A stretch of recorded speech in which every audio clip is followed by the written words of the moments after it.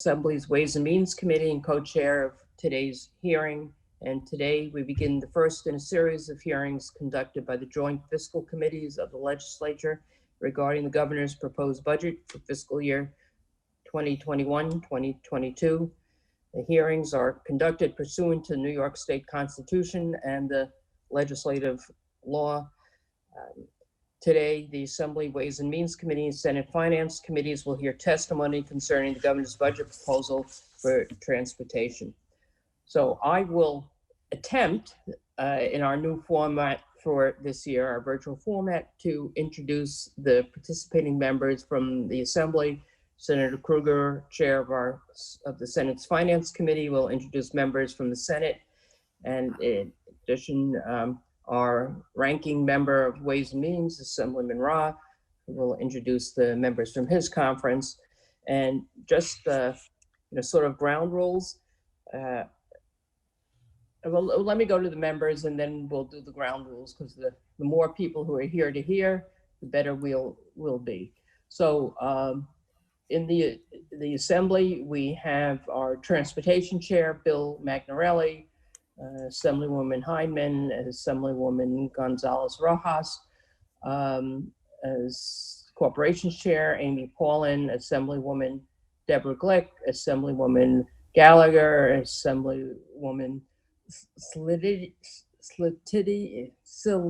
I'm sorry, my eyes are not so great.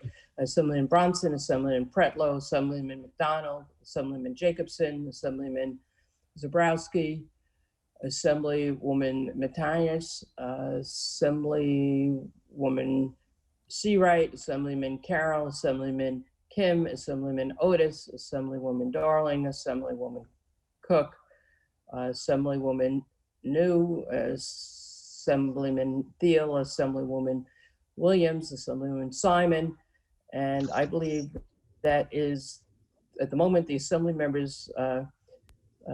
Senator Krueger, do you want to introduce your Senate colleagues who are here? Thank you, and welcome in. So I think on behalf of Helene and myself, we all know this is the first budget hearing we're doing virtually, and we will hit technical glitches today, which we will resolve as quickly as possible for people. But to some degree, everyone has to humor us a little bit as we try to make sure that we are operating public budget hearings in a time of COVID. So we already have with us this morning from the Senate, Senator Anna Kaplan, Senator Brad Hoylman, our corporations chair, Senator Leroy Comrie, Senator Diane Savino. I'm going to let the Republican introduce themselves in a minute. Senator John Liu, Senator Pete Harckham, Senator Shelley Mayer, Senator Todd Kaminsky, and our transportation chair, Senator Timothy Kennedy, which we all are in mourning for the Buffalo Bills. I am sorry, Senator Kennedy. Senator, that's actually it on the Democratic side. I'd like to turn it over to my ranker, if that's all right. Tom O'Meara, to introduce the Republican senators.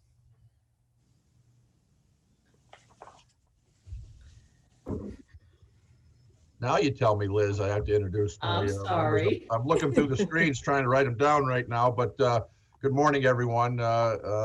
Thanks, everybody, for joining that is on. Looking forward to these hearings and moving forward and hopefully getting some useful information out of them for our budget process. But we have with us today on our side our ranking member of the Transportation Committee, Joe Griffo. We have Senator Jim Tedisco, Senator Mike Martucci, and I believe that's all I see right now for us. So thank you. Thank you. And Assemblyman Rah, would you like to introduce your colleagues? Sure. Thank you, Madam Chair. We have Assembly members Walczyk, Brian Miller, Jensen, DeStefano, and Palmisano on from the Assembly minority right now. Thank you. Thank you. So as I mentioned before, a few ground rules. Just to remind all witnesses testifying today to keep your statements within the allotted time limit so everyone can be afforded the opportunity to speak. So particularly important now that the hearings are being conducted virtually. And just to go over the time limits so all members and witnesses understand, governmental entities, public authorities will get 10 minutes to make an oral presentation. So we're going to start today with a presentation from the MTA, and then there'll be 10 minutes for other governmental entities afterwards. Non-governmental witness who requested time to speak today will each have 3 minutes to make their oral presentation to us. We do have the testimonies. We'll work it out to make sure the members get it. Obviously, we can't put it on people's desks, so we'll just work out the kinks today in terms of the electronics of getting testimony to you. All of the testimony is going to be made part of the record, so people are instructed, encouraged not to read testimony verbatim. And we have the time clock, so people need to keep an eye on the clock. That's both for the witnesses and for the members. And just for the limits on the members as follows: the chairs of the relevant committees to this hearing have 10 minutes each to ask questions, receive answers. The ranking members of each of the 3 committees will get 5 minutes each, and all other members of the relevant committee, particularly because we're virtual, we have a larger group of members, will get 3 minutes each. There are not second rounds for questions for members except for the relevant committee chairs, the 3 committee chairs for this hearing. And I would just encourage members and all who ask questions, both Assembly and Senators, that the time is both to ask the question and to have the witness respond to an answer. So I'd ask the witnesses to keep their answers concise also. So now let us begin. As I said, we'll make sure we get testimonies distributed to everyone as we go along. Our first witness is Patrick Foy, President of the Metropolitan Transit Authority, joining Mr. Foy today to help answer any questions, but not to present testimony, is Janno Lieber, Chief Development Officer, Bob Foran, Chief Financial Officer, and Sarah Feinberg, Interim President of NYC, New York City Transit. With that being said, I would just ask members any members and witnesses, people who are here from the MTA to mute themselves other than Patrick Foy. And with that, It's all the stuff they've sent so far. Thank you. No problem. okay, and with that, Mr. Foy, we are ready for your testimony. Please go ahead. Thank you. Good morning, all, and I will keep this to less than 10 minutes as you requested. Thanks for inviting us to appear remotely today. Particular thanks to Chair Kruger, Chair Weinstein, Chair Comrie, Chair Kennedy, Chair Paulin, and Chair Mangarelli for their leadership and for the invitation. I'm Pat Foy, MTA Chairman and CEO. I'm joined today, as Chair Weinstein just mentioned, by Bob Foran, our Chief Financial Officer, Janno Lieber, who leads construction and development for the MTA. I know some of you will have questions for Janno, and he's got a hard stop on a project meeting at 11 o'clock. And Sarah Feinberg, Interim President of New York City Transit. Much has changed since we last met in person for this annual budget hearing last January. Back then, we were buoyed by the approval of the legislature, by all of you and the governor, of a new and historic $51.5 billion capital plan designed to improve and modernize the system on all levels. An operating budget for 2020 that we projected would show an expected surplus of approximately $81 million, record ridership levels and performance metrics that showed impressive improvements for customers. Much of that came to a screeching halt in March when COVID-19 pandemic hit New York and hit it hard. Consequently, this past year has been among the most challenging in modern history for the country, New York, and of course the MTA. As you are well aware, the COVID-19 pandemic has exacted an extreme personal and financial toll on our agency and our dedicated employees, surpassing that of the aftermath of 9/11, the Great Recession of 2008-09, and even the Great Depression. It's not just the financial cost, but the all too real human cost we have suffered because of this once in a century public health crisis. To date, we have tragically suffered the loss of 136 colleagues. And yesterday, we unveiled a striking digital memorial observing our loss of our colleagues. We will never forget their service and dedication. But I'm proud to say that despite the devastating and painful impacts of the coronavirus, the hardworking and heroic women and men of the MTA have continued to show up for work day after day to keep the New York City region moving. For essential workers and first responders during the height of the crisis, and now as New Yorkers continue to return to the system. And despite the immense challenges we've faced, New York City Transit, Long Island Railroad, and Metro North continue to show improvements in on-time performance and other metrics, including 88.6% of subway trains operating on time last year, the highest in recent history, nearly 96% of Long Island Railroad trains running on time, and almost 98% of trains meeting their schedules on Metro North. We need to keep up the good work during this critical recovery stage, with safety remaining our number one priority. Since the virus arrived in New York, we have worked in lockstep with top federal, state, and local officials to adapt our response and minimize public health risks to customers and employees. In fact, the MTA has led transit agencies across the country in enacting health and safety measures to combat the pandemic. That starts with our universal mask mandate launched back in April under the leadership of Governor Cuomo, and our unparalleled round-the-clock disinfecting program, which in a recent customer survey garnered strong approval from 75% of our customers. But our response extends far beyond just cleaning.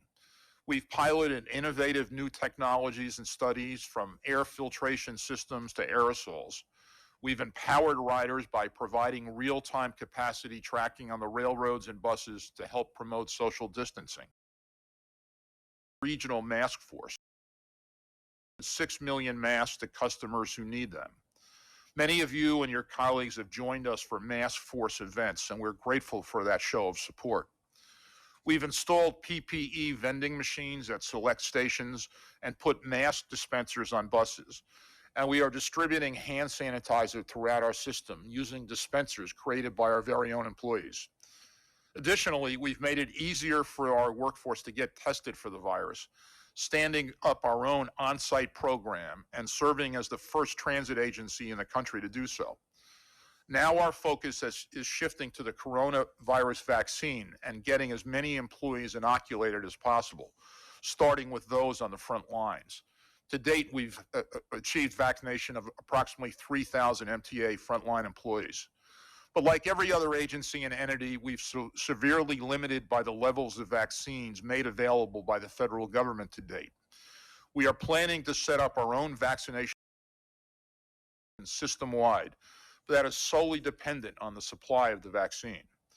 But even while we deal with the added stresses associated with the COVID pandemic, our commitment to ensuring a safe and reliable system for our customers remains our central priority. Recently, we've seen a string of high-profile attacks on commuters and our workforce. This is unacceptable. That is why we are proposing legislation to strengthen the laws protecting transit workers against spitting incidents and other kinds of assault.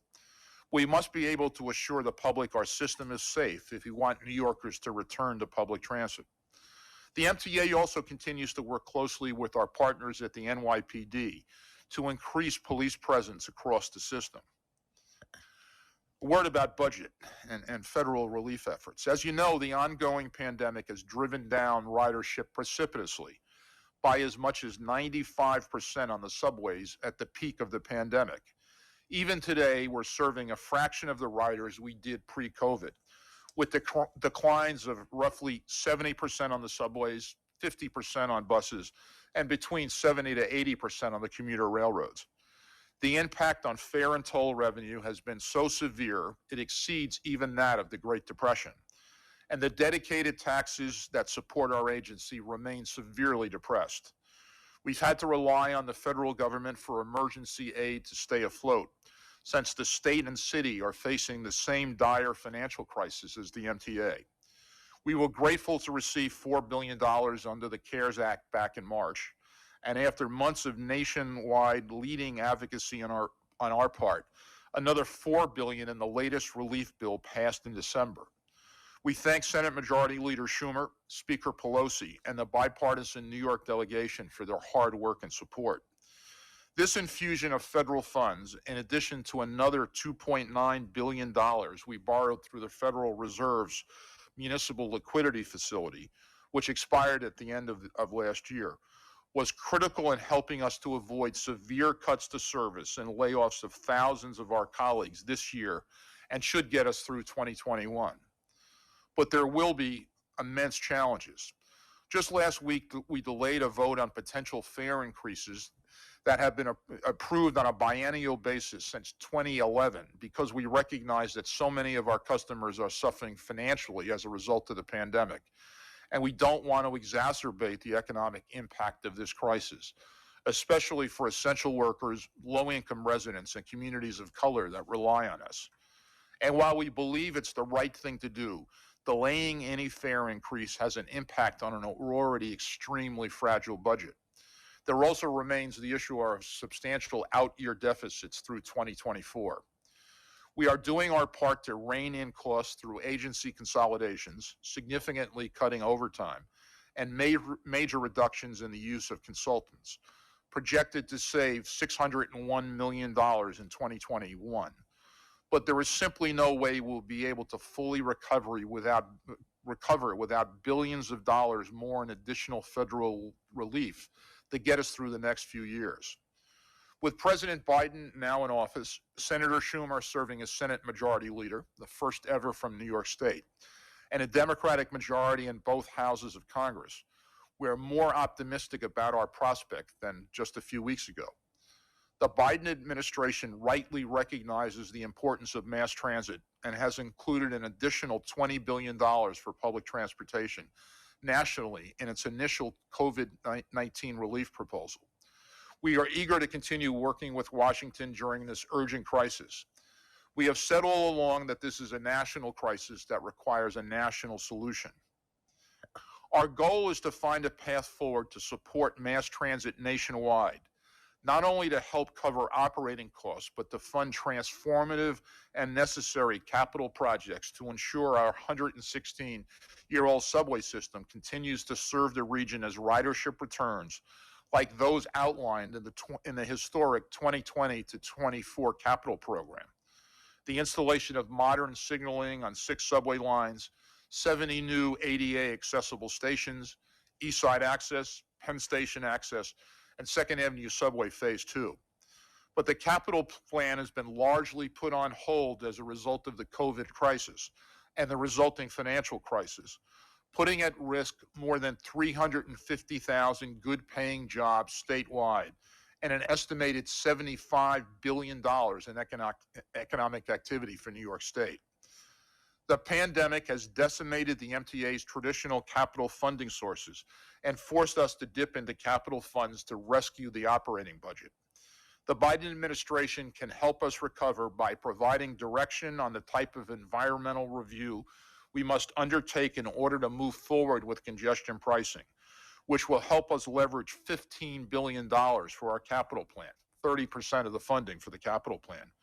We are grateful that the legislature and governor authorized what would be the nation's first program of its kind in order to reduce congestion, air pollution, and raise needed capital money for the MTA. The legislature passed the measure in April 2019, and sadly, we have heard nothing from the previous presidential administration since. We're hopeful that President Biden and his team will change that. Additionally, we're appreciative that the governor's budget proposal for 2021 to 22 includes $3 billion in capital funding from the state, and we expect the city to follow through with a similar commitment. I do want to I'm sorry, recognize. but your time is up. Let me just summarize. Yeah, and if you could just Sure, I conclude. want to recognize Jano Libra's leadership of construction and development. Thanks to him, we've continued to advance key projects within the funding constraints. Jano will be happy to talk about that. We've completed the rollout of Omni fare payment system on subways and buses by the end of the year, allowing customers to tap and go. Once new funding's in place, we want to build on these successes and aggressively pursue projects that serve as the cornerstone of our capital plan. Which we believe will help jumpstart the economy and ensure we continue to lead New York's recovery. As you are all aware, in conclusion, a robust MTA isn't just good for the New York City region, but the state as a whole. Approximately 90% of our capital spending is done within the state of New York. Our vendors come virtually from every community around the state, from Queens and Long Island to the North Country, Western New York, and the Southern Tier, bringing jobs and productivity to all those areas. We must do everything we can to create a strong transportation system that can carry us out of this crisis. It's literally the only way New York can rebound and lead the nation's recovery. We look forward to working with you and our partners at every level of government to make this happen. We're happy to take your questions. Thank you. Before we go, a couple of, well, first let me introduce some of the Assembly members who have joined us. Actually, Assemblyman Dilan I missed him earlier, is here. Assemblywoman De La Rosa, Assemblyman Fall, Assemblyman Otis, Assemblyman Perry, Assemblywoman Hunter, Assemblywoman Pfeffer Amato, Assemblywoman Rosick. Just for all of the members, before we go to our corporations chair, we haven't been able to fix the raise hand function yet, but for the first time, the chat function is open. I know a number of members have used that to indicate they'd like to speak. So I would encourage you to, until we fix the raise hand, if you go to the chat function and just say you'd like to speak, we'll make sure your name is on a list. And hopefully by the time we'll resolve the raise hand function shortly. With that, I'd like to go to the chair of our Corporations Committee in the Assembly, Assemblywoman Amy Paulin. Thank you so much. So I have a few questions. The first is, Pat, when you made your budget assumptions in December, or when the board voted on the budget, there was an assumption of very low ridership numbers, extremely low, a 20% cut to MTOA, receiving $4.5 billion in federal money and $145 million from a fare increase, among other assumptions. Since that time, many things have changed, some of which you mentioned in your testimony. What is the current anticipated deficit or surplus for 2021, now that we have a better idea of what some of those revenues are? And what will you do with that surplus deficit? So, Chair, I'll turn it over to Bob Foran. I want to make it clear, we don't expect a surplus for 2021. We're talking deficits 2021 and beyond, but I'll turn to Bob. Thank you. As you mentioned, the budget assumed $4.5 billion coming in from federal government. Our reading of Carissa looks like it's going to be around $4 billion, so we're $500 million short there. Every month we delay the fare increase cost or loses revenue of $5 million. So it depends on how long the fare will be delayed. But you could see something north of $500 million in the change in our operating result. So we are fortunate that the preliminary review of our year-end results and the reconciliation with the financial plan shows that our fare and toll revenues are higher than we had estimated. Our expenses are lower than we had estimated, and the dedicated taxes and subsidies are higher than we had estimated in the financial plan. That may well cover the deficit caused by the reduced federal aid. So we're still putting it together. We'll be presenting our February plan next month. And so at that time, we'll show the solutions that we would put on the table to address, the shortfall in funding. Is there an estimated time when the board expects to take up the fare increase again? Because it was delayed, but there was no mention of when it was going to be discussed again. Chair, our announcement said several months, and that I expect will be the timeline. And does I know in your testimony, you mentioned about expecting monies from New York City the same. Has there been any conversation with them? Because they too have been going through a financial crisis, and I wondered if there was any problems with expecting their revenue. Chair, we're totally cognizant of the fact that the state and the city are suffering as the MTA is. We're hoping that the new federal government will provide state and city support throughout the country, but especially for the state of New York and the city, as well as the MTA. There have been discussions with the city. Our expectation is that the city will meet the $3 billion commitment in putting together the funding package for the capital plan for 2020 to 2024. There were capital contributions of $3 billion each from the state and the city. The governor's executive budget includes that $3 billion, as you all know, and we expect the city to match it. Thank you. The ridership, of course, we know is down significantly. Is there any plan for service cuts that might reflect where riders are not coming back, or elimination of any lines, subway, commuter rail? I know that was, when we anticipated a severe deficit, that was the plan. I just don't know if any of that is still on the table. Chair, there's no plans to close down lines, to close stations. The draconian cuts that you're referring to were actions that nobody at the MTA wanted to contemplate, less implement. But that was taken care of by the $4 billion that we received or will receive in 2020 as a result of the lame duck COVID relief bill. Service on the commuter rails has been right-sized, and we're continually looking at service right-sizing, but there's no plan to do anything near those draconian cuts that we discussed last summer and fall. And maybe you can elaborate a little more on the capital plan. We have been put on hold, but clearly it's an opportune time with so low ridership. And of course, the subway is shut down for a period of time in the evening. Has anything gone forward that would allow us to take advantage of those facts? Yeah, the answer is, and I'll turn to Jano Lieber in a second. We've taken advantage of the low ridership situation, and even with the limited amount of funding, Jano can talk about the successes that have been achieved and the progress. Jano. Sure. What we've been managed to do is to save somewhere between 2,000 and 3,000 days on a wide range of projects: elevator replacements, station repairs, escalator replacements. Chairman Comrie is well aware of the huge track project we did on Archer Avenue, which came in several weeks early. Because we are making use of those outages overnight, and extending them in many cases to 9 or 10 o'clock, both the overnight closure, the scheduled overnight closure, now combined with a couple extra hours before that was scheduled to begin. We've gotten a ton of extra work done.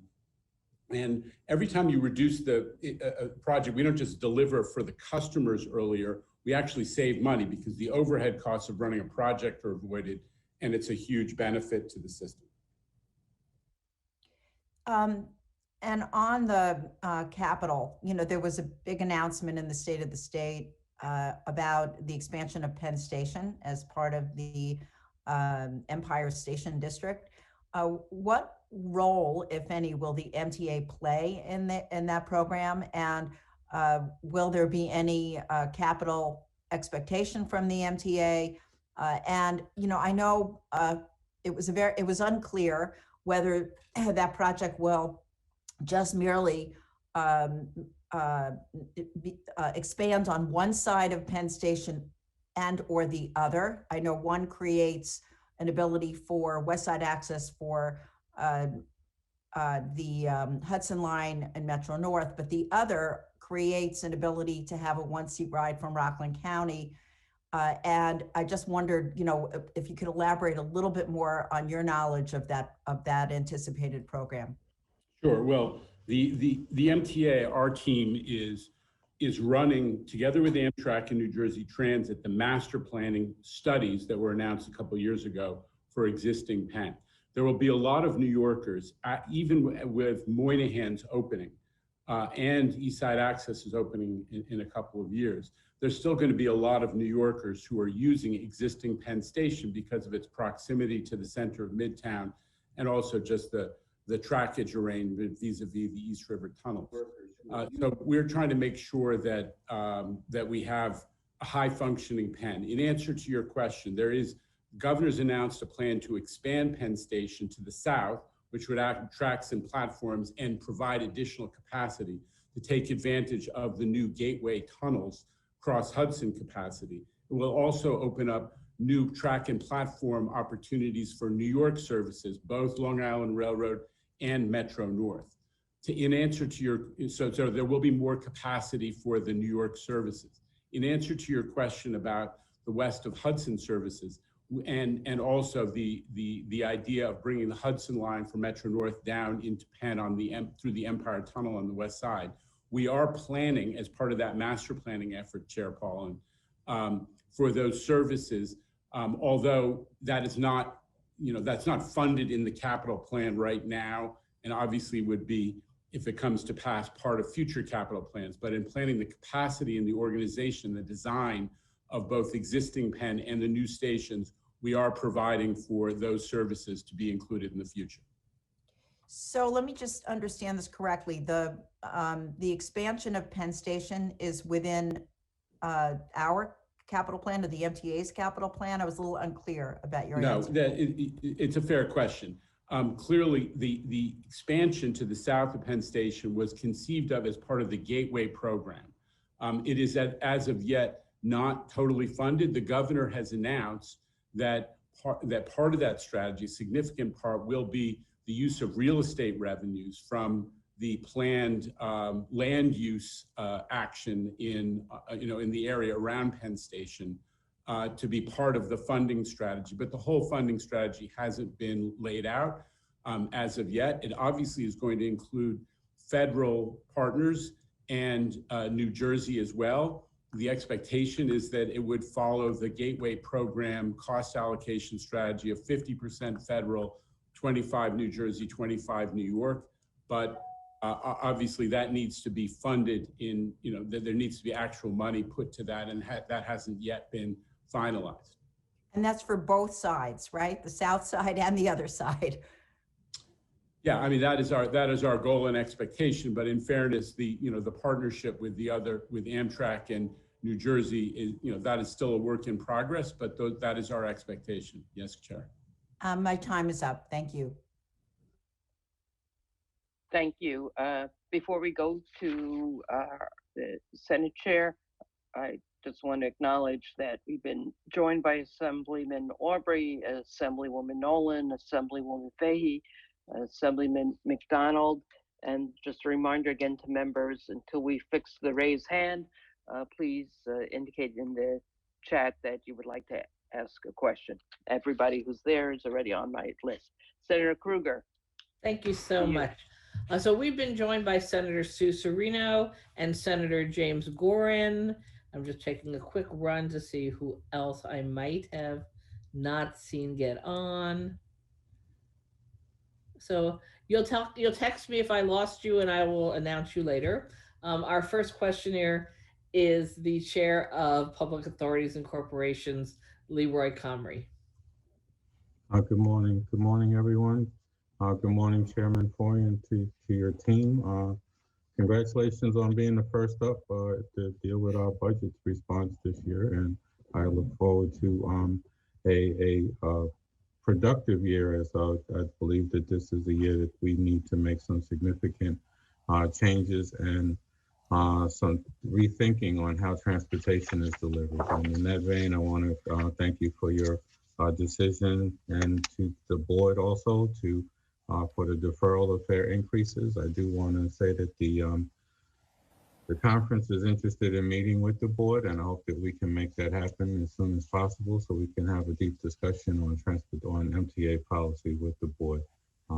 Also, I want to encourage you to, as I've talked about before, what we need to do to rethink transportation and the fact that there will be new commuting patterns, and how we can figure out how to do some intelligent redesign, create a fully interconnected system, and to lower fares so that we can make sure that our essential workers and our commuters that are making under 30K a year can get from Suffolk County or northern New York to get into the city core. I think it's important that we look at redesign during this particular period and how we refocus the transportation system to meet the new realities. My question is on the first question that I would want to ask is how much money has the Division of Budget or the Executive Office withheld from the MTA in the past year, and can we get an itemized list of that from you? As the budget director stated at the beginning of the year, that depending on the level of federal aid to be received, local aid to localities could be at risk for 20%. We saw a shortfall in the initial payments given to us, wasn't fully 20%. We then reduced our already programmed aid coming from all governments based on the McKinsey study. Then we adjusted it further to take into account the possibility of the 20% reduction. So that was reflected in our budget. But as I said earlier, it looks like we may very well receive all of that we had put in for a haircut. So we're still going through that. But it looks like that we are receiving more money than we had in our budget, or we had taken that into account.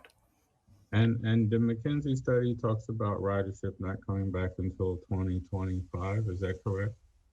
McKinsey, in the worst case analysis, says that by 2024, ridership will still only be at an 80% level. In their best case analysis, they have it at 90%. Right. And that's based on factors that we need to discuss about whether or not people are actually going to come back into Manhattan to work. So I hope we can have those clear discussions as well in terms of reinventing the system. Can you, so just on just one last issue, you mentioned earlier that you had some excess funds or $4 million in excess funds. Can you go into detail about that a little bit more? We were saying that the ridership revenues, because again, we took a worst case scenario because we did not feel that we could take any more downside surprises. So both in our ridership and both in our dedicated tax assumptions, we did take a worst case analysis.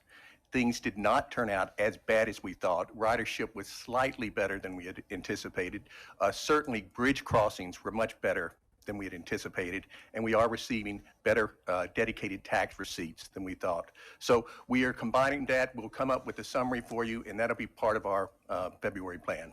But Chairman, just to be clear, the financial outlook without significant additional federal funding on the order of $8 billion is deficits as far as the eye can see.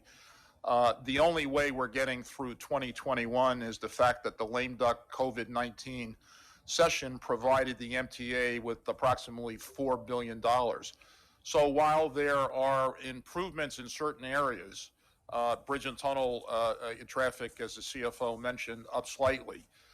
Without substantial federal aid this year, we would face deficits on the order of $4.5 billion. And going forward, and frankly, we're gratified and thankful for the work that Senate Majority Leader Schumer did in the fall with respect to the COVID-19 relief bill that was passed in December, and his efforts for additional funding. There are billion-dollar deficits as far as the eye can see. We should also mention that closing our budget this year, it's not just the $4 billion that we expect to receive from the federal government. We are doing $1.8 billion of deficit financing, and that was through the Federal Reserve Municipal Liquidity Facility. The chairman talked about deficits going forward.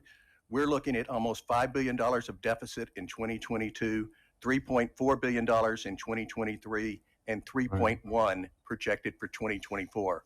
So Got it. even as I'm ridership improves, sorry, I'm on limited time, and I understand where you're going. I didn't mean to go all the way down that rabbit hole.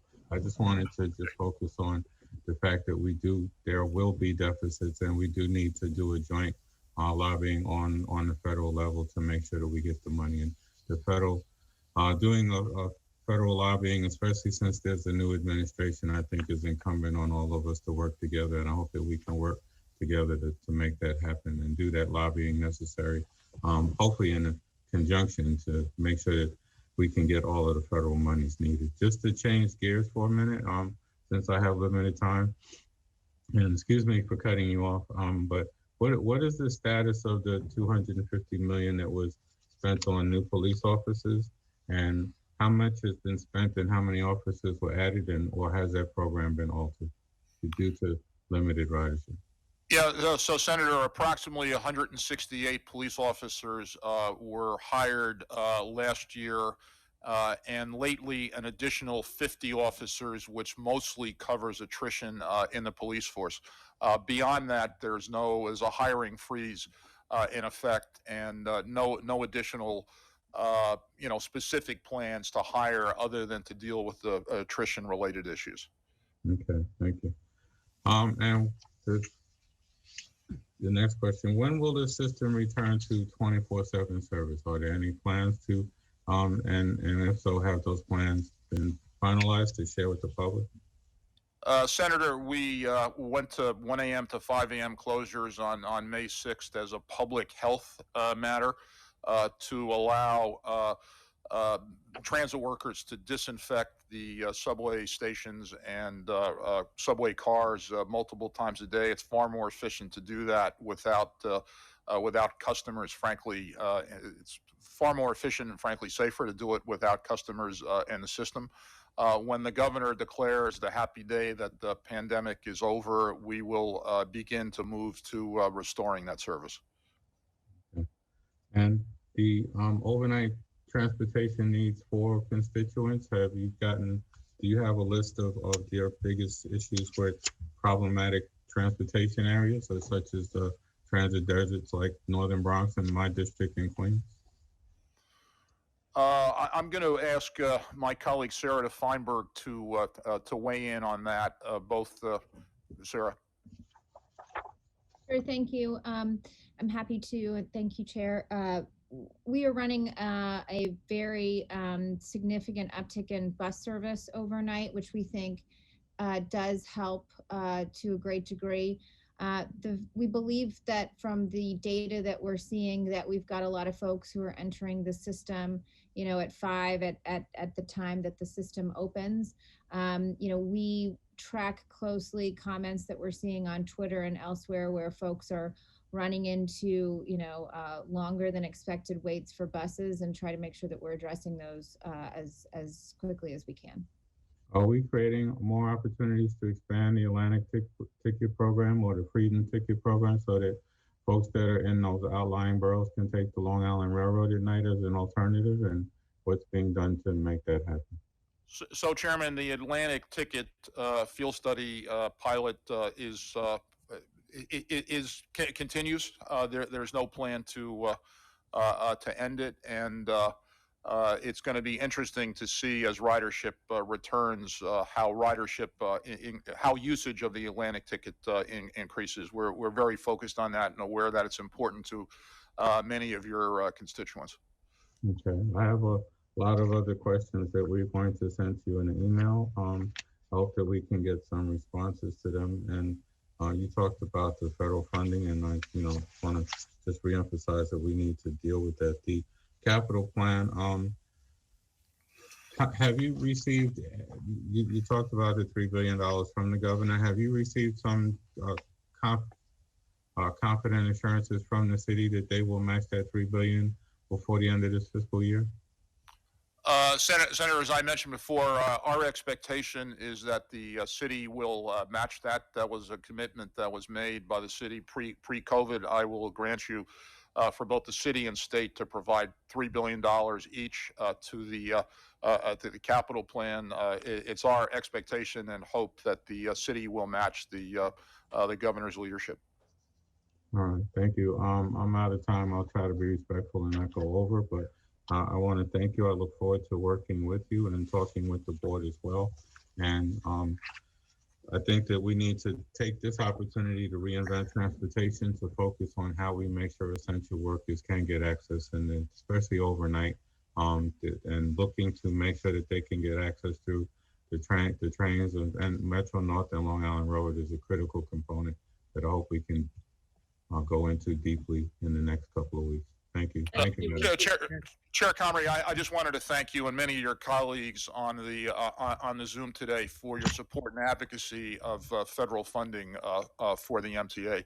And we look forward to continuing that collaboration with respect to additional funding. But we thank all of you for that.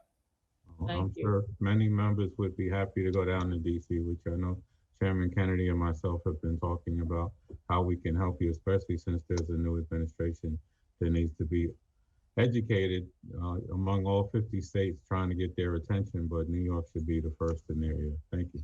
Amen. Thank you, Mr. Chair. And let me just say, Chair Comrie did the first question that everyone else will be saying later today.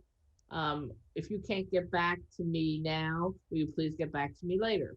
And what Helene and I are requesting is, if you want and more questions, if you give them to us in writing, we'll send a master list to any of the testifiers that you ask for follow-up questions, and we'll ask the agencies to send them back to Helene and I, and we will make sure all the members of the relevant committees get the letters. So this is a very short period of time. We can maximize our efforts together by doing follow-up that way. Thank you, Helene. Yes, thank you, Senator. We've been joined by Assemblywoman Galiff, Assemblyman Burgess, and we go for some short question to Assemblyman Magnarelli, our Transportation Chair. Thank you, Madam Chair. Thank you, President Foy, for your testimony, and I do appreciate it. I do agree with you that the MTA is important not only to New York City and the catch basin of the MTA, but all of New York State. I don't have a whole bunch of questions, but my one overriding thought is the capital plan for the MTA. When will we have some idea of what that is? How will it be rolled out?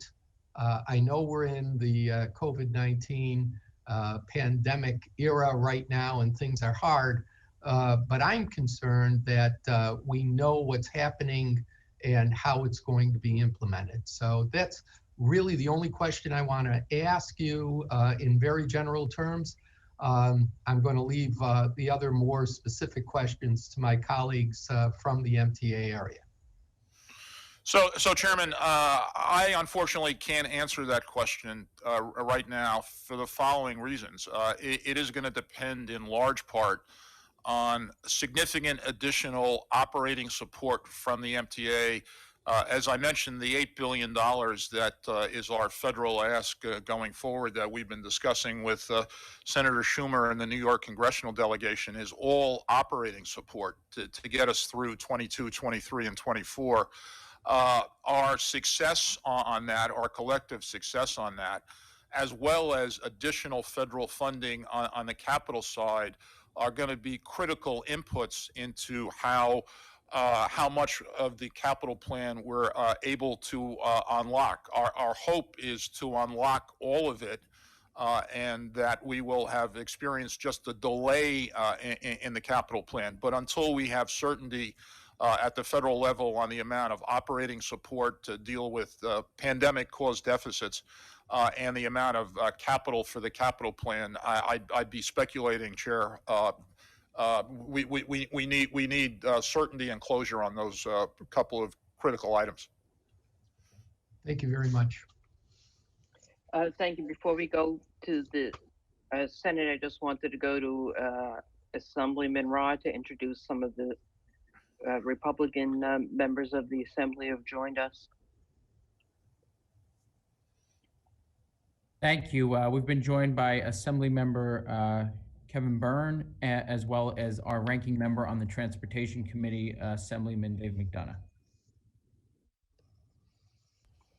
Thank you. So now to the Senate. Thank you. I see we have been joined by Senator Reichlin Melnick, Senator Skoufis, Senator Martucci. I think those are everyone's. Senator Mayer, I'm not sure if I introduced her earlier. Well, now she gets 2 shout outs. Thank you. And out of order, we were actually, the next one I should be calling on is our Transportation Chair, Senator Kennedy, who has very graciously offered to allow his ranker, Senator Joe Griffo, to go first, because unfortunately Senator Griffo, I believe, has a funeral to get to. So we're going to switch order. Senator Griffo.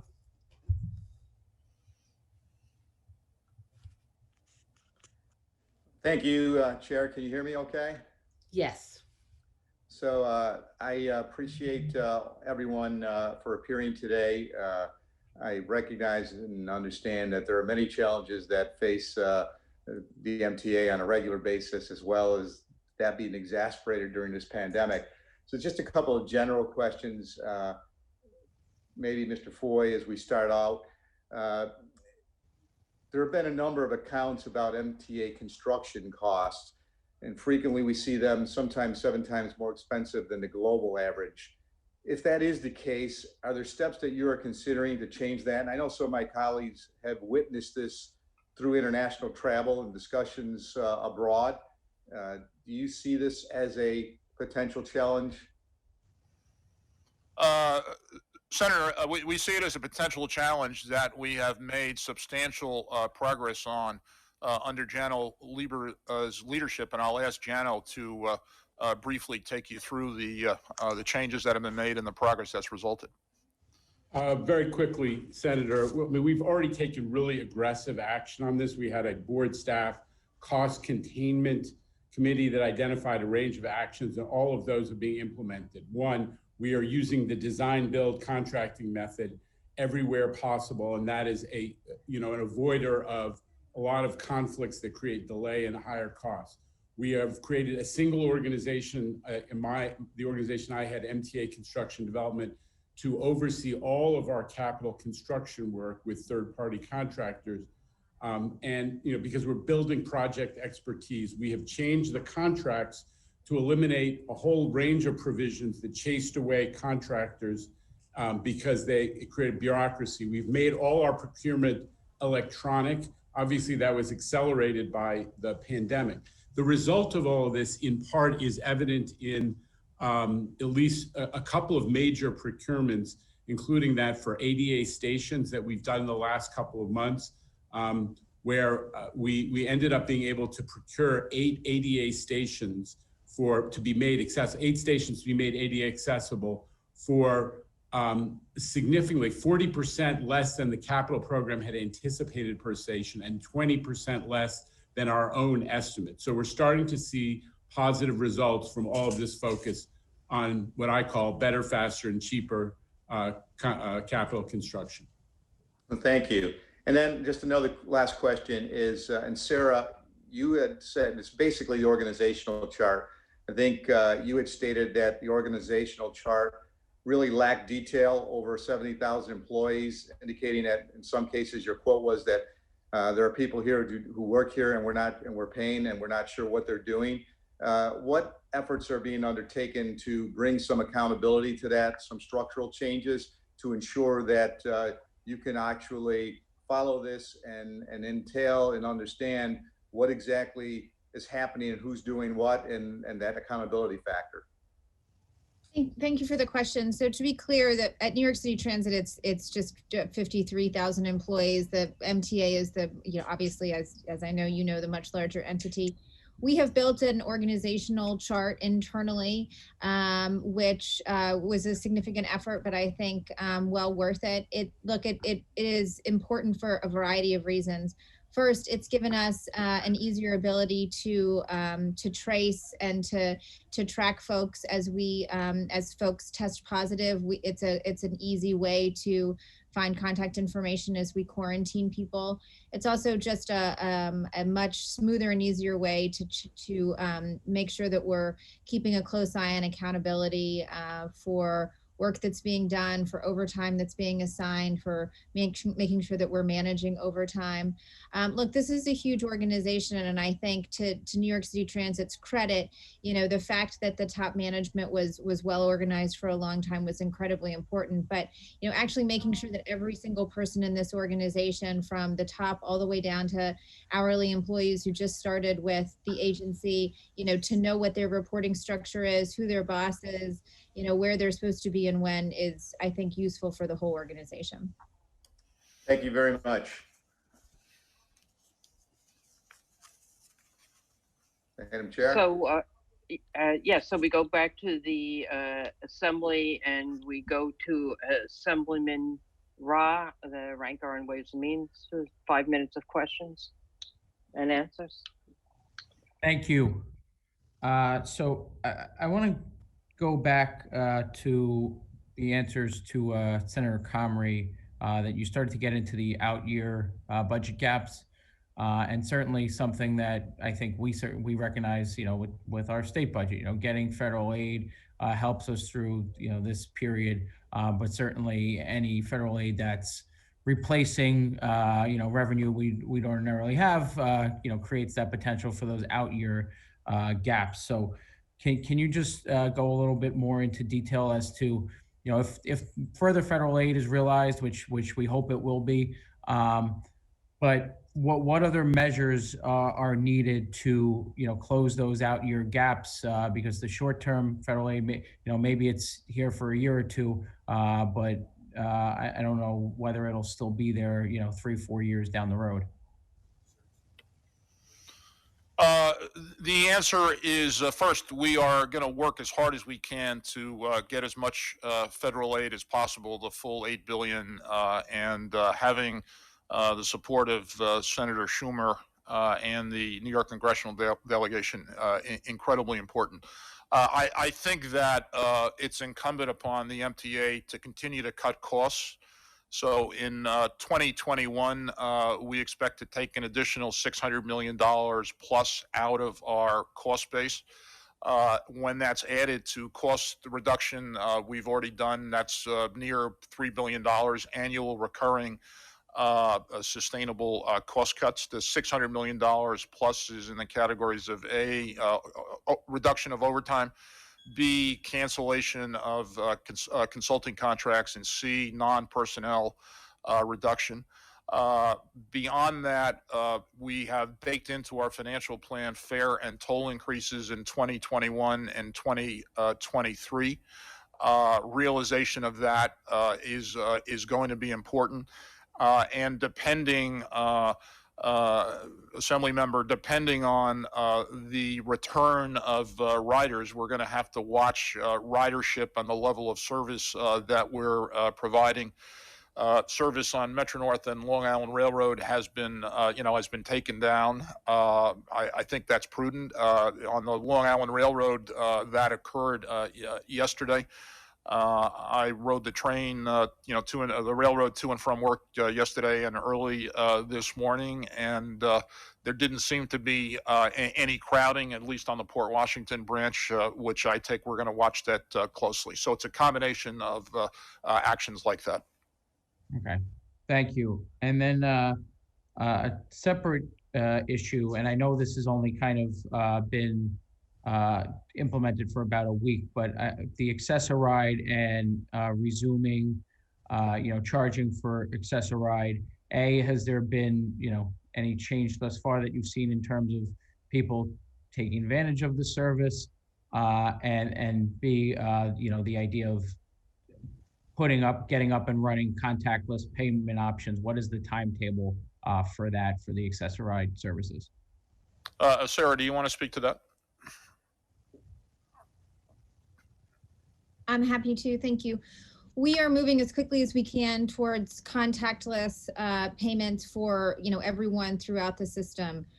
Buses, subway, Access-a-Ride, wherever we can. It makes sense generally, but certainly makes sense in the post-COVID world that we're living in now.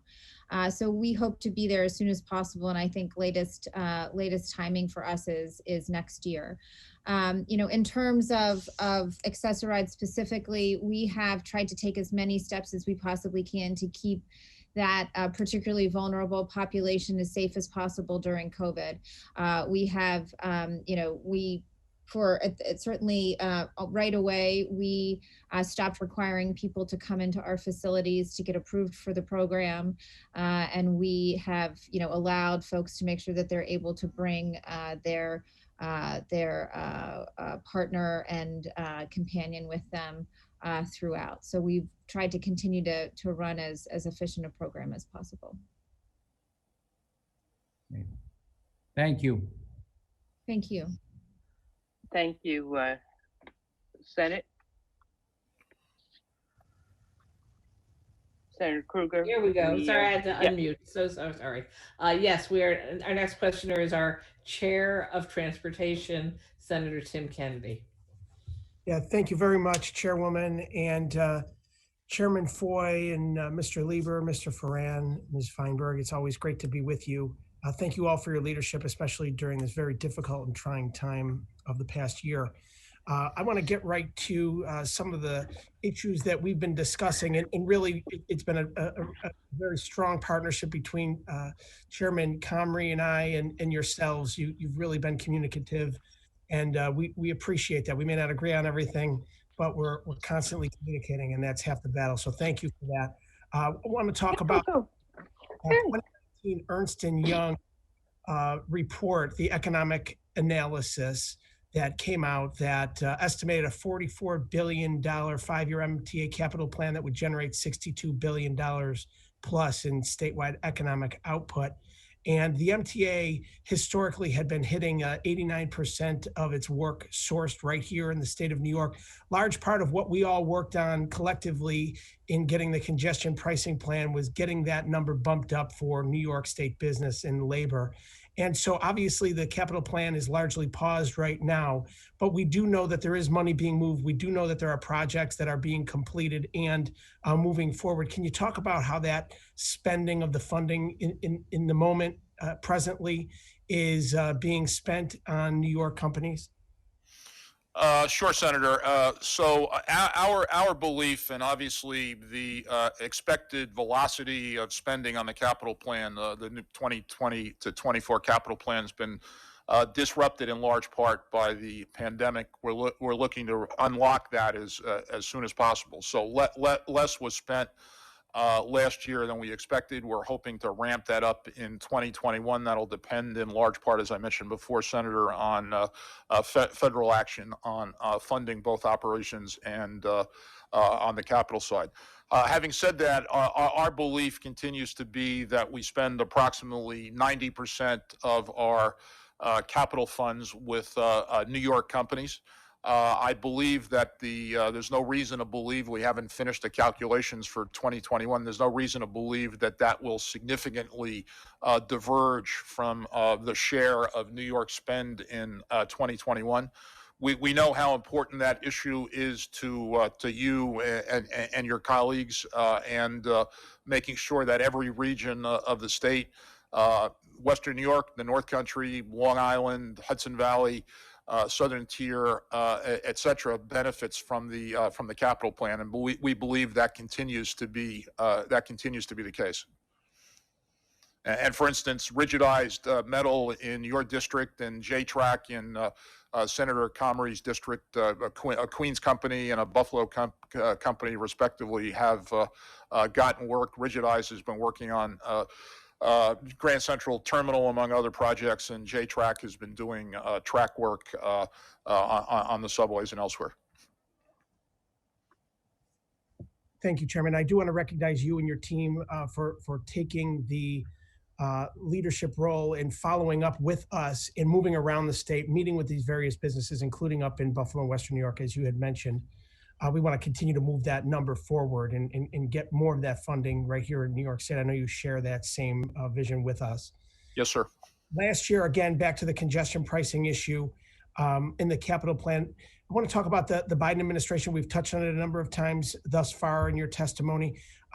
The environmental impact study is so important to moving forward with the current timeline for progress here within the MTA. Can you talk about the conversations you've had with the Biden administration specifically on moving the study forward?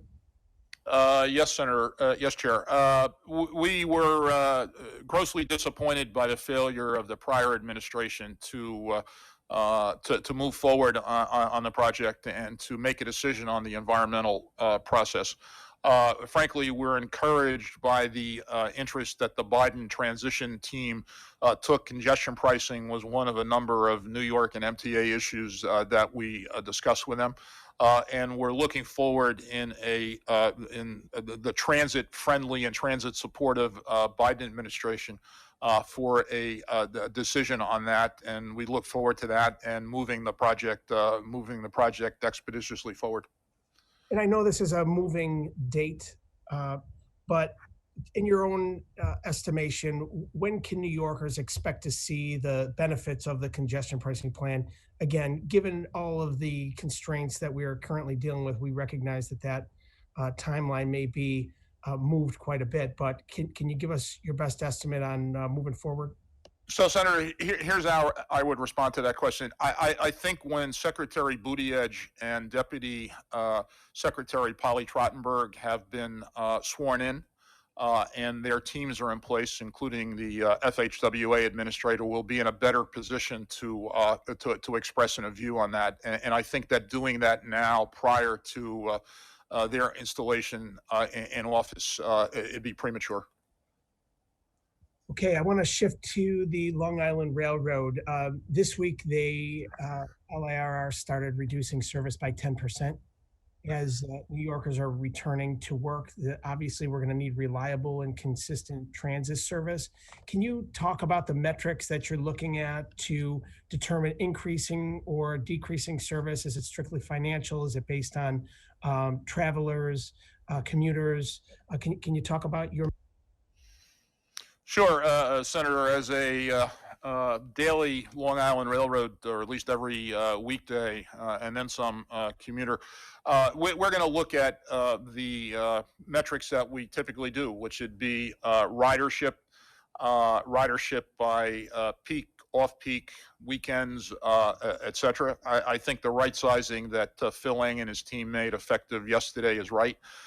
One thing we've done is we've equipped Long Island Railroad customers with an app which they can use, and it's quite effective in terms of determining which Long Island Railroad car they should enter. In terms of how crowded it is, and this is based on 3 rides on the Port Washington. My 3 personal rides on the Port Washington branch since this right sizing started Monday morning. I think Phil and his team, as far as I can tell, have gotten it right, at least on the Port Washington branch, and there didn't seem to be a significant any significant increase in ridership or density. I know Phil and his team, Chairman, will be looking at that carefully, as has and will Kathy Rinaldi at Metro North.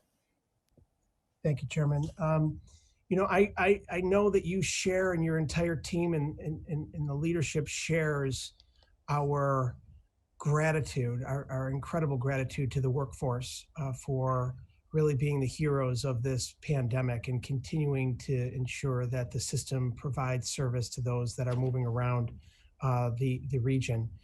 Can you talk about where you are at as a system with the relationship you have and with the labor unions, the contracts that you've been working toward, the PPE that you've worked to provide, the system changes that have happened, and what can we expect throughout the next several months and into this year? Well, Senator, thank you. That is a first order priority. So let me talk about masks, which are on everybody's mind and are required by New York state law as a result of a executive order issued by the governor. So we have distributed over the period of the pandemic 13.5 million masks to our employees. That includes N95s and KN95 surgical masks. We've also provided face shield to employees whose work function required that. We've distributed 6.8 million masks to our customers. Actually, a bunch of us are going out tomorrow on mask force duty on the Long Island Railroad and subways, and we thank those of you and your staff who've participated in that. The answer to the question, do we have sufficient supplies of PPE, is yes. I and Pat Warren, the Chief Safety Officer, get updated on that regularly. The thing we're focused on most of all with our workforce right now is vaccinations. Obviously, demand, as the governor noted, significantly exceeds supply, and the Biden administration is getting a handle on what appears to have been a botched by the prior administration vaccination distribution. We've had approximately 3,000 of our employees vaccinated in the last 10 to 14 days, depending on supplies. We intend to supplies in New York from the federal government. We intend to stand up separate vaccination sites that are convenient to our employees. Most of the employees that I just mentioned have been vaccinated at a facility that the state of New York stood up at the Javits Center. That Javits facility has capacity to vaccinate far more of our colleagues. And we had an appearance at our board meeting last Thursday by Tony from Brooklyn, Dr. Fauci, who urged that all MTA employees and New Yorkers, for that matter, get vaccinated. And I expect that will only help the vaccination effort. Thank you, Chairman. Thank you very much, Chair Kennedy. Back to Assemblymember Weinstein. Thank you, Senator. We've been joined by Assemblyman Braunstein and Assemblyman Colton. I just want to remind all the Assembly members and senators that while we're working on getting the raise hand function to work, if you want to ask a question, at least for the Assembly, please use the chat function. The senators may be texting Senator Krueger herself, but I don't think everybody has my cell number. So we are now going to go to Assembly members who are not either chair or ranker. So the members, just to be aware, because of the large number of members who are able to participate via Zoom, it is 3 minutes to ask question. I see the time clock there, it's been set, and please keep an eye on the clock. It's really supposed to be for both questions and answers. We have, I think, about at least 15 members who are on the list ready to ask on the Assembly site to ask question. The first person to ask question is Assemblyman Ron Kim. You can, I'm not sure if you can unmute yourself or we have to unmute you, but hopefully we'll get that going. Assemblyman Kim. Sure. I think you have to start my video. Okay, there you go. Okay, hi. Hello, Chairwoman. Thank you so much. Good to see you, President Foy. Thank you so much for your testimony today. I just want to start off by talking about the Municipal Liquidity Fund and congratulate your team. I think the MTA was one of the few government agencies that were able to successfully secure these type of funds last year through the MLF. It also shows your willingness to look at every single option to finance our shortfalls without relying on raising any fares to the riders and burdening our riders even more. So thank you for your successful loan. But just for my edification, I'm wondering, are there further talks with the Federal Reserve to extend the terms of this loan or refinance? Have they shown more flexibility to work with the MTA with that pot of money? Assembly member, thank you. I'm going to ask Bob Foran, who got those deals done, to speak. Certainly. The window has closed now. The facility is no longer available. However, if the board of the Federal Reserve were to vote to extend it with the support of the Treasury, that could happen. Okay, thank you. And I know you mentioned the McKinsey study and other elements that are factoring the supply and demand of ridership. But I feel like this unique circumstance we're facing with economic and health crisis, just looking at ridership alone doesn't really reflect the real problem and the role of the MTA truly has in the economic recovery in New York City. Are there other studies that shows the impact of continuing to provide services regardless of the temporary lowered ridership? In other words, like, what is the role of providing consistent, accessible public transit to underserved communities in the larger context of economic recovery, even when we have some temporary ridership that has declined for the last few months? Assembly member, I think it's fair to say that the MTA workforce performed heroically and extraordinary public service in keeping the system moving, subways, buses, Metro North, Long Island Railroad, bridges and tunnels during the worst days of the pandemic. There is research by the Rudin Center, for instance, about the importance of the MTA capital plan, and the effect of the service cuts would be devastating in terms of loss of up to 450,000 jobs, most of them in New York City. And clearly the MTA, even in the darkest days of the pandemic, continues to be the circulatory system of the New York City regional economy. Setting service and adjusting it, fine-tuning it, not the drastic reductions that we were forced to contemplate had we not gotten the federal funding, up to 40% on subways, buses, up to 50% on the commuter rails, would have been devastating for the region and on a human level as well.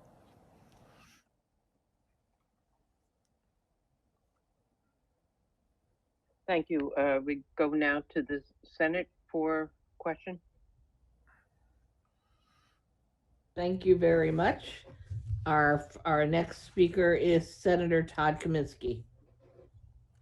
Hi, thank you. My first question is for Mr. Lieber. Can you please update us on the Belmont Park train station and when it might be completed and if it's on schedule?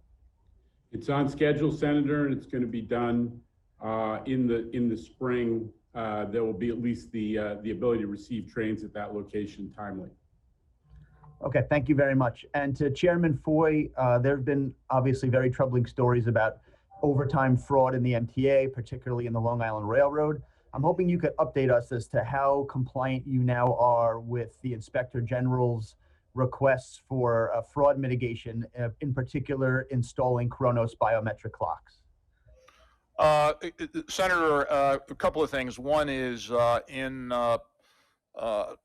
2021, we expect to reduce, as part of a $600 million plus cost-cutting, overtime by significant amounts, point one. Point two, while the installation of Kronos timekeeping devices was slowed during the pandemic, the installation is near completion. There is work yet to do. We will be reporting to the board in the next meeting or two about steps that have been taken in response to the IG's report. The timekeeping group led by Mario Pelican is focused on the implementation of the IG's recommendations, which are important on this issue. We're very focused on controlling overtime in general, and especially ending abuse of overtime. Okay, thank you very much. And it's just a serious credibility issue on Long Island when riders are asked to pay more while they believe there's overtime fraud occurring. So I appreciate your attention to it. Mr. Lieber, can you just talk to us, please, about the importance of rehabbing the East River tunnels, how they can be done sooner and cheaper, and what you're doing to try to push Amtrak along to get with the program? First off, I will, but first off, let me just correct. I said that the Elmont station would be done in the spring. It's the fall of this year, but it is on time, consistent with the needs of that project. Look, the East River tunnels were damaged in Sandy. There are two of them that are principally used by Amtrak, but also by the Long Island Railroad, especially in the peak.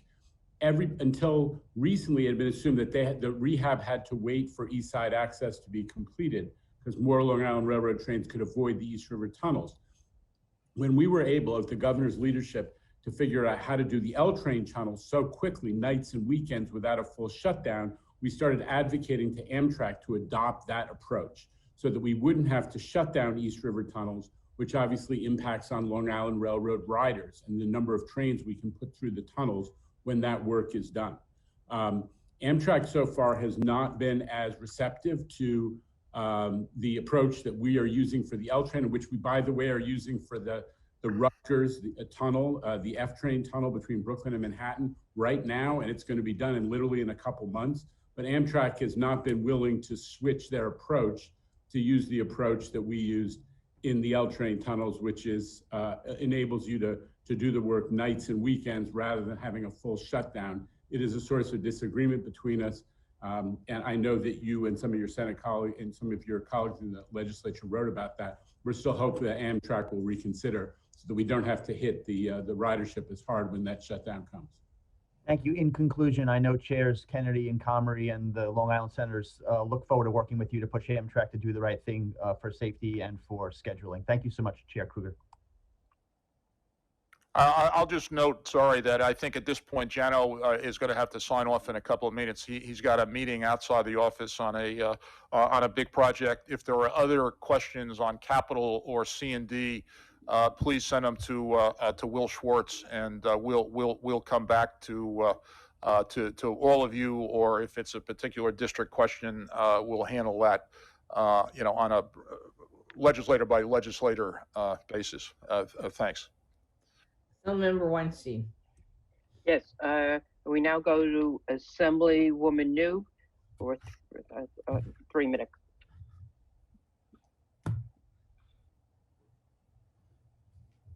I wasn't on the stack list. Oh, okay. So I thought you were happy about the chat. So Assemblywoman Seawright, are you available? Yes, I'm here. Thank you. Thank you, Chairwoman Weinstein and Kruger. It's great to be here. I just have some quick questions. Over the past few months, countless constituents, mostly senior citizens in my district, have contacted my office, unable to add funds to their Metro card. The bus stops right here in front of my community office on 79th and York Avenue. Many of these seniors are just physically unable to go down into the subway stations to refill their cards. On October 19th, Manhattan Borough President Gail Brewer and I wrote a joint letter, and we've never received a response to that letter. So can you just address when the mobile bus will be able to refill Metro cards? I'm happy to, although I didn't mean to interrupt you, Chair Foy, if you were. No, please, Sarah. Okay. So first of all, I know that we replied to, because I remember signing the letter. So we will make sure that we, redo the letter and get it to you both electronically and by mail, because we would not let that amount of time go by without responding to you. And we'll also obviously respond here and call you, but we'll resend the letter. To that specific point, we do allow people to do easy pay online and by mail. And so while we're not sending the mobile vans out at this moment, there are other opportunities to make sure that people can do those transactions. There was a mobile van in front of my district office just last week. Right, they're just So- not doing, right, they're just not doing those cash transactions. Right, that's my question, is when they would be able to, because I'm still hearing from senior citizens every week that need this service added. Right, so Back end service, yeah. So we've provided other ways of paying. We're trying to minimize the cash transactions that are happening in that mobile van for a couple of reasons. One, it's additional personnel in the van. And two, frankly, it is a much more efficient process for us and more cost effective for us to be able to do that online and by phone, similar to what we're seeing in the booths. So I would just ask that you reconsider, many senior citizens don't have internet, they don't have online skills. And, that's what prompted Manhattan Borough President Gail Brewer and I to draft this joint letter, is that we're still hearing from our senior citizens that are depending on, this service now to commute to their appointments for vaccines. We will take a look at it and respond to you. We also do allow it by mail, but understood. I mean, just getting to the post office is a struggle for some senior citizens, or even down to their lobby to meet their mail person. The next question, thank you, that I have. Assemblywoman, the time is up. Okay. Feel free Thank to, you can text me, if there's a question, you could text it to me and I'd be happy later to ask the question. And before I turn to the Senate, I just have to, I want to just, on a point of personal privilege, to re-emphasize what Assemblywoman Seawright just said. I have a district that does not have a subway station physically within the district. I have tremendous number of seniors. The MetroCard bus has been a tremendous help for my community. We were the first community to have it. It's been over 20 years. The staff are terrific. They're very helpful. They speak different languages. The problem is we have a lot of seniors. They're from the housing, the NYCHA housing. They don't have credit cards. They can't do Easy Pay. They come with cash. The staff in the vans currently handles the cards, so there's no issue about handling the cards. I really don't understand why you can't, at least on an experimental basis, allow at least one or two of the vans one day to try doing cash. It's really a tremendous hardship for many of our constituents. And with that, I go to the Senate. Thank you very much. Senator John Liu is up next.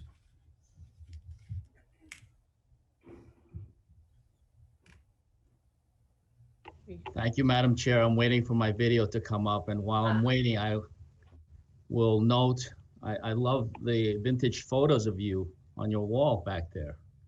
They're beautiful. They're not me, but thank you. They are from a wonderful photographer. I could have sworn I they will tell were. her. Anyway, thank you very much for allowing me these few minutes. I do want to thank Chair Foy. He's absolutely right. It's been quite a year since last we met in this venue. Well, not on this virtual venue, but in the chambers. What you said about the capital plan last year when we were celebrating the passage of the 2024 is absolutely right. And of course, the world has changed since then. My first question for you would be, how far along are we in the 15 to 19 capital plan? And I appreciate what Jano had said earlier, that given the lower utilization of the subways, that some of the work actually was able to progress a little faster. So roughly speaking, where are we on the 15 to 19 capital plan? I believe most of the commitments have been made. Jano's here, so let me turn it over to Jano. Yeah, I think the answer is most of the commitments have been made. They were scheduled to be done all of in 2020. We were going to knock out almost all the remaining commitments. We did go forward with many of those commitments notwithstanding COVID. As the chairman said, we have paused that. Most of the pause has affected the 20 to 24 program. We have been moving forward with a lot of the remaining 15 to 19 projects, and that's why we hit 80% of our project finish schedules completions, and we did Okay. $5.5 billion of new contract awards this past year, Senator. So bottom line is 15 to 19 is largely contracted out and is on track. Not everything, but we're moving forward with it. Okay, because we know that was part of the criticism of the 2024 plan, that there was still so much outstanding work from 15-19. It's good to hear that that the MTA was able to take advantage of, as you said, the lower utilization. Jano, great to see you. You also mentioned earlier that that there was actually cost savings from being able to do the work when there were fewer people using the system. Is there any way to quantify the savings from that? Because we always hear about the additional costs from people not using the system and then paying the fares. But what about the cost savings? It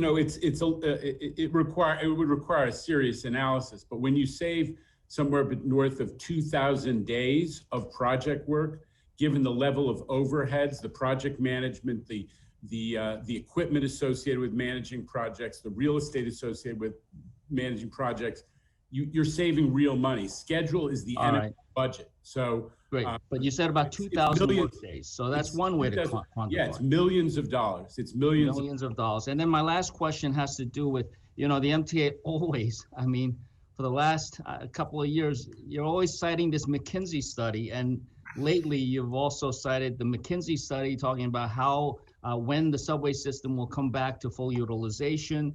How do we know that that McKinsey is the expert here?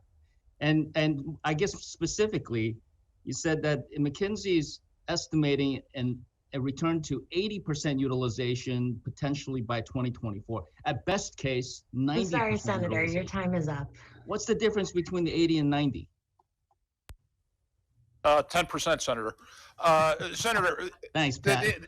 The serious answer to your question is the following. McKinsey has got global reach. The McKinsey principals that we've consulted with have actually been scientists and experts on vaccinations and vaccination rollouts, economic development experts, transportation experts, and frankly, given the importance of the subject, I made a point before that we've made substantial cuts in consulting contracts, but given the importance of the subject, the fact that they had global reach and global expertise, we thought it was important on this issue to retain an outside firm. Thank you, Madam Chair. Thank you. Assemblywoman.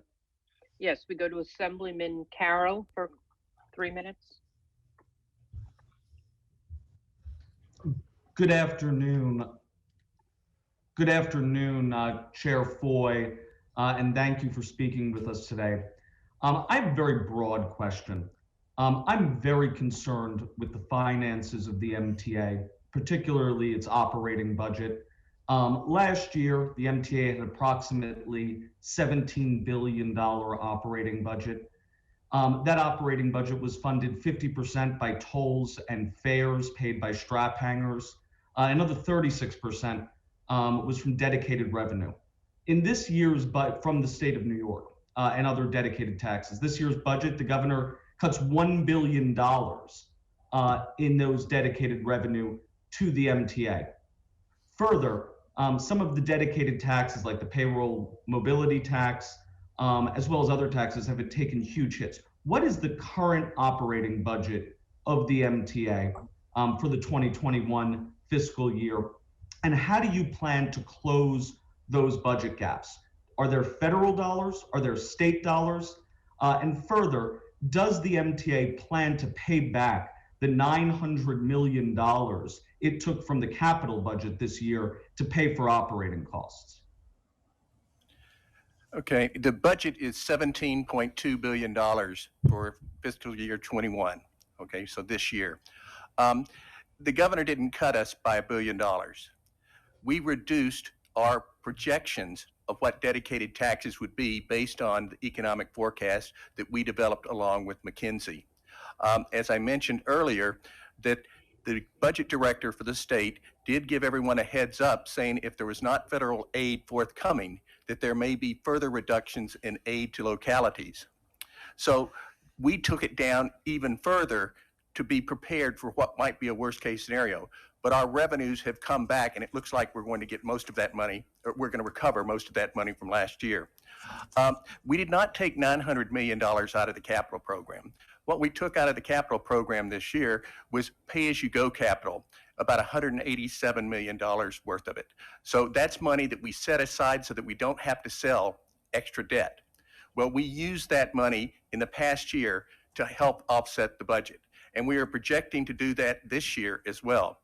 The way we're going to close this year's budget gap is with the federal dollars, the $4 billion that we hope to receive very shortly, and also $1.8 billion of deficit financing that we borrowed through the Federal Reserve. 1 second, Mr. Farang, because my time is running out. How much money has the MTA saved by stopping overnight service on the subway system? And how much money will it cost for us to bring back that overnight service so that we can bring back our economy and our city?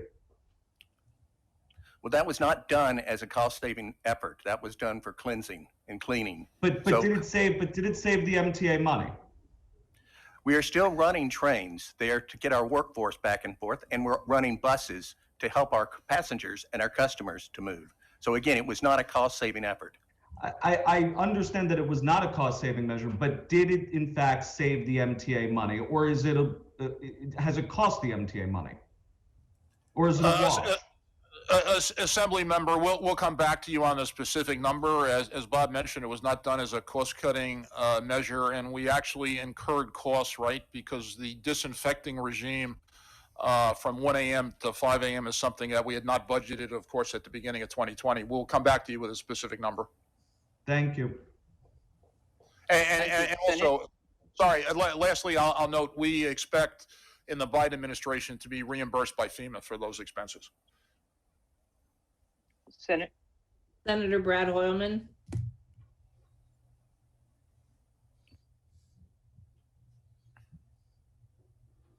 I'm waiting for my video to start. Oh, there it goes.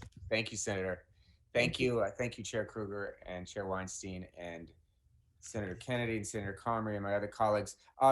Just wanted to first say, if anyone wants an example of what government can still do and still do well, go see the new Moynihan train station. So it's a really remarkable public work. And I also wanted to thank you for your memorial for your 140 workers who died because of COVID. And I just noted that President Obama tweeted it out this morning. Specifically about the 24/7 cleaning and its necessity, and your move to return to 24/7 subway service after the pause orders are lifted. Do you do regular testing, Mr. Foy, like Transport for London does in terms of transmission on the subway? So, Senator, let me just acknowledge the work of Sarah Feinberg on the digital memorial. And while your colleagues are going to Moynihan Station, they should also look at the new entrance from 33rd and 7th directly to the Long Island Railroad that Janno Lieber opened a couple of weeks ago. It is so spectacular that customers are taking selfies. And as you go up the escalator, you can see the Empire State Building. So the answer to your question, Senator, is we're very focused on aerosols. Good news is we just got a federal grant that was frankly shepherded by Mark Dowd, our Chief Innovation Officer, to work with Department of Energy and other federal agencies to look at the aerosol issue. We have been focused on air exchange on subways and buses, and the number of air exchanges is well in excess of OSHA and federal standards. If it's an aerosol issue, Mr. Foy, if it's an aerosol issue, and I think some science and data shows that it's not a surface issue, is the overnight cleaning overkill at this point? I don't think it is. So, Senator, I'll note the following, right? The CDC says clearly aerosols are a significant issue.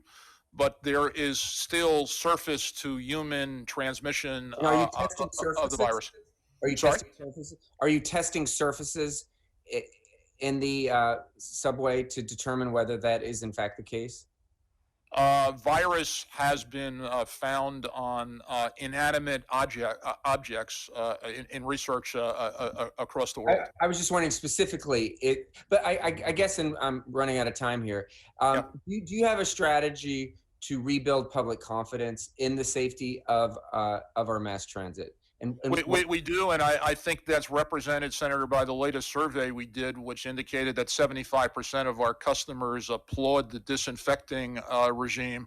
And on top of that, we monitor and report mask compliance, and mask compliance on subways, buses, commuter rails is well in excess of 95%.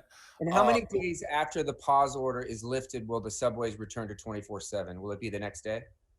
Senator, I can't commit to the next day. Obviously, there'll be a ramp-up period. I expect that happy day will all have advance notice, but I can't commit on a number of days. I will commit to the following, which is that we've said from the beginning what the governor said, which is that when the pandemic is over and he declares it over, we will return 24-hour service to a city that never sleeps.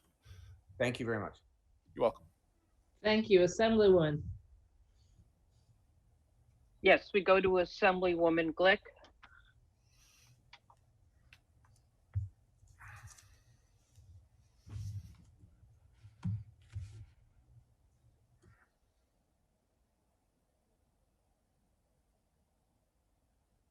Unmute, start. Okay, thank you.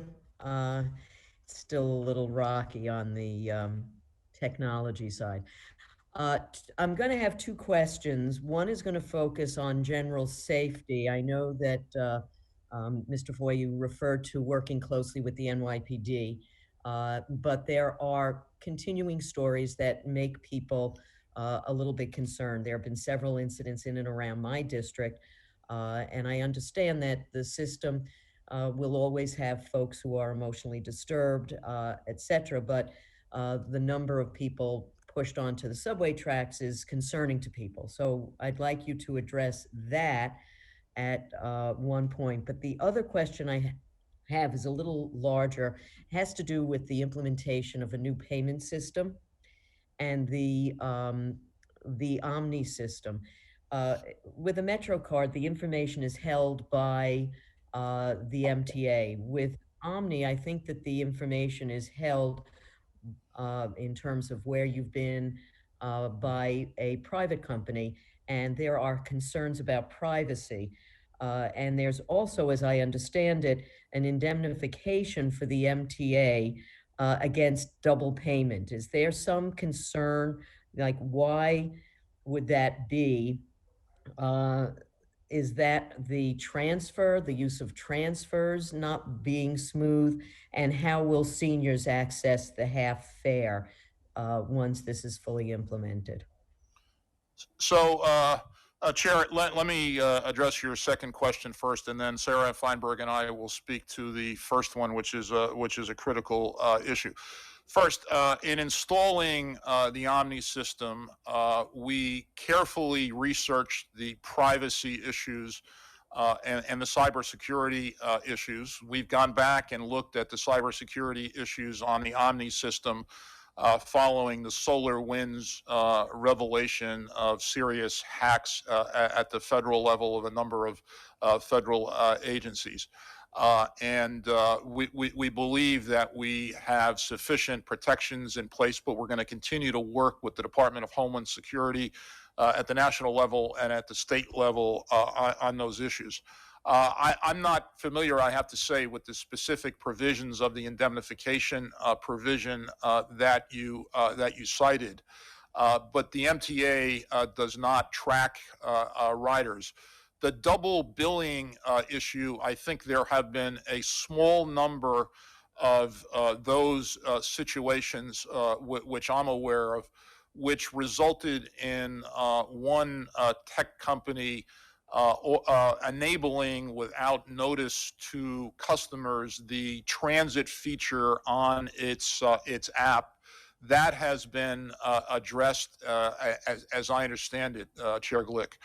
With respect to the first issue, which is really a critical one, we have an obligation, and our customers have an expectation and right to travel in a safe and secure environment. The horrific episodes and assaults that you refer to are unacceptable and reprehensible. You're quite right that a number of them involved the emotionally disturbed. The city must do more with respect to emotionally disturbed. That's a city responsibility, Department of Health and Mental Health. The city simply has to do more. And Sarah, please. Thank you. I'm sorry, the time is up. Is it okay if Sarah responds to the chair's question? Yes, please do. Sure, I'll be quick, and then Concisely. I'm also happy to have a longer conversation offline.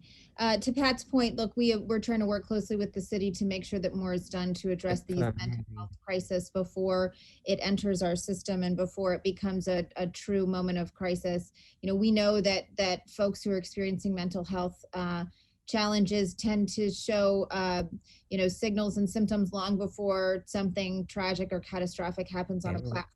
And so we need to intervene long before it's something that has become an issue within our system.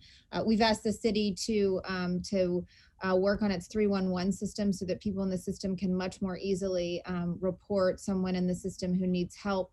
We hope that they do that. I would say that I do think that one of the reasons why people are starting to see and notice these incidents is because we're so transparent about it. I certainly think, and I know Chairman Foy agrees, that it's important to be transparent about everything that's happening in the system. And so we track data and incidents in real time, and we in fact share weekly information on our website so that, the theory being that the more you know, the more likely we are to get the resources we need to address it. So we're trying to share as much information as possible. Thank you. We go to the Senate now. Thank you very much, Assemblywoman. Our next senator is Diane Savino. Thank you, Senator Krueger. There I am. Pat, good to see you and your whole team. I just want to say thank you for everything that you guys have done through this extraordinary challenge that the MTA has faced in the entire system. I know my colleagues from Staten Island are going to address specific issues to Staten Island, and we all have short time, so I just want to speak about two things. One of them on the Brooklyn side, I just hope that you guys can address the issue of the F Express expansion into Coney Island. We're having some challenges there with getting people to and from Stillwell Avenue, and I know we've requested some shuttle bus service. Hopefully you guys can help with that. And finally, I want to go back to the safety issue. As you know, you and I and your team have worked very closely over the past few years trying to get post-conviction prohibitions on violent sexual predators.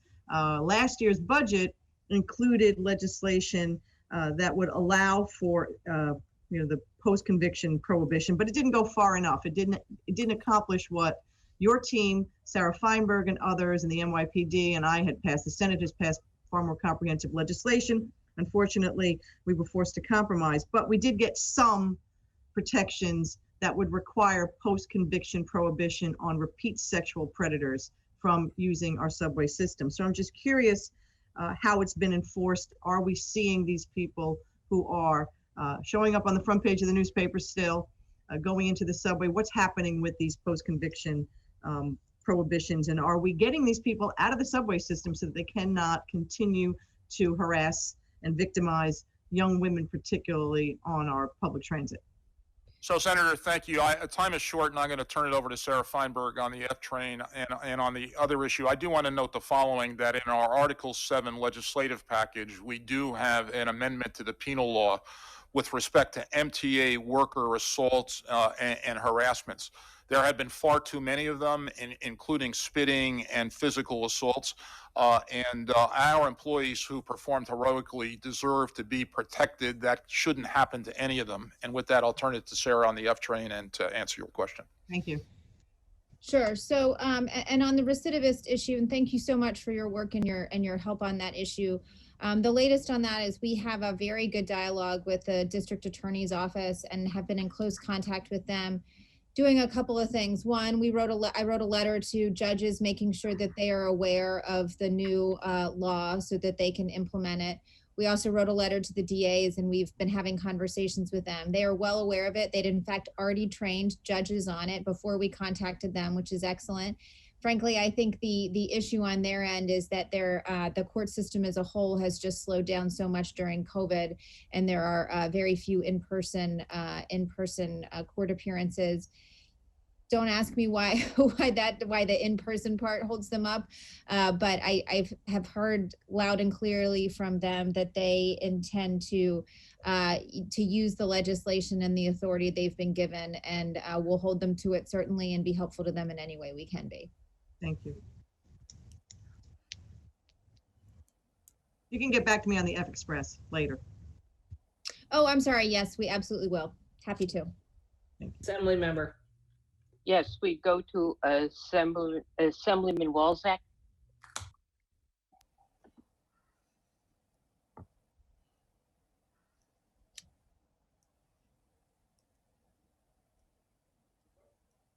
Just waiting for my video to come up, Madam Chair, if it would be so kind.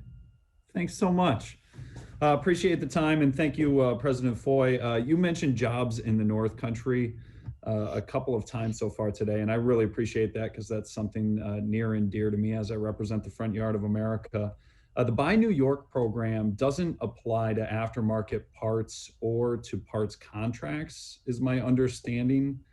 And if you're purchasing rail cars with federal dollars, you can't specifically target a regional area like a Buy New York program. Is that right? Do I understand that correctly? Assembly member, that's my understanding. I will say that on the after parts for rail cars, in most cases, not all of them, or in many cases, not all of them, parts like that would be often obtained from the OEM, the original equipment manufacturer. But there are those limitations you referred to on federally funded projects. So it's the aftermarkets parts specifically, and I think it's in line with some of what you've said and some of what the governor has said so far. I'm wondering what you need from us in order to have manufacturers in New York, and in my case in Northern New York, whether they be in Messina or Watertown, be able to compete and open up the market for whether it's aftermarket parts contracts, repair parts contracts within the MTA. So, Assembly member, here's what I would suggest. I would look forward to working with Chair Poland and Chair Weinstein and you and other colleagues. And I know this is an important issue for Chair Kennedy and Chair Comrie, and see whether we can't come up with a way to increase the New York penetration on these products. And I'd be happy to get on a Zoom with whatever group and some of my colleagues from procurement later in the week to discuss it. It's a first order priority for us. Great, I really appreciate the time, and I will send the rest of it back. Thank you, Madam Chair. Thank you. Senate. Thank you so much. Our next is the Ranker for Finance, Senator Tom O'Mara. Thank you, Chairwoman. Thank you, Mr. Foy, for your testimony here today.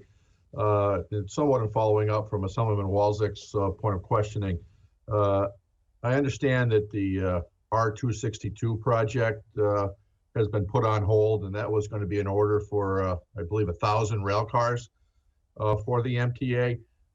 As I'm pretty sure you're aware, the district I represent includes several railcar manufacturers, including Alstom, CAF, and Bombardier. And in light of the announcement this month from Chicago's MRTA system that they're proceeding with a 200 railcar order, and that was awarded to Alstom and Hornell.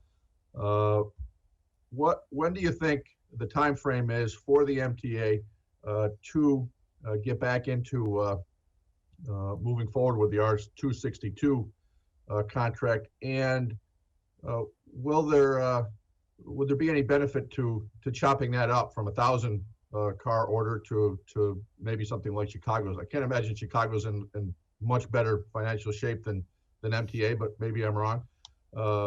And doing smaller batch orders rather than 1,000 at a time. So, Senator, excellent question. The answer to the question, which is really the larger question of unlocking the capital plan and unlocking rolling stock procurements, is going to depend. And frankly, we're more optimistic. I'm more optimistic, speaking for myself personally, now than I was a couple of months ago with the changes that have occurred in Washington, including the ascension of Senator Schumer to the Senate Majority Leader position. Federal aid for on the operating side and federal support on the capital side will help answer when we can unlock the portions of the new capital plan, including rolling stock. We're, of course, a bigger buyer than Chicago, and frankly, while Chicago, CTA, and MRTA have experienced deficits, ours are way larger, and we're more dependent on fare revenue, which has been a good thing for 116 years, except for once in a 100-year pandemic. We will look at smaller orders, larger orders, but it's all dependent, Senator, on getting substantial additional help from the federal government on the operating side and the capital side. And I would expect the companies that you mentioned in your district, or most of them, would be serious competitors for rolling stock orders. Yes, they have been certainly in the past, and hopefully will be in the future. And obviously, anything we can retain in New York for that work is obviously a benefit for all of us. So that type of activity from the MTA region is critically important to these upstate manufacturers and those communities that depend on those jobs. Can you kind of outline for us, when we talk about rail car purchases, it's a great expense, but comparing that great expense to what kind of cost savings do you get with the improvement of the rail car you get, and the having to not have that maintenance of the older stock going? How does that balance out? So, Senator, let me say this before I answer your question directly. I also believe, frankly, since you mentioned both Alstom and Bombardier, that the acquisition of Bombardier by a financially stable Alstom is likely to make Bombardier a more formidable competitor in the marketplace, and certainly the serious financial issues that Bombardier faced, the matter of public record, are likely to be less severe under Alstom's ownership. Look, new rolling stock is clearly better for the operator, less reliability issues, less cost, frankly, a better product both for the operator and for customers. And there reaches a point when you keep, whether it's rolling stock or any piece of equipment, beyond its useful life, as it begins to approach that, the cost of the maintenance cost soars and reliability dips. And we're looking forward, Senator, to unlocking the capital plan and making some of these rolling stock procurements that we talked with you and your colleagues in the legislature when we were advocating for the capital plan that was approved and is now on pause in large part. Thank you very much. I'll yield back the rest of my time. Assembly member. We go to Assemblyman Fall.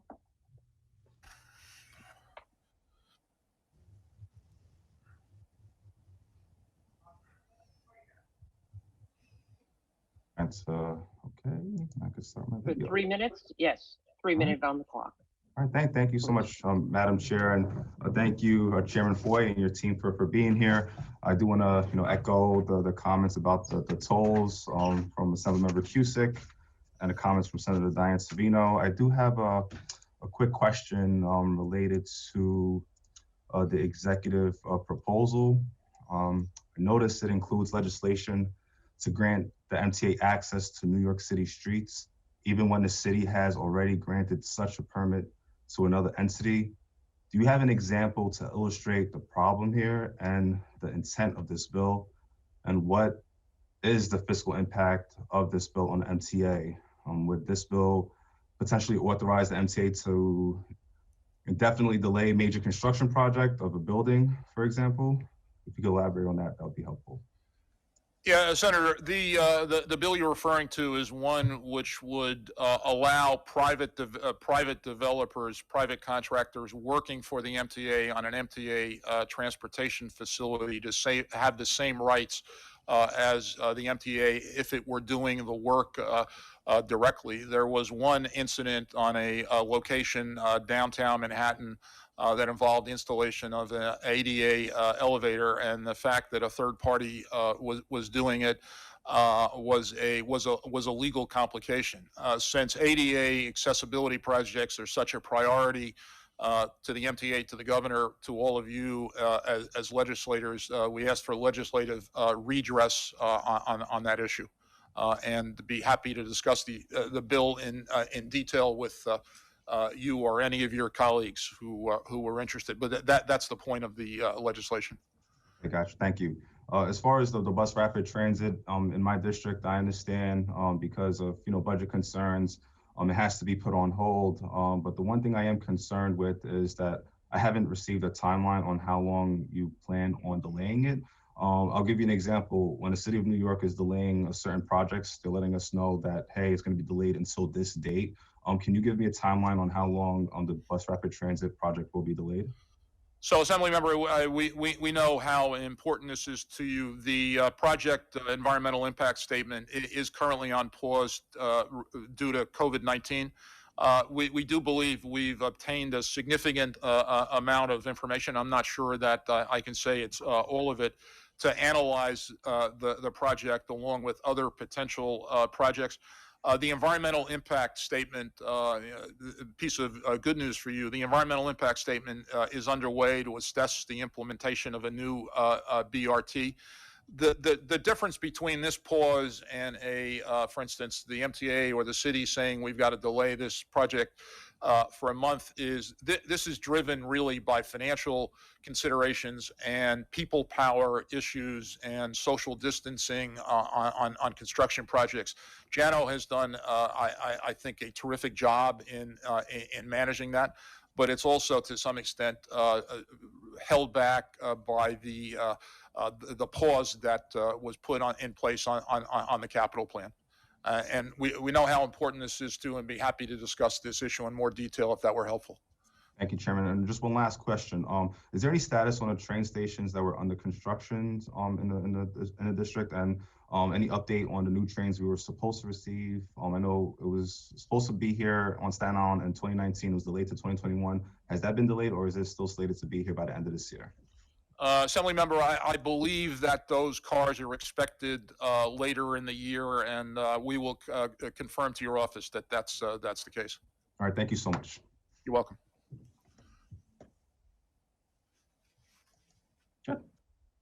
Bennett, yes.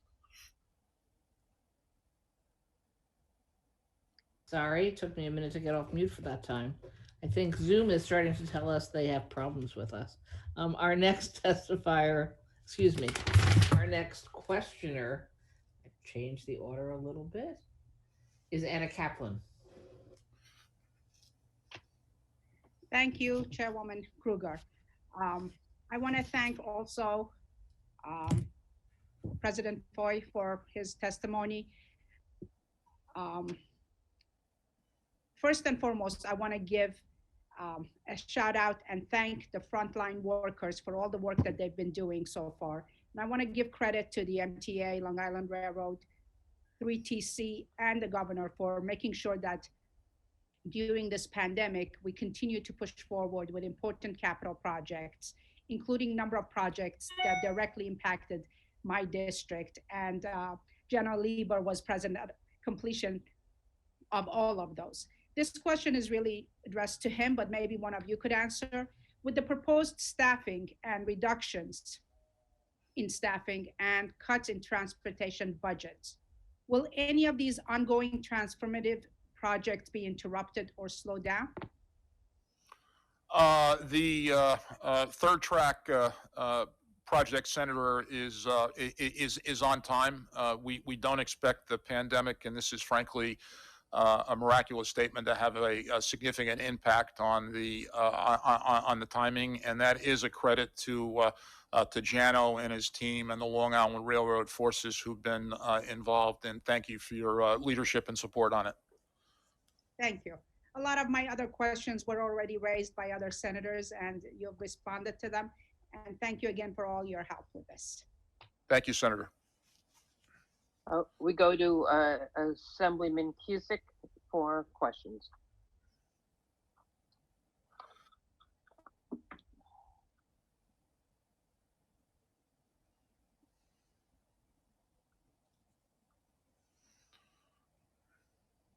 Hi. Chair Foy, thank you. Thank you once again for coming to the Ways and Means hearings. I also want to thank the MTA for their work during these tough times during the pandemic. All the workers and the board are doing hard work during very difficult times. Want to also thank you for the fare, not going through with the fare increases with the doomsday plan. And for Staten Islanders, what was very important that you did not eliminate the toll discount, which I want to thank you so much for. I know that the MTA is meeting in February and quite possibly looking at fare toll increases. Would that be based on how much funding comes from the federal government?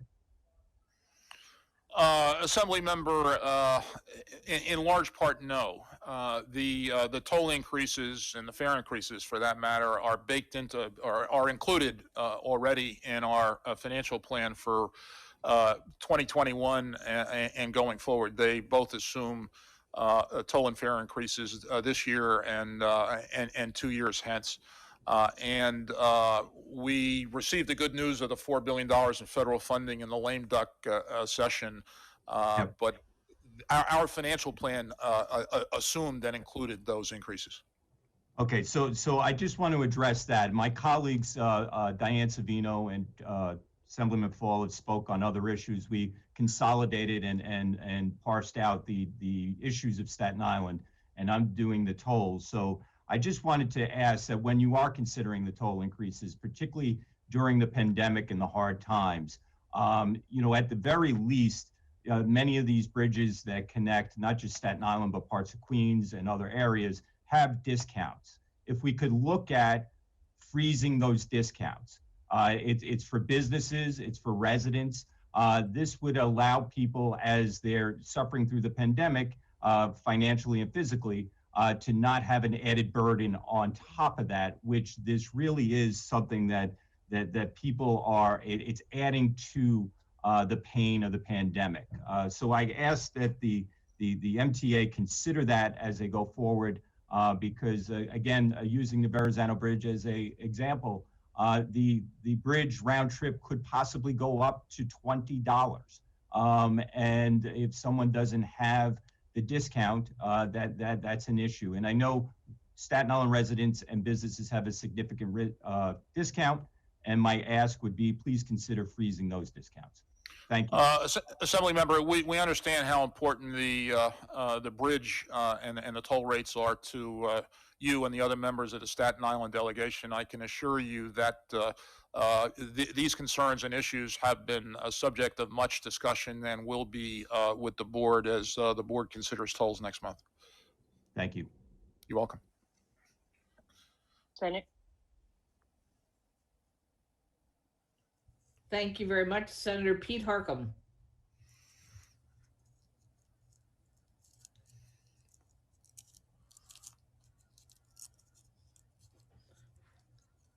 Pete, are you there? Thank you, Oh, there Madam you are. Chair. Yep, just waiting on video. We're all No good. problem. Thank you, Mr. President, for being here. Thank you and your team for keeping the system working during these challenging times, and condolences to all the families of workers who were lost during the pandemic. Since time is short, I'll ask both my questions up front, and you can allot your time to answer them how you want. My focus is on Metro North, particularly the Harlem and the Hudson lines, Northern Westchester, Eastern Putnam, Eastern Dutchess. First question, with what's impacted our capital expenditures, can you please comment on which Metro North capital projects, let's talk major ones for argument's sake today, have been negatively impacted by cutbacks in the capital budget? And conversely, are there any that are still moving forward? Second question pertains to the Hudson Line. New York State, we're all taking very aggressive actions on climate change. We're still using diesel locomotives north of Croton.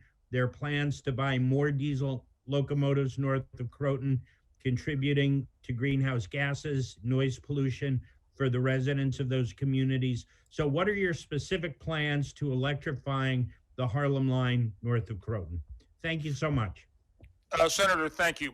With respect to the first question, almost all of the 2020 to 24 capital plan is on hold. That would include the significant Metro North projects as well as the significant Long Island Railroad projects. As I mentioned before, and I'm not going to, our unlocking the capital plan will be dependent largely on what happens in Washington. And we're more optimistic than we were 2 months ago. With respect to the Hudson Line diesels, a couple of points. One is we're extraordinarily proud of the MTA's role in avoiding 17 million metric tons of greenhouse gases every year. The more customers ride and the more cars we take off roads, the better off we are. We do not have capital in the new capital plan to electrify the Hudson Line north of northward. And we will, as part of the 20 years assessment, be looking at that project, electrification on certain parts of Metro North, including the Hudson Line, and the same thing with respect to certain parts of the Long Island Railroad system. I can't guarantee, Senator, when that will be included, but it will be looked at. It is a priority, and we should stay in touch on that issue, you and your colleagues who are focused on that on Metro North and Long Island Railroad. Yeah, please do. Happy to work with you on that issue. Thank you. Thank you. Assembly? Next we go to Assemblyman Zabrowski.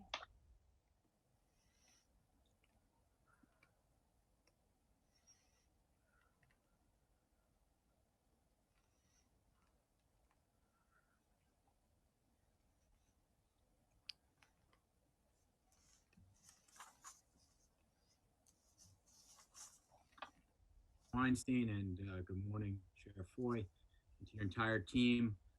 Just for my colleagues and anyone listening, I represent Rockland County, west of the Hudson, MTA County, one that's in the MTA district, but one whose train service is completely run by New Jersey Transit under agreement with the MTA. So what that means is we generally deal with the nightmare of New Jersey Transit. For example, the terrible rollout of positive train control, which left Rockland with its most popular express train canceled for not months, but years. The abysmal on-time service and cancellations. You know, I heard earlier before the on-time service of Metro North, and we could only dream of those type of on-time numbers most years. And many times, Mr. Foy, I'd be asking you to help to increase and maximize service, the possibility of rail sidings, of extra rail yards, because most of the New Jersey, if not all of the New Jersey service is one track.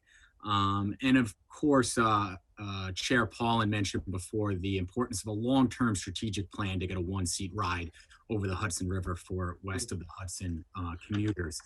But given the time constraints and the fact that, you know, I've spoken to your team about many of those things in the past and hope to in the future, I really wanted to have my main question here focus on the proposal, which was the Doomsday proposal back several months ago, which was a complete cancellation of west of the Hudson train service.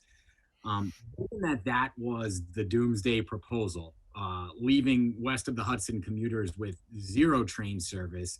My question is really, what is your message to west of the Hudson commuters?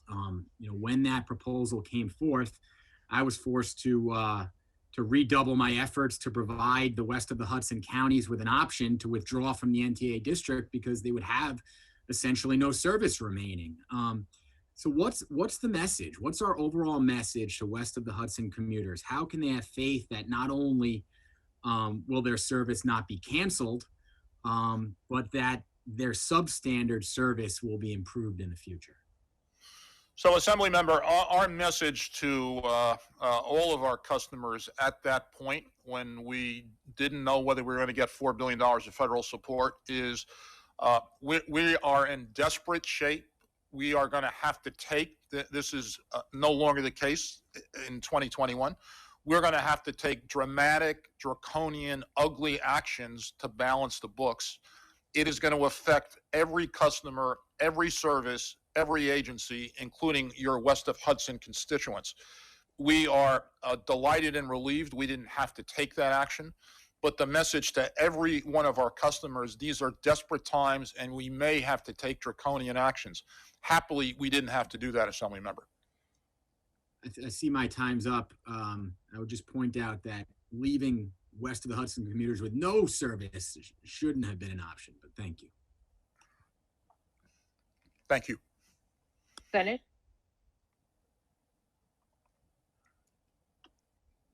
Go to the next speaker. I apologize. Yes. Thank you. I could not get this this honor off. The next senator is Senator James Gorin.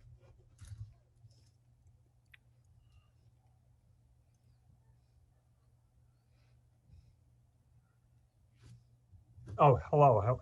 Thank you so much, Madam Chair and Chairman Foy, your team. Grateful for all you're doing during these difficult times, especially our rank and file workers and our Long Island Railroad workers, who I know many of whom have suffered much during this pandemic.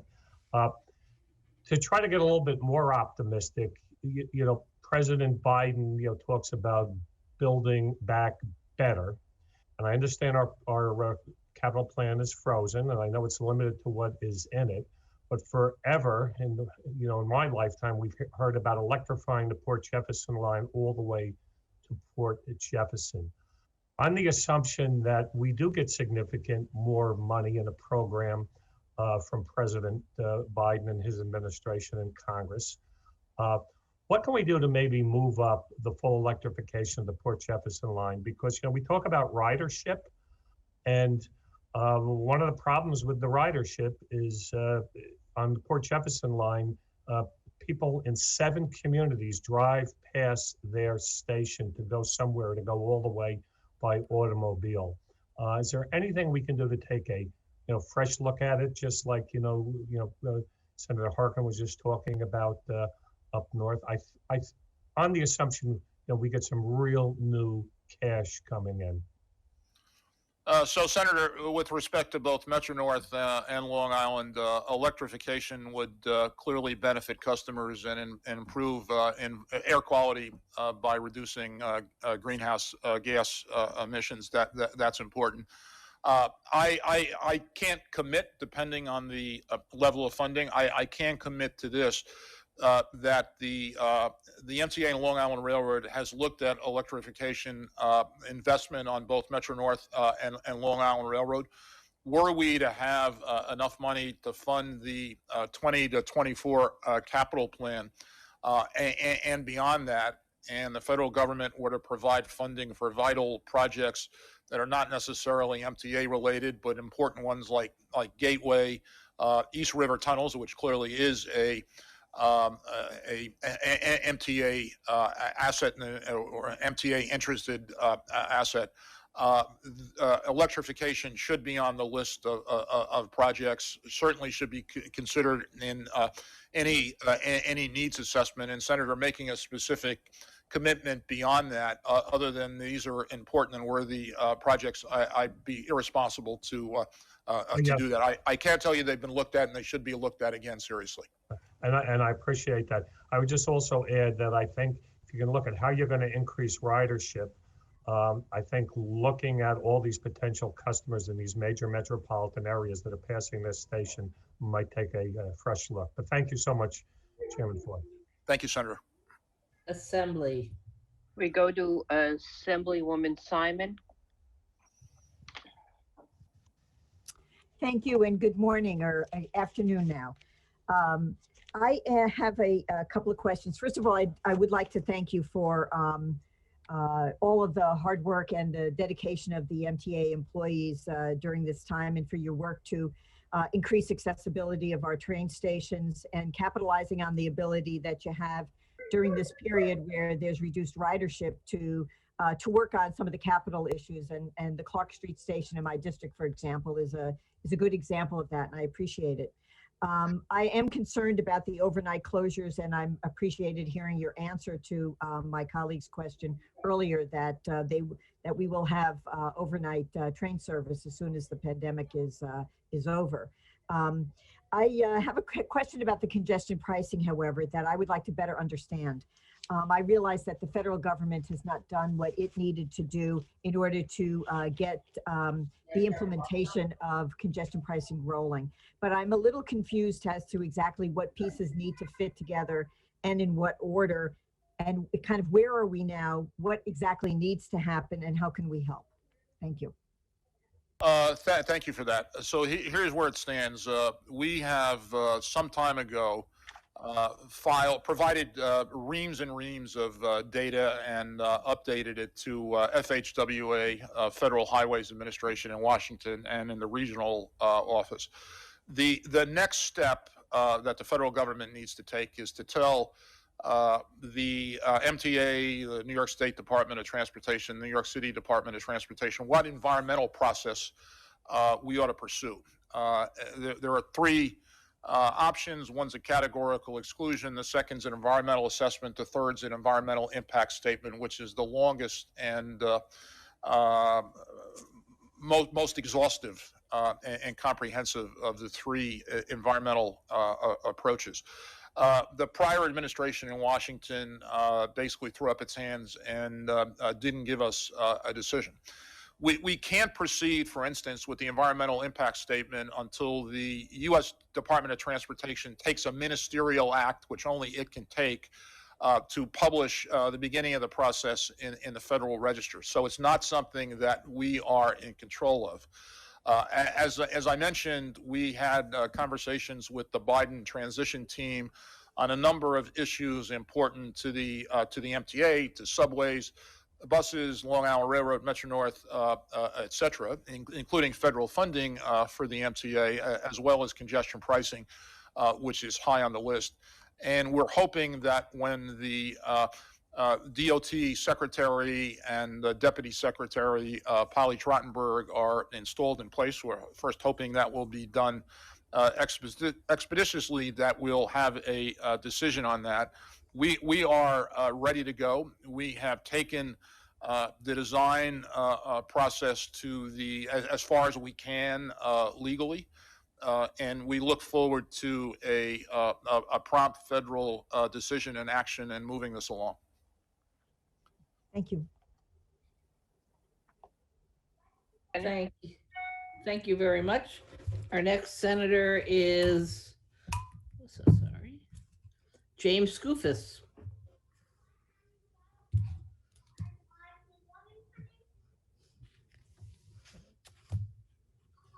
You there? Senator Skoufis? I am sorry, I was That's okay. on the phone. Thank you, Madam Chair. I apologize. Good to see you, President Foy, and thank you for your testimony. And I've said this before, and I'll say it again. I want to thank you for your responsiveness to West of Hudson needs. Whenever I reach out, you always take the time to answer questions and try and address concerns, of which oftentimes there are many, because we are and have been for decades trying to dig ourselves out of a hole here in Orange and Rockland counties vis-a-vis the MTA and our service. And I want to thank Senators Kennedy and Comrie for them championing our needs as well. So I know you've been asked by a couple of my colleagues, Mr. Foy, about the capital program. I do just want to try and get a fuller grasp of the path forward. And so you're about to receive federal stimulus money that helps with this fiscal year and addresses the deficit this fiscal year. I understand this is a multi-year problem, so talk to me now. Does any of the capital program get unfrozen given this fiscal year's balance sheet has been basically addressed? And regardless of that, what is the process for determining, say, we're going to be asking for more federal money, there's state money involved, you're going to be undertaking continued reforms within the MTA. What's the process by which you decide what is in and what is out moving forward over the next few years for the remainder of the capital program? Is the legislature part of those conversations determining what projects are in and out? Even if you get all the money you need, we've lost a year now. And so even if you have all the funds, presumably you're not going to get to everything that was in the capital program enacted a year plus ago. So can you talk about the path forward and touch on those specific points? Senator, yes, I want to start by thanking you for recognizing that we've all tried to be responsive to your concerns, and I appreciate those words. Look, I think there are a couple of things. One is, first, we have huge gaps in operating. The $4 billion we got in 2021 is terrific. We need, and these are shocking numbers, we need an additional $8 billion from the federal government to solve the pandemic-caused deficits in 22, 23, 24.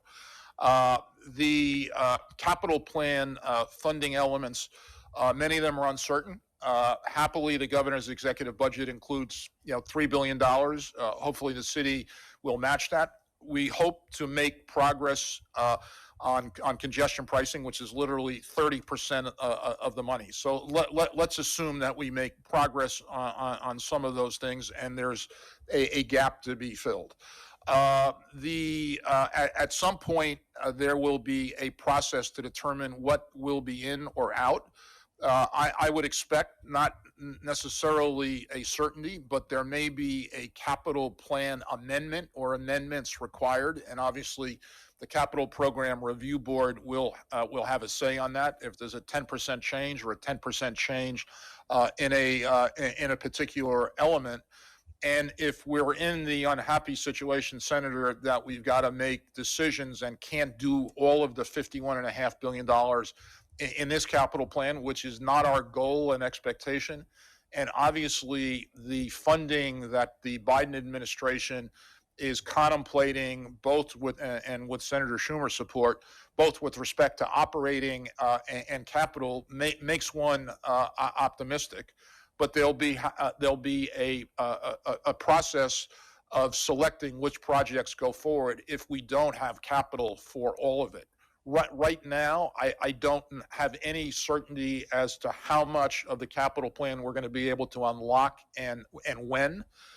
And if I told you otherwise, I'd be making it up, and I'm not going to do that. But I do think there is of course, an important role for the legislature and the Capital Program Review Board.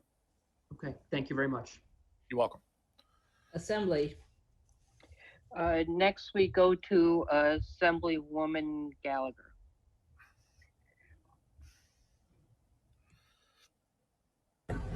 Hello, this is Assemblywoman Gallagher. Thank you very much, President Foy, for taking this opportunity to speak with us. I am a lover of public transit, and I have long relied on the MTA to get to and from my work and personal engagements. And I'm very concerned about the overnight closure, as many of my colleagues have also noted.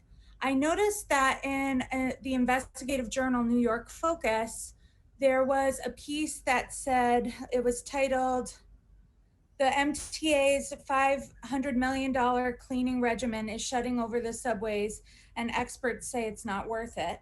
And they mentioned that that the MTA has declined to name any scientific expert or group that it has consulted other than the EPA on disinfectants, and that MTA spokespeople have declined to provide details on the cost of the program. So I would love to hear what doctors and microbiologists are in consultation with the methodology that you're taking, and to explain further why the $5 million cost, because I know that this comes at great personal cost to my constituents who are missing work and caregiving needs overnight. Thank you. So Assembly Member, thank you for your business and your ridership over the years. I haven't read that story. I will say that most of it seems inaccurate to me. We have disclosed the amount we have spent. It is approximately $300 million or so. We're hoping to be reimbursed on it by FEMA. That's a decision of the Biden administration. We have reason to be optimistic. There's a legal question as to whether for past periods, whether we get reimbursed, but I think we've been transparent on that. On the suggestion in the story that we haven't consulted with experts, that too is wrong. We have consulted with the CDC extensively, with the State Department of Health, extensively with experts at Johns Hopkins University, public health and epidemiological experts at Johns Hopkins University, who were contracted through WSP and did a report earlier. We're currently working with the Department of Homeland Securities and MIT University on aerosol and to prevent the spread of virus on public transit. We have consulted with transit agencies around the world, both directly and through APTA, which is the trade association for MTA is a member, although I'll leave the due question aside. We've cut our dues as a result of the financial crisis, and with UITP, which is the International Association of Transit Agencies around the world. I think other than that, the story sounds fine. Okay, thank you. I'm out of time, but I would definitely love to see a written report on why the cleaning process that has been chosen was chosen, because I think it has a major impact. And as my previous colleague, Senator Hoylman, mentioned, surfaces have been shown to not be the core spread of disease. So I'm very glad you're focusing on aerosol. Thank you very much. And Assembly Member, sorry, I'd add one other thing, which I mentioned earlier, I should mention in this context as well. A survey of our customers indicated that 75% of them approved of the disinfecting regime, and it was important to them and their decision to ride on transit. I should add that. Mm-hmm. Well, many of us don't understand how the virus spreads either, so thank you. Thank you. Senate? Thank you. Yes, we all want to understand more. I agree. Senator Reichlin-Melnick. It's okay. Good morning, President Foy. Thank you so much. I want to thank you for your testimony, and Senator Krueger and Senator Kennedy, and thank you very much for organizing. So I represent a district that includes the majority of Rockland County, and I want to ask you a little bit about west of Hudson service. I do appreciate your efforts to be mindful of our region. Nevertheless, we do often tend to feel like a little bit of a stepchild in the MTA system. We don't have a one-seat ride to New York, as you know. The service on the Pascack Valley and Port Jervis lines is often slow and unreliable. And so as we continue to travel through these budget waters, these perilous budget waters that we're in, I'd like to just ask how west of Hudson service will be impacted by the current year's budget. Well, Senator, first start with the good news. The good news is we're going to receive $4 billion from the federal government. The draconian and awful service cuts that we had disclosed might be necessary, aren't going to be necessary. That includes ceasing west of Hudson service because of that. There's nothing more draconian or awful than that. We're not going to have to do that. Having said that, we're not out of the woods for prior years. Your colleague, Senator Skoufis, before your arrival in the Senate, advocated for significant funding for west of Hudson service. That investment is on hold, as is lots of other investments for New York City Transit and subways and buses and Metro North and Long Island Railroad as a result of the uncertainty of the capital plan. We're aware of how important West of Hudson service is to you, Senator Skoufis, and your other colleagues in the Senate and the Assembly. I'm not in a position now to say that we'll be able to unlock 50% or 75% or 25% of the capital plan and when that will occur. And that will largely be the result of decisions taken in Washington. The fact that a New Yorker is the Senate Majority Leader for the first time in the history of the United States Senate is a very helpful fact, and Senator Schumer's advocacy ought to be applauded for his success in bringing thus the $4 billion in December.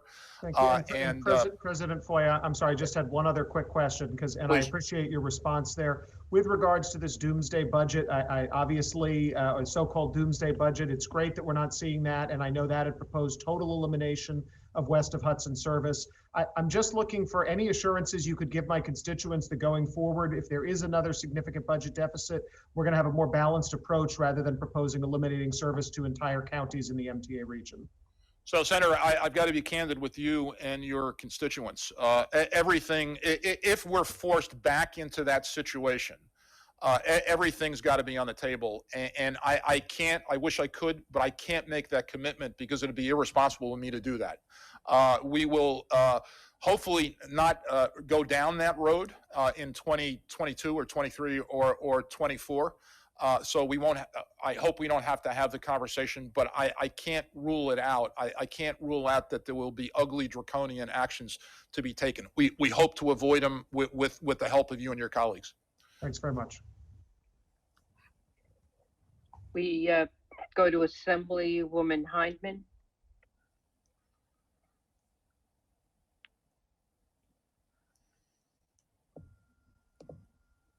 Alicia, yeah, there you are. Hi, sorry, can you hear me? Yes. Okay, thank you. Thank you, Chairman Foy and Chairwoman Weinstein. Just really quickly, as I was reading the executive budget, I noticed there was a part where he wants to amend the penal law to make the intentional use of a toll facility without payment a misdemeanor. What is the amount of revenue the MTA loses for those who go through the electronic tolling and don't pay or pay late or go into collections? How much revenue have you lost? So, Assembly Member, I think I know the number, but I'm not positive, and I don't want to speculate. I'll come back to you with that number. Okay, thank you. And the other, just I know I saw New York One this morning, and then I got an email from Lucille Sondheim about the rollout you've done of remembering our frontline workers. I think it's commendable, especially at this time, is particularly because we've lost 3 members of the 29th Assembly District. And I just wanted to give my respect and prayers for those who are still dealing with the coronavirus, who are frontline workers, in particularly because my district has a lot of union members. I wanted to put my comments with members Weinstein and Seawright regarding the senior vans. A lot of our seniors are tech savvy, but for those who aren't, and most of our seniors do use our buses, particularly because I'm a district that does not have a subway station. Busing is paramount and primary, so we do need the vans in order for people to get their Metro cards. It's still important, so I just wanted to add my comments to that. Thank you very much. Assembly Member, let me come back to you. With respect to the toll enforcement, which is Part E of the Article 7 legislation, the answer to your question, and you may have been asking a different one, but the answer to your question is 0, because this would apply to the central business district tolling facilities, which obviously, as a result of federal delay, have not yet been up and running. If your question is with respect to toll evasion generally, I will come back to you because I just don't have the number at my fingertips. Well, toll evasion generally, yeah. We'll come back to you later. Thank you very much. You're welcome. Thank you. Thank you. Senator Shelley Mayer.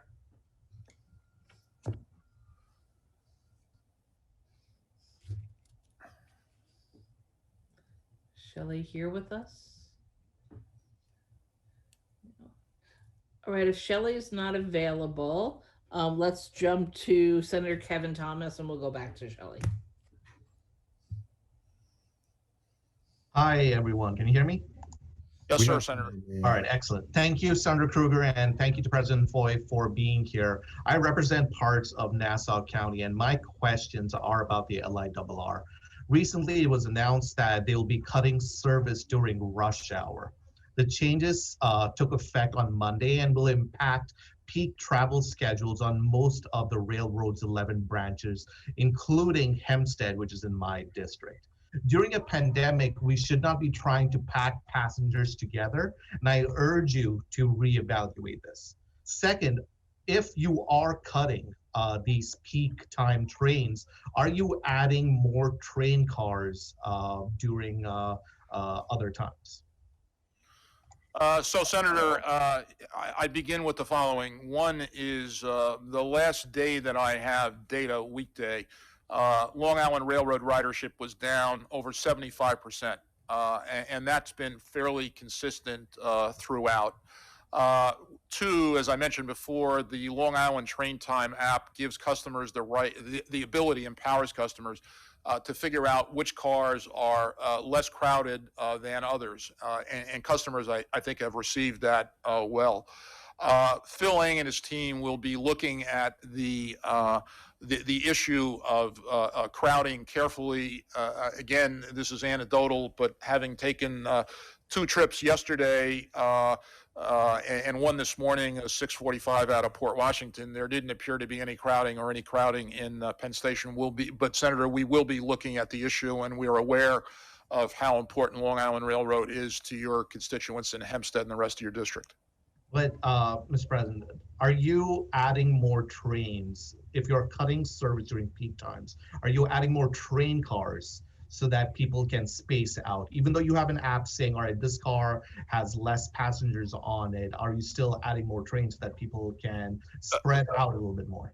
So, Senator, we're running 10 and 12 car consists, and as I understand it, we don't have the ability. If we had cut the consist sizes, that might be an option, but we didn't do that. And we're running 10 or 12 car consists and don't have the ability, as I understand it, because of platform and traction power issues to increase train size. Last question, because I'm running out of time. How are you dealing with Kawasaki and the issues found in the new LIRR train cars? Phil Eng and his team are in conversations with Kawasaki about resolving those. The Kawasaki rollout, I think, has largely been successful. There are issues on any new train delivery, and Phil Eng and his team are all over that. All right. Thank you so much. You're welcome. Thank you. Thank you. Assembly. We go to Assemblyman Jacobson.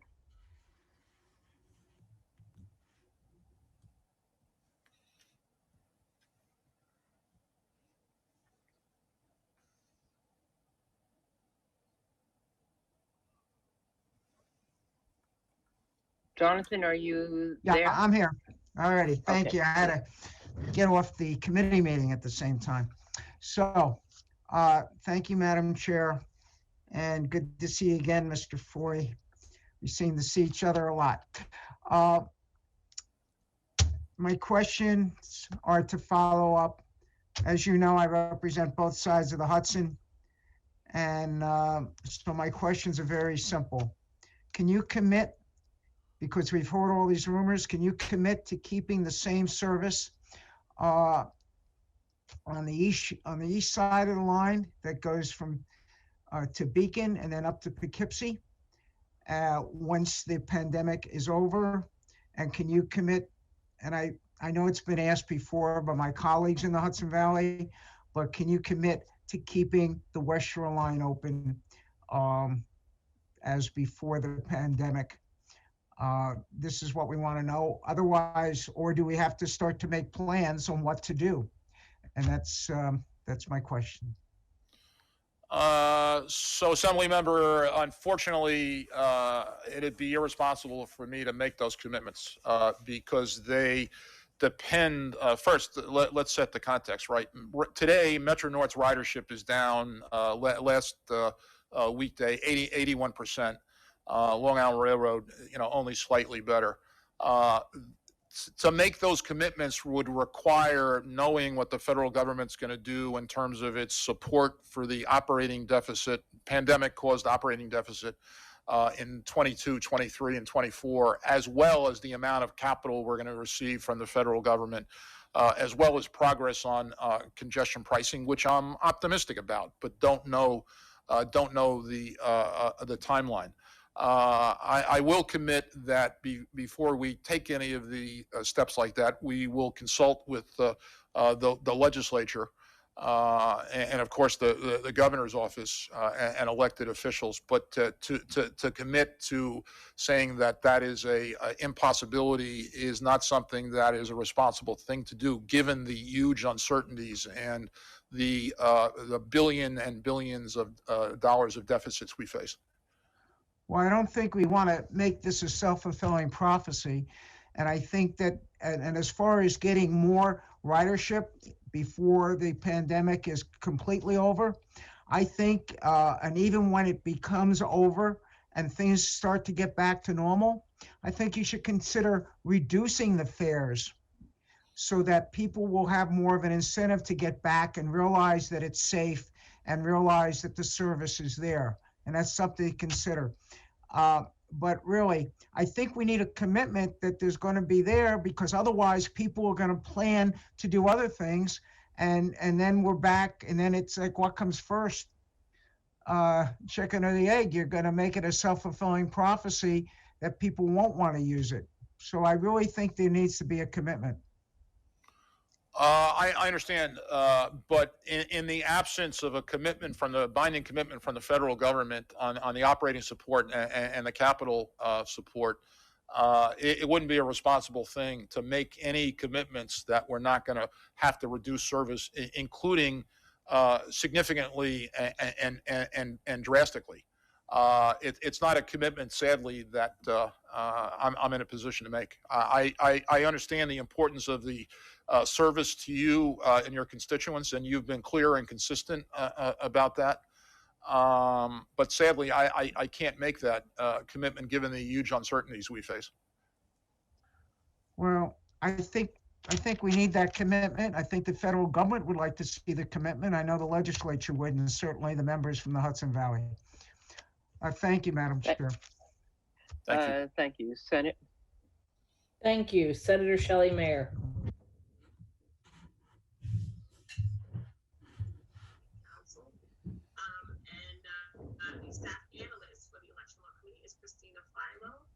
See her, but we're not hearing you, Shelley.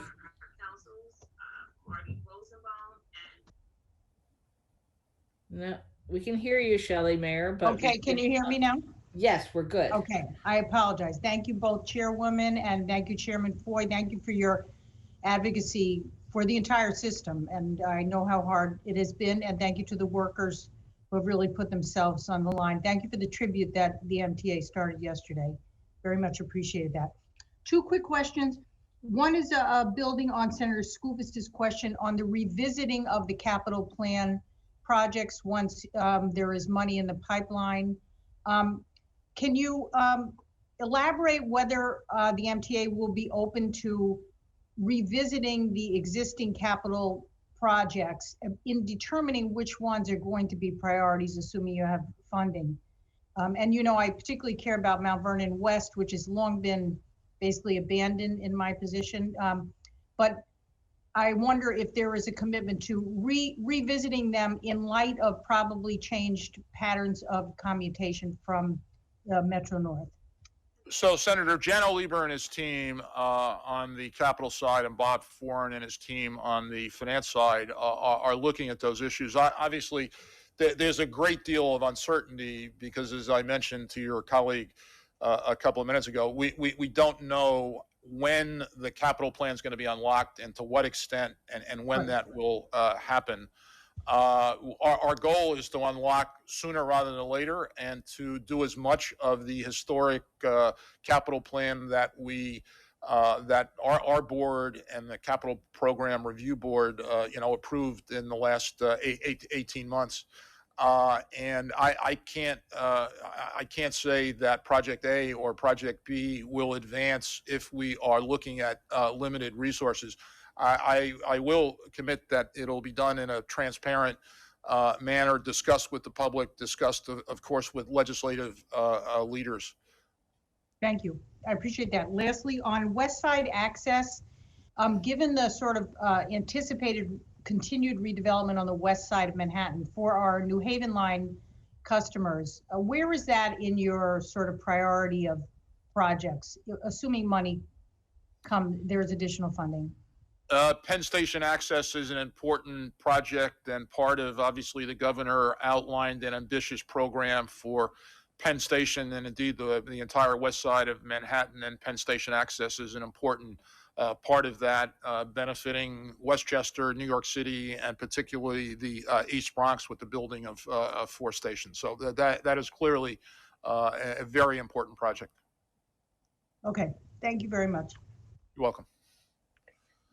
Next, we go to Assemblywoman Matenis.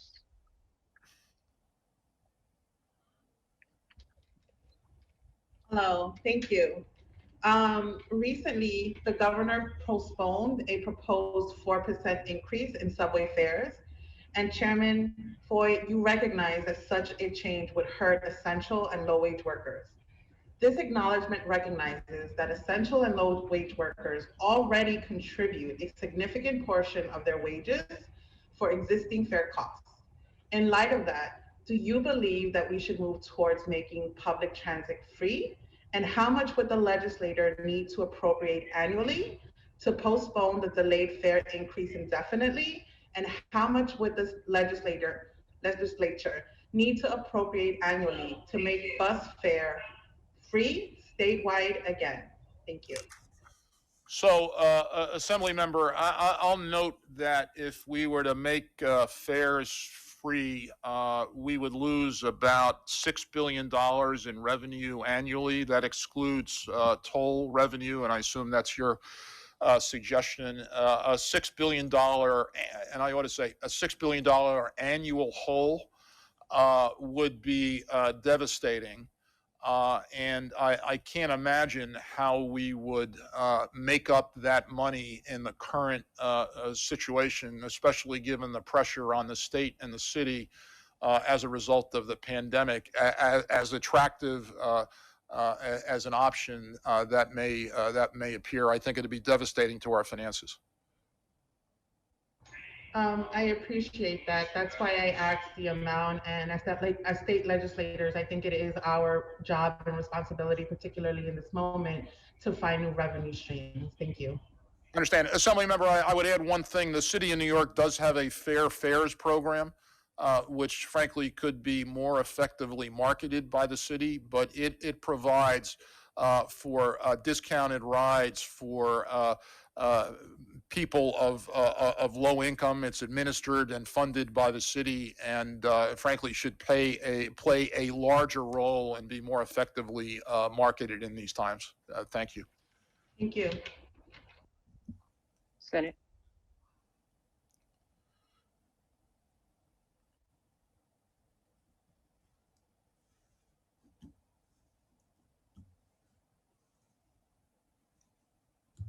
Sometimes it's not cooperative. I apologize. Senator Sue Serino.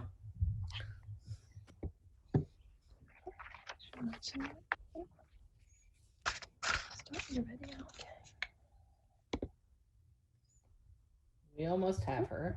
Oh, there we do. There we go. Thank you very much, Madam Chair, and thank you, President Foy.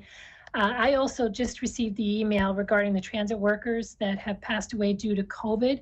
One of the folks on the list was a constituent of mine, Steve Ripken. And I have to say, it's a pretty sobering reminder of the tremendous challenges that your authority faced during this time with so many workers on the front line. So I just wanted to send my appreciation and say thank you to everyone. And now with my question, I was very happy to hear some of the folks that came before asked to look more closely at the MTA finances. I've always been a proponent of a true forensic audit because I do not believe what was done last was far enough. And as you know, I represent two counties, Dutchess and Putnam, that are known as the Quarter Pounders, along with Orange and Rockland counties in the world of the MTA, meaning that our representatives to the MTA only get a quarter of a vote compared to the MTA reps who each get a full vote. And in light of the tremendous fiscal challenges that the MTA is facing, our residents are rightfully concerned that they'll be asked to shoulder even more of the burden when it comes to paying for the MTA down the road. Mr. President, do you have any plans to expand representation to all of the counties who are impacted by taxes and fees associated with the MTA? So Senator, happily for me, that's way above my pay grade, and that's a matter for the legislature. And, yes, and we have legislators that have been supportive to do this. I understand. If the legislature decides to change the composition or characteristics of the MTA board, we'll obviously manage with those changes, but way above my pay grade. Yeah, and I'm sorry, I said that incorrectly. We have bills that are supportive, and I would wonder if you would be supportive of that legislation.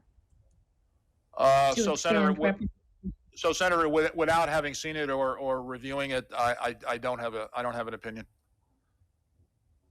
Okay, I can send it to you too. Please, that'd be helpful. Thank you. Thank you, Assembly. Next, we go to Assemblyman Otis.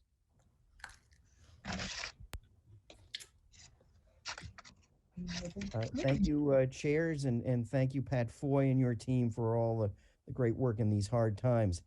The question I have relates to one of the metrics that would sort of give a sense of where we stand in terms of ridership, which is what kind of analysis have you done on the issue of commuter line parking revenues as an indicator of ridership trends and how quickly that's coming back or not coming back, and also a review of monthly ticket holders. Are those coming back with any kind of speed, or is this a moment for optimism or pessimism as we see how long the crisis is going to last for MTA?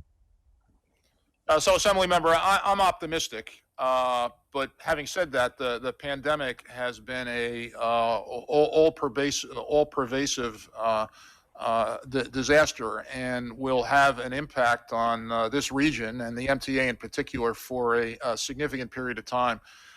We have looked at parking revenue. It is down. Much of the parking revenue is not ours. Owned by other levels of government, and it mirrors, as you'd suspect, largely, subway ridership last day down 69%, buses 54%, Staten Island Railroad down 80%, Long Island 76%, Metro North of particular interest to you and your constituents down 81%, bridge and tunnels only down 15%. The monthly question is an interesting one. Monthly on the commuter rails, of course, monthly ticket sales are down dramatically as a result of A, the decline in ridership, B, monthlies in many cases were bought by office workers. Office workers on the commuter rails have options to telecommute and Zoom to work that essential workers and first responders don't. My daughter's an emergency room nurse, and she's in a hospital this morning, and she doesn't have the opportunity or her colleagues to Zoom. So monthly ticket sales are down dramatically. Off-peak tickets and all rides on Metro North and Long Island Railroad right now are off-peak.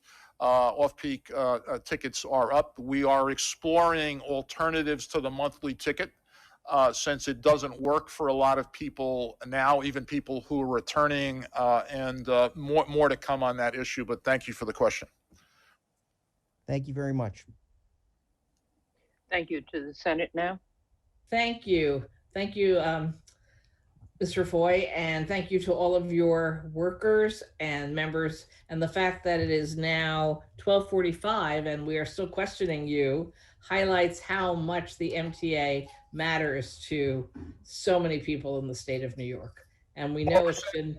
Or Senator, it may be a sign that I'm an ineffective witness.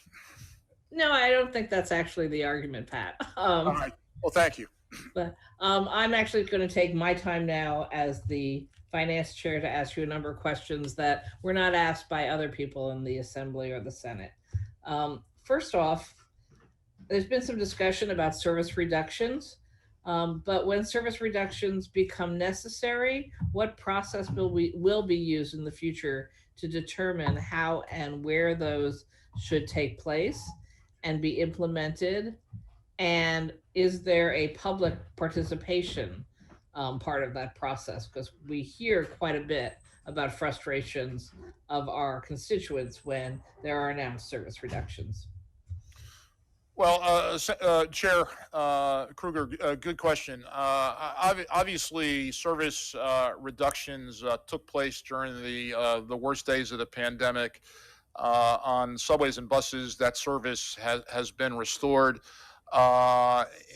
in large part, or if not completely. There are rules in place already, put in place by the legislature and the MTA board with respect to service reductions. Some of them set forth in law, and certain things require us to hold a public hearing in an extreme case. The reductions in service on the Long Island Railroad and Metro North currently in place, I think, are appropriate given the 76% decline on railroad ridership, varies from day to day, of course, and 81% decrease on Metro North. That varies from day to day as well. But we have an obligation to be transparent with our customers with respect to future right sizing, whether a public hearing or MTA board vote whether it's required or not. Thank you. And I know what a difference a year makes in all of our lives. Yes. But I think it was about a year ago where there was quite a bit of discussion about exploring smaller buses for those last mile assignments within New York City in the areas of the city that just didn't have enough bus service and barely had subway service. So I was wondering if there was any evolution of those proposals to, I know in a time of reduced ridership and reduced money, actually go forward with some of those proposals to modernize the bus system. So Chair, you may recall that those pilot programs were going to be funded out of the Outer Borough Transit Fund. Yes. A portion of the for-hire vehicles, because of the pandemic and the drastic effect it had on for-hire vehicles, Uber, Lyft, and green and yellow taxis. As I understand it, there's no funds available at this point in the Outer Borough Transit Fund. We're looking forward as the economy recovers for that fund to be funded and for us to go forward with those pilots. And I think the one you identified, which is one of a number, is one of the more promising and one we were excited by here at the MTA, but it's on pause for the time being. Okay. But it's not dead. You haven't given up. No, not at all. Okay. So given all the discussion about you need more money, we get it, but it's the wrong time to increase fares because no one else can afford to increase their costs right now. Has the MTA looked at all about reevaluating price elasticity between buses and subways? So looking into how the relationship between price and demand changes when the usage levels are exceptionally low, such as during a pandemic. I must admit, I was looking at, when you were talking about, the MTA was talking about increasing fares, which I believe you've held off on now. I was thinking, really? Like, can you afford to get lower ridership than you already have? And I was wondering whether you do analysis even on the two different systems separate and apart from each other. So, excellent question. So, let me say a couple things. One is fair revenue is critically important to us. $6 billion, and then approximately $2 billion on top of that from tolls. We had an interesting non-intended laboratory experiment on buses during the pandemic when we moved to rear door boarding. To minimize health risks to our bus operators and our customers, which meant in most cases bus customers weren't paying fares, and that was a point at which bus ridership as a percentage of pre-pandemic levels began to increase significantly over subways, and the current data is. Subways varies from day to day, down 69, 70%, buses down 54, 50, between 50 and 55. I will say this, that in the pre-pandemic economy, which we're no longer in, we carried 5.5 million people on the subways and a couple of million on buses, and I don't think with the exception of low-income customers who had access to the free fare program of New York City, that was a level of fares that most of our customers was able to afford. Obviously, many people have been hurt. Not only by the health issues of the pandemic, but by the ravages it's caused on the regional economy, and we are extraordinarily sensitive to that. Okay, thank you. So we know about the $8 billion from the federal government. Is the MTA also eligible from any kind of additional FEMA assistance? Is there any expectation that that's another stream of funds you might have access to? Senator, absolutely. And in the one of the more cynical moves of the Trump administration was to deny FEMA funding to transit agencies and public schools in the middle of a pandemic, which seemed just counterintuitive and cruel. That rule's been reimbursed, has been revoked rather. We expect to be reimbursed for our COVID cleaning and other expenses, to the tune of $300 million plus. And Senator Schumer supports that, and the Biden administration has revoked some of the more extreme provisions around FEMA funding for transit agencies. So yes, we're optimistic of getting funding. Okay. Does the authority have any kind of insurance that has kicked in or could kick in for all of these problems? So I've discussed the matter with the general counsel, and this is a hot issue in insurance litigation these days, as you might suspect. And any claims we have against insurance companies, we will bring. There's a great deal of uncertainty around collection, depending on the terms of specific policies. Okay. So there's a couple of things that the MTA had, I guess, promised us in the past, and I do understand pandemic changes everything and slows down everything, but and not for you to answer today, but to get us back to us with, and we'll put it in writing too as well. The author authority had previously committed to providing breakdown by asset class of the state of good repair going into the 2024 capital plan, and to evaluate how this plan is expected to improve the state of good repair. Also, it committed to provide a breakdown of cost changes related to initial projections and the construction company's organizational chart. So we're hoping to get all of that information as you see it today, and I'm assuming you may be seeing a different storyline for your 2024 capital plan, considering you've put so many things on freeze and on hold. We're also looking for updates on the status of your transformation plan.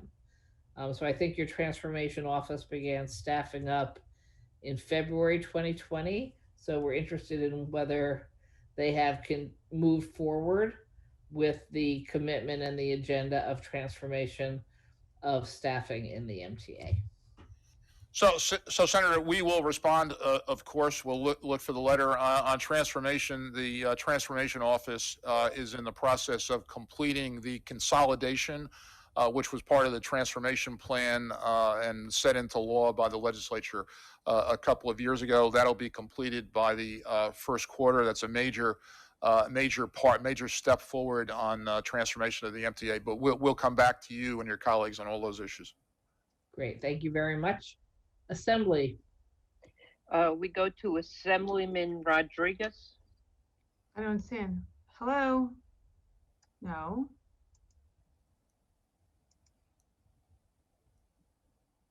Hi, just waiting for the video to come back on. Good. Okay.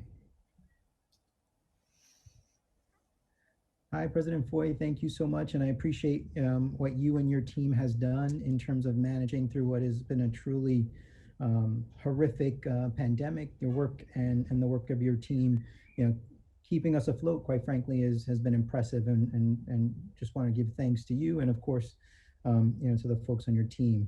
I think what you've heard from a number of my colleagues regarding unlocking the capital plan is certainly a significant amount of concern. You're certainly going to hear that similar sentiment from me. Obviously, I appreciate the remarks and around the 2nd Avenue subway phase 2 and including that, in your testimony.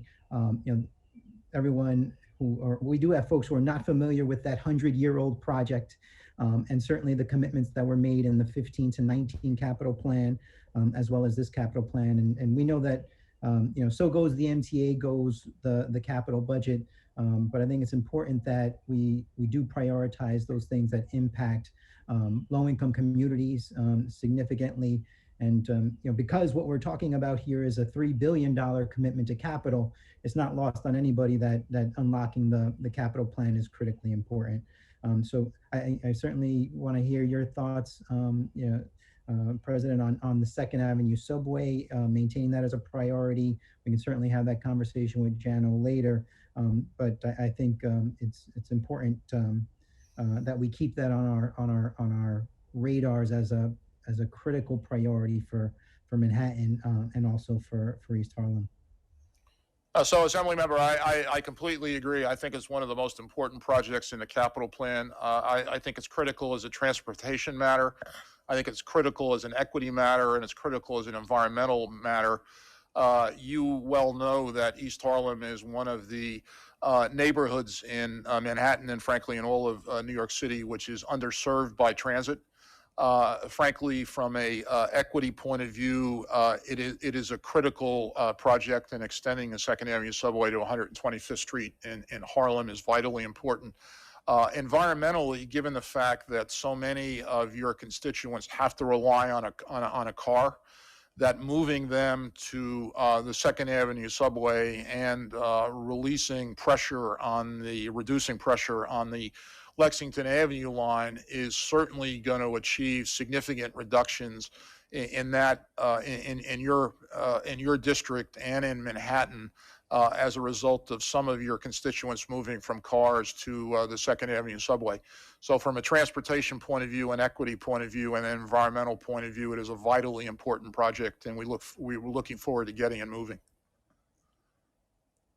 Thank you, President. We'll continue to support the MTA because we know how important it is to our region and to our economy. Thank you. Thank you. No votes.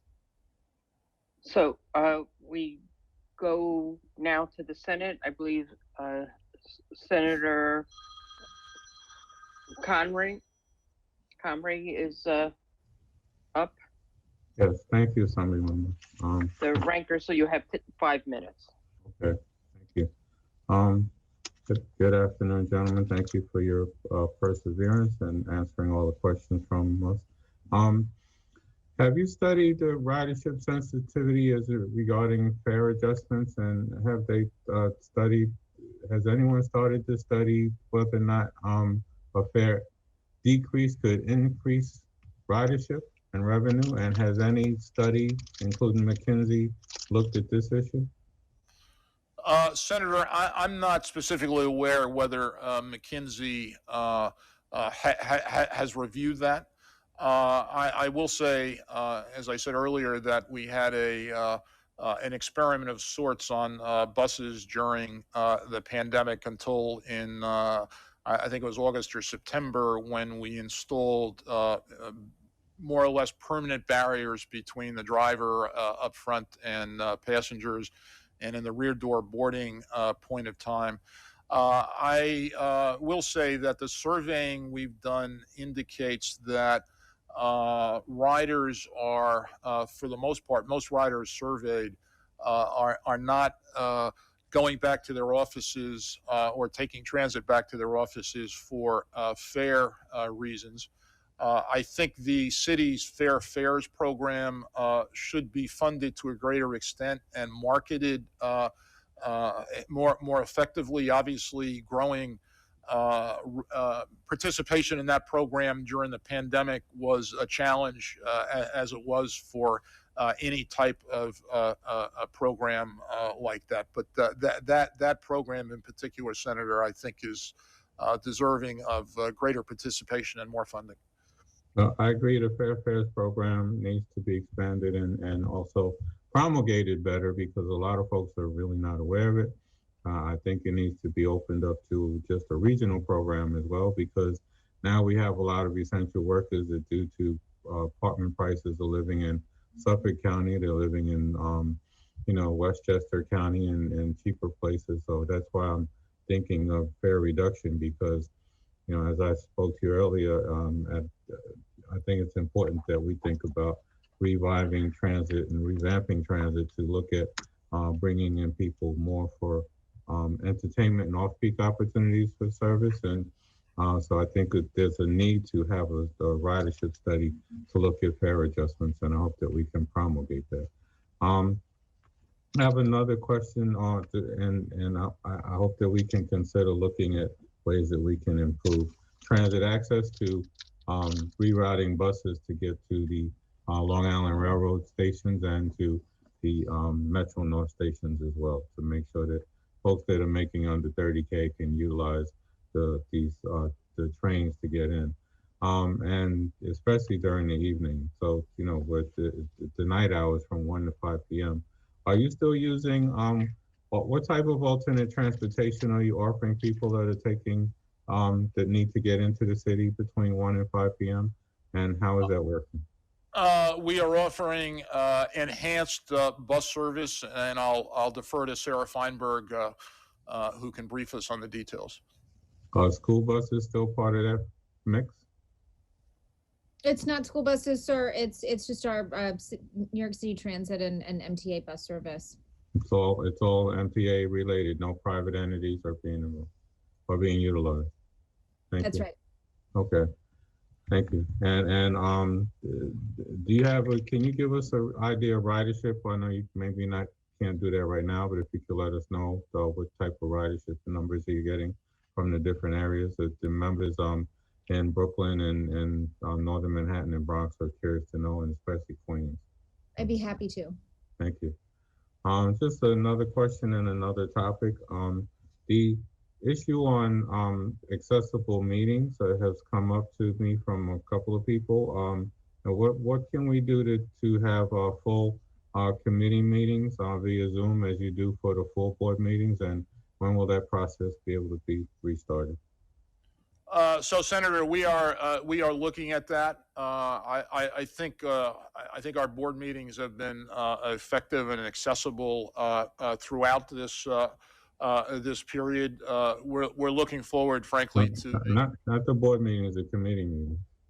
Yeah, no, I think we are looking at that, Chair Comrie, and we'll come back to the board and the public. I think the process during the pandemic, given its limitations, has worked well, but we will we're studying that and we'll come back on it. The committee question. Okay, thank you. I know my time is up. I was going to say, I got the overnight ridership while I was sitting here. It's 19,000. 19,000 citywide. Okay, Yes, thank you. All right, thank you. I'm sorry. So I believe, yeah, Senator, you're finished, right? I see Correct? 30 seconds on the clock. Is that my time or No, your it's time? counting up, not down. Oh, it's counting This is up? how much Okay. you've been over. All right. Thank you, Madam Okay. Chair. Thank you. So, hi, so I understand that there are not other senators. I have, just going out of order, two quick questions, Pat. One first from Assemblyman Aubrey, and request me to ask a question about the number 7 train ADA upgrade to stations, and what improvements to Willits Point Station are planned as the LIRR links to LaGuardia Air Train as that's going forward. Chair Weinstein, I'll come back with specifics to Chair Aubrey on the ADA improvements at Willits. Sarah, do you have? I think we'd appreciate the ability to do the same. Yeah. Okay, so then obviously I was going to ask for it in writing after you gave your answer, so that'll that'll be perfect. We'll follow up with Chair Aubrey. Okay, and also to let us know, we'll make that available to the other members who are here. There are other members, I think, who also have a question, have concerns about that. And then I wanted to know just a bit about the state operating assistance, if you know, and perhaps also in writing, how much each of the dedicated taxes collected by the state and paid to the MTA have fallen from pre-pandemic levels. And I know you talked a little bit about recovery, but when do you expect them to recover to pre-pandemic levels? So, Chair, I can tell you that in total, they declined $1.5 billion compared with the 2020 adopted budget. That's about a 20% increase. Each of them declined except the mortgage recording tax, which was up marginally. And these, just to be clear, these are declines as a result of declines in the economy or a fall in transactions. And we can break each of those out for you. But in total, compared to the budget, a $1.5 billion reduction. Okay, and so I would appreciate if you could break that out and send us an email with that updated information as we move forward and looking into the next year's budget. We will do that. And I think some of the other questions I was going to ask have been asked by my colleagues. That's why I go last. I'm going to go back to the Senate for an additional Thank Senate you. member. Sorry, another senator snuck in needing to ask a question. We're all passionate about this. Senator Roxanne Persaud to close for us. Thank you, Madam Chair. My question quickly is regarding the express buses, particularly the BM1, BM2, BM5. The BM2 is constantly either late, non-existent, or breaks down. There's too often that the BM2 bus comes along and there's a disabled passenger who has to board. The door opens for the wheelchair or whatever to board the bus, and it's unable to close. Thereby, the bus is taken out of commission. It is happening too often. What is the MTA's plan in ensuring that the riders of the BM1, BM2, BM5 buses have adequate transportation? And we'll take a close look at that. I'm not familiar with it, but we'll take a close look at that and come right back to you on it. That's news to me. I've never heard that before. So we will look right into it and come back to you straight away. Okay, you can start by just following the Twitter feed that's there. Every day we get complaints about the bus breaking down. So if you can just follow up on that and let us know, because it's, as you know, that area is a transit desert and people rely on those express buses. If they're unable to access the buses, then they're unable to get to work. So if you can give us an answer on as to that. Of course. Thank you. We go now to Assemblywoman Pfeffer Amato.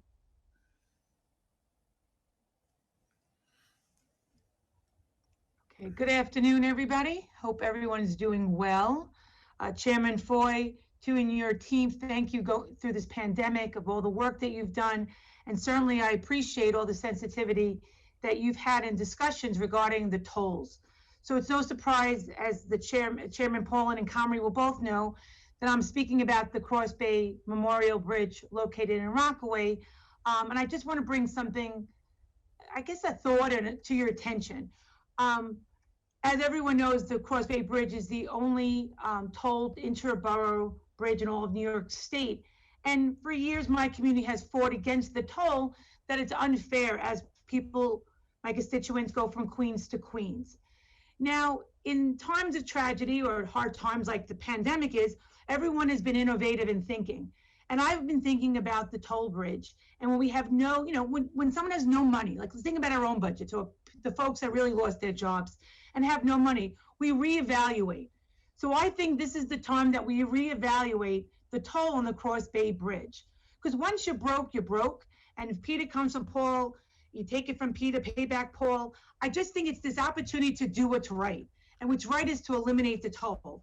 Now, I appreciate always going after my Staten Island colleagues who discussed the Verrazano Bridge, but they are traveling, it's an unbelievable toll, and they are traveling from different boroughs into different states. But we're talking about a bridge that goes, imagine your own hometown and it's Main Street, and you go from Queens to Queens. It's unfair. Now, it's $14 million a year of revenue, which according to you, and I love that number, and thank you, Pat, for the $2 billion that you collect in the revenue. And I laugh because it's such crazy numbers.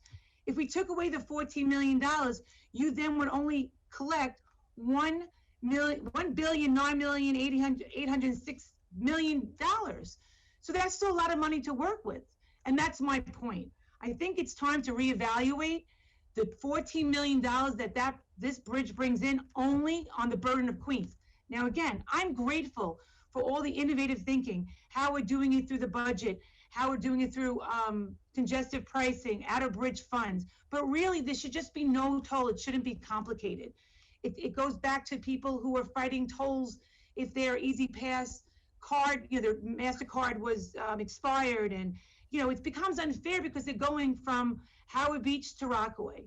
And I need to keep this conversation in the forefront. And I know you're meeting in February to talk about it, but it's $14 million out of a 7.2 operating budget. And we really need to consider the legislation that I have or whoever to remove the toll completely from the Cross Bay Bridge.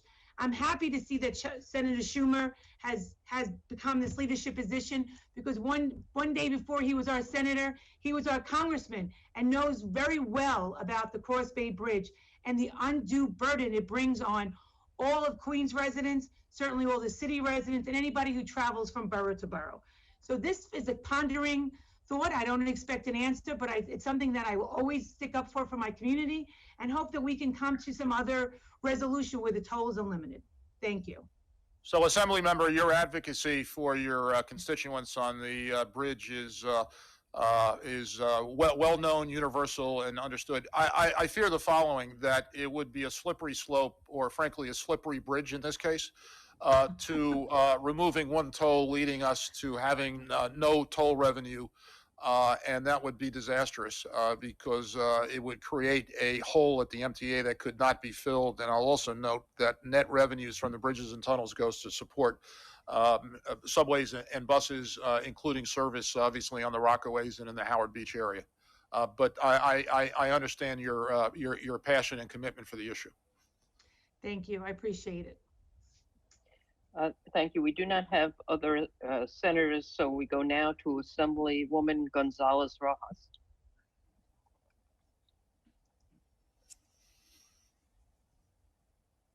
Hi, thank you so much. Thank you for the chair, people of the various committees, and thank you, Chairman Floyd, for joining us. And I want to extend my condolences for the 123 plus workers that we've lost at the MTA. I have 3 questions. I'll ask them all up front, and then I look forward to your feedback. There was a big there was a lot of discontent around the Queens bus redesign plan that rolled out last year. I understand it's on pause at the moment, but if you can share more details about the future of the plan. It was not a good plan, not very well received. So I'm hoping it's either not going to move forward, or it's not going to, or it's going to be reconsidered. My second question is related to all-door boarding on Queens buses. I think they're all equipped with the Omni technology, and I want to get a sense of the timing of that rollout. And then my last question has to do with the third-party contractors. I understand that the MTA has spent upwards of $371 million in third-party contractors to pay for cleaning of the MTA system. And we have heard stories by immigrant workers that have been exploited. They've faced sexual harassment. They've been fired without cause. They have not been paid the prevailing wage. And many have not been allowed to even use the restroom. So if you can speak to how we're holding our third-party contractors accountable to the worker justice issues that we need to ensure that every single worker has the opportunity to work in dignity. Thank you so much. I'm going to ask Sarah Feinberg to address the first 2 issues, and then we'll both speak about the third. Sure. So on the thanks, Pat. On the Queens redesign, so the first redesign that we did was in Staten Island, and look, most of these redesigns all go the same way, which is the first initial reaction is, you know, there are things that people like and there are all kinds of things that people hate, and that's the entire point of the public process. It's a back and forth between, you know, folks who have spent their lives trying to figure out the best way to serve as many people as possible with buses, and the folks who are actually going to be served by the buses. And that's why there's a public process, and we then make changes and make accommodations. And I think most people would say that where that we landed with the Staten Island redesign after after we'd gone through the entire process was that people were pretty pleased. And so we're still in the public outreach phase in the Queens redesign. Obviously, we haven't been doing public in-person meetings for quite some time. We said to, to all interested parties and stakeholders that, obviously that's not going to start anytime soon, although we would love to be able to restart that safely soon. But there will be plenty of notice and heads up given so that no one needs to worry that we're going to finalize something without people having the ability to, tell us their thoughts and give us their feedback. On the all-door boarding, this is something that I'm personally interested in as well. We've looked at 2022 for all-door boarding. I don't personally see that is necessary. I think that we can start it much earlier, but it's something that we're currently debating internally, and we can come back to you with some of our further thinking on that. And Assemblymember, on the last issue, we have not, or at least I have not heard of the sexual harassment claims. Every one of our workers, whether it's an employee or a contractor, is entitled to be treated with dignity and respect. And if you could furnish us offline information about that, I will assure you we will investigate and review it. There were reported issues with respect to PPE at the beginning of this process. We told the contractors, in some cases, we furnished PPE to contractors who were working who didn't have access to it at the time. And we've told contractors, whether it's cleaning or in other cases, that contract employees have to be treated and afforded the same access to PPE and other material. Let's talk offline about the details, and we will investigate and follow up. And just this prevailing wage issue as well. Again, we'll come back on that. I've not heard complaints about the prevailing wage. I don't know, frankly, sitting here, whether it applies to this work.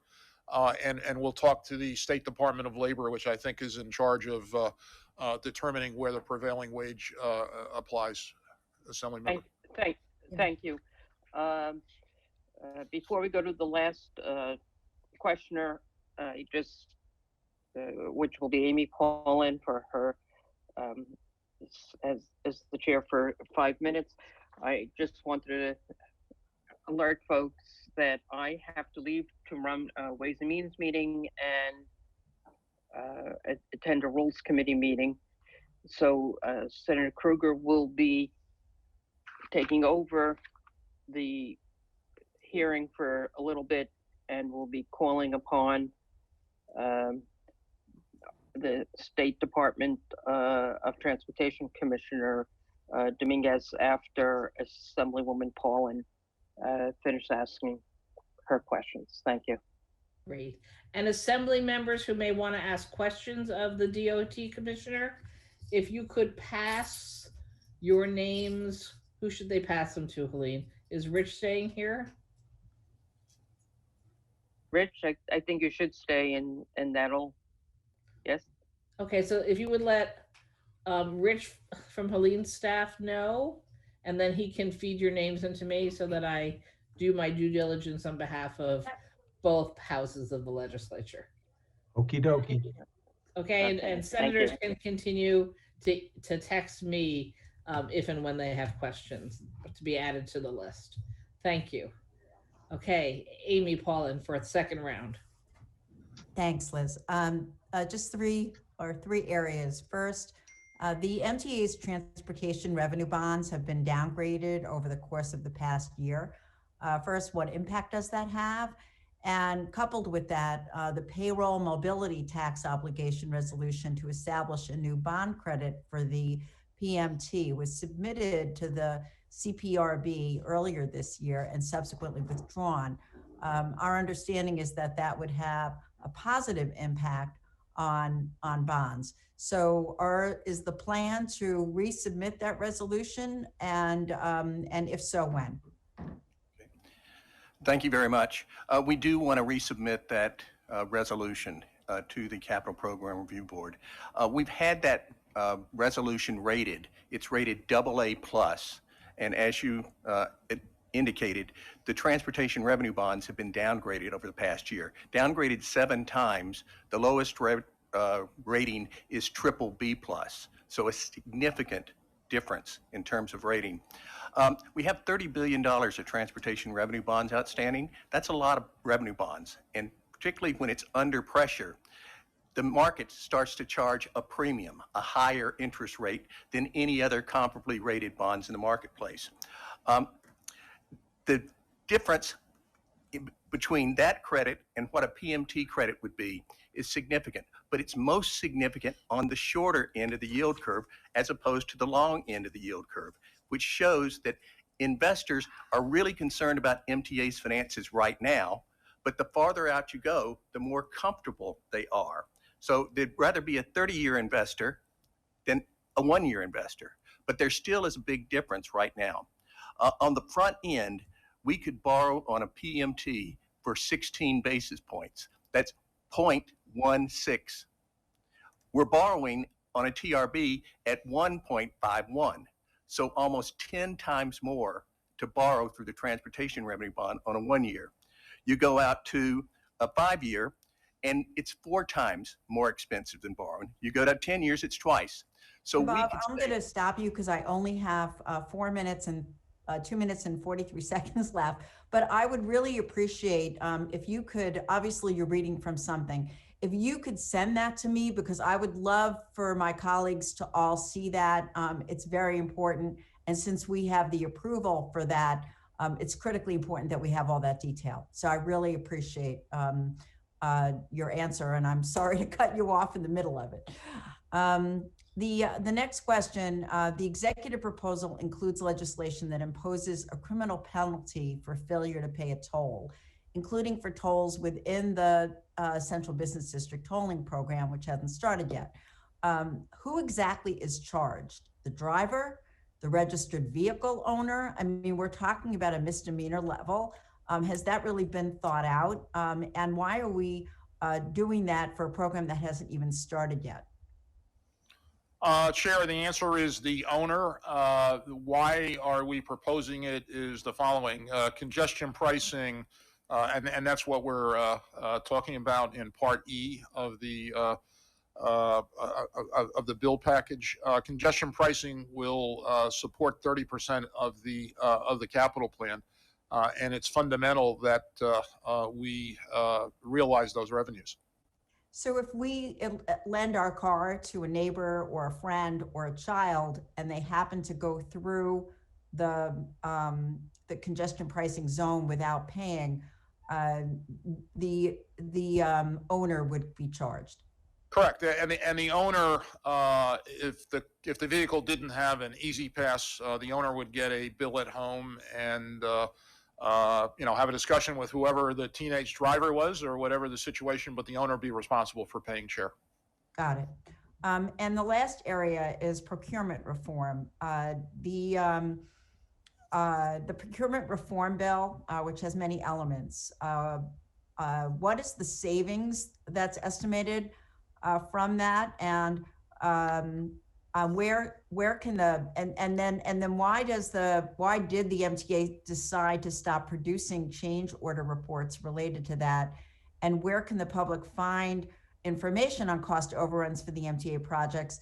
I'll just say all the questions and they could be answered. What potential advantages does the MTA anticipate by using a competitive request for the proposal system over the existing sealed bid system? And what potential advantages does the MTA anticipate by using e-bidding? So all together on procurement reform. All right, so let me say this. Gianno Lieber, in a different context, earlier reported that he saved 2,000 days of construction and the related overhead and costs that go with that. The cost savings here is also in expediting projects. And we believe that by taking time out, we become, frankly, a more attractive and a easier business partner to deal with from the contractor's point of view. That'll get reflected in pricing. And just taking time out of the process of procurement will get things done quicker and cheaper. One of the reasons for the change is to eliminate redundant approvals for design build contracts, which is obviously required by act of the legislature. All design build projects, unless exempted by the budget director, or very small ones, are done as design build projects. And Chair Poland, if you want additional information, maybe what we ought to do is come back with a more detailed explanation, just given the time remaining. So just one follow-up, and that is on the change reports, change order reports. Is there a public place we can find out about cost overruns?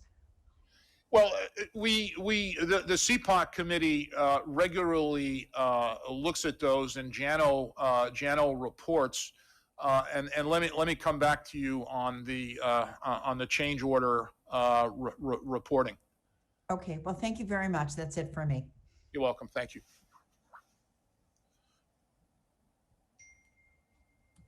Thank you very much, all of the members of the MTA.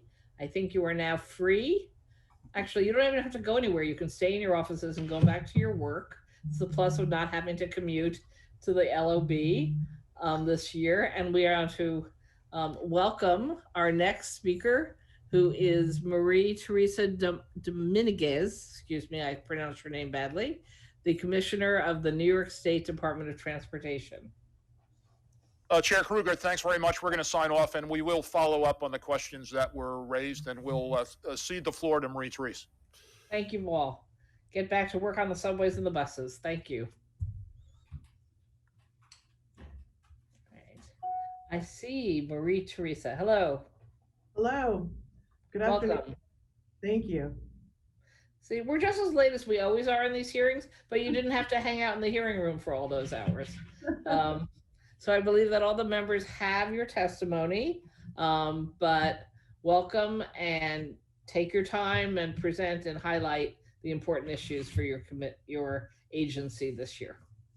Thank you very much.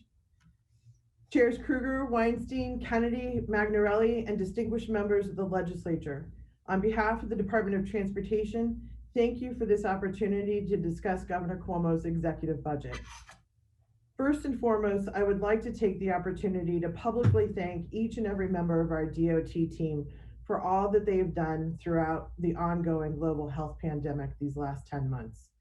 Not only have DOT staff delivered on a record level infrastructure program and enhanced safety for the traveling public this year, they quickly pivoted to play a prominent role in Governor Cuomo's statewide COVID-19 response efforts. Let me highlight a few of the heroic actions the men and women of DOT are taking to fight this deadly virus. Since early March, DOT has led the statewide emergency support function for transportation and logistics under the state's comprehensive emergency management plan. Our dedicated team has been on the ground 7 days a week for 11 months. DOT personnel have helped to stand up and support temporary hospitals, testing facilities, and now vaccine centers.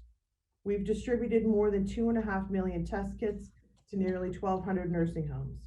We've delivered more than 50,000 critical testing specimens to Wadsworth Laboratory. We fielded more than 400,000 calls to the state's dedicated pandemic response call centers. And when Governor Cuomo asked medical professionals to come to New York to help out, DOT vetted more than 80,000 volunteer healthcare professionals from all over the country on behalf of the Department of Health. The selfless actions on the part of our DOT employees has helped to slow the spread and save the lives of countless New Yorkers in every region of the state. The pandemic blindsided New Yorkers when the federal government did not act to keep us safe, and the virus quickly spread. The subsequent economic upheaval has left the state with a $15 billion deficit, and we need Washington to act responsibly and deliver funding so that the state can meet essential baseline spending needs. Governor Cuomo stated it best during his budget address.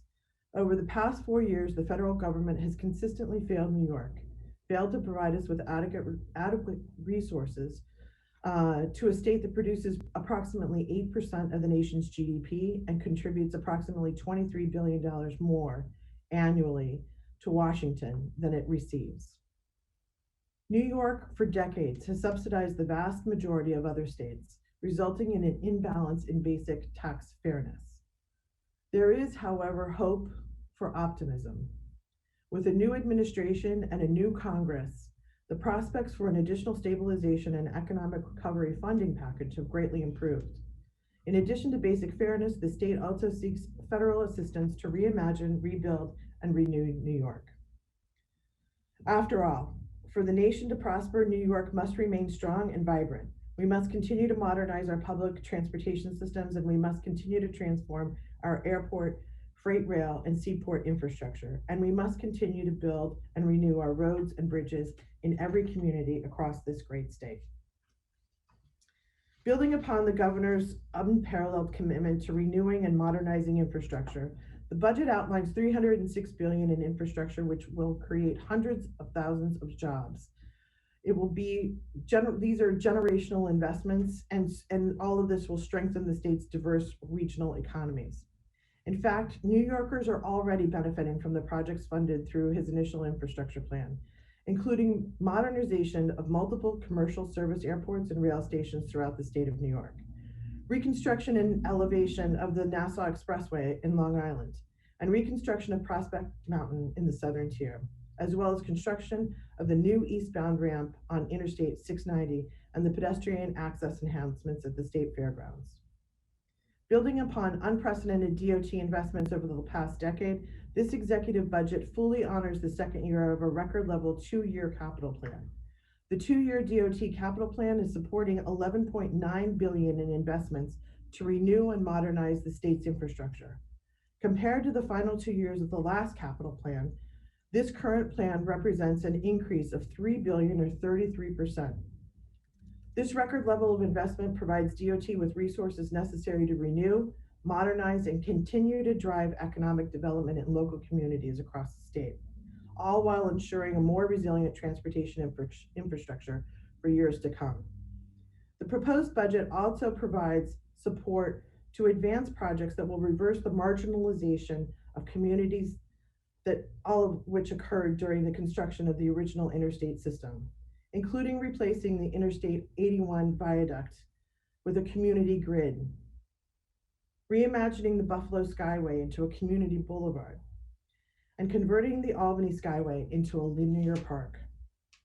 The shorter 2-year capital plan is necessitated by federal funding uncertainty. The Federal Surface Transportation Act, known as the FAST Act, was extended for 1 year and is now set to expire on September 30th, 2021.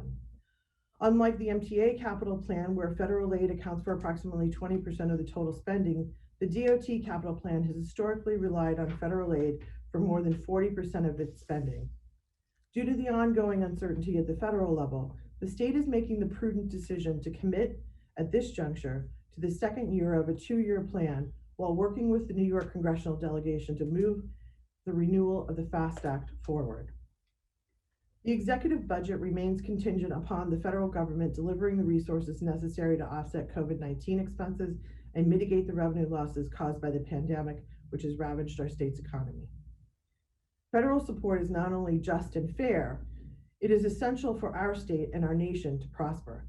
Recognizing that infrastructure investments fuel economic recovery, Governor Cuomo has doubled down on accelerating outcome-focused transformational projects in every region of the state in a fiscally and environmentally responsible manner. To quote the governor, New York has faced challenges before and has not only survived, but thrived and grown stronger. With the federal government as our partner, we can do it again. In closing, I cannot tell you how incredibly proud I am of the DOT team and all that they have accomplished given the ongoing public health crisis. I want to assure you that the Department of Transportation is committed to working with you on delivering the governor's bold vision for reimagining, renewing, and rebuilding New York's infrastructure. Thank you.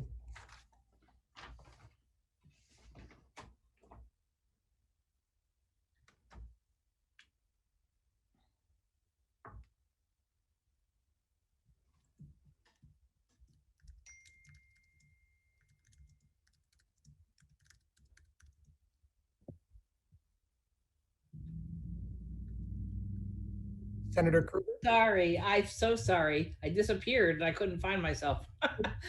Excuse me. Thank you, Commissioner. And I didn't mean to be rude. I was eating a sandwich quietly while you were testifying. Actually, I think that my assembly colleagues are still in their committee meetings, so I'm going to ask my transportation chair to start us off. Is that okay, Senator Kennedy? Yep, ready to go. Thank you very much, Chairwoman. Thank you. And, Commissioner, thank you very much. Welcome. And thank you for your testimony. Thank you for your leadership, as well as the folks that we work with regularly throughout the weeks and months of the year that are in constant communication with me and my office. Thank you for your service. I want to get right into this year's capital plan that's you mentioned is funded at $5.8 billion. It's $300 million less than last year's $6.1 billion. Can you talk about last year's plan? How much of that funding has already been spent or dedicated to projects, and how much funding from last year's capital plan, that 6.1, remains unspent? So Senator Kennedy, what we're talking about now is a capital investment over 2 years that's $11.9 billion in total. And it represents a almost 34% increase compared to the prior 2 years, fiscal years 18 through 20. We are on track and scheduled to not only complete last year's capital plan, but move into this year's capital plan once the budget is approved. So all of last year's funding will be spent? It will be spent by the conclusion of this fiscal year, yes. And can we get a regional breakdown of that funding and where that money is spent? Do you have a regional breakdown for that? We have a listing of all of the projects that we work on. I'll be happy to compile it.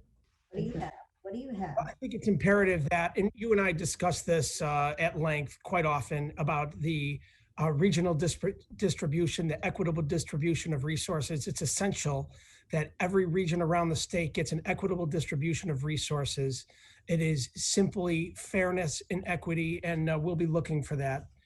In the executive budget, the CHIPS funding, the Bridge New York funding, the Pave New York funding are all proposed at flat levels. The extreme winter recovery funds, that has been removed entirely.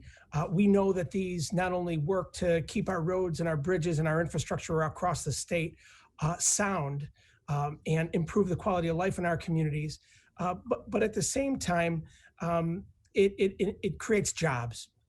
And so we're already working and we're already hearing our local governments clamoring for more funding for these programs. Can you explain why these are held flat? Once again, I don't think they've seen an increase, at least CHIPS, in roughly a decade, and why we're not prioritizing the local roads and bridges to a higher degree. So Senator, I understand your advocacy. I would say that in total, more than $1 billion is allocated annually to local projects statewide.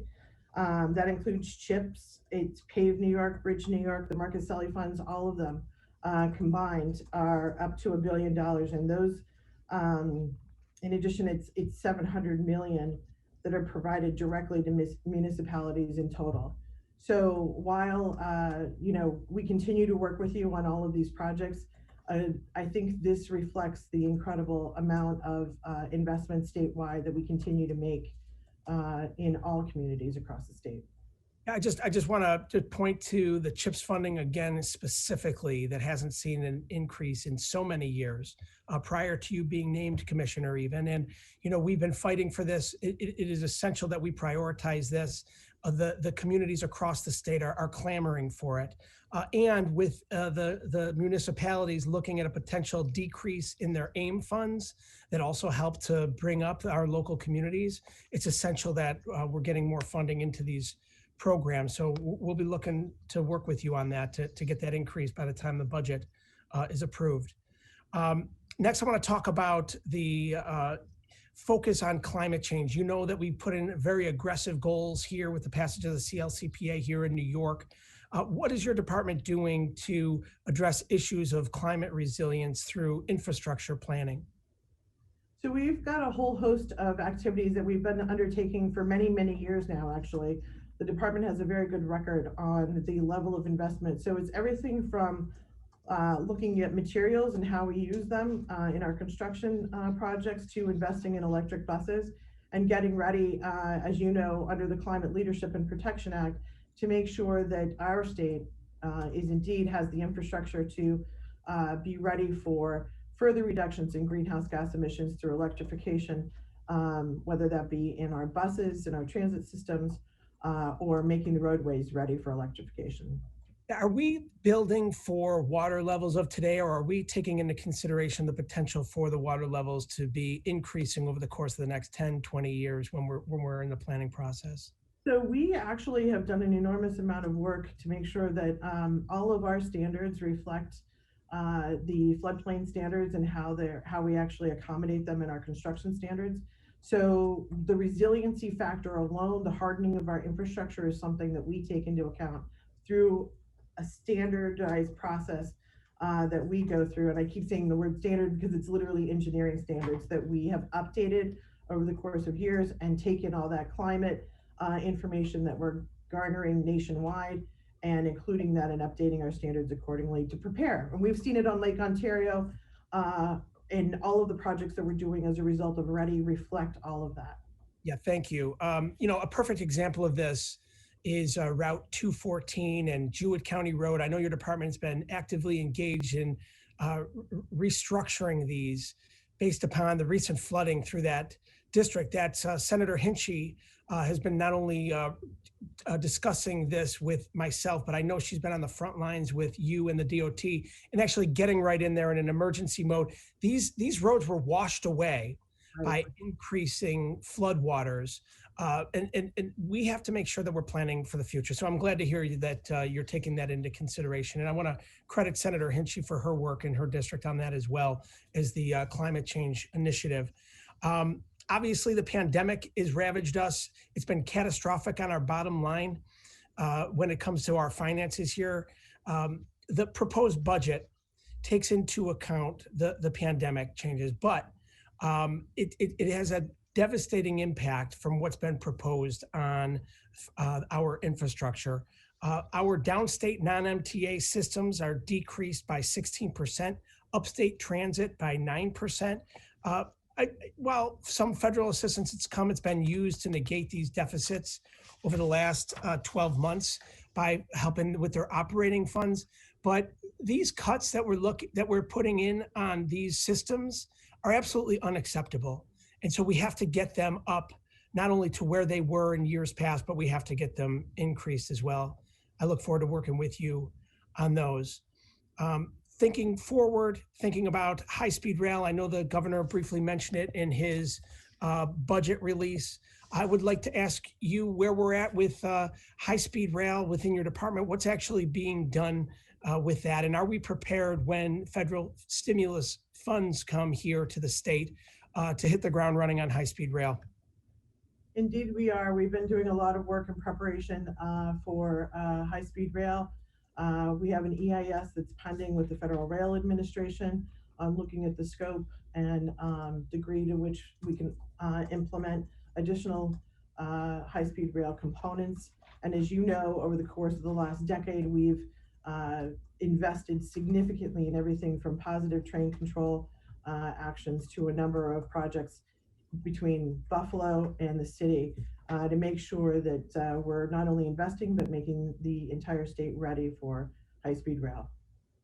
So prior to the EIS that you mentioned being started, we have to finish the alternatives analysis. Can you tell us when this will be completed?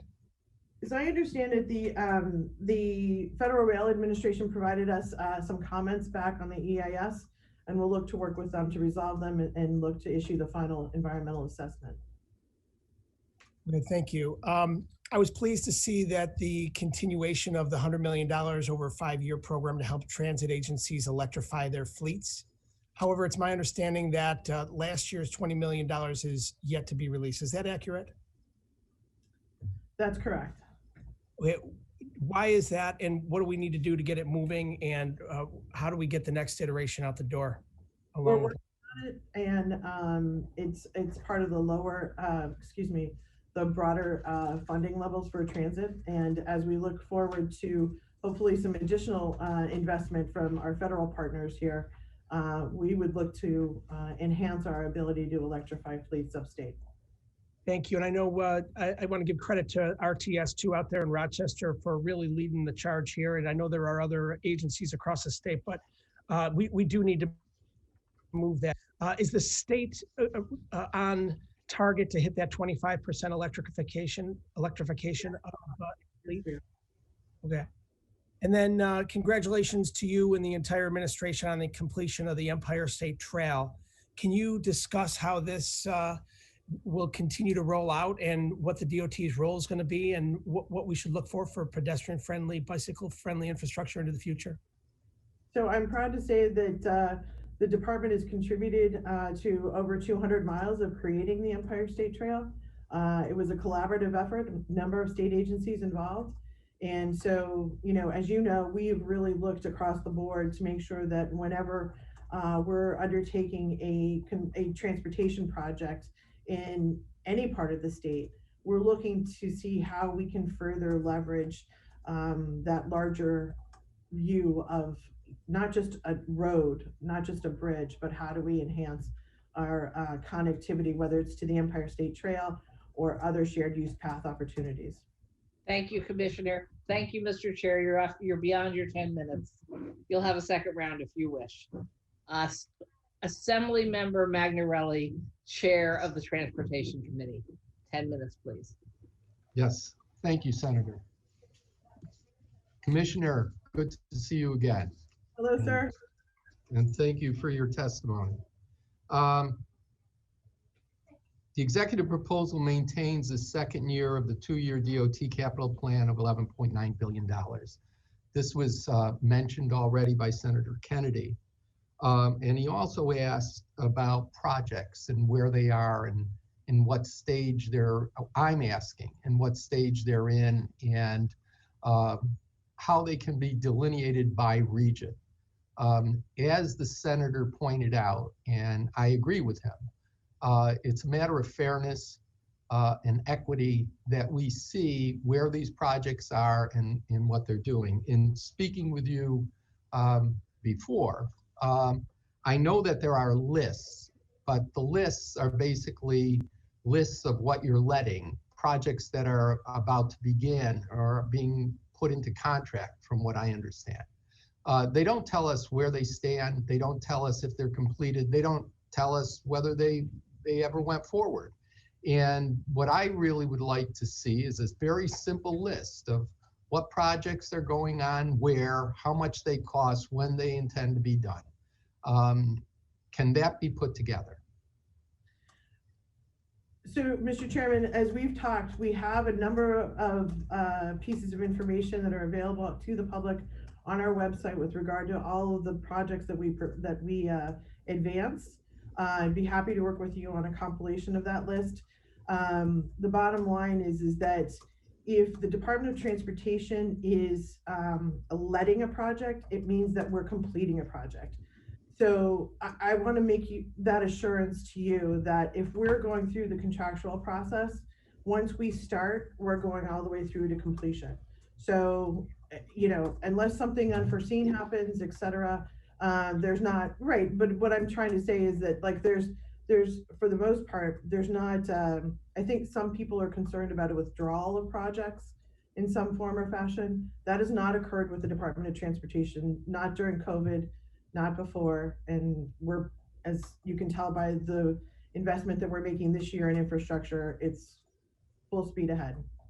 Well, I'm glad to hear that. But as you can see from both the senators and my questions, we really do want to work with your transportation department to get some kind of a list that we can take a look at and understand where the projects are, how far they're going, and where they're being done. So I look forward to working with you on that. Another thing, again, I want to kind of piggyback on the senator's comments, but rail is very important. And whether it's freight or passenger rail, again, the $11.9 billion 2-year plan, what share of that, if any, is going towards rail and other mass transit? Again, Senator Kennedy talked a great deal about mass transit. I too am very concerned about those two areas and where we're going with them.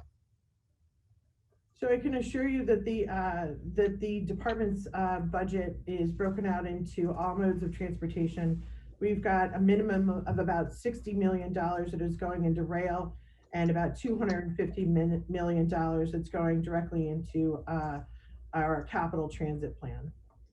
Okay. And does this rail include passenger rail?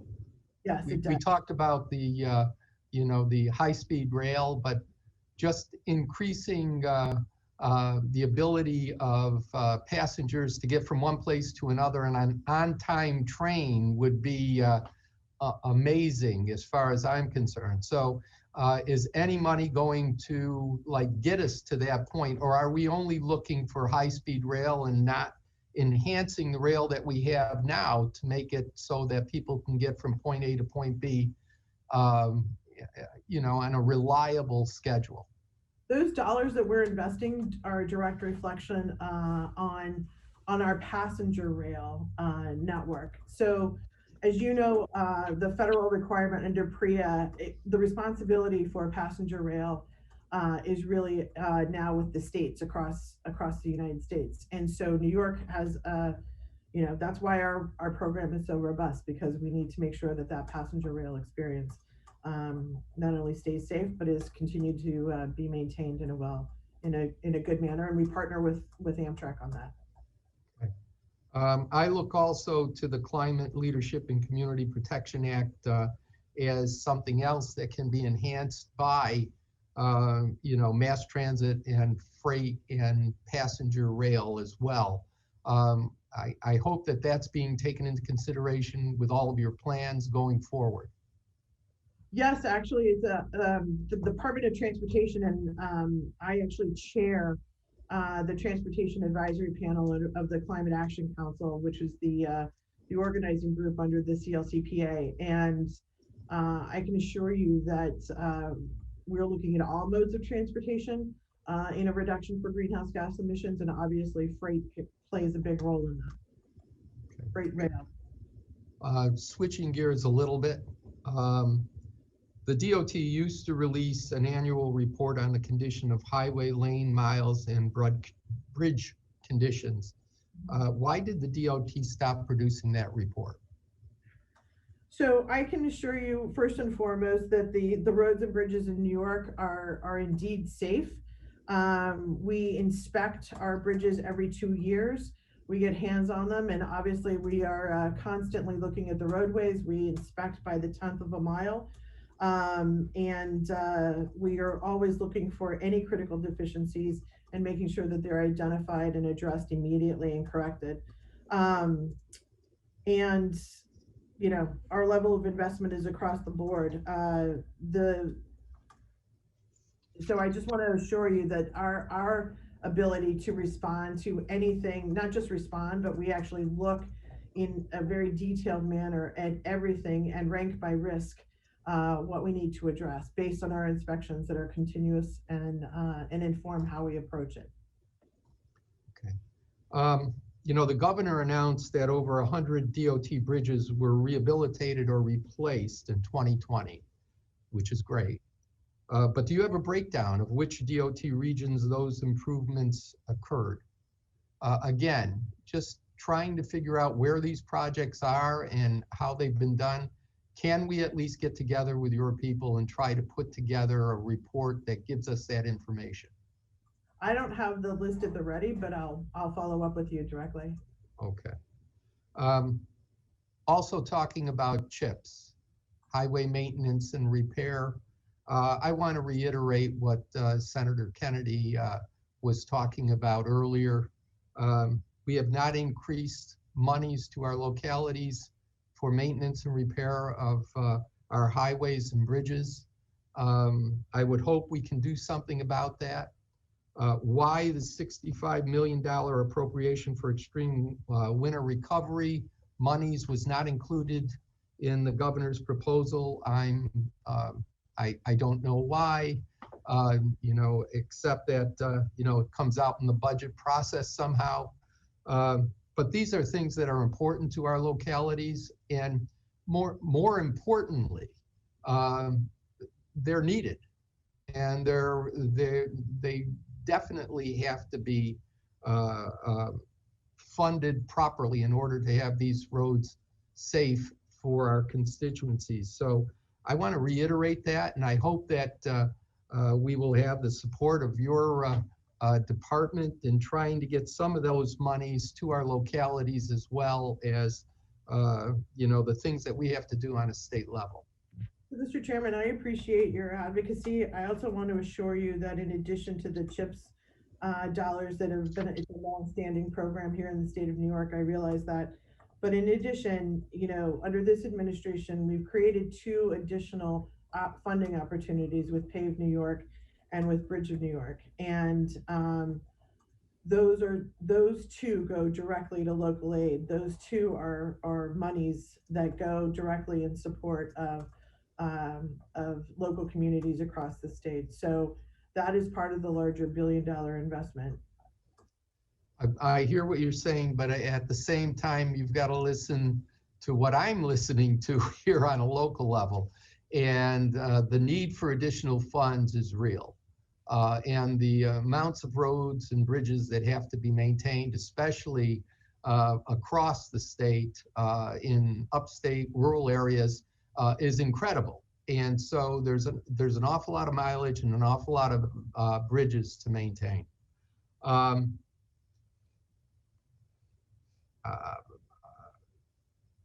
I'm also concerned about mass transit in upstate New York across the board, whether it be Buffalo, Syracuse, Rochester, Albany, and funding those transit systems to a degree that is needed.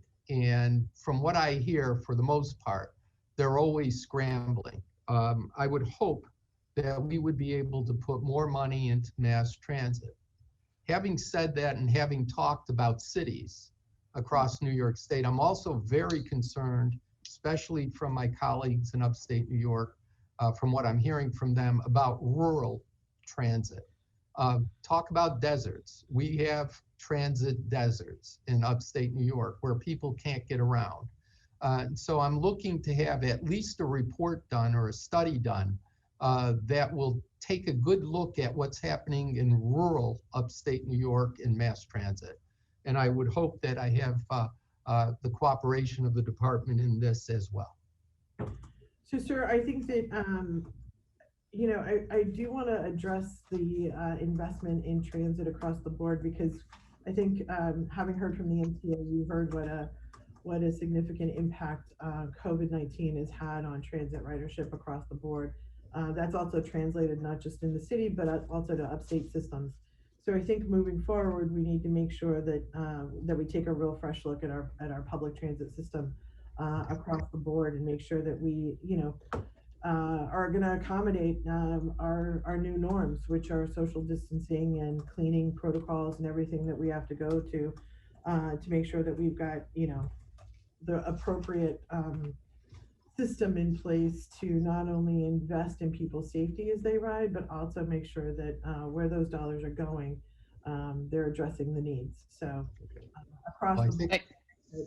I think I've gone over my time, right? Senator? yes, you have, but you as chair, Thank you, you can Commissioner. I come back for appreciate your a speaking second to round. us. Thank you. So now we're going to go to the Senate. Thank you. Senator Todd Kaminsky.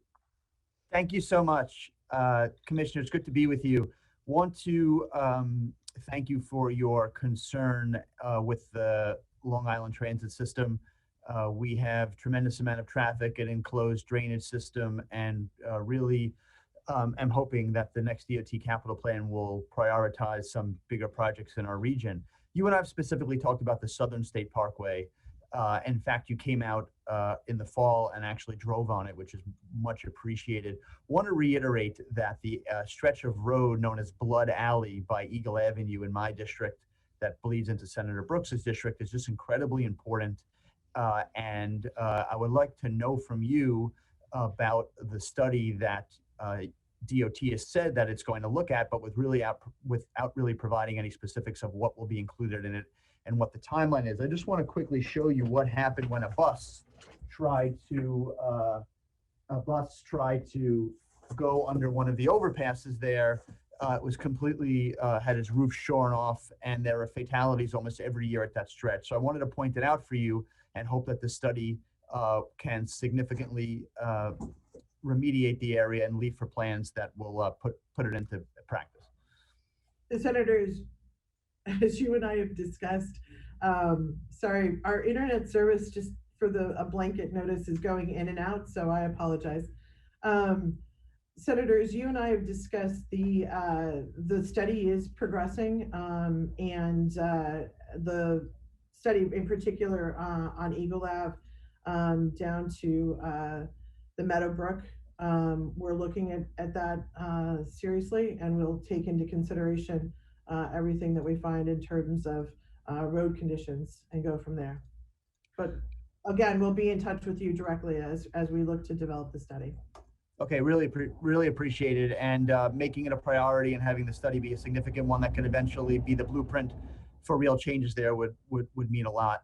And then the other item I'd just like to use the next minute to point out to you is the Loop Parkway drawbridge. It's a drawbridge that was built in the Great Depression, has to be repaired every few years for new parts that have to almost be 100 years old.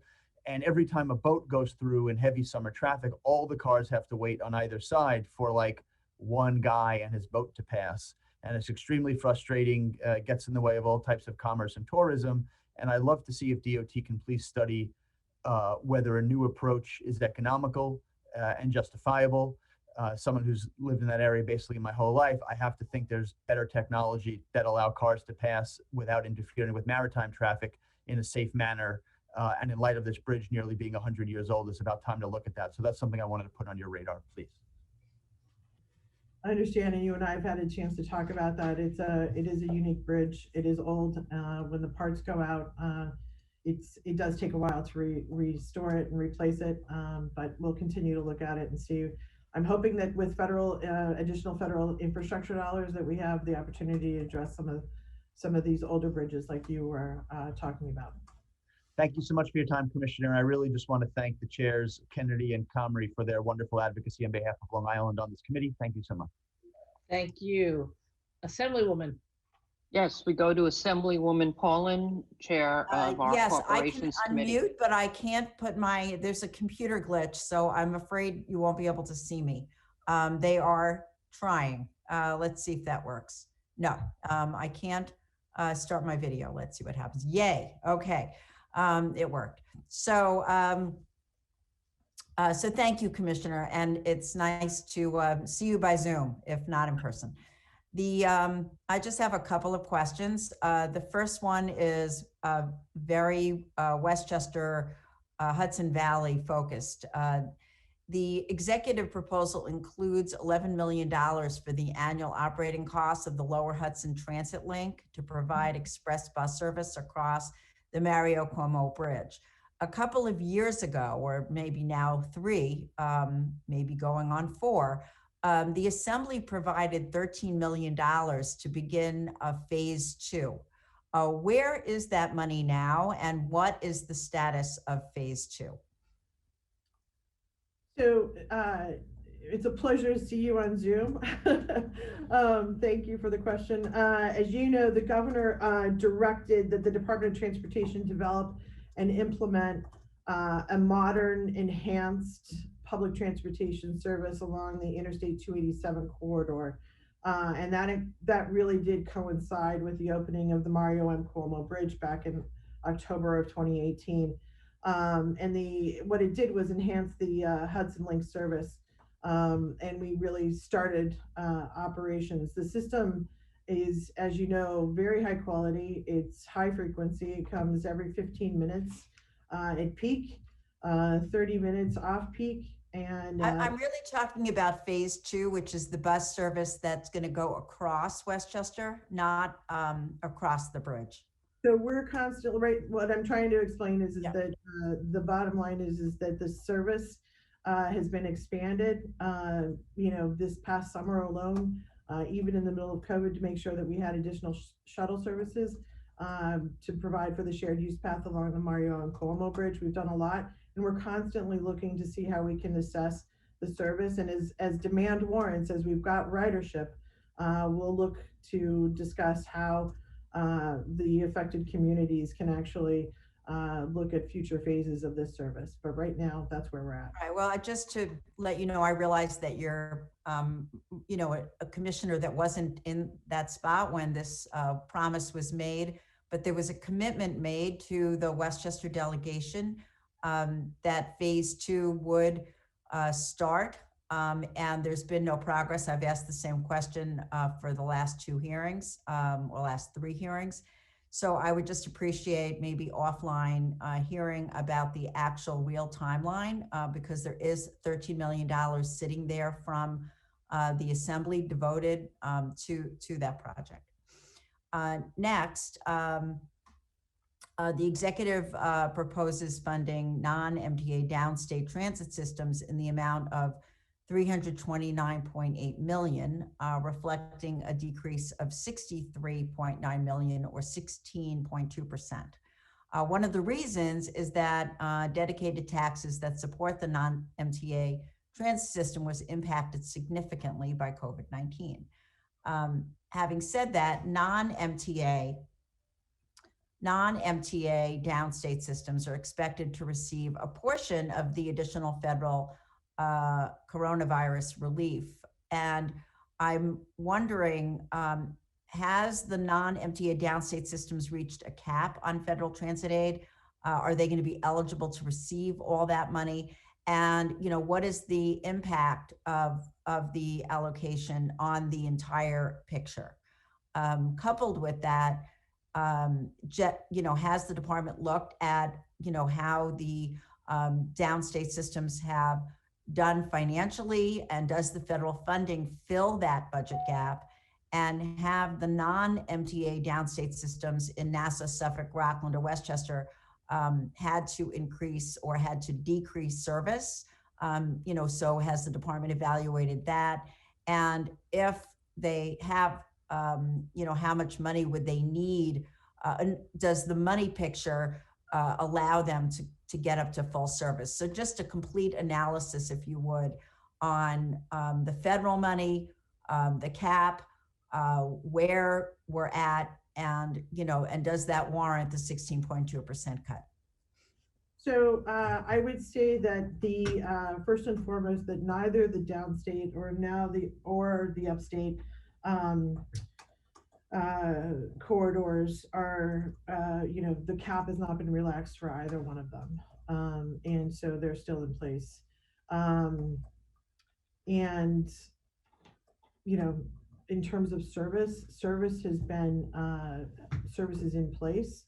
And given our ridership on COVID, that's constantly being, you know, in a COVID environment, it's constantly being assessed. So that's where we are generally.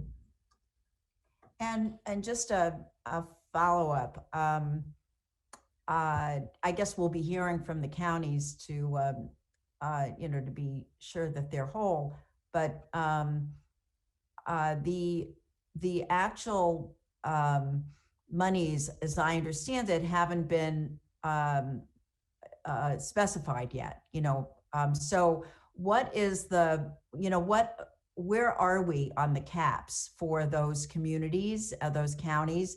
And, you know, will they be able to realize this new influx of money coming from the more recent federal grant?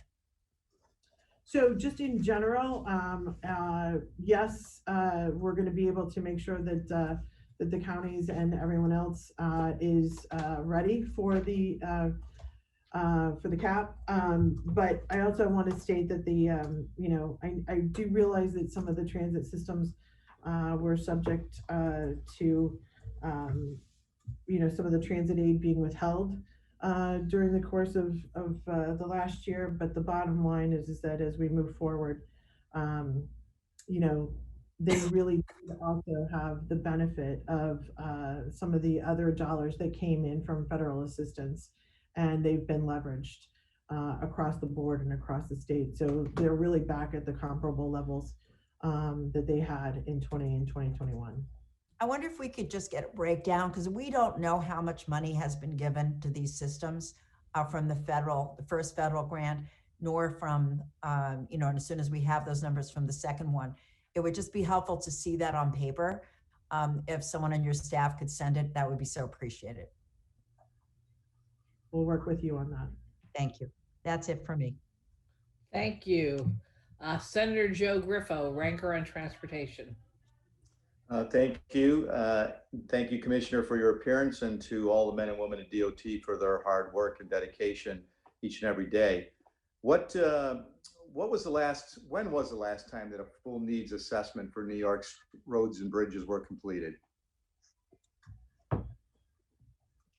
Well, I can tell you, Senator, we literally do it on a daily basis. So we have an informed system that we operate on every day. It looks at the critical needs across the state on our roads and bridges. Our teams are out there literally inspecting roadways on a daily basis and informing what our critical needs lists are. And then, as you know, we also have bridge inspections. New York State has one of the most rigorous bridge inspection criteria that we adopted. Hands-on, eyes-on, at least every 2 years on every piece of infrastructure that we operate and manage across the state. So we do it on, I would say, on a daily basis. So we know we have a 2-year capital plan, and that when that's complete, the level of need will still exist. So if you had to estimate based on that inventory you're doing regularly, daily, as a needs assessment, what would you estimate the total capital need to be to bring all of our state roads and bridges to not only an acceptable, but a good state of repair?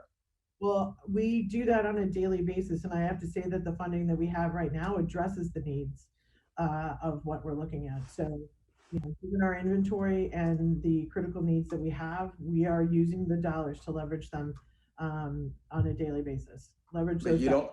You don't believe you need additional? I mean, we all talked about the gravity of some of the issues, the need for parity and equitable distribution of funding. You talk about that money. Don't you believe you have a number that would really be an ideal number that is really needed to bring all roads and bridges to a good state? Do we have that figure? We have a list of what we actually leverage each and every day in terms of our entire inventory. You know, any stimulus dollars that would come towards New York in terms of larger federal aid could be leveraged in all manner of categories in terms of furthering the good repair of our roads. But I can assure you that there's, you know, any dollars that would come in would be, number one, appreciated, and number two, put to good use. So I would hope that hopefully, Commissioner, maybe we can compile that and have that number so that all of us can get behind such a need that may need to be addressed. For instance, I think you would agree that when we have wear on our roads, obviously there's a cost attached to that.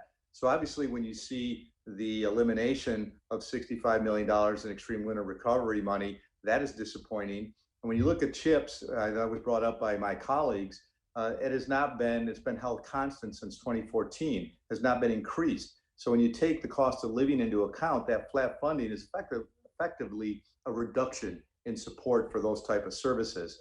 So if we were to have a national infrastructure program, which has been discussed and the possibility exists, what role do you think New York should play? Should we match that or substitute? The governor has famously substituted federal money for state money. I think we should be augmenting that money. Don't you agree that if there was a federal program that we would match it hopefully with state funds in order to really do what we need to do to bring these roads and bridges to where we want them? So first and foremost, I want to go back to what I said before, which is that in addition to the CHIPS funding that has been in existence for quite some time in terms of an allocation that the state makes, that you agree with, the legislature agrees with the executive on every year. We also have the two other programs that have been put into place under this administration for both PAVE and Bridge. And those taken with all of the other funds, and again, 40% of the local dollars that we get come from the feds. So all of that taken into consideration, we've got $1 billion. You know, we've got $200 million in Bridge of New York money that we just released yesterday. So it's one more element of the investment that we're making in our roads and bridges across the state. If there were an infrastructure program though, should we augment that, not just utilize that? Do you believe we have a role that potentially we should consider a special bond or dedication of funding to augment that money that the feds may provide in some new type of initiative program?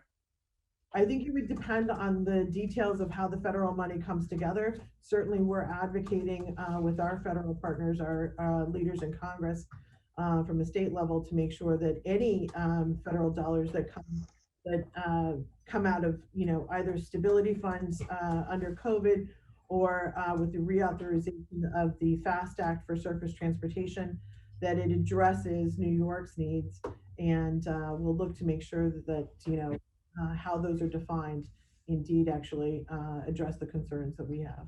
Thank you, Commissioner, and thank you, Chairwoman. Thank you. Okay, Thank you. Now we go to Assemblyman Walczak.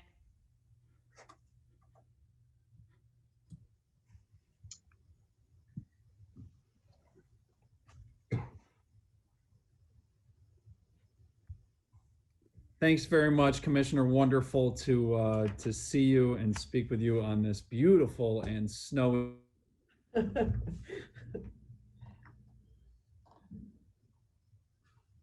You're frozen.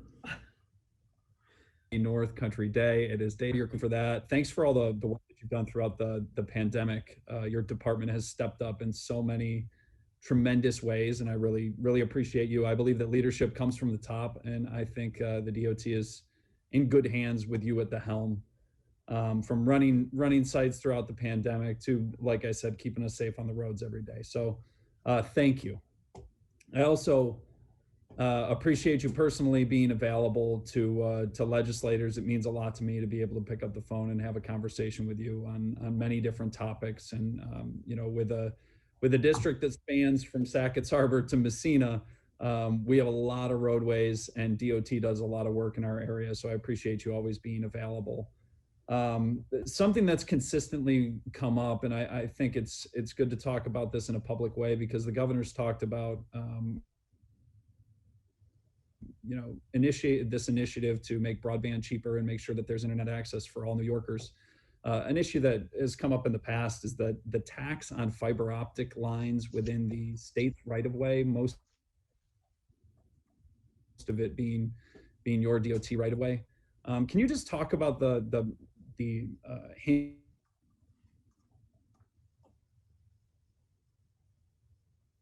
hindrance there for some of the legislature, help these smaller companies that are looking to get internet into some of the rural areas of New York?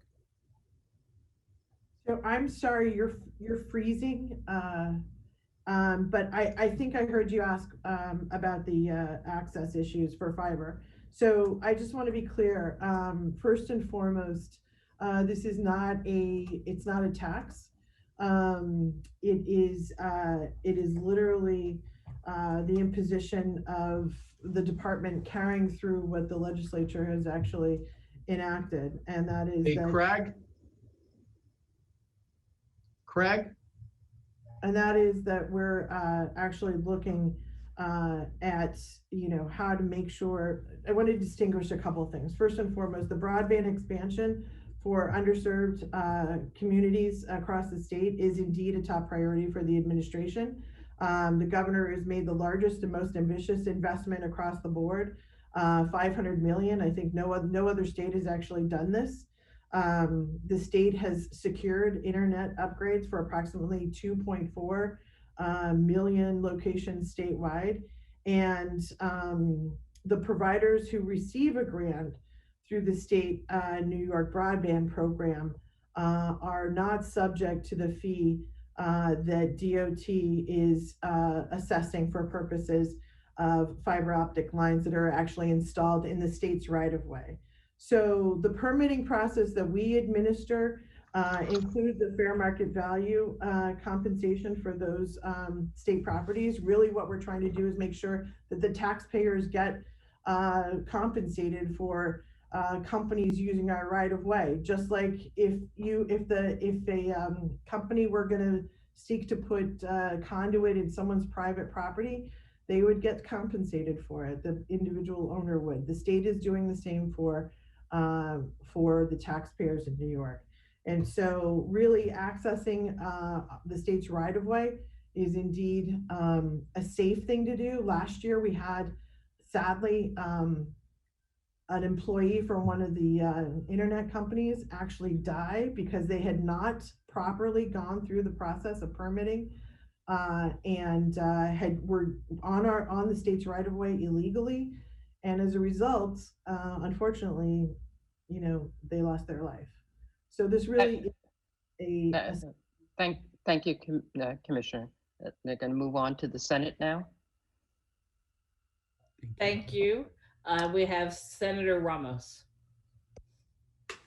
Yeah, hi, thank you, Senator, and I apologize that I am not on video today. But I appreciate the commissioner's testimony. I have a few questions. And I know, Commissioner, that we spoke not too long ago, and you and your team have been more than responsive to me and mine. So I appreciate and hope that we can continue that relationship. As you know, we have a lot of safety concerns about Northern Boulevard, but I also have a lot of safety concerns related to a bill that I wrote and that we passed last year, which was to legalize e-bikes and e-scooters. And I understand, that the DOT is a member of the Governor's Highway Traffic Safety Committee. I'm wondering what type of outreach is done in order to educate users of e-bikes on safety, because the website for the committee, e-bikes aren't even listed as a safety topic. So what's going on there? To talk to the other members of the Governor's Safety Committee. It is comprised of DOT, DMV, and other elements, state police, I know the city has done a lot. New York City has done a lot of work on this, but obviously we can look at how additional messaging can be done with regard to safety around other modes of transportation, including e-bikes. Well, does your capital budget take into account the reality that more people are utilizing even bicycles and e-bikes? Is there anything in the capital budget in New York City and across the state that is planned to be used to encourage safe use of these things? I can't speak to what the city's budget is, but I can speak to the fact that all of our shared use paths, whether they're for pedestrian walkways or our roadways, we, number one, invest in them, making sure that they're safe for everybody to access and utilize, but also anybody using an e-bike also understands what the safety precautions are that they have to make when they also enter the roadways. So yes, it is considered a factor with our signage and all the road markings and everything that we do to make sure that the entire system is safe. Got it. Thank you, Commissioner. And I just have one more question. How much total state aid, including the DOT dedicated taxes, was withheld from the DOT last year due to the state's quote unquote withholding process? Has the DOT dedicated any funds? Has any of the DOT's dedicated funds been rated to cover general fund shortfalls? No. No? Okay. All right, I will yield my time. I apologize, I'm actually dealing with a family emergency, but I wanted to make sure that that I still was participating, and I thank everybody for their time. Thank you. Thank you. Assemblywoman. Assemblyman Jacobson. Video. Okay. Thank you, Madam Chair, and thank you, Commissioner, for your testimony. The good news is President Biden has taken the oath of office and he's committed to rebuilding our infrastructure. The bad news is a lot of our major projects in New York State are not even close to being shovel ready, and we're going to lose out on millions and millions of dollars. And I'm particularly talking about the widening of Route 17. I mean, in 2018, the engineering was approved, to do the study. Then the bid didn't go out to the following year. And then we were told, no, you'll have it in December. And then we were told, no, it's going to be December 2020. So where is the status and what are we going to do that we make sure that we're able to get the federal money to complete this project? Assembly member, I can assure you that the study is moving forward, and it is not only commenced, but it's progressing expeditiously. When do you expect to have it done? We expect when to have. When do you expect to have it done? We had originally expected to have it done by the end of this year, and we're looking to accelerate its completion. We hope to have it done by the end of October of this year. All right, that was basically the answer last year, as you know. And yeah, well, all I know is that can we at least get approval for part of the project so that we can get some of the money? Can we get approval for the area near Woodbury Commons in that area? Is that possible? That's where the big log jam is right now. So as you know, we've done a significant number of projects across the board in the area that have really looked to build, and we're looking now to build upon all the work that we've actually done. So we've done, a number of projects, whether it's the Woodbury Commons project, the exit 125 interchange that we did at Legoland. We did the exit 122 construction at the interstate there. And we've also, improved the Hudson Link bus service across the board. So with you mentioned Legoland, and that's going to be a disaster once the economy opens up and we don't have it widen. It's going to be terrible. I only have a few seconds left. extreme weather funding for local road projects is out of the budget. Are you going to protest to the governor and say, hey, our localities need it? We need it. Extreme weather isn't going away. As I understand it, the legislature and the executive undertake that as part of the budget negotiations. My time is up. Yes, thank you to the Senate. Thank you very much. The next is Senator Martucci. Thank you to the chairs, and thank you to my friend Senator O'Mara for giving me a few minutes to speak, and thank you, Commissioner. Assemblyman Jacobson did an outstanding job asking the exact list of questions that I had for you. So I really just want to stress and reiterate what he had said.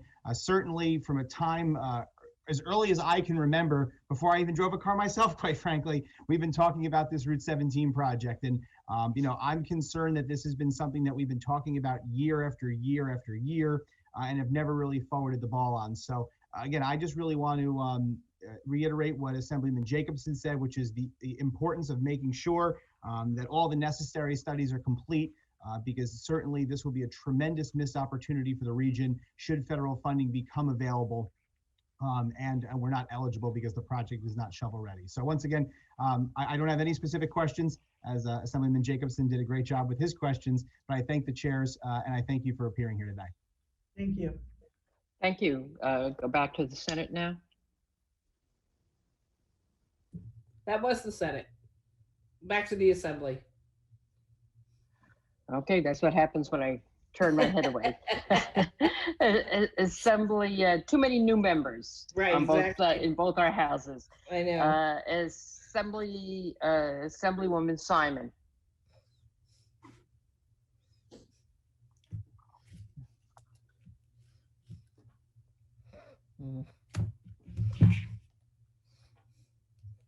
Are you here, Joanne?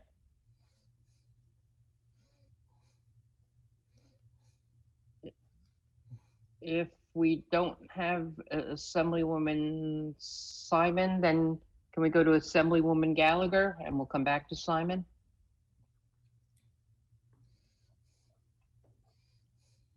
Hello, thank you so much for having me, and thank you to the DOT for taking these questions. I represent North Brooklyn, but I also have family across the state in Western New York. And I know that it is very dangerous for them to walk or to ride bikes along the roadways there. And I know that that can actually really cause a lot of harm for essential workers and low-income folks who need to get around and don't have a car. In my parents' district, there's quite a few pedestrian fatalities every year because they are having to walk along roadways that really don't have any kind of pedestrian infrastructure. So I'm wondering what we would need to do to see that expand, and also what your plans are for pedestrianizing and making other forms of transit other than automobiles more accessible in the rest of the state. Thank you. Sure. So I will tell you that every project that the department takes on looks to make sure that we have an expanded view of all modes of transportation. So if we're doing an enhancement on a bridge or a roadway, is there opportunity to create additional modes of transportation, as in particular a shared use path, et cetera? So our view and our approach is always much more comprehensive than just strictly looking at what's available in terms of the existing form of transportation, recognizing that people take advantage across the board of walking, biking, everything, and that's indeed what we need to do. So it's not only a safety enhancement, but it's also literally a modality diversifier. Are there any plans to add pedestrian or cyclist routes beyond the more recreational route that has been planned across the state, which I'm very excited to try, but for more work-focused or just daily life-focused modality? We do. We have a series of programs that we have, whether it's our we have a program called, oh my gosh, it's just escaping me. But the bottom line is we look at some very specific roadways where we have a lot of intersections between pedestrians, bicyclists, and roads. And what we do is make sure that we take a special eye towards what are all the things that we need to do, recognizing that maybe the geometry of the road needs to change, maybe the signage needs to change.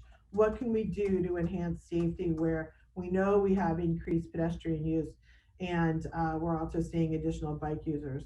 That whole program comes together.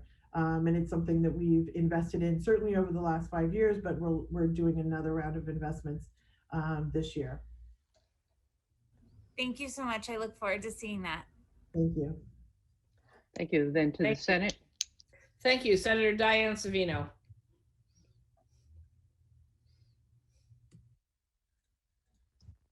Thank you, Senator Krueger.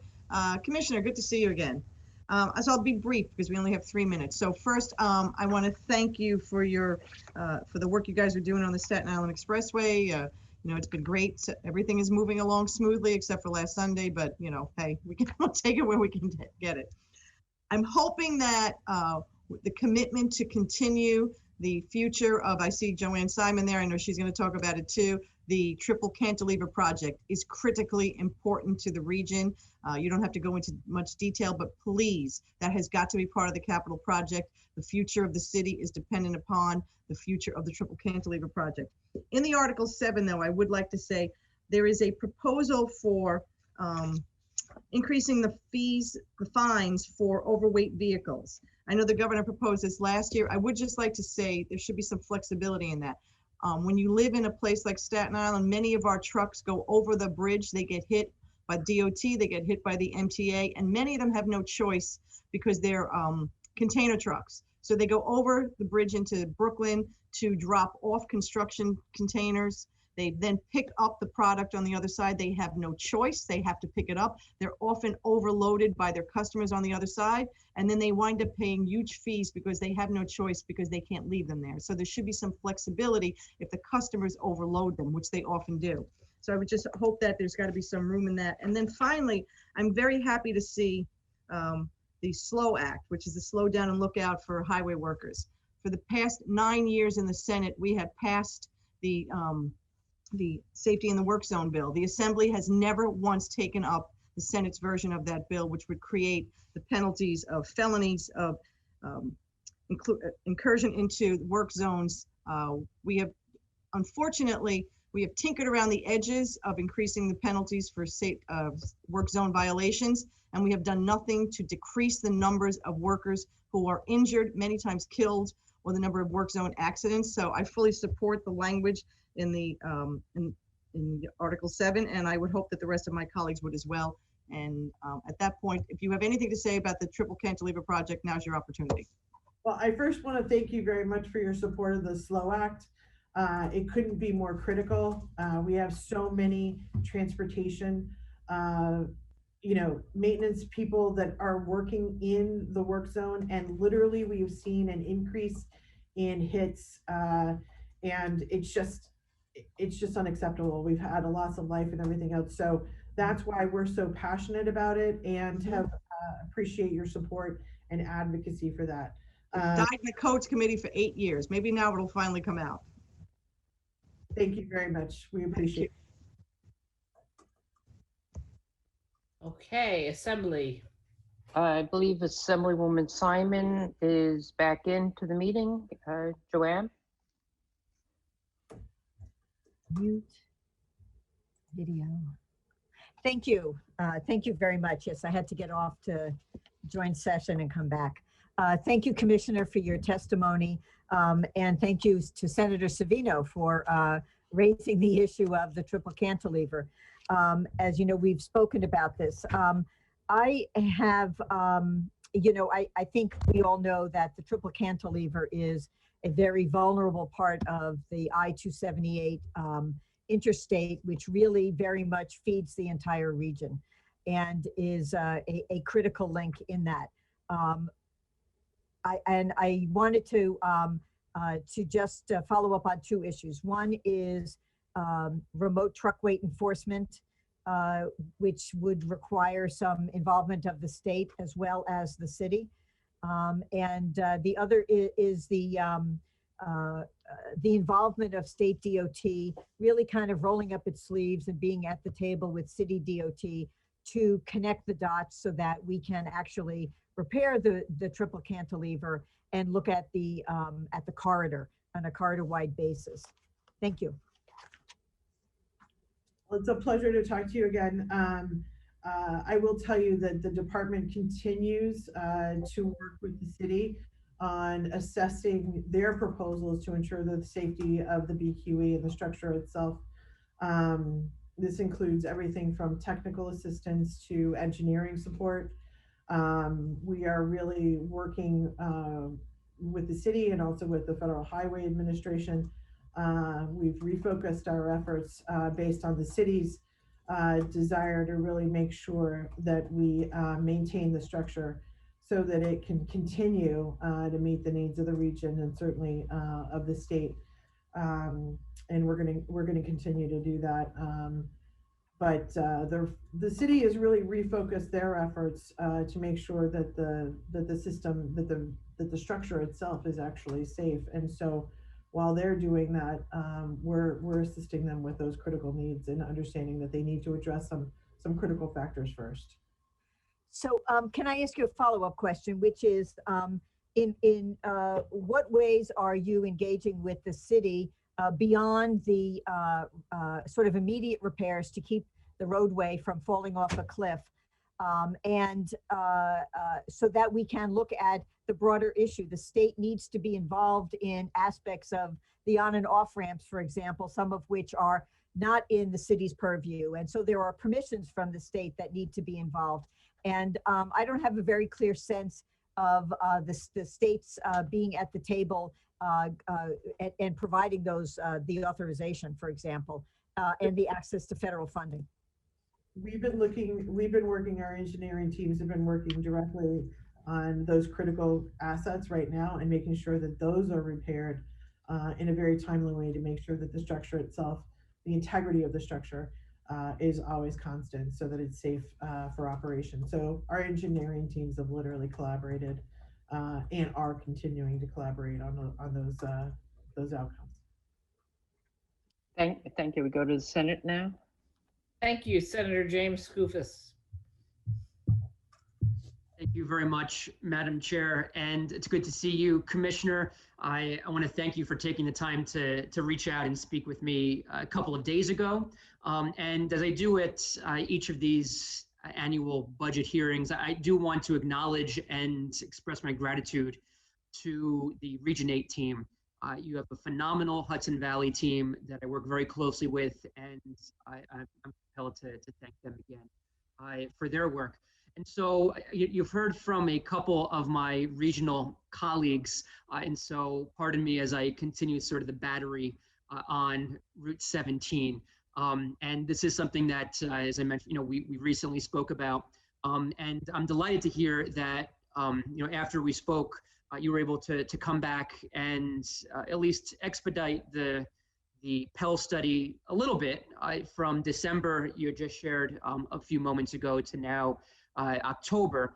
As we discussed, I do need to impress upon you that Assemblywoman Gunther and I and a number of others back in 2018, we secured I think it was $5 million for the Pell study.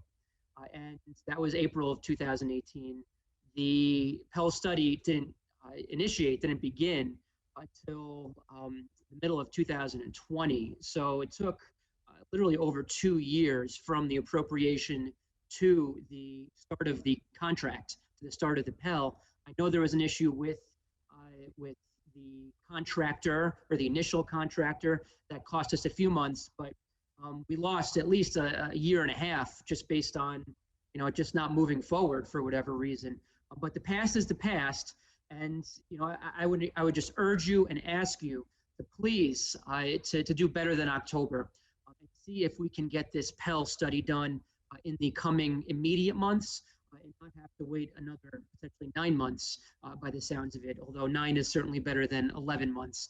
Because we have waited so long, there have been delays that are inexplicable, quite frankly. And I do know that this project is a priority given for DOT, given our conversation, and I appreciate that. But Legoland is about to open in a few months. We have tremendous residential and commercial development along that corridor.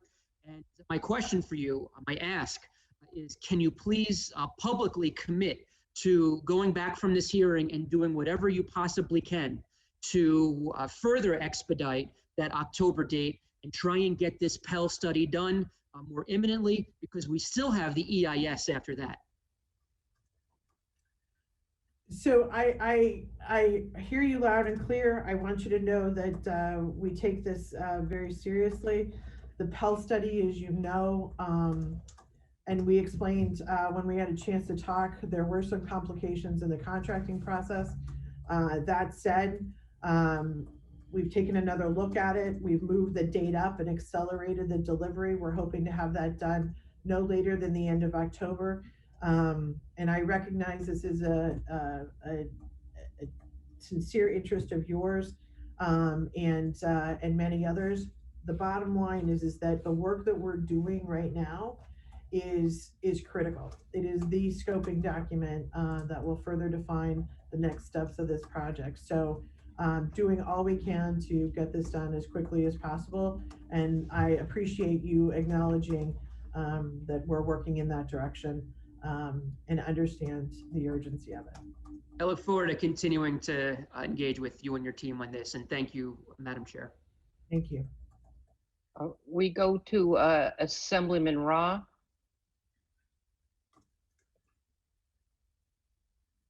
I'm not sure.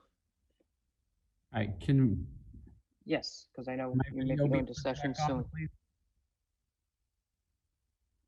Thank you. There we go. Good afternoon, Commissioner. I just wanted to follow up. I know CHIPS funding was brought up earlier. Just with regard to, we know that the governor, in unveiling the budget last week, talked about, you know, how some of the things that have been withheld this budget year are going to be partially restored.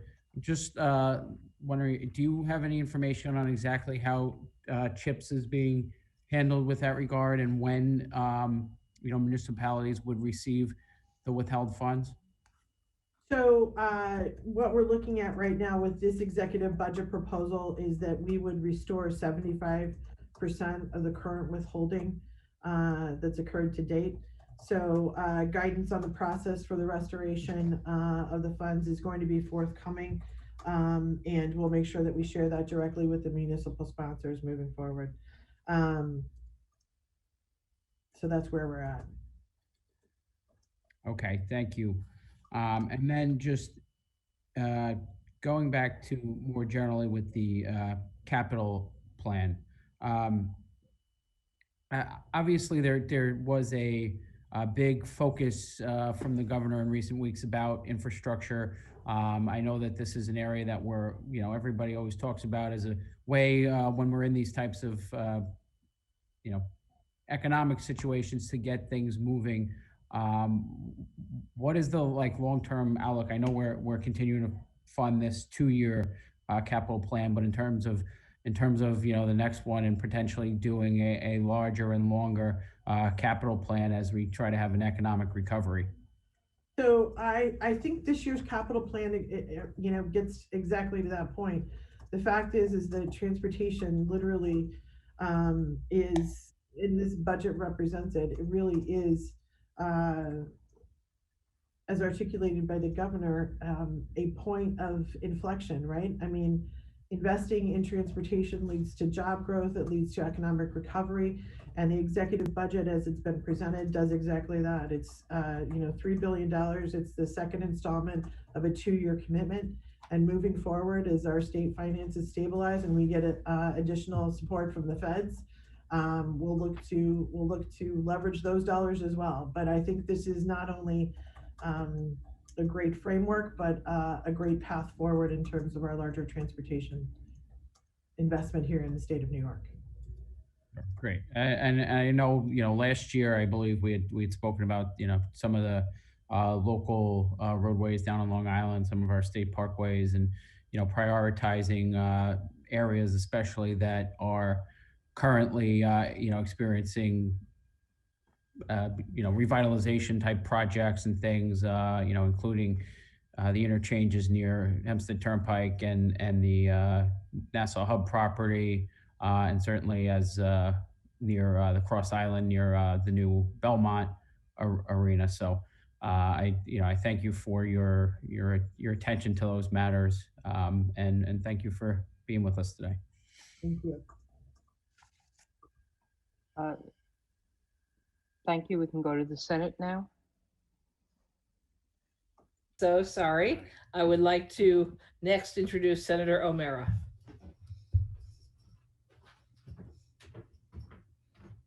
Thank you. Thank you, Chairwoman Krueger. Commissioner, thank you for your testimony here today. I've got a few follow-up questions and concerns over the CHIPS funding and the lack of any increase there, coupled with the removal of the winter recovery funds.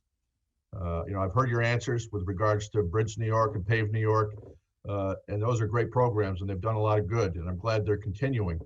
But I don't think there's any fairer program in the state than the way the CHIPS money is distributed, directly pertaining to road miles.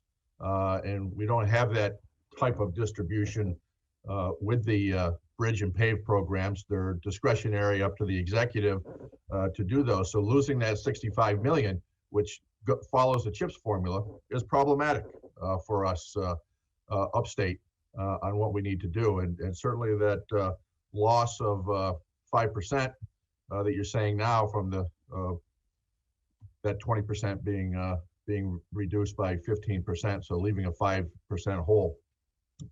It's my understanding that some municipalities put in for their entire CHIPS 100% amount prior to this withholding taking place, and they were paid. So how is it fair that other municipalities don't get made whole? I'm not aware of any municipality not being reimbursed for their CHIPS expenses. So if there's somebody that's in particular that you're referring to, by all means, please let me know, because the allocation and distribution of the funds that we have has been across the board. There's nothing, I would be happy. My point was that I think some municipalities that filed very quickly and the distributions came out very late this year, later than any other year in my memory. So those that put in and spent their whole amount and put in for it got it, but they won't be subject to that 5% cut in the end that the other counties are going to get. The other counties, towns, villages are going to get. So we, while we withheld money, I mean, due to the circumstances with regard to the COVID pandemic and how that actually occurred, we are, as I just said, looking to make sure that the communities that those communities that did apply for and took a 20% reduction are now, made whole up to the 75% level. I also want to point out that the PAVE dollars, the way that we distribute them and how they're allocated, are exactly the same way that CHIPS are allocated. So when you talk about CHIPS being the only program and how it's actually distributed, that it gets down to local communities, I think it's important to make that distinction, because I realize how important these dollars are to local communities. And both programs do exactly the same thing in terms of making sure that localities get dollars. Okay, that was not my understanding of the PAVE program, but I hope it's that way. That makes me feel a little better, but we're still getting short of the 65 million. But let me move on to the capital plans, and very concerned with the differential between the MTA capital plan and the DOT capital plan. That the MTA plan is for 5 years for $51.5 billion, which equates to $10.3 billion a year for the next 5 years for the MTA. the rest of the state, which also includes the MTA region, the DOT plan is only 11.9 billion for 2 years rather than 5 years. And that's only 5.95 billion a year. So we're getting just a little above half of what the MTA gets annually. We're only getting it for 2 years, not for 5 years. How can you justify that differential? So fundamentally, the MTA is different in how they're funded, in how their dollars come to be.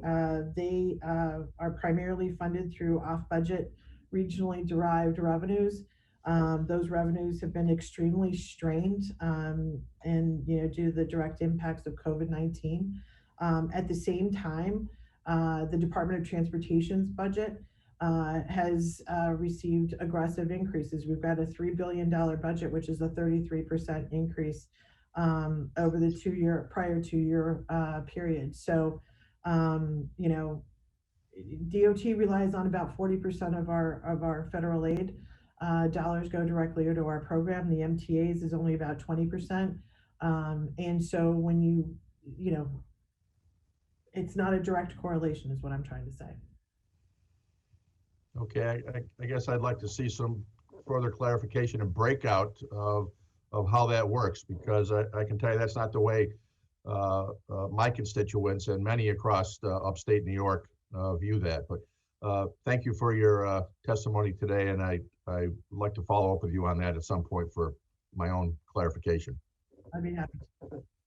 Great. Assemblywoman? Yes, we go to Assemblyman Palmisano for question, 3 minutes.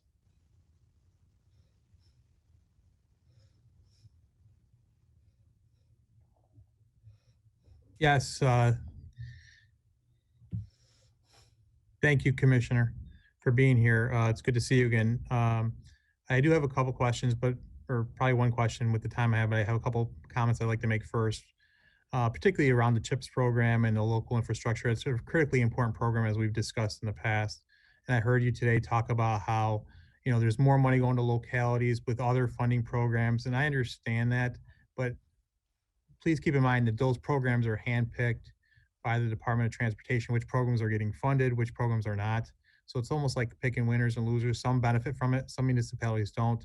Just want to reiterate the fact that CHIPS programs like CHIPS and PAVE and winter recovery go through a formula that's fair and protects all local municipalities, so they all benefit from that. And it's even critically more important now, given the fact that the way the budget was cut for AIM funding for our local municipalities as well. So they're getting the hit there. They got hit on the 20% for the capital side of it earlier. I know that you said it went down to, it's going to go down to 5%, but still they're losing funding on that side of the equation as well. And then another salt on the wound is losing this $65 million again for winter recovery. CHIPS has been flat for too long. It's mind-boggling to me that the executive can talk about increasing funding for infrastructure by $300 million, but not one penny to increase local infrastructure funding. That's critically important. That creates local jobs, that creates local projects and local employees. So that needs to be a priority for the department and for this administration. If you're talking about $300 million, why can't $100 million of that go for local infrastructure? That's one point I wanted to get through. Also, I wanted to talk about the broadband. I know you said it's not a tax, it's a fee. What it does do is it discourages private sector investment and increased costs, and is counter to the governor's proposal about trying to provide universal and affordable broadband. We should be repealing that onerous tax and fees so we can have that type of investment that we need in our broadband, so it can be accessible to everyone, because it's not going to be accessible and affordable without that. I do two quick questions. One, with the report that was talked about, the annual report that the department is supposed to submit on the conditions, you say that we evaluate that we're doing it on a regular basis, but it's required under statute that it be provided to the legislature by the department, and it hasn't been sent to the legislature in several years, I believe. So that was one question. I want to know, when are you going to send the report to the legislature? And then also on the 20%, is there, I know you said it's going to be reduced to 5%. Is there any plans in this budget to, moving forward from your perspective, to withhold 20% again from our local infrastructure programs like CHIPS, like PAVE? So When are we going to get the condition report from the department that it's required under statute?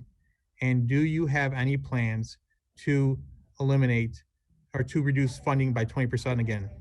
Thank you. So first and foremost, at this time, there's no intention on the part of the state to withhold future funding for CHIPS. And as I said, we're looking at trying to restore the, not trying, but we are restoring 75% of the portion of the CHIPS dollars that were withheld last year due to obviously our state finances.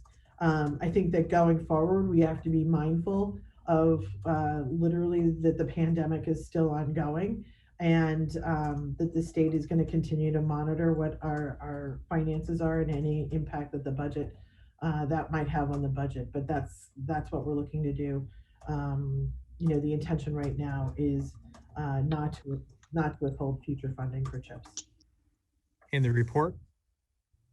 The report, I mean, literally, I will go back and look and see where we're at with regard to the report, but the bottom line is that we've been literally, between the pandemic and everything else, like just trying to get work done.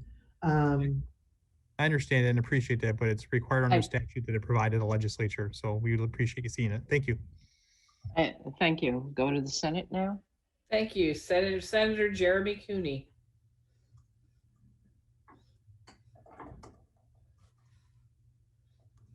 Thank you, Senator. Just trying to get our video working here. Yes. Everyone's having trouble today. Maybe the snow. Oh no. Well, evidently there was an outage up and down the East Coast, so. That could do it. Fortunately, we're safe here in the Capitol. Thank you, Madam Chair. And hello, Commissioner. Allow me to introduce myself. I'm a new upstate Senator, Jeremy Cooney, from the great city of Rochester. I want to kind of bolster a point that my dear friend and colleague, Senator Kennedy, raised earlier regarding high-speed rail. I've been given the great privilege by our majority leader here in the Senate to focus on a new committee called Cities 2, which looks at cities outside of the city of New York. And for the first time, the Democratic majority has represented the big 5 cities. And so I'm looking at the opportunity from an economic development lens of how to better connect upstate to downstate. And I believe high-speed rail is one of those strategies for doing so.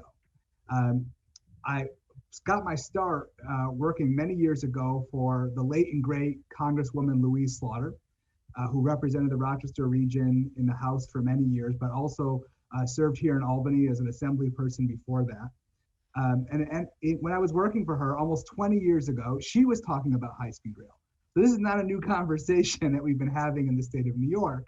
You mentioned earlier in your comments, Commissioner, a renewed sense of optimism and hope with the new Biden administration. I share that belief with you.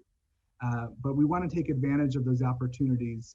And my question to you is this an opportunity for us to kind of go through the studies, do our due diligence, all that good stuff that you talked about with Senator Kennedy?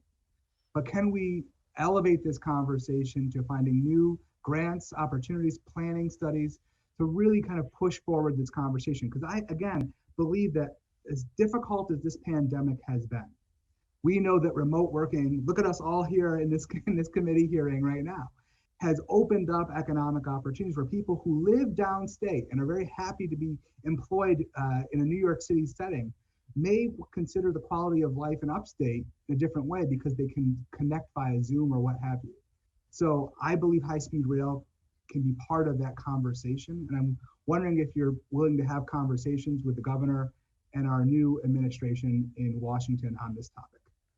So first and foremost, welcome. Congratulations on your seat, winning your seat. And secondly, you worked with a great woman, Louise Slaughter. I remember when I first started in transportation, I had the opportunity to work with her. Indeed, represented New York extremely well. In answer to your question, you know, the department has invested over a period of, I know personally, at least the last decade, but longer, in really trying to not only invest in projects, but in serious outcomes to make the state ready for high-speed rail. And in fact, we've got an existing EIS that we're working with the Federal Rail Administration to finalize. And so that will help scope out the next steps on high-speed rail and what those opportunities might be. And as I said before, the opportunity, if it comes to fruition through federal dollars, we would look to leverage that for New York, absolutely. We've got a president who literally commuted on Amtrak every day, and would like to see, coming forward, what the larger transportation opportunities are, whether it's the reauthorization of the Surface Act, or any other stimulus dollars that would come to New York. How do we best leverage them for all modes of transportation, including high-speed rail? Thank you. Thank you. Assembly? We go to Assemblyman Byrne.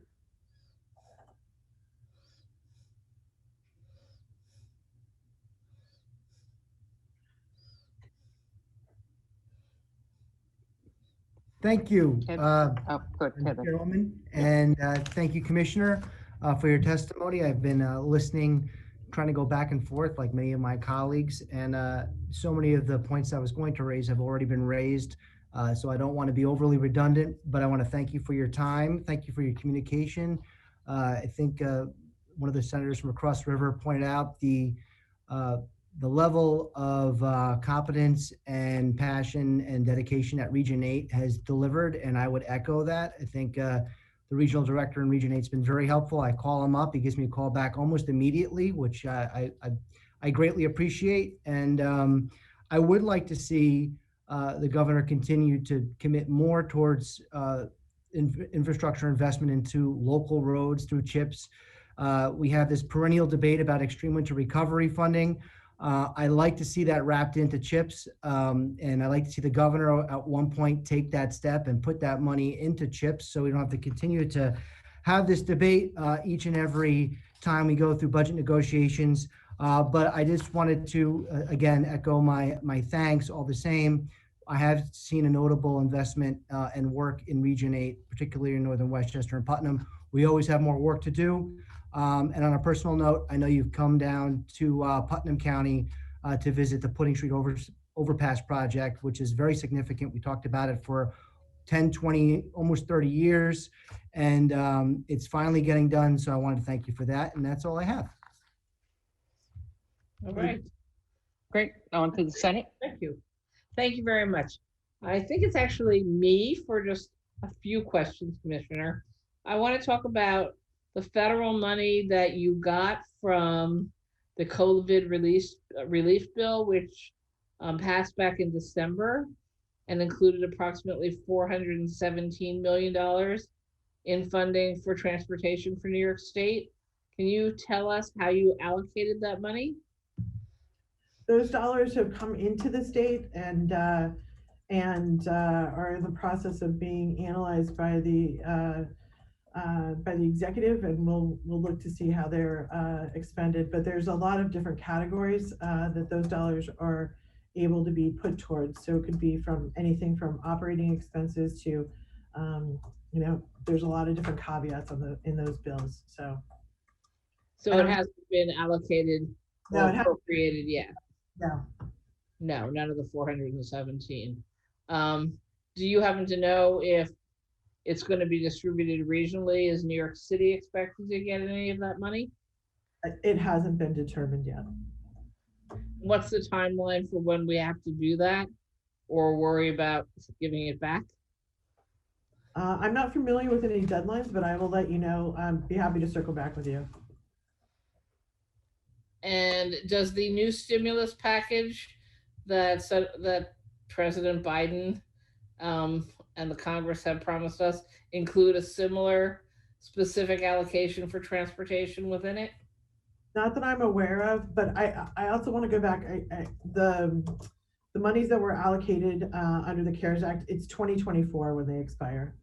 Okay, so do you have any expectation of when that is going to get decided? Is it going to be built into this fiscal budget year? I think it's part of the overall look at what the entire state finances are. So we'll look to see how they actually can be put to best use. Just for the record, I too am a big fan of high-speed rail. I think it could turn around the future of upstate New York, especially if we're connecting through to south down to the DC area and north up to the Boston area. As you go into Buffalo, you can go across to Canada. I think the potential is enormous. So I'll just put my vote in there too, for us not to forget what an opportunity high-speed rail could be for the state of New York. And I'm going to turn it back to the Assembly. Thank you, Senator. Thank you. Yes, we have a couple of short questions, I believe. Assemblywoman Fahey first. Hi, thank you. Let's see, I hope I'm on here. Yes, okay. Wow, okay. I guess one of the benefits of being one of the later ones is you get to hear some great comments and some great feedback. So thank you, Commissioner. Thank you to both the chairs for doing this. This is, I'm a proud member of the Transportation Committee because this is there's so many issues that are of importance to us here. And Commissioner, I want to start by thanking you and your staff for all you do. You've been very responsive to a lot of our interests. Since a number of questions have already been answered, I just want to echo a couple of comments. The need for transportation and resiliency issues remain very important. I should note, I am very interested in the Bond Act, the Environmental Bond Act that I know was pulled last year, but I do think it's very important as we build resiliency and protect our roads and improve our roads. I also want to say you've been asked a number of times, so I won't re-ask it, about the list of projects that is also of interest, as well as the entire climate action piece that Senator Kennedy and others raised. Empire Trail, thank you for all your work on Empire Trail. The pedestrian crossings, a few members mentioned pedestrian safety with pedestrian crossings and bike lanes. I keep the AARP on a speed dial because I know that's of huge interest to them. So I really welcome working with you. And I know I've mentioned to you and your staff that sometimes it is just paint. So I really want to work with you to make sure that we can redo maybe the way we do some bonding to encourage paint. A couple of questions. One is the electric vehicles.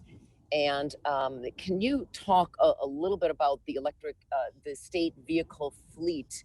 I've had a bill on this, but just, is there an effort with some of the Volkswagen, VW monies and others that to replace the fleets across the state with some electric vehicles? Is there any plans there that are underway that we should be aware of, Commissioner? So first and foremost, we've leveraged the VW dollars for electric buses. Has been one of the investment areas, which was referred to earlier in the hearing. We have been able to roll those out both here in the Albany area with CDTA and also with Rochester. And we obviously have about, I think that total investment was around $16 million. So as the state OGS looks at the fleet writ large, but I can tell you that, from DOT's perspective, as part of the work that we're doing as a climate leadership, and Community Protection Act, we're also looking to see, what that longer term investment is for our vehicles. Obviously, we have a lot of plow trucks, and that's a longer term investment, but obviously technology is advancing, so we're looking to see what we can leverage moving forward. Thank you, Commissioner. Just two other brief comments. CHIPS funding has already come up. I share a number of the concerns about that funding, and as you know, I want to make sure it's a multi-use type funding so that to get at some of the issues raised earlier on multi-use trails and safer pedestrian crossings and what have you. I also want to mention 787, and I've talked to you and your team about 787 with the new administration in Washington. Lots of energy behind highways to boulevards. And of course, the governor has been very aggressive about these issues as well. In a number of places upstate, we just want to add Albany to that list of consideration. Very interested in getting some feasibility dollars so that we can do a more engineering study to get some costs on what that might be, and want to get that on your radar screen, Commissioner. Understand. Okay, happy to. I look forward to talking to you. Thank you again, Madam Chair. Thank you. Thank you. On to the Senate now. Thank you. Senator Elijah Rednick, excuse me. I just did that wrong, but Elijah, are you there? Yes, I'm there. Thank you so much, Madam Apologize Chair. for screwing up your last name. It No is, problem. It's pronounce it it's correctly because we're new, because you're new. Absolutely. It's Senator Reichlin Melnick. Thank you so much. So Commissioner, thank you very much for being here. The governor has indicated in the current year a number of funding sources for our local governments, including CHIPS and Winter Recovery and PAVE New York, which had seen 20% of their funds withheld, are going to have some of that money restored, so that only 5% is withheld. And now I just want to say, first of all, I appreciate that the bulk of this money is being restored. I do want to point out, though, that any withholding has serious consequences for the local governments and constituents I represent. Prior to being elected to the Senate, I served as a village trustee where every additional $35,000 in our budget was a 1% tax increase for residents. So it may not be much to the state, but when we're withholding even 5% for local governments, there is going to be a trickle-down effect for taxpayers. What I'd like to ask is how will the department determine what municipalities are owed, and most importantly, when can local governments expect payment of this withheld money? So as I said before, there's the guidance on the process of the restoration of the funds is something that we're working on now, and we'll be sure to not only notice but also communicate directly with the municipalities on how that comes forward. But it's literally in the works right now. It just, I mean, this Sure. dollars just came forward as part of this executive budget. So for the villages that I represent who will need to start preparing their budget to be adopted by the end of April, do you think that they'll have clarity on those funds by that point? We're looking to do it as expeditiously as possible. And so we'll communicate directly with you to make sure that you're aware of when the guidance is published. Thanks very much. And so just wanted to ask one other question there.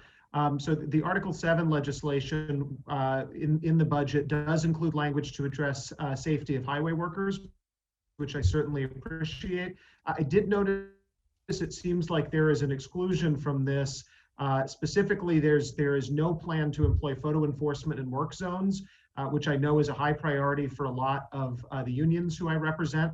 Can you just speak a little bit to why this exclusion, why was this excluded? It seems like other states really have had success demonstrating photo enforcement as a good means to reduce accidents and fatalities in work zones.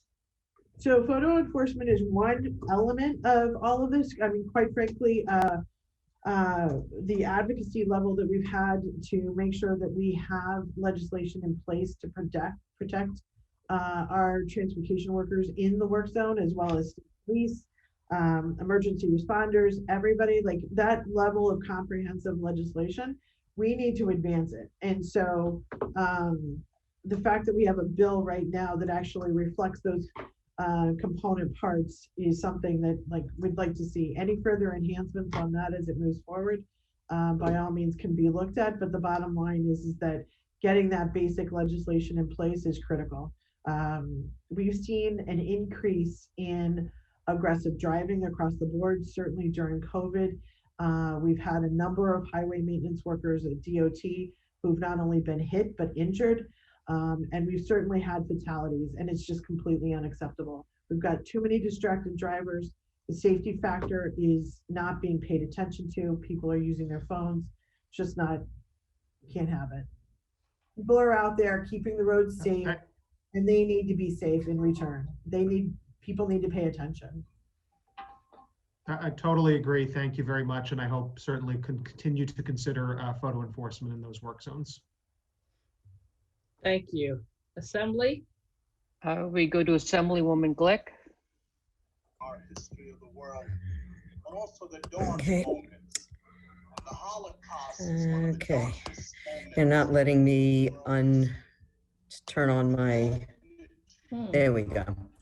Very briefly, Route 9A is a state highway that comes down through Manhattan, and it is West Street in Manhattan.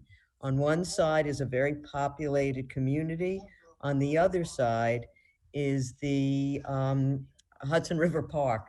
And so the question remains, who actually controls the traffic signals and the timing? Because in the summer, people are on the safety islands waiting to cross, and the traffic is streaming by. So City TOT always says it's your bailiwick, and we haven't gotten a straight answer. So I'm hoping I get a straight answer today. Thank you. So with regard to signals, that is the City of New York.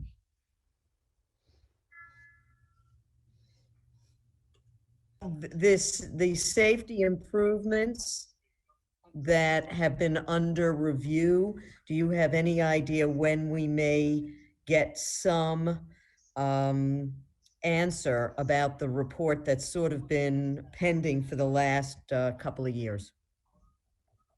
I'm not familiar with the safety report, but I'd be happy to follow up with your office to better understand what you're referring to. I mean, we've made considerable investments for purposes of 9A to make sure it's safe,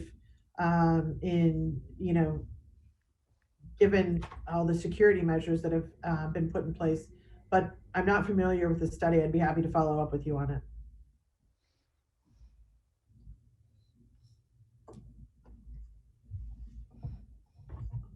I can't.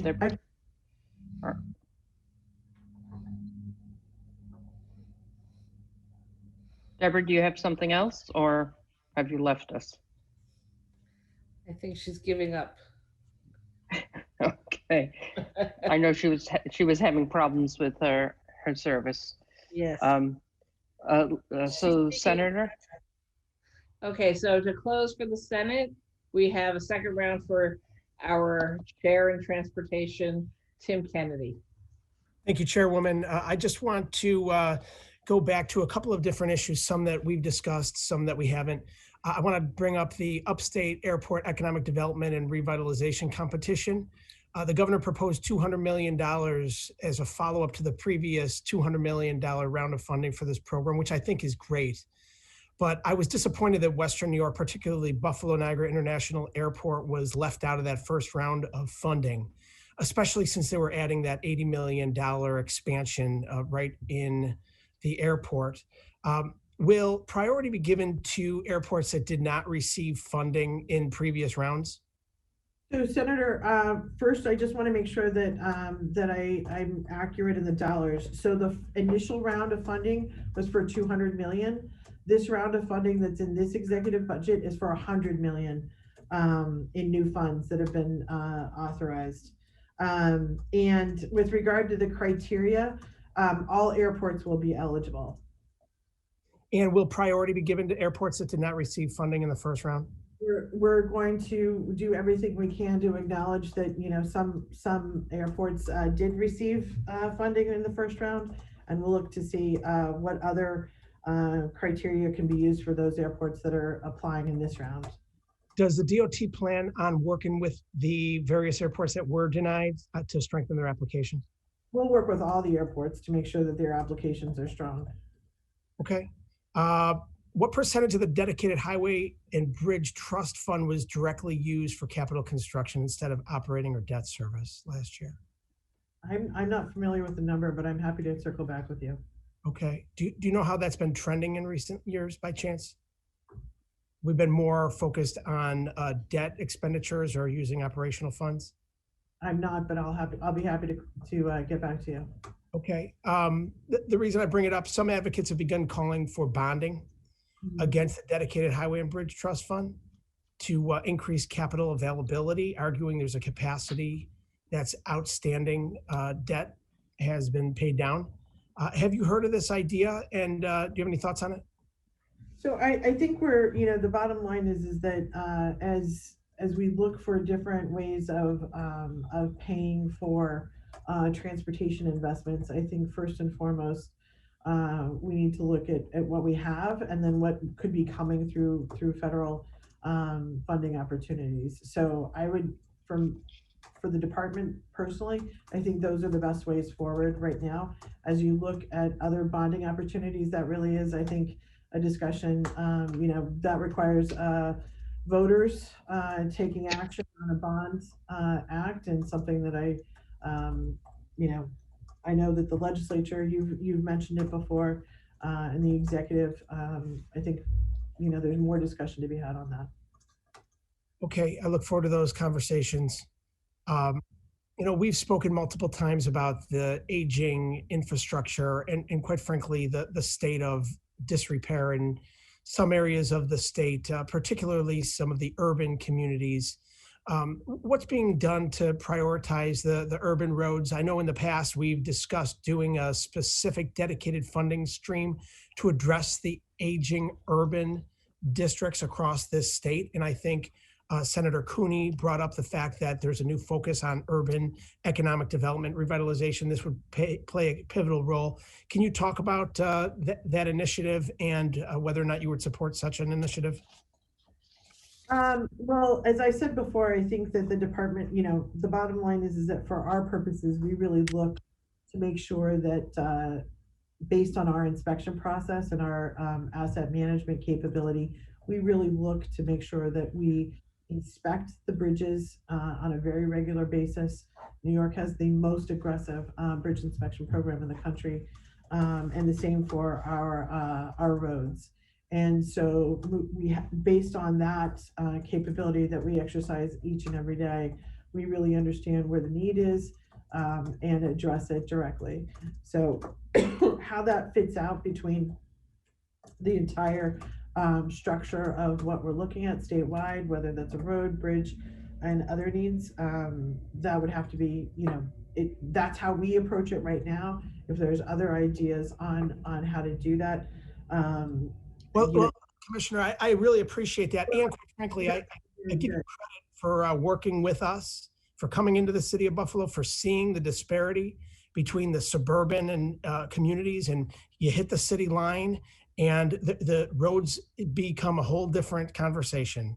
And there are truly difficult issues specific to our urban communities. So we're going to continue to focus on that and getting an infusion, because the urban communities across the state are the older areas of our state. So that's the most aging infrastructure that needs the most investment at this point in time. And I just want to make one quick note and then I'll get out of the way. You were talking about the Bridge New York. Erie County received $0 last year from the Bridge New York Fund for projects in Erie County, according to the administration there. So we have to do a better job of making the distribution of these resources proportional and equitable. Thank you. Thank you, Senator. Thank you. If the Senate is finished, we actually have 2 assembly members. So finished, feel free. Right. So we're going to go to Assemblyman Brabenec first, and then Assemblyman Magnarelli has short seconds. Assemblyman Brabenec. Hi, thank you, Madam Chairwoman, and welcome, Commissioner. Thank you for your testimony today and everything. We really appreciate it. My district is in Western Orange County, Lower Rockland County. So a huge priority for us is the Route 17 I-86 project. And I know that this project has been going on for quite some time in the planning phases. I can remember being a senior in high school hearing about it. So it's been quite a while, but definitely we hope that you and the governor will make this a top priority, especially if Senator Schumer secures some funding for that. And I know there's some studies along the way that need to be done, but if we can fast track that in any way and make this happen, it would be a big boon for the area. We have Legoland coming in this year in Orange County, also casino up in Sullivan County. So there's a lot going on. And I know Senator Skoufis alluded to some of these priorities as well. So this is definitely a good thing. And we hope that you make this a priority. Thank you. We're doing all we can to accelerate the existing Lincoln system right now. All right, thank Thank you. And then Assemblyman Magnarelli, your Yes. second. Thank you, Madam Chair. Commissioner, it's been a long day. One more thing, I just wanted to touch on broadband and infrastructure and the DOT. And, you know, what do you see the DOT's role as far as broadband is concerned? Of our role, primarily focused on themselves, making sure that they're operating safely and in the parameters that we've outlined, and seeking a permit to access the state's right-of-way as they install broadband. Has there been any pushback by, you know, the utilities, the broadband companies, as far as the legislation that we have passed as pertaining to using the right-of-ways? We've engaged in multiple discussions with the companies, whether they're the communications companies, fiber optic companies, et cetera, on the requirements for actually meeting the goals and objectives that we set out to implement the legislation that the legislature passed for the permits and our use and occupancy permits for the state's right-of-way. So we've engaged in multiple discussions for many months, and we're doing everything we can to streamline the process to make sure that people have fast and accurate and accessible information, not only to apply for the permits, but then to actually do the work. Okay, and there's been no, well, I'm sure there's been some pushback, but as far as the cost of using the right-of-ways, do you think that's been a deterrent for companies expanding using those right-of-ways? I can't speak for the companies. I don't know what their methodology is with regard to, you know, their fee structure.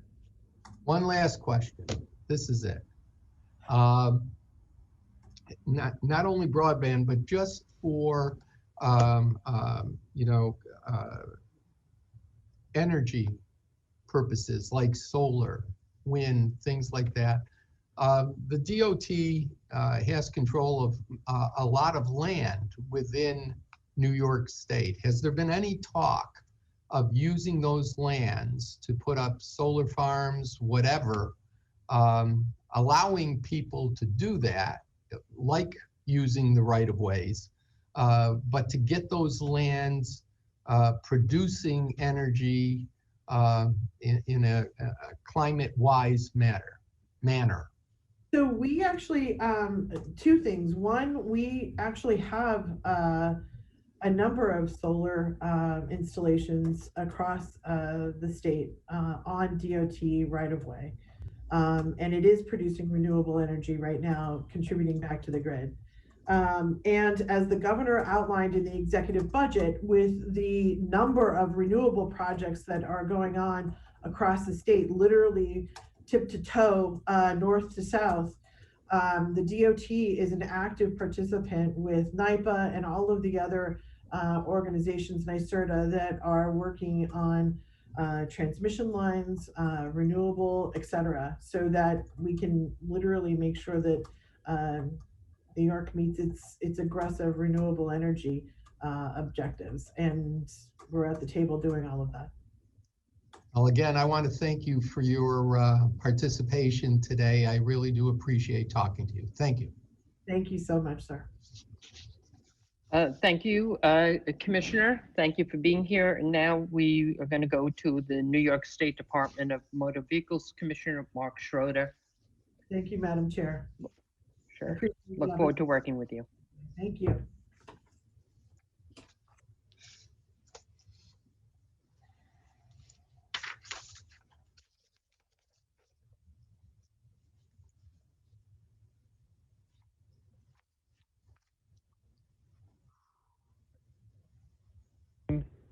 Kennedy, and Magnarelli. My name is Mark Schroeder. I am the Commissioner of the Department of Motor Vehicles. I also serve as the Chair of the Governor's Government Traffic Safety Committee. I want to start by honoring and recognizing the employees of the Department of Motor Vehicles. Perhaps more than most, DMV is the window through which New Yorkers directly interact with their government. COVID has foundationally changed the way the DMV does business, how we are structured, and how we interact with our customers, your constituents. Our employees have not only met these challenges, they have exceeded all expectations. I am so incredibly proud of the job they have done, and I look forward to the opportunities this year will bring to build upon the successful changes we have made and to continue to improve and expand our services. Each year, the DMV provides services to approximately 15 million New Yorkers through more than 35 million customer interactions. Through its state and county-run issuing offices, traffic violation bureaus, safety hearings, and other related activities, the New York State Department of Motor Vehicles we collect more than $2.1 billion in revenue annually.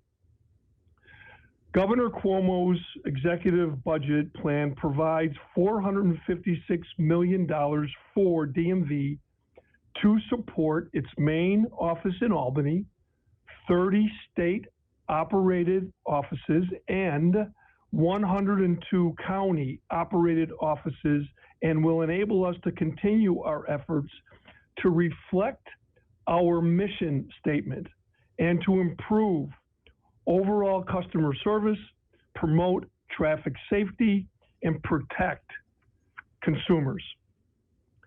During these unprecedented times, DMV will use these funds to continue to transform the way it does business. The COVID-19 pandemic has made clear that providing abundant and user-friendly online transactions is paramount. Our website received more than 76 million visits over the past year and currently offers nearly 70 online transactions and services. In 2020, in addition to changes that made our webpage easier to use, we began the design of a virtual office interface, which will allow customers to complete select DMV transactions through a new online process that would have previously required an in-person visit. Other improvements include the use of artificial intelligence and chatbots, allowing members of the public to have their questions asked without having to wait to speak to a DMV agent. In 2021, DMV will continue to redesign and improve our website and mobile user experience, making it easier for customers to obtain information and complete transactions.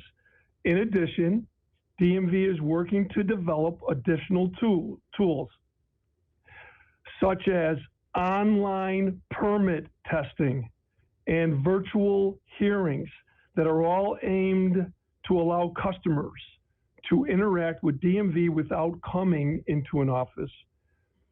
As I sit here today, I want to assure you that DMV will continue to reimagine, reinvent, and improve the way we do business. While we are expanding the channels by which we interact with our customers, We are not eliminating or removing any service channel currently offered. Customers will continue to be able to complete transactions in our offices by mail or at one of our kiosks. We are also working to increase the capacity and capabilities of our call centers to more effectively assist those New Yorkers who prefer not to do business with us online. These changes and others will help DMV effectively face the ongoing challenges of today. Beyond the obstacles presented by COVID-19, DMV continues to face increased federal mandates, including the imminent deadline associated with the Federal Real ID Act. Additionally, DMV remains committed to working with our partners in state government to improve driver safety, deliver secure identity documents, and administer the laws enacted to promote safety and protect consumers. In closing, customer service is our guiding principle. With the improvements already implemented and those we anticipate introducing in the coming year, I am confident 2021 will be a year of accomplishment, advancement, and innovation at the DMV. Once again, colleagues, thank you for this opportunity to speak with you today. I welcome questions you might have about DMV and our plans for serving the people of New York State. Thank you, Commissioner Mark, Commissioner. We're going to go to our, I believe we're going to our Transportation Committee Chair, Assemblyman Magnarelli. Do you have questions? Yes. Okay, you're on. Okay, Commissioner, good to see you again. Thank you. Okay. We are hearing from constituents that they are out of compliance with DMV on everything from license plates and registrations to commercial driver's licenses, and that the reason is the backlog at DMV. And my office and your office, we have had personal conversations and letters back and forth on this. What is this, the status of the executive orders temporarily waiving these various requirements? And are enforcement actions being taken against people doing everything in their power to be in compliance? Yeah, thank you, Mr. Chairman. So the point that you make regarding the executive order, there is an executive order in place for those New Yorkers who have a driver's license, including a CDL license. At this moment, it is extended until January 29th.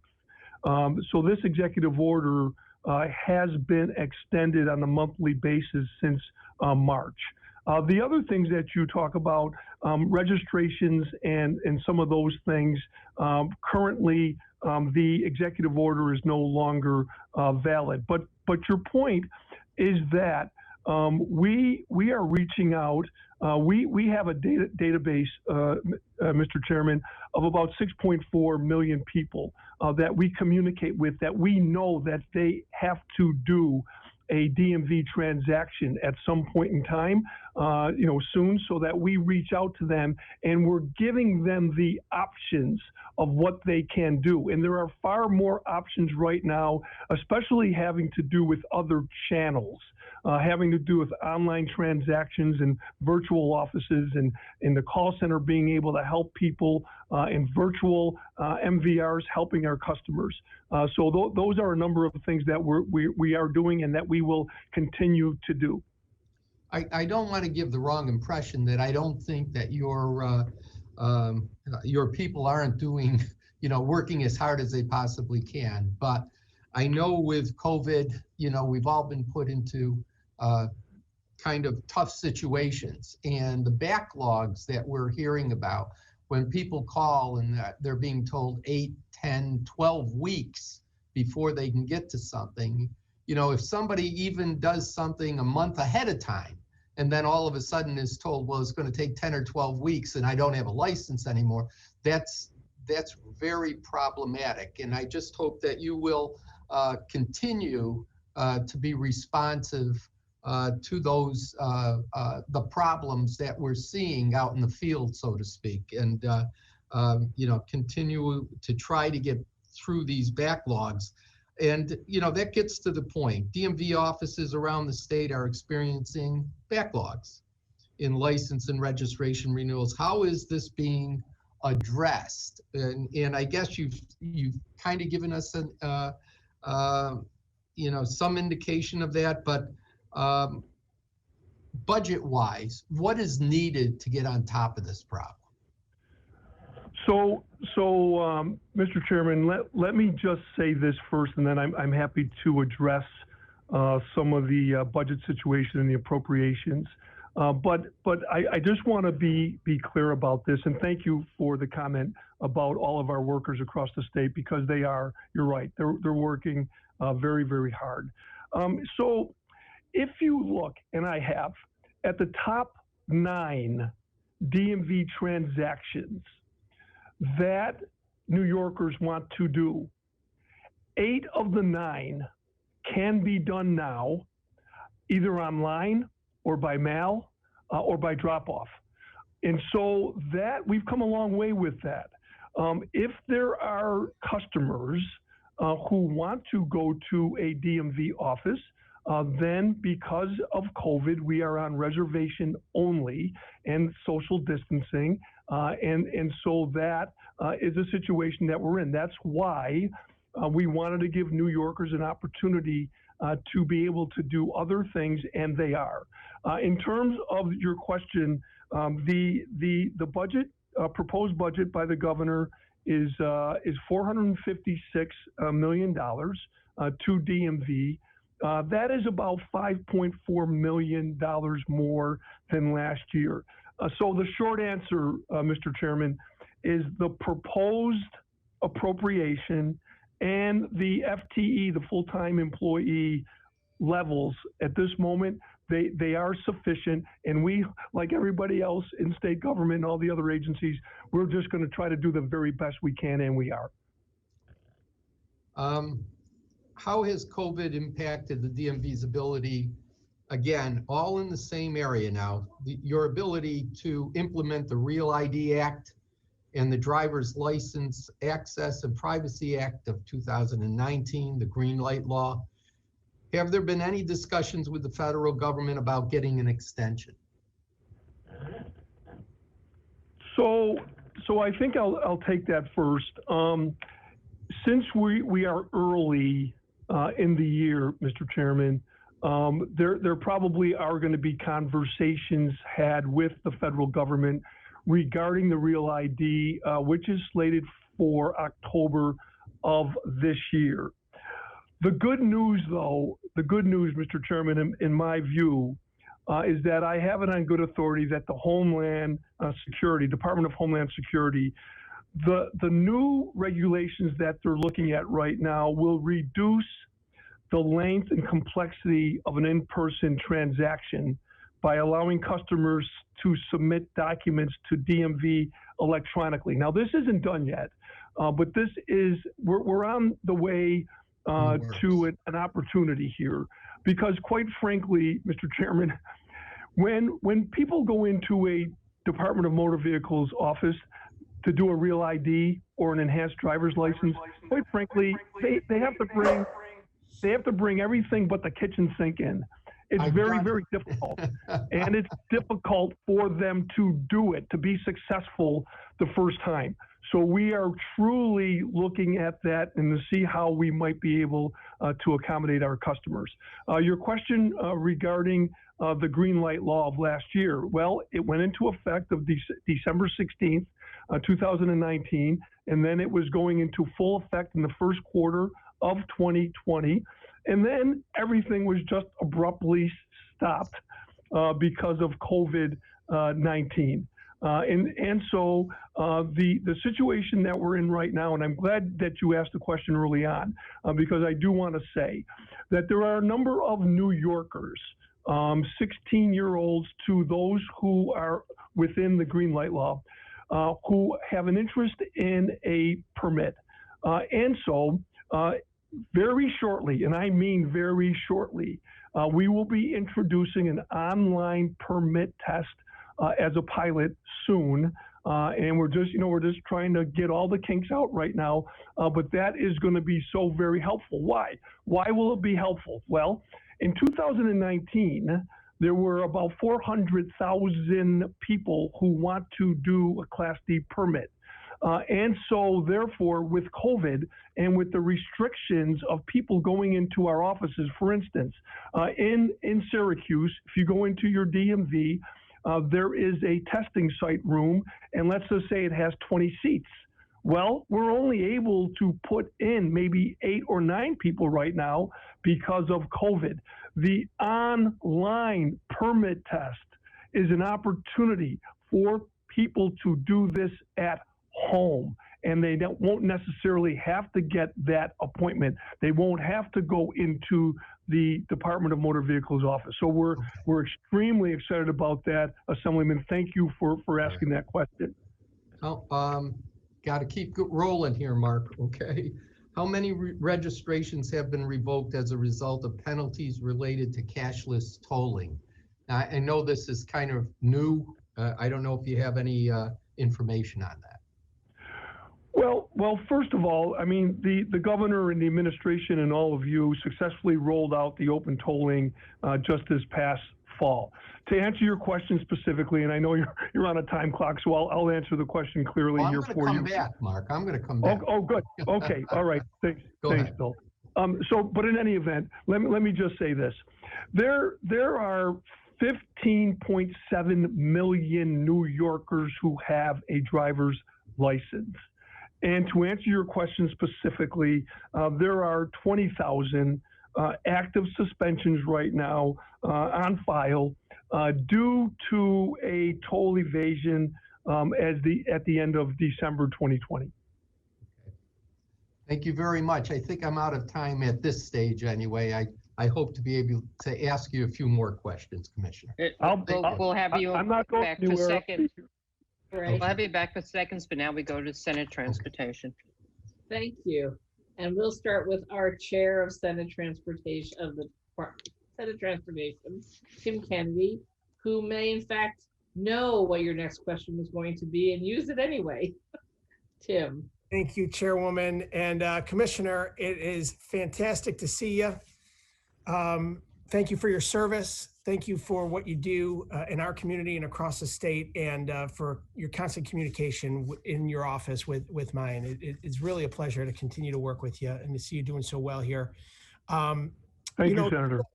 Piggyback off of what Chairman Magnarelli mentioned, I got to also give credit where credit is due, and the oftentimes unseen heroes that really stepped up throughout this pandemic, throughout the state, all of the incredible workforce. And you mentioned them and gave them credit. So I also want to give them credit. To that same point, can you talk a little bit about maybe some of the differences, if there were any, and if not, that's fine too, but any of the differences that you may have encountered in the responses between, say, your DMV office that's state-run and maybe some of the county offices that you're working with? Was there a disparity in the ability to assist the customers during this COVID pandemic? Yeah, Senator, thank you. Thank you for that question. And my answer would be, we try to be very consistent. Even some of the executive orders were consistent with the way we're operating within the 30 state offices that we run, and then there are 51 county clerks. And so I don't believe there are any disparities at all. But when a county clerk, the 51 county clerks, they are elected officials.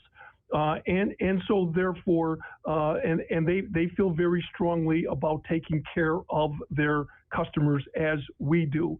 We have been able to communicate clearly. In fact, Senator, every 2 weeks, I'm on the phone along with my team with 3 county clerks who represent all 51 county clerks across the state. And that meeting is to discuss the issues of COVID-19 going forward, some of the things that we need to do, plexiglass, PPE, things of that nature, the online transactions, the virtual office, all of these innovations that we have coming, that we've started and that we have coming down the road. So we are communicating, and I have a respect for all of the county clerks, as you know, and you were very kind to me last year when you told all of your colleagues that I have visited every single county clerk throughout upstate New York, and I will continue to do that. Thank you very much. Can you talk about the rollout of the license plates? There was a bit of a snafu last year. You got your hands around it, reacted accordingly, and got the ball rolling again in the right direction. Have you? Can you talk about the system as it exists now, and if you've seen or heard any reports about any issues that people may be having today? Senator, are you referring to the new Excelsior license plate that we launched just this year, last year? And there are, thank you. There are about 1.7 million New Yorkers who now have the new Excelsior plate. In terms of the situation that you're referring to, the example that I'll give you is that, as you know, I was in the private sector for 25 years, and we were launching a product that was PET, plastic. The product was mostly glass, and then we were converting to plastic. And on the first run or so, we were really looking at that first run just to make sure that everything was right. That's the same thing that we did last year. The contract with the license plate is with Docs and the vendor. But I am aware of what you're saying, and there was a reflectivity situation, and so we wanted to be cautious, and we knew where the license plates were, so we brought them back and we wanted to examine them. So that happened some time ago, but right now things are going very, very smoothly, and over 1.7 million customers have the brand new plates that New Yorkers decided on what it was going to look like. Great, thank you. Going back to the workforce, last year's budget proposed new money to hire additional staff to process the driver's license applications. Can you talk a little bit about how that's been implemented, how it's going, and what improvements, if any, have been seen in the efficiency of processing those applications? So thank you, Senator. Last year we did have an opportunity because of the pending green light law and also Real ID that we were able, through the governor, DOP, the Department of Budget, and also the legislature, we were able to hire FTEs to be able to accommodate us at all of our offices. And so that has worked perfectly. One of the situations, though, Senator, to be clear, is that I'm so proud, as you know, of all of our motor vehicle representatives. You may know, I know you do know, that they are grade 9s, and so therefore their pay level is modest. And so therefore we do have attrition. We do have employees who leave us. And so we do our best to train those new employees coming in, but that is a situation that I have been painfully aware of over the last 2 years, and there are certain things that I'm trying to do. It's not a perfect time to be doing it when there's a $15 billion budget looming, but I am aware, and that's one of my concerns, quite frankly. Thank you, Commissioner. I want to switch topics to the transportation network companies like Uber and Lyft. The 2017 law that authorized these outside of New York City created an accessibility task force. I know that's something that's near and dear to your heart in the work that you've done over the years. Can you just discuss a little bit about that task force, how we can further promote accessible rides and establishing a more independent oversight body, that sort of thing for Uber and Lyft and other ride sharing companies? Senator, first of all, thank you for your leadership on that for everybody across our state. I remember last year at this time, we were talking right after the first task force meeting, and we were just sort of comparing notes, and I will continue to do that. Quite frankly, I do not have the latest report, but what I will do is I will look into that, and I will be able to communicate to you directly or your staff.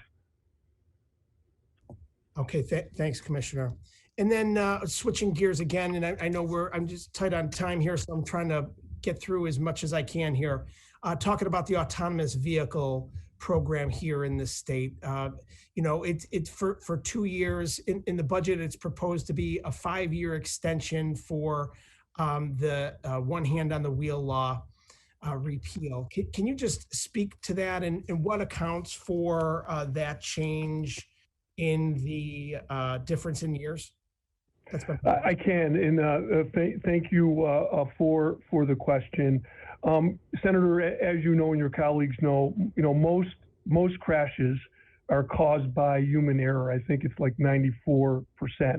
So to be specific in terms of what your question is, the budget proposal includes a bill to create a multi-agency workshop to study autonomous vehicle technology and to allow DMV to issue regulations for AV testing and demonstrations. So Part G of the transportation bill would create an interagency group on AV technology to coordinate state policy on AV and provide quick and efficient regulatory modifications in response to evolving industry trends and allow DMV to issue regulations to allow AV testing and demonstrations, which will sunset in 2026, at which point the one hand on the wheel law will be amended to allow hands-free operation with the use of AV technology. If you need further information, Senator, I do have more information. I wanted to give it to you succinctly, and I can share with you and your staff more information if that's required. No, that's very good, and I'll come back for another couple of questions. Thank you. Okay, thank you, Senator. We now go to our Ways and Means ranker, Ed Roth, for some questions to the Commissioner. Good afternoon, Commissioner. Always good to see you. Good afternoon. Thank you. Just before I ask a question, I do want to thank you and your staff for, I know it's been, a really difficult undertaking trying to process many of these transactions, moving to, doing different ways of, serving the public, and your staff and your intergovernmental people have been very helpful with constituent issues when we've called them. So I just want to thank you for that. Thank you.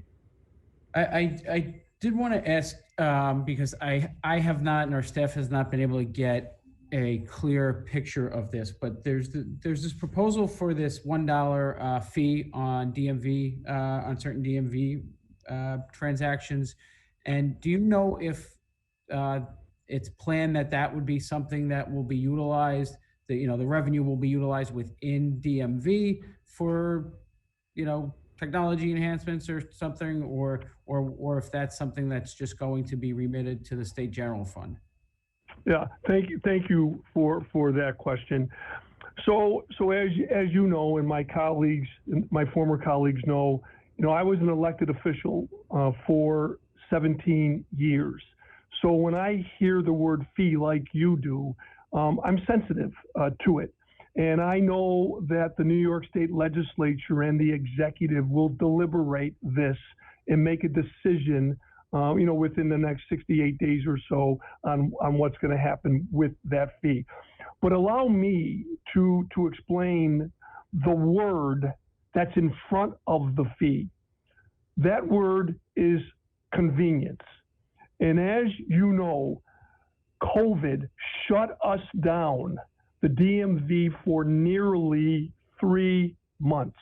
And so we are embracing technology, and it is working. And Senator Kennedy knows, the former mayor of Buffalo, Grover Cleveland, used to say, action speaks louder than words. I can tell you all the things we're doing, but let me just give you this. In 2020, 10 million New Yorkers did an online transaction versus only about 7 million the year before. That's about a 30% increase. So I believe that the governor is right. New Yorkers are tough. They're smart, but you have to give them the information. And the information costs money sometimes when you have to provide a website. We have to have an inventory of 6.4 million customers that we communicate to let them know how to do a transaction. We have a lot of calls coming into our call center, and so now we have the chat bot so that we can get to constituents faster. And so these things all cost money. I Googled recently Verizon and Google to call their call centers. I called their call centers, and what they said were, due to COVID, you may not be getting an operator to be on the phone. That does not happen at DMV. We are doing our best to take your constituents' phone calls. And so coming soon, in terms of convenience, will be the online permit test. And so that is something that's going to be very, very important as well. Okay, well, thank you for that. I know you have had to adapt as an agency in many ways. And as I think I mentioned last year, my district office is right next to the Garden City DMV location. I can always tell under normal times how busy you are and everything else, because I drive past the parking lot and I can see it out my window. So thank you for that. It's something, as you said, we're all sensitive to when you hear about a new fee, particularly in the downstate areas who pay the PD fee as well on their transactions. Just one last point in my remaining time. You mentioned Real ID earlier. Just wondering what efforts are being made to make sure people understand what the implications of not having a real ID are, for traveling and things like that. I have a feeling there's gonna be a lot of people itching to travel when this is all said and done. Thank you, Assemblyman. Thank you especially for the question on the convenience fee, because I wanted to have an opportunity to talk about that. So thank you for that. Regarding the Real ID, I did talk about some of the things happening within Homeland Security. However, let me be very clear about what we're doing and how we're doing this. There are approximately 15.7 million New Yorkers who have a driver's license. About 4 million have a Real ID or a enhanced driver's license. So that's a big gap. Thankfully, to county clerks across our land and other ways, many New Yorkers also have a passport. So that will get you from LaGuardia or from the Albany or Buffalo airport to go visit grandma in Florida. That will work. But we are starting to communicate. We have been communicating. We do communicate with those customers who have to renew their license. We also, I talked a little bit before about establishing channels. There are certain partners going forward who may be able to help us to give us more flexibility. So it's just not, as you know, the requirement right now, we are interested in doing every DMV transaction online. But because of federal requirements having to do with the enhanced license and the Real ID, that is something you have to come into an office. So we are coming up with potential channel partners who may be able to deviate us from having customers come in the DMV office and to be able to go somewhere else. And so we are working on that, and I will continue to keep you up to date on that. Thank you, Mark. We've gone over Member Roth, but we're jumping to Ranker Senator Griffo, who may have some variation on a similar question. Senator Griffo. Well, thank you, Senator Krueger and Senator O'Mara, and Commissioner, I appreciate all of your work and all of the employees of the DMV. I think we're very fortunate to have you in that position of leadership, and we appreciate your access and availability always when we are trying to tackle some of these issues. Let's follow up right on the Real ID, Commissioner. I have right here a copy of a license, and the one difference that we have in New York right now, in that top right-hand corner, it says USA, and across the nation, there's a star. How are we going to rectify that? And it should be at no cost to the residents of New York, I would hope, because we want to be able to use this ID to get on those airplanes and not have to resort to a passport or something like that. Yeah.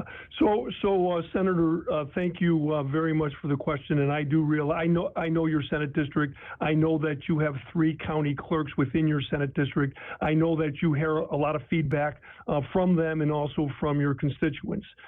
In terms of the question that you've just asked, I must tell you, for the last 18 months or so, there have been no concerns that I have heard, except I know what you just said. The enhanced driver's license does not have a star on it. It has a flag on it. We have taken taken a lot of time to converse with federal officials from across the state, because I'm not so much worried about a customer, a New York constituent coming from Albany to LaGuardia. But what I am concerned about is a New Yorker who may be coming from in Utah trying to get back to New York and then confronted with what you just said because there's not a star on it. We have talked with everybody we need to talk to. The enhanced driver's license of New York is a bona fide license, and there's no question about it. And if you go on the federal website and TSA website, they acknowledge that. So I am happy to get you some more information just so that you can be more comfortable in knowing that that license is going to work. And Mark, I know it's been 20-something years that the state's been working on this. The governor's been resistant many times and some compliance with federal guidelines. But in this one, I want to make sure that the traveling New Yorker is not going to be inconvenienced or stranded. And if we have to alter this, it should be at no expense to those who possess the document. Quick follow-up when you talk about county clerks and using online services. As you know, Commissioner, right now, if you go into a facility in person, the county gets 12.7% of that action that takes place. But now we're encouraging people to go online, but 0% goes to those counties, even if the business is conducted within those counties. Wouldn't it be fair for us to consider at least a similar percentage for business conducted within that county, even though it's online, which is consistent with what we're doing with in-person activity? Senator, thank you. Thank you for that question. Allow me to say that the county clerks do receive a 3.25% percentage for all online transactions that take place within their county. In fact, Senator, this year, because of COVID, they've had a record amount of retention that has gone their way because the county clerks are very smart and they realized that all New Yorkers were pent up and they did everything they could to accommodate their constituents, and they did by giving them the information they needed to be able to do online transactions. In terms of a retention rate that's larger, in all due respect, you know, and your colleagues know in the Senate, that is a legislative opportunity for you to decide on. That is done by the New York State Legislature and the governor. Mark, Commissioner, I appreciate your time and your leadership. Stay well, and I'll yield back. Thank you, Senator. Thank you. Assemblywoman. Thank you. We go to Assemblywoman Hyndman for 3 minutes.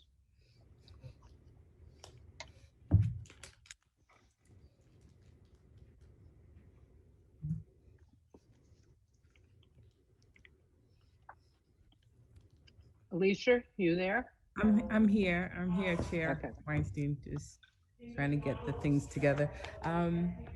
Thank you, Commissioner. Just two quick questions.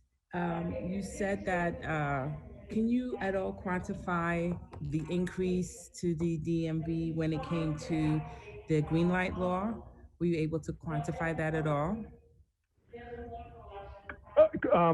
Assembly member, quantify that in terms of dollars or in terms of employees that were able to. Yeah, so last year's budget, last year's proposed budget, there was an increase of about $30 million. Much of that money, Assembly member, was used to underwrite the 444 FTEs, full-time employees that we were able to put on across our 27 district offices, of which it's now 30 because, as you know, we have a couple of offices that we started up, including in your Senate, within your community of Queens, at Queens College. Okay.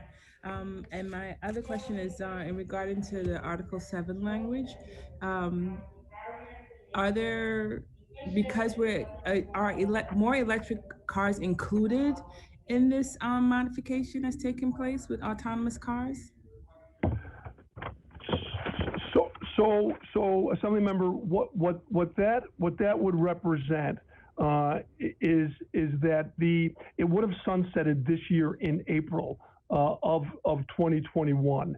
And so the question that was first raised by Senator Kennedy, what this does now is that this gives us an extension.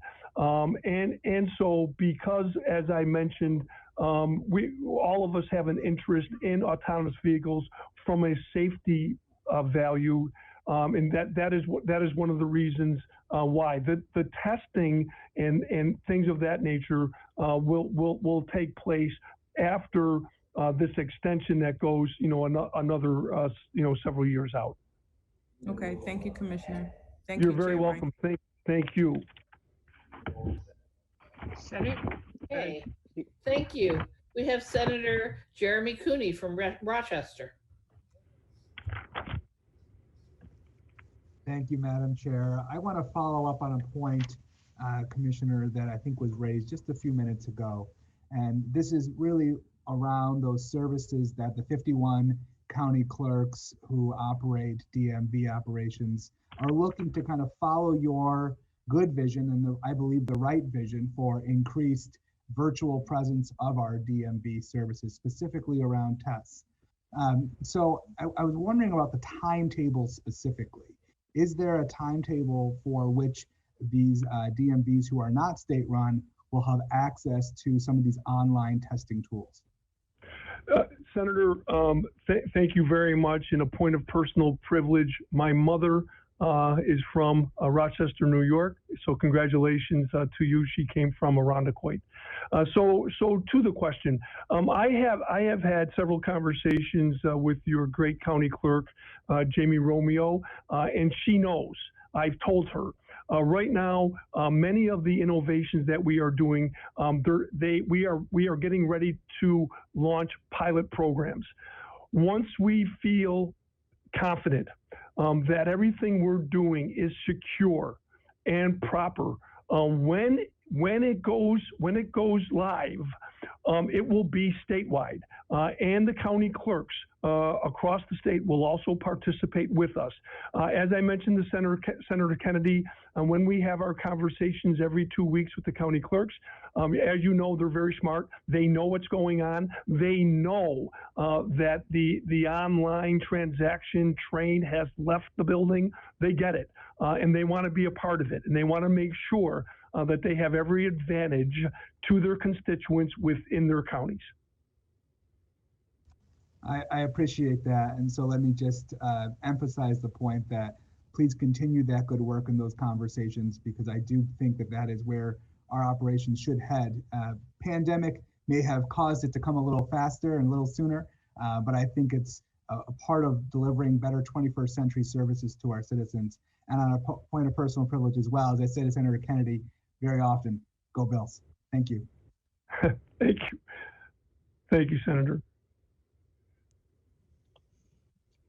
So yes, the last assembly questioner is Assemblyman Magnarelli for 5 minutes, his second round. Then we have a few senators after that. Thank you. Thank you, Madam Chair.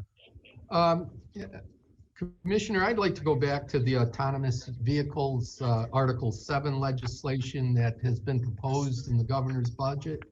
And it significantly changes the parameters of law that currently exists. Article 7 would establish an interagency group on autonomous vehicle technology and grant it the responsibility for coordinating all state policy regarding autonomous vehicles and connected autonomous technology with, in quotes, the goal of providing quick and efficient modification of regulation in response to evolving industry trends. Who would determine in the first instance what the state policy is regarding autonomous vehicles? Is it intended that such state policy would be at the discretion of this interagency group of executive agencies? That's my first question. Yeah, thank you, Mr. Chairman. And so the short answer would be the. That's what I New York want, State- short answers. Yeah, I got yeah. a lot of them here. So yeah, I would say the short answer would be the New York State Legislature, because that you are the ones who established the first opportunity with autonomous vehicles. And so therefore, going forward, I'm certain that the executive and the legislature will continue to talk and figure out a way. This is becoming very popular now. You know, maybe 3 or 4 years ago, there wasn't much talk about it, but now there is a lot more talk about autonomous vehicles, electric vehicles, and things of that nature. So therefore, I'm happy to share with you information as I get it. But right now, that's all I can really, that's all I really know in terms of how this will go forward. Okay, you know, this part also repeals statutory parameters established to ensure public safety during autonomous vehicle demonstrations and tests, replacing it with regulations to be promulgated by the Department of Motor Vehicles. Can you tell us why these provisions of law were repealed or are supposed to be repealed, and what the department's intentions are with respect to rules and regulations? Yeah, so again, Mr. Chairman, I really can't elaborate any more than I already have, and I apologize for that. However, I will send you over information to answer your questions specifically. If the questions cannot be answered by me or DMV, I will let you know who can answer them. Okay, couple of more questions. I got to stay on this, Commissioner. That's okay? fine. Yeah. Current law requires the DMV to submit an annual report to the governor and the legislature on June 1st of each year that the autonomous vehicle program is authorized, beginning in 2018. Have any reports been submitted? If not, why not? So Mr. Chairman, the short answer would be yes. However, I will confirm that, and I will let you know if that's the case. But I do believe that has occurred. Okay, finally, a provision of this part would authorize motorists beginning April 1st, 2026 to operate a motor vehicle hands-free if a driving automation system is engaged to perform the driving function. This, in essence, authorizes the operation of autonomous vehicles on public roads outside the scope of any demonstration and testing program. Isn't it premature to authorize autonomous vehicles prior to any further assessment of the impact of these vehicles on public safety, in your opinion? Yeah, so Mr. Chairman, I understand the question, and it's a good question. And so again, I just don't know what the answer is at this moment, but I will know before the day's over, and I will communicate with you clearly.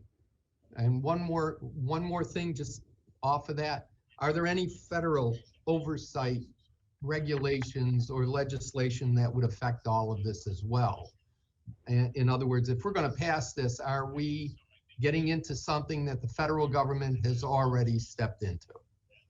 So Mr. Chairman, what I have in front of me, because I anticipated, some of these questions, I did not anticipate the in-depth questions that you asked on this. I do have an autonomous vehicle package of information that's about this thick. It's about 7 feet over. It wouldn't be proper for me to get up right now and go get it. So I promise you, And we don't Bill, have the time either, Commissioner, Yeah, but I would will get appreciate your getting back to my office on this. That would be good. Yeah, count it as done. That's all I have. And thank you again, Commissioner, for taking all the questions. Okay, you're very welcome. Thank you, Commissioner. There are no more assembly members, but I understand there are a number of senators, so we'll turn it over to the Senate to go through the senators. Thank you. And Commissioner, as we asked, whenever you're requested to do follow-up information, if you, in addition to whoever asked you for that information, if you would also please forward it to Assemblywoman Weinstein and myself, and we can make sure all members of the committees get the information. Because I know I'm very interested in the autonomous vehicle issues myself. So thank you, Assemblymember Magnarelli, for raising those. I'm going to now turn it over to Senator Serino.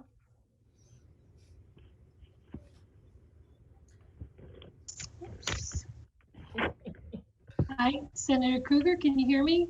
I can hear you, and hopefully your video will show up eventually. Everything is running very slow. Here we go. Yep, there we are. Thank you so much, Chair. And nice to see you, Commissioner Schroeder. Thank you for taking our questions today too. I just want to go back to the convenience fee. And I certainly understand the need for convenience. We heard from a number of folks who wanted better online access during this time. And I'm so glad to see that you guys are looking ahead. But why the dollar fee and 5 years instead of a shorter amount of time? Were there cuts considered prior to determining this fee? So, Senator, thank you very much, for the question. And so, obviously, you've heard from me over the last little while that I've been talking more about the convenience of it and what it would do to help underwrite all of these important decisions that we are trying to make it easier for the customer and for Brad Kendall's constituents in your county. And so in terms of exactly how it's written, how long it's for, and why it's $1, I'm afraid I'm not able to really give you much information on that right now. But I do understand in terms of the convenience of it to why it's there, and because of the budget difficulty that we're in this year, and we want to be able to have the opportunity to be able to underwrite these programs and projects. Oh, thank you, Commissioner. Because I understand the upfront costs, but typically when you have those upfront costs down the line, it's supposed to reduce what you're spending. And just curious as how you came to that number. And I guess we can follow up with that, because you'd have to determine the cost of what all this convenience things were costing, the cashless tolls, everything to take into effect and see the balance. So I can follow up with you. Thank you. Thank you, Commissioner. You're very welcome. Thank you. Senator O'Mara, the Ranker. Thank you. Good afternoon, Commissioner. Good to see you. Good afternoon. Thank you. I have a couple questions with regards to the access to DMVs. We're still having a lot of problems in the southern tier with access to appointments. I'm not sure if you were specifically asked before or not when DMVs offices are going to be open without the need for an appointment. Because right now, while you've been testifying, I looked through my counties online. One of them, first appointment, 5 weeks. Another county, 4 weeks.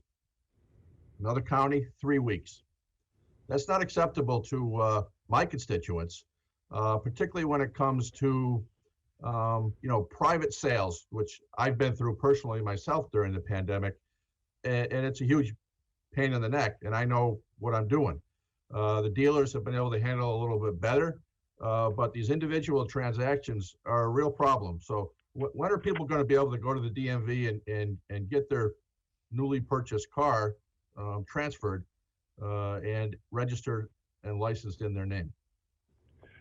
So Senator, allow me to start this way. I believe that the county clerks have it harder. Why? Well, when things get a little rough within the district offices that we run, I have an opportunity to be able to talk to DOB and to be able to figure out what to do about it and how to underwrite it. The counties have it more difficult in my view.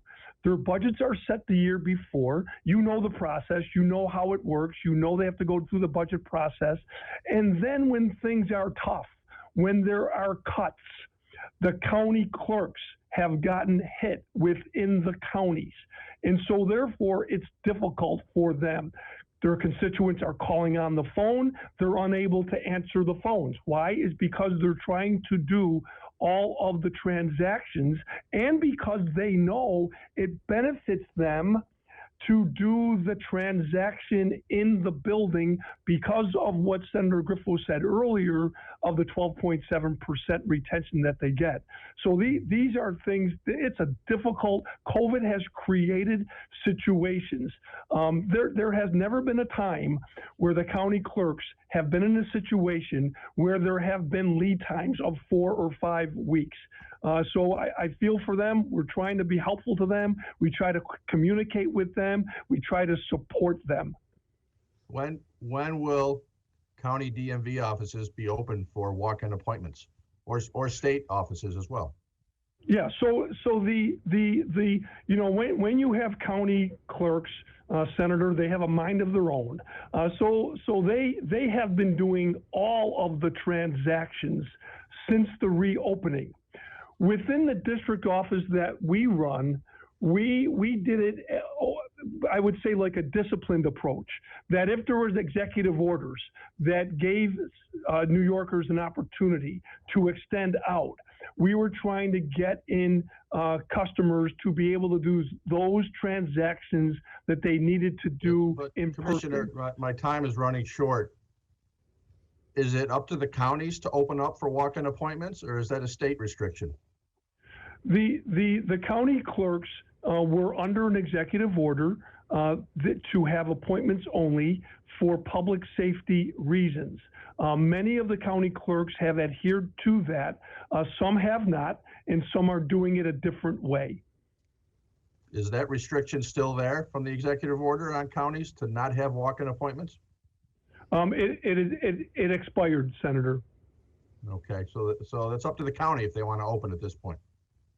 Yeah, the counties are all open, and many of which are doing appointments only because, you know, for public safety reasons, they do not want to have 100 people in the office, and that would affect the customer, that would affect their employees. Yeah, well, I would think that, you know, my constituents, you know, they can walk into a Burger King and wait in line. They can go to Walmart or Home Depot or the grocery store with hundreds of people and do their transactions.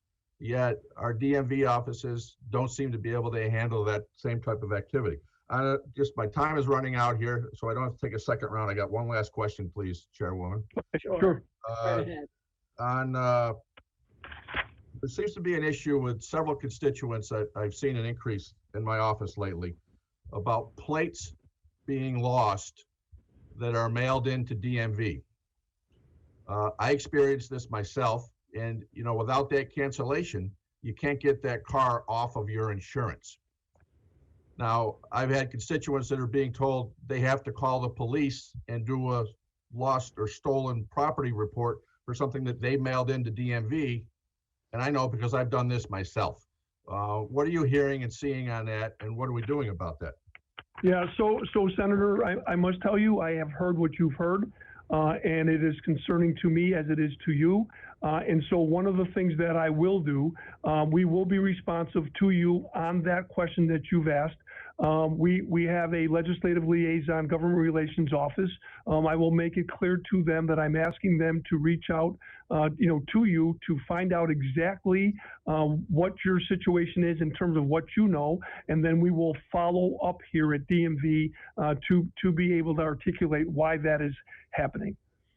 Thank you, Mark. You're very welcome. Thank you. So Mark, I just have a couple of questions for you. One through a colleague who couldn't be here today. DMV Form 44 allows for gender change, but only provides male and female as the options. Is that a typo in the creation of the form or some limitation in your software program for the computer? So, Senator, I'm sorry, I thought you were maybe going to gender X. Is your question different than that? So, well, again, it's someone else's question, but they say that the form doesn't have any other options for male or female, and yet they say it's a gender change form. So in theory, you'd need some other options. No? Yeah, yes. You could be changing from male to female, but you could be changing to a non-gender specific category. And apparently they don't offer any option for that. Yeah, the governor, as you know, in the governor's state of the state, he has directed DMV to do that. And so we are in the process of doing it. The one thing that I know that you know, some of the legacy lines here at DMV go back a long, long time. And so it is difficult for us to do this. I wish we could just do it today. We can't, but we are doing it. We will do it, and it will be done. Thank you. You're welcome. So you don't actually control EasyPass per se, right? We don't, except for we sell them in our DMV offices. That's really the only role that we play in that, Senator. But do you know, would you have access to the information about where EasyPass bills get mailed to, or would that be the Thruway Authority? So that would be the Thruway Authority. Unfortunately for us, the only time we're really involved is when there is going to be a potential punitive situation where a tolling agency is telling us A, B, or C, and then we might have to do something. But I do know that coming up next, you may be able to redirect that question. I think it's probably a both of you question, but I'll just tell you the rest of it now rather than ask you. So a constituent of mine raised this, and I thought, what a clever idea. Everyone in New York City has joked for my whole life that if there was many people visiting from Vermont to New York City on any given day, there would be more people than the total state of Vermont. So if you just go up and down the streets of New York City and see the license plates of the cars parked there, there's a huge percentage that are Vermont, some other New England states. We know they're New York residents. The cars are there every day of our lives. They just want to pay the lower insurance costs and I guess filing fees to make it a Vermont car. I'm not picking on Vermont, but it does always statistically seem to be Vermont. So it came to this constituent's attention that since everyone in the world now has EasyPass, that these cars have EasyPass, and the EasyPass bills go to someone. And if the EasyPass bill goes to you living in New York State, even though the license plate is Vermont or some other state, that there should be a way we potentially can match that and say, excuse me, you actually live in New York, you should be paying the fees that a New Yorker pays for their car. And I'm just, even though I'm never that big on gotcha situation, I also am very big on even playing fields. And I think a lot of people have figured out a way around the even playing field. And I'm just wondering whether, because we now have these systems, there is some way we could actually do that, which, by the way, would probably generate a significant amount of new revenue for the state of New York that we should be eligible for because people really do live here and use their cars here. And that would be a way to supplement our revenue needs without raising any new taxes. We're just saying pay your fair taxes because you're a New Yorker, just like Mark Schroeder and Liz Kruger are New Yorkers, but register our cars in New York. So it's just something for you to think about, and I will raise with the next commissioner up after you. Senator, I must say I've been around DMV now for 2 years, and quite frankly, I haven't heard that one. And so it's very logical to what you just said. And I will have a conversation with Matt Driscoll to see if there's a response because revenue is revenue and New York needs the revenue. And also, we believe in fairness. Don't we believe that if we're paying our fair share of taxes, which is really what these fees and taxes to DMV are, that everybody should pay for the same services? So I do think it's a fairness issue as well. And with that, I'm actually officially letting you go for the evening. Thank you, Senator. So that we can continue with the next commissioner. Thank you very much, Mark. Okay, thank you, Thank Senator. you. Thank you, Commissioner, for being here. And next up is the New York State Thruway Authority, Matthew Driscoll, Executive Director.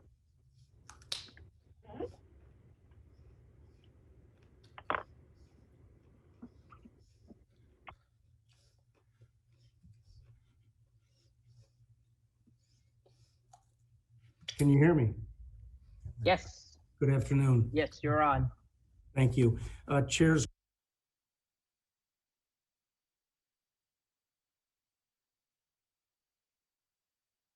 What happened to him? We lost you, Matt. Are you? We seem to have lost you. Are you there?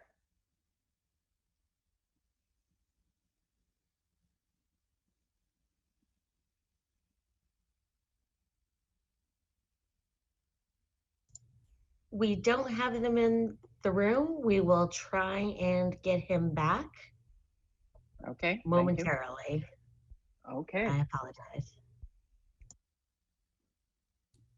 For those of you who never left your chair for the last 6 hours, it's a good time to stretch.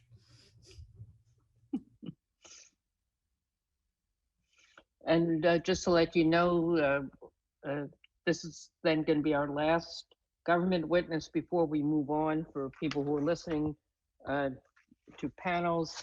And unfortunately, Senator Kruger and I will not be providing dinner tonight.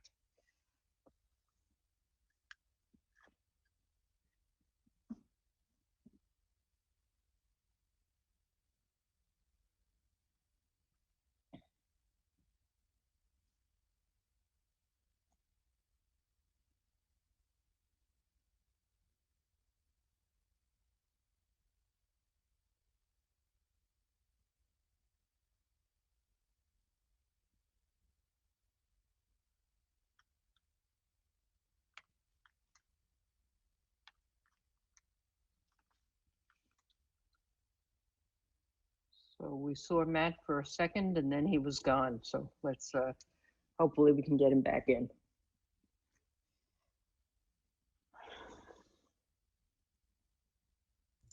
We are working on finding him and or the next panel, whichever happens first. Okay, great. Thank you.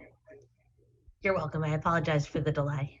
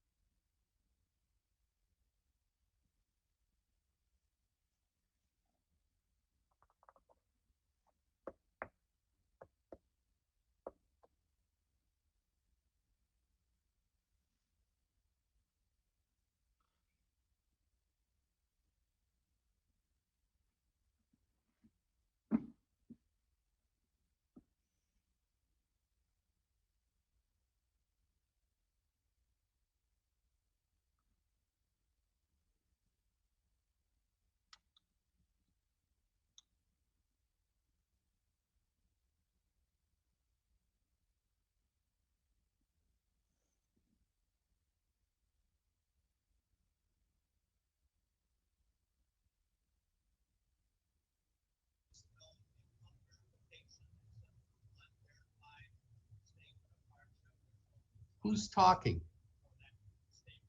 Gianna?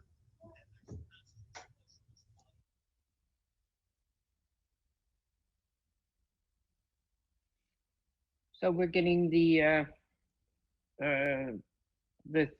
Thruway Authority will be back with us in a moment. Yes, Mr. Driscoll has just arrived. We are just getting his audio and video set, and he should be ready to testify. Thank you for your Okay. patience. Maybe he had no money left on his Easy Pass. Yeah, very Good funny. one. I just want to see if people are paying attention. Yeah, I don't- Every I so don't often, a know. little bit of humor.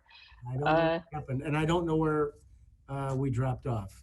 So perhaps I'll just. You You never were started. about, Pretty much nothing.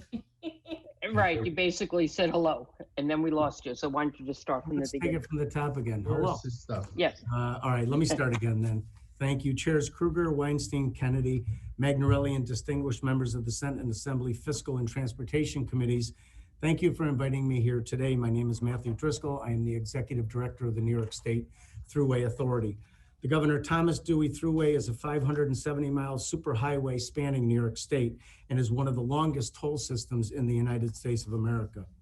Underscoring its importance to the state, region, and nation, the Thruway serves as a vital link to long-distance interstate travel and provides the major route of access for visitors to our state's tourism anchors. It is also a primary artery of commerce and serves as a primary catalyst of the state's economic activity. The Thruway Authority is operated and maintained solely as a user fee system and is not supported with any state taxpayer funding. The 21 Thruway budget represents a total financial commitment of $1.1 billion.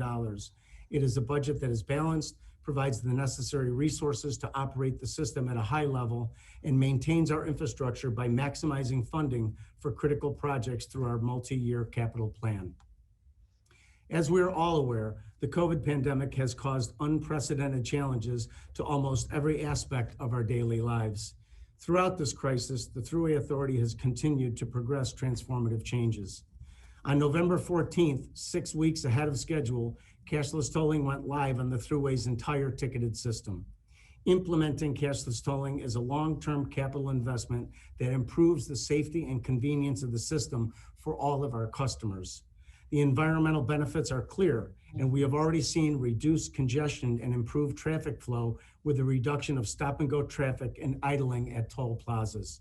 We've already removed toll plazas at 6 high-volume interchanges, which means approximately 50% of all traffic no longer passes through a toll booth.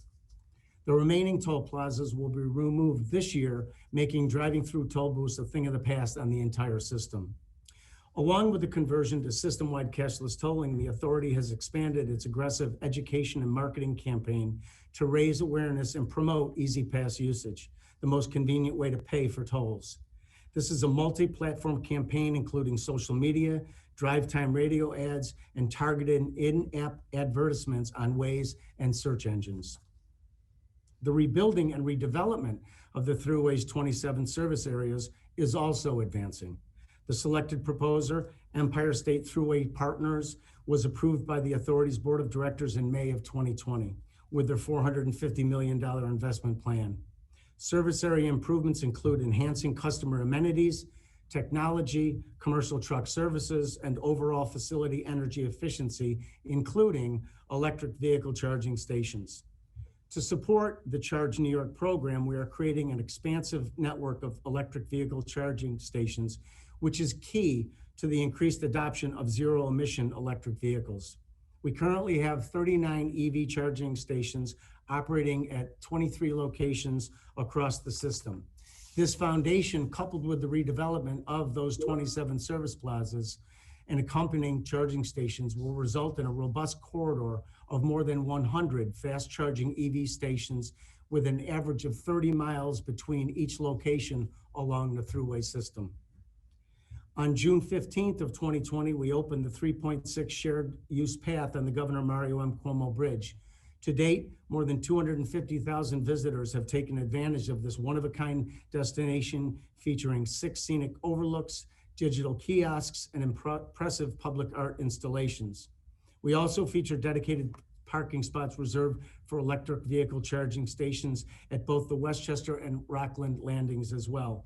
Last year's opening included safety protocols to limit the potential spread of COVID, and those efforts continue to be in place. Maintaining and modernizing a superhighway requires continual reinvestment. Last year, the authority reinvested approximately $544 million into its infrastructure by undertaking roadway and bridge rehabilitation and replacement projects across the state. To support our continuing investments, we instituted a modest toll adjustment on the Mario M. Cuomo Bridge that went into effect on January 1st of this year. The Thruway Authority Board of Directors approved the proposal in December of 2020, after a lengthy public process that began in the summer of 2019.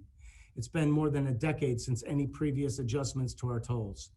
To be clear, New York Easy Pass customers will see no change to their tolls, except for the Mario Cuomo Bridge. That said, we fully appreciate the impact the bridge has had on the local economy, and at our public meetings held in Rockland and Westchester counties, we clearly heard the importance of keeping tolls low for residents and commuters.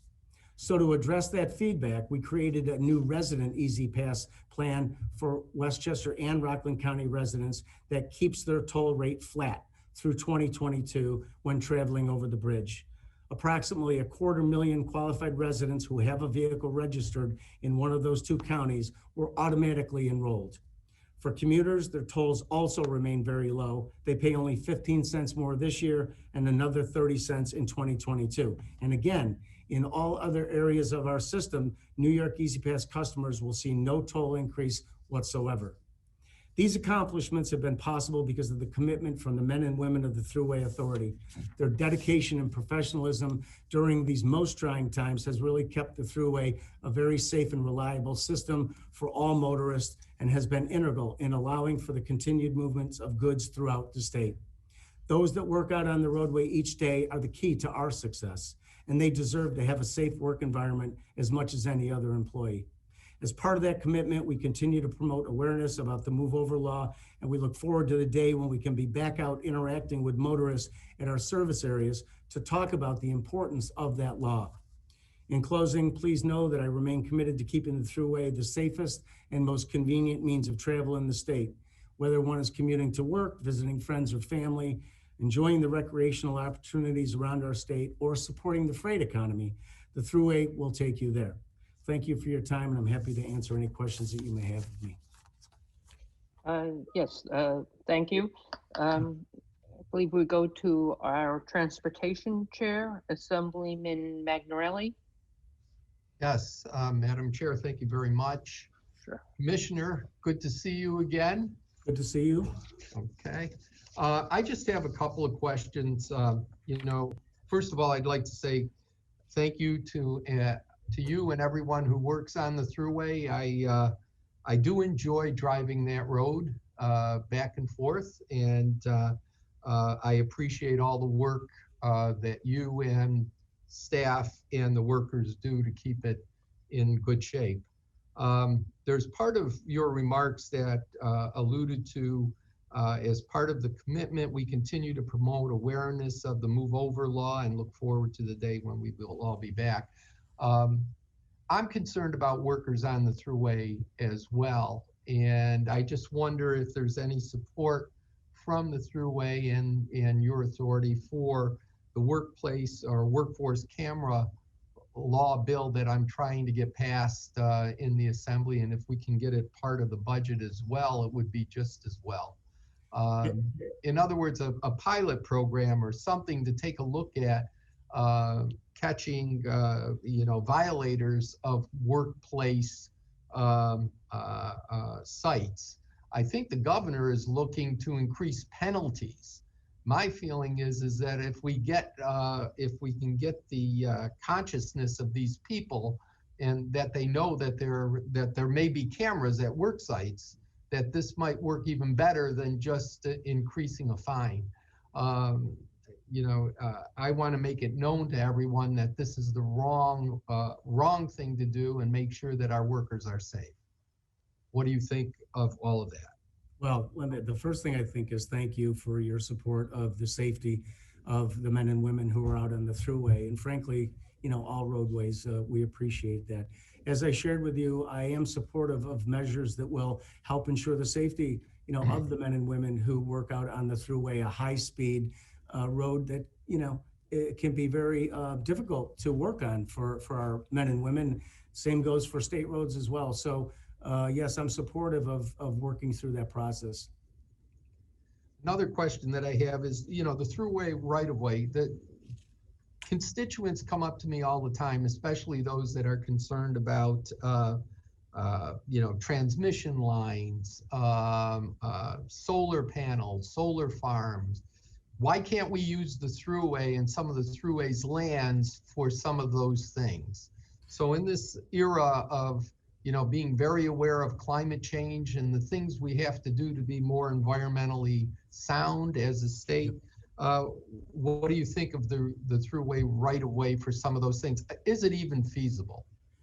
It is feasible, and we have done that, at exit 16 as an example with a solar array down by Woodbury Commons. And it's actually something that I'm looking at. I would agree. I think the thruway corridor presents a lot of unique opportunities to support the state and to modernize in many ways. So we are doing that. We're very engaged. I won't get into the details here because it's just some conversation, but we're engaged with folks talking about some of those opportunities.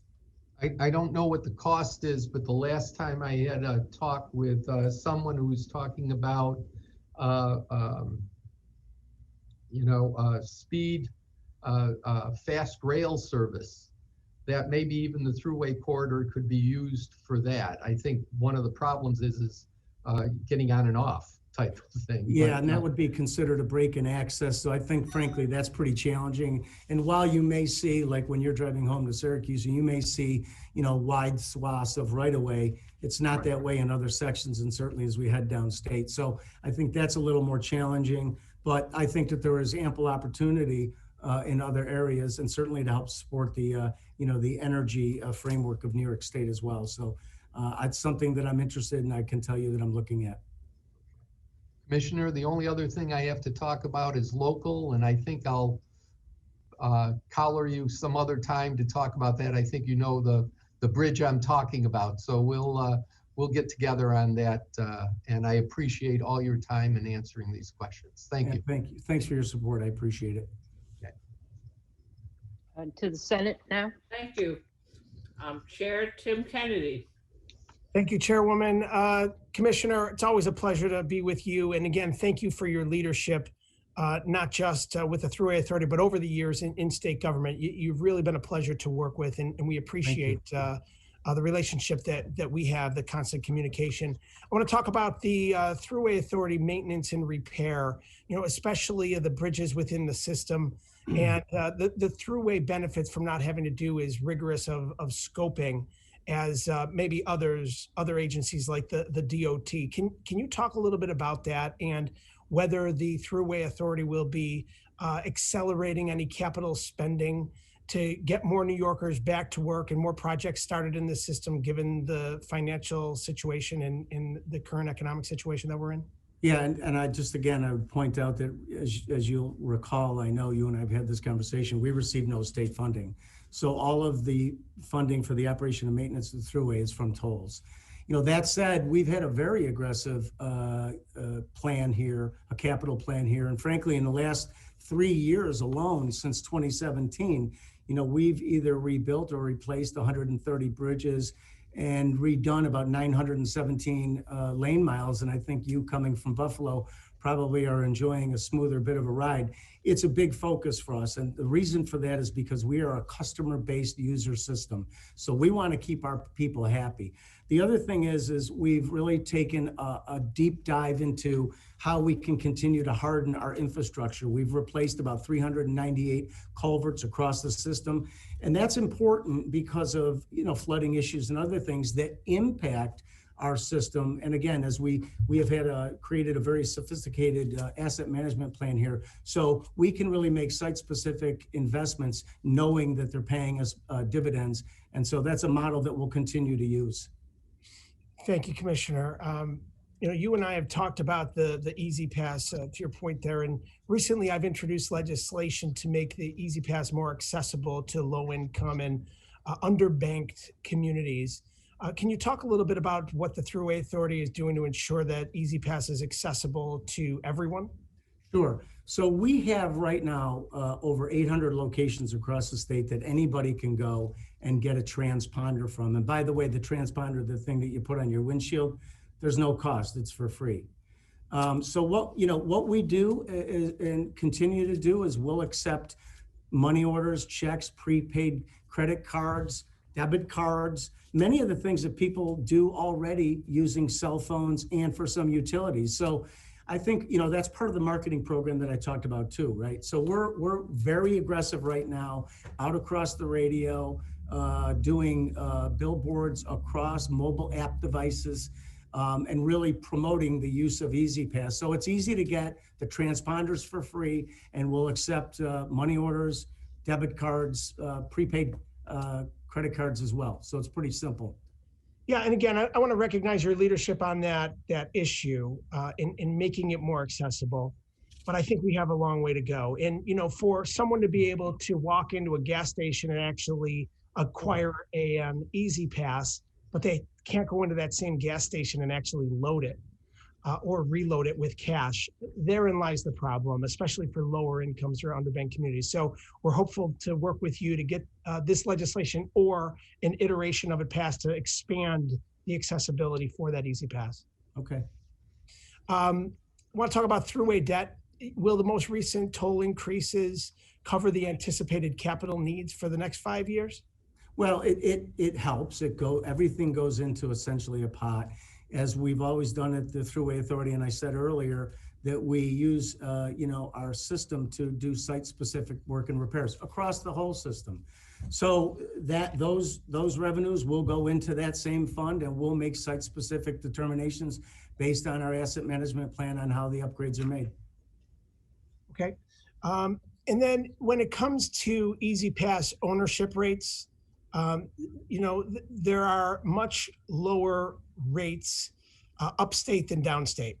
And given the concerns about scofflaws and past difficulties with the toll retention rates, what's your plan for avoiding significant revenue loss? Well, again, we're urging everyone to get an Easy Pass. It really is the most efficient way to pay your tolls. It avoids a toll by mail process, which means we have to mail you a bill. That's expensive for us. And so the answer is, there's a reason we call it cashless tolling. We don't want to accept cash any longer. We want to do everything electronically, as other toll roads across the United States do as well. So we'll continue marketing strongly on that. We've seen a real uptick in usage of Easy Pass across the state. It exceeds 87% downstate, about 80% statewide elsewhere. So we're making good progress. We have given away over 100,000 transponders since we ignited this marketing program just a short while ago. So we're going to stay at it. Look, like anything, it's always about education, reinforcing that education. We'll continue to do that. Thank you. And just one more note here, and if you could elaborate on this. One of the things that under your leadership and the leadership of this administration, we have seen is an increased sound barrier program, especially in areas where there's heavy residential along the Thruway. There have been communities that I represent and communities along the Thruway that I don't represent that had really been advocating for the implementation of these sound barriers for the quality of life in their neighborhood for many years and didn't get that. We've seen that change under your leadership. Can you talk more about your program, how you're looking at these and what you're doing moving forward to implement these sound barriers for the quality of life in these neighborhoods? And I'll leave it at that. And again, Commissioner, thank you. Yep, thank you. So as you and I have discussed as well, there is a very rigorous federal and state process to determine, where sound barriers go. And really what they're for projects that increase capacity. As an example, you may add another lane of traffic, so your volumes are increasing. So it's a very strict determination process, but as I've indicated to you, and I know you and I've chatted about this, we continue to find ways to try to be creative. But in terms of the sound wall barrier program, it has very strict guidelines that, we are required to follow. Thank you. Thank you, Assembly. We're not sending anything out. Yes, so we go now to Assemblywoman Paulin, Chair of our Corporations Committee. Thank you so much, Aline, and welcome, Commissioner. I appreciate your being here and sitting through our questions. So the first one is in one of the Article 7 bills, you raised the value of a procurement contract from $15,000 to $50,000. Could you explain the current need for raising the figure and the anticipated effect it will have on your operations? Yeah, sure. That's a great question. Thanks for asking. Really what it'll do is it'll first bring us parity with other entities like DOT. But second of all, it'll save us money because we are limited, as you point out, to up to $15,000 where we can, contract with somebody. Let me give you an example. One of the things that we're doing now is instead of farming out bridge redecking and so forth, we'll do it ourselves. We'll bring in some contractors to assist depending on the size of the project. But if the project and the work required exceeds $15,000, then we have to do two lettings, two contracts. That makes it very cumbersome and it's not efficient. We can actually save money by having this authorization. Thank you. The Mario Cuomo Bridge, the toll on the bridge, as you point out, is $1 over 2 years. Is it anticipated that the toll increase will be sufficient to pay for the construction of the bridge, or do you see subsequent toll hikes immediately after this one is complete? So the way that I view this is how we arrived at even this figure. As you point out, it's 50 cents this year, that's already taken place, and 50 cents next year. Those revenues will go into the fund as it does. We'll make site-specific investments across the thruway. With respect to any future potential increases on the system, look, there's a reason we've been able to not have one that is an increase in over 10 years, because we are making prudent decisions on how and where we finance these structures. I'll give you an example. In 2019, one of the things that we did was we looked at how we can restructure existing debt.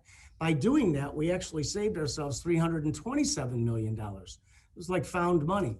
So I think, we have a lot of tools in our box, if you will, to utilize before we get to even that thought process. And we would certainly use those types of tools to determine any type of future funding needs. But we're not there. We're in pretty good shape right now, despite the pandemic. And on the same, slightly different, the Tappan Zee constructors have sued the Thruway Authority for $900 million. What is the nature and the status of that dispute? And would toll prices be impacted by a ruling against the Thruway? Well, so just to clarify, they haven't sued us. They've utilized what's called the dispute resolution process. And that's not a novel idea. It's something that's built into mega projects globally like this. And it was really for both parties, for TZC constructors and the Thruway Authority to utilize. And that's what they're doing. They're utilizing that. We're going through that process. That will have no bearing at all on any rate structures at the bridge. Thank you. And finally, a few related questions, all on the same topic of the toll violations going up to a Class A misdemeanor. And, so I'm, and would make it a violation with a fine of up to $500 to drive on a toll road with an obscured license plate. So, we've been back and forth, you and I, the Hudson Valley delegation and you on, the whole issue when it came up with when it was the Tappan Zee, then the Mario Cuomo Bridge, when all of the, so I guess related to that, you know, have you gotten many more complaints? I mean, we've seen less complaints, you know, about the tolling system, but still some. And I wondered what your experience is. You know, you've definitely improved the process, which we appreciate.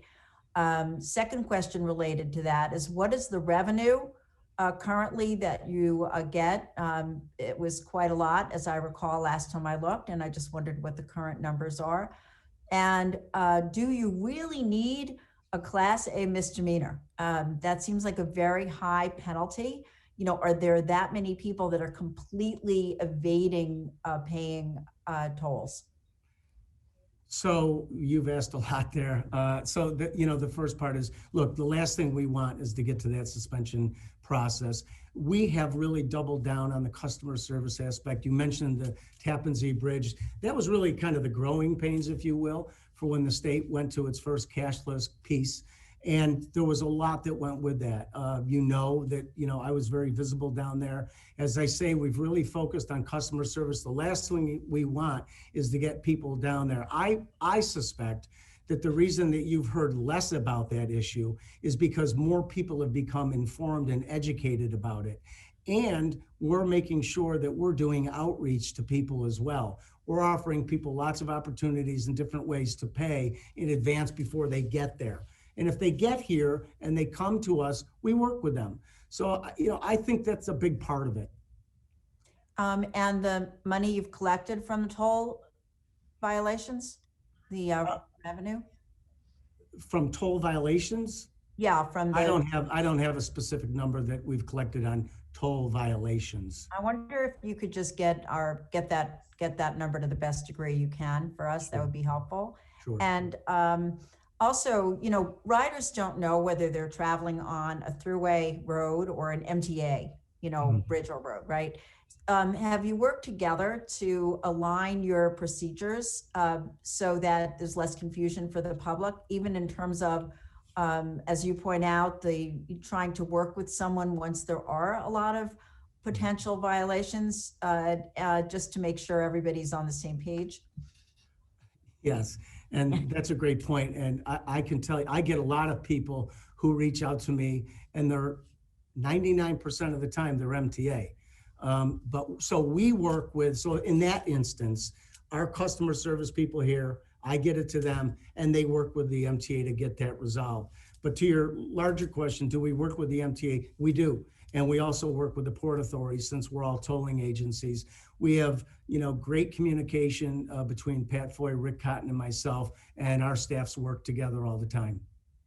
And the actual procedure, do you know if it's identical with all three agencies or authorities? There's some distinctions, but generally speaking, we're pretty similar. So we have a good working relationship. There's a good communication piece. Frankly, it's less about the agencies. It's more about the consumer. And I wonder, sorry, go ahead. Well, I was going to say, I think that's the point I'm trying to make here, which is education really is the key. It's something that I think all of you in your lives as senators and assemblymen know. You constantly have to reinforce messages to people. We're really doing that and taking a greater role in doing that. And I think that's the challenge for the tolling agencies, is getting customers to understand better. And I just wonder one last thing. The obscured license plate, that is certainly a concern. We heard from the MTA earlier today about the concern as they implement congestion pricing. You certainly have been a toll collector, the authority, for quite some time. Do you have any way of telling how many cars are in that category proportionate to the number of cars that cross, just to have some sense of, because that's a purposeful act, in many cases. Sometimes it's an old license plate, but a lot of times not. And I guess we're trying to get at the people who are purposely doing that. Is there any way to get any kind of data that you might have accumulated for those tolls that you already have? Well, I think maybe I'm misunderstanding your question. Are you asking me if we can identify people who purposely obscure a license plate? Well, I guess if you can't read the license plate, it's either one of two, instances. One, it's either not readable because it's an old one, or it's purposefully obscured. For this purpose, I would just want to know what the percentage total is, because you wouldn't be able to distinguish between those two categories. No, I can't give you a percentage, but what I can tell you is this. And like I said, we've obviously just installed all new electronic tolling and equipment. We have the most sophisticated cameras and sensors in the world. We actually have run a number of tests related to plates, old plates, new plates, peeling plates, plates that are completely peeled, so that we can get the resolution on those. And in the instance where it's even questionable, there's a process by which it's called a manual plate review, so that people actually take that image, and it's multi-screened and 3D dimensional, and they look at it on a screen in front of them to drill down on the information on the plate. But I don't have the specific information that you're asking for. Only because we're putting a fine, or the proposal is to put a fine of $500 if you have an obscured license plate. And so I would just want to know, who are we talking about? Is this just for show? Or is this a real deterrent? Yeah, I hear you. So let me circle up with some of my folks, and we'll try to drill down on some of that for you. I appreciate it. I'm done, Chair. Thank you. Okay, thank you. We go to the Senate now. Thank you. Transportation Chair Tim Kennedy.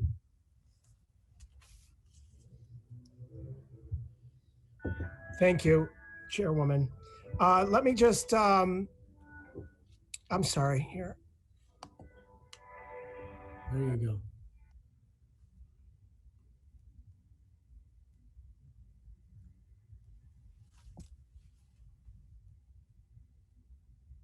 Can't hear you.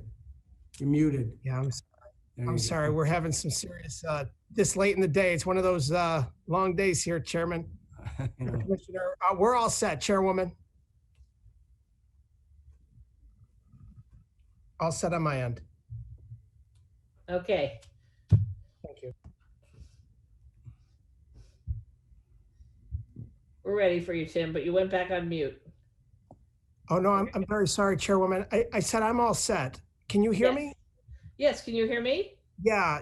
No, I'm all set. I've gotten through and exhausted my questions. Oh, you're all set. You have no questions. Yep, Oh, you're our favorite senator.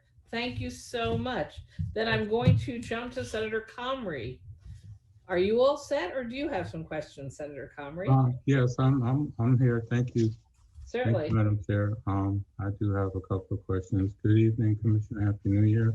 I just want to first follow up on what Assemblyman Magnarelli was saying about the ability of the Thruway Authority to utilize its facilities to do more solar and to also do broadband. As you know, you and I talked about those issues the first time we met, and I was trying to encourage you to, you were talking about the ability of the Thruway Authority, because you have high-speed internet services now, and you were looking to improve them. And can you just share with us what is being done so that you can increase broadband access for all of the communities contiguous to the Thruway Authority? And has there been any update on that since we've had the initial conversation? Yeah, and so let me start by thanking you and everybody for your support of that legislation. That's the fiber optic system that the senator is speaking about. We've actually brought on a marketing firm who is out now, recently started. So we are aggressively marketing that fiber optic system. It runs the entire length of the Thruway. And so we're happy to support broadband in any instance that we can. And do you expect that once you increase the broadband, you'll be able to extend it out into other areas? Yeah, it's really a matter of more of, yes, connecting to our system. But as I say, now with the authority to aggressively utilize our fiber optic system, we're looking at all of those options. And just I wanted to add to your piece about the solar array that, I mentioned that we installed down in Harriman. Again, the service areas and the service plazas are going to be really they're going to be really focused on energy and the environment. So we're going to look at opportunities there through the vendor. But it's also something that we're looking at in terms of the right-of-way opportunities that we have on the Thruway to expand those opportunities. Frankly, I'd like to look at those opportunities on our maintenance facilities as well, where we can decrease the usage of energy off the current grid and utilize it, at sites using solar and other technologies. So that's really what we're delving into here, and more to come in the future. Great. I look forward to great results from both technology increases by your agency. Just to go into something that I wanted to talk with the MTA about, but you have it in your Article 7 also, the issue of doing bids by all electronic and the electronically secure submissions for bids. You have it in your Article 7A request. Can you just give us some idea of how you're going to make sure that there's an opportunity to ensure that the MWBE numbers are maintained through that, and the ability to do subcontracting is done with these electronic process that you're looking to adapt? Yes, and that's a great question. And so we have a strong focus on MWBE in all of our programs, regardless of whether it's electronic, which we don't have that authorization, which we're looking to get, and in every other instance. We're also going to take some additional steps here in terms of outreach. One of the challenges is for the Thruway Authority, we don't do vertical construction like DOT. So we're limited to horizontal construction, a lot of paving, there's bridge work, but there's a high capital investment for contractors, minority and others alike. And so one of the things we want to do is really do more outreach. It's something that I have on our agenda to do more outreach so that we can inform people and firms across the state about the opportunities that do exist at the Thruway Authority. So we're going to continue a strong focus on that. I look forward to seeing some statistics on it. I look forward to helping you with making sure that outreach is done, maybe empowering the ESD rather than new title to show that can happen, and we can make sure that folks can be aware of the bids as well and the subcontracting bids. So the electronic processes, has this been tested yet, or is it still in a development stage? The electronic tolling is up. No, not tolling. Electronic submission for contracts. Oh, no. And that's what we're looking for authorization for. Got it. And then just my last question, my pet peeve, the ability for drivers to be able to settle their toll issues, and has that system been improved? And if so, can you describe it? Yes, I think it has been improved. We have an ombudsman now, a toll advocate, which I know that the legislature, both houses, was strongly in favor of, doing a great job. And as I talked about earlier, we've really re-emphasized the importance of customer service. That's how I view the Thruway.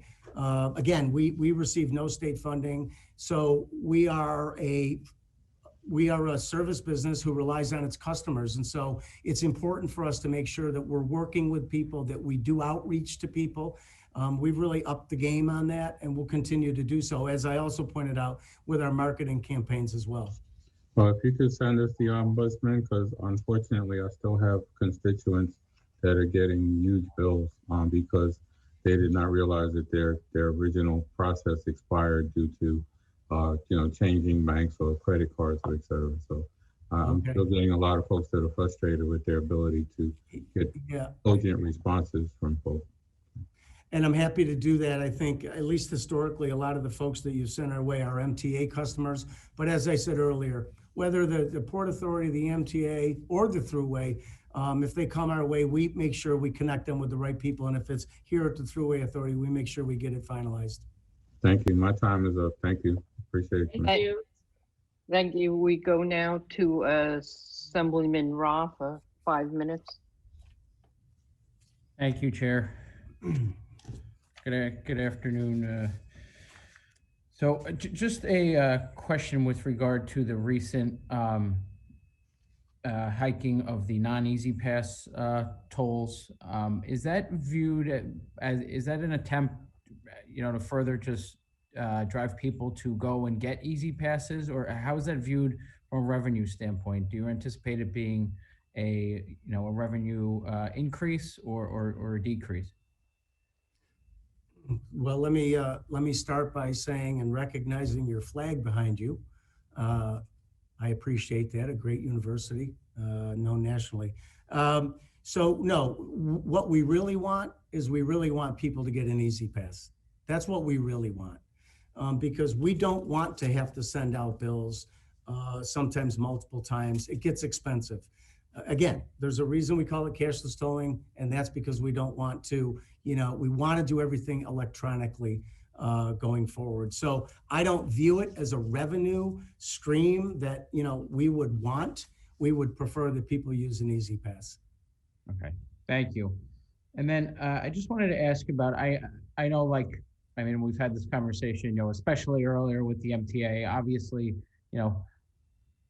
everybody's revenues were down as people were not utilizing the systems. The Thruway is certainly no different during the height of this pandemic that I know forced some borrowing to have to take place. What's the kind of long-term outlook in terms of the agency with having to potentially borrow further in the next couple of years, and what is the impact potentially on the toll payers?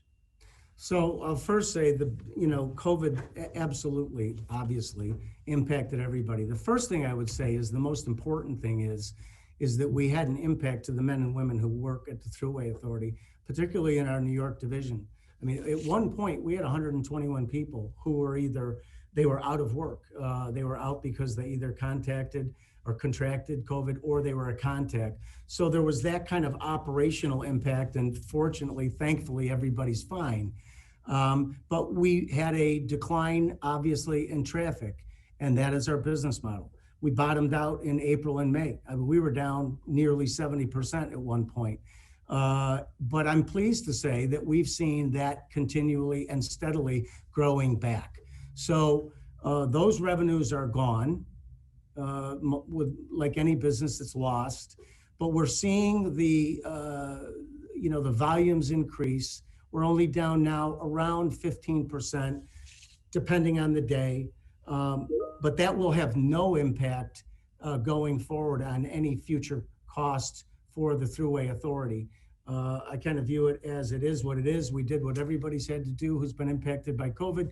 We've tightened the belt, we've reduced spending, we've done the things that we need to do to keep ourselves afloat and to make sure that we're focused on the critical safety work of the Thruway. I'll remind everybody that we're an essential agency and or authority. And, even despite when COVID was at its height, we were operational, we were out working, and in some instances, actually, it helped us accelerate work because there was less volumes.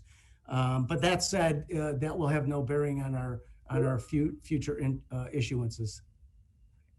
Thank you very much, and certainly, I thank you on behalf of my constituents for all of your workers within the authority for their work. And certainly, many of us were, in a situation that we were working from home or whatever. They were out there keeping the roadways safe and ensuring that many other essential workers could get from one place to another, and certainly all kinds of different supplies that certainly travel on our throughways were able to get through as well. So thank you. Yeah, and that's a great point, because freight, continued, of course. People still need to eat, and goods had to be traversed. So commercial stayed pretty consistent, but thank you. I know that everybody appreciates your comments. Thank you. We go to the Senate. Thank you, Lean. Our next speaker is Pete Harcum.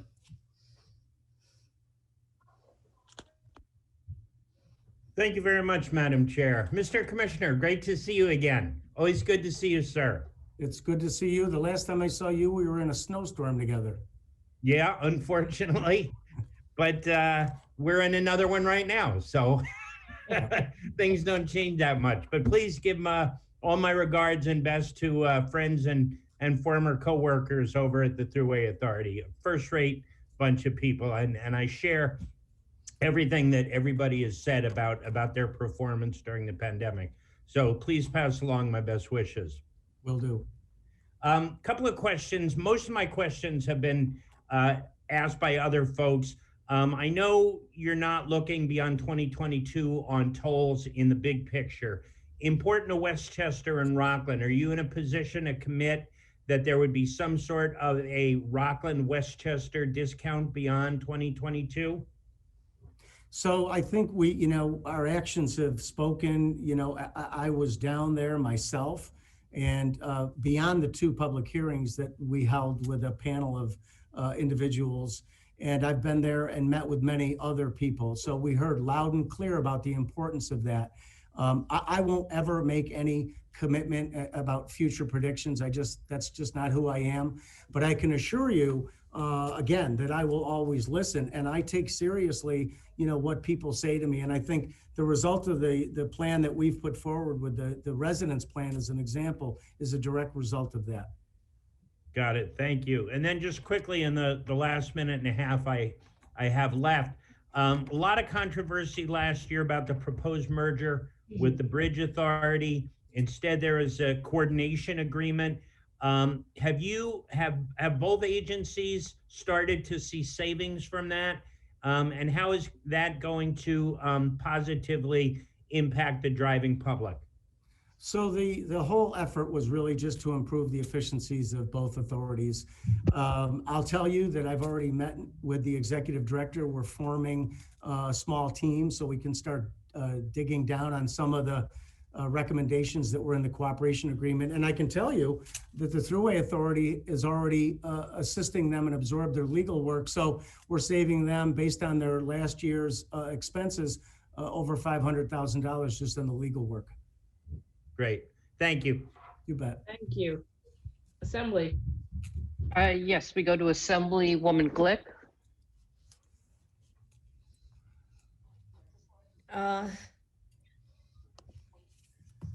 Okay.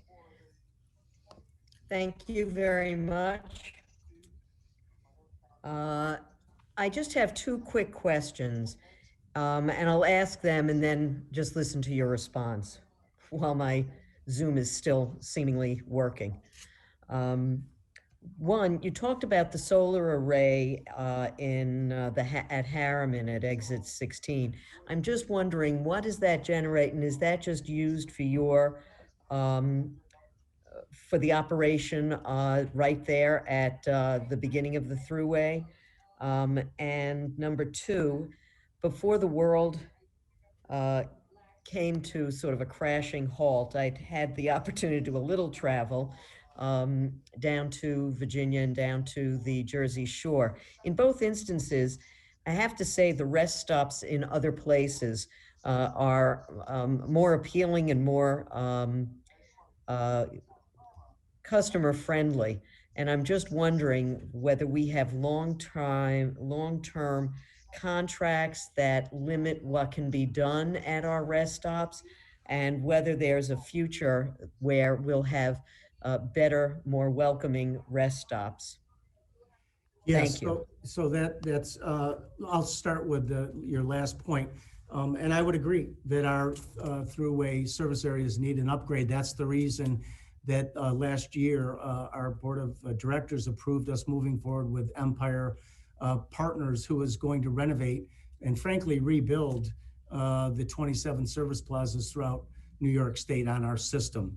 We're excited about that because that's really going to bring a tremendous upgrade for, again, our customers, because our customers are how we maintain and operate and pay the bills at the Thruway Authority. And so we want to have the most modern, convenient facilities that we can. These are going to include upgrades for the truckers, who are a big part. The freight economy is a big part of our business model. It's going to include Taste New York. We want to make sure that we are helping to promote the local agribusiness and artisans that are in these regions. And it's going to have a strong focus on healthy food choices as well. So you're going to be, I think you're going to be very pleased when you see that all come to fruition. The solar piece at the Harrington, I don't actually have the number of what the output is there. We utilize it in the grid. We get a credit for it, and we utilize some on site as well.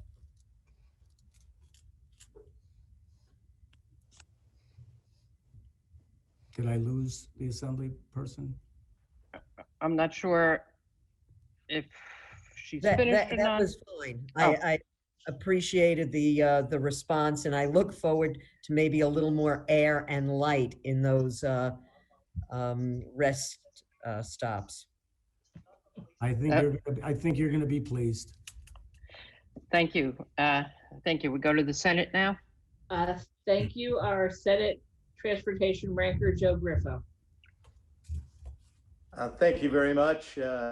Thank you, Director Driscoll, for being here tonight. I know as we conduct this hearing virtually tonight, the men and women of the Thruway Authority and DOT are working against the elements of nature from Central New York to the Capital District. So we want to express our gratitude to all the men and women for their work and to you for your leadership. You've done some good things in the various departments that you've headed, and we appreciate your service, Matt. So just a couple of questions. First thing, to reiterate what you had indicated, Director Driscoll, you'd said that does it appear that this toll increase for people without Easy Pass has led to more individuals now getting an Easy Pass? Yeah, well, first of all, thank you for your kind remarks, Senator. You're an old friend, and I appreciate all the work that you've done over the many years and all your different posts. You've done a great job. I think a lot of it has to do with the education piece that actually began at the old Tappan Zee Bridge. It's been, cumulative. We started this marketing campaign that I talked about, but also we certainly got a lot of attention and free press, if you will, prior to us going live with cashless tolling. So I think certainly in a large part, that's helped. But there's no question that our targeted marketing strategy is working for us, and we'll continue that forward. And also, Commissioner Schroeder a short while ago indicated that he thought there were about 20,000 driver license suspensions due to toll evasion towards the end of this year. Do you see that number as normal, or is it higher or lower? Or do you have any idea? Well, I don't, I missed that. I'm not sure what the commissioner was speaking to. Was that for the port, the MTA, or the Thruway, or everybody? I don't really know. Okay. So in your case, though, relative to Thruway, have you seen any significant changes or as a result of suspensions? I would say that we've seen a slowdown. It's what I said earlier, that we've really, that's the last thing we want. So we've really focused and doubled down on our customer service, our outreach, which I think is really important. And that's the last thing we want to see happen. And so we've really focused on that. People, I think, recognize now, that they can come to us and we'll work with them to avoid that. And I know we've had a conversation in the past with the new gantries and the modernization that's being undertaken. At this point in time, and hopefully this will not happen, you don't anticipate using those gantries for speed control devices also? No, not at all. They are used only for the collection of tolls. That's it. And you discussed transponders before, Director Driscoll. Is there any idea of maybe modernizing those too? I know in many of the states, other states, they use smaller devices on license plate frames, things of that nature, which makes it easier than putting in a windshield. Has there been any discussion or thought to that? Yeah, and that's right. You're accurate. I mean, we're keeping a sharp eye out on that. I'm focused on it because it's changing. They're talking about it maybe in a license plate or an actual registration sticker or a smaller model.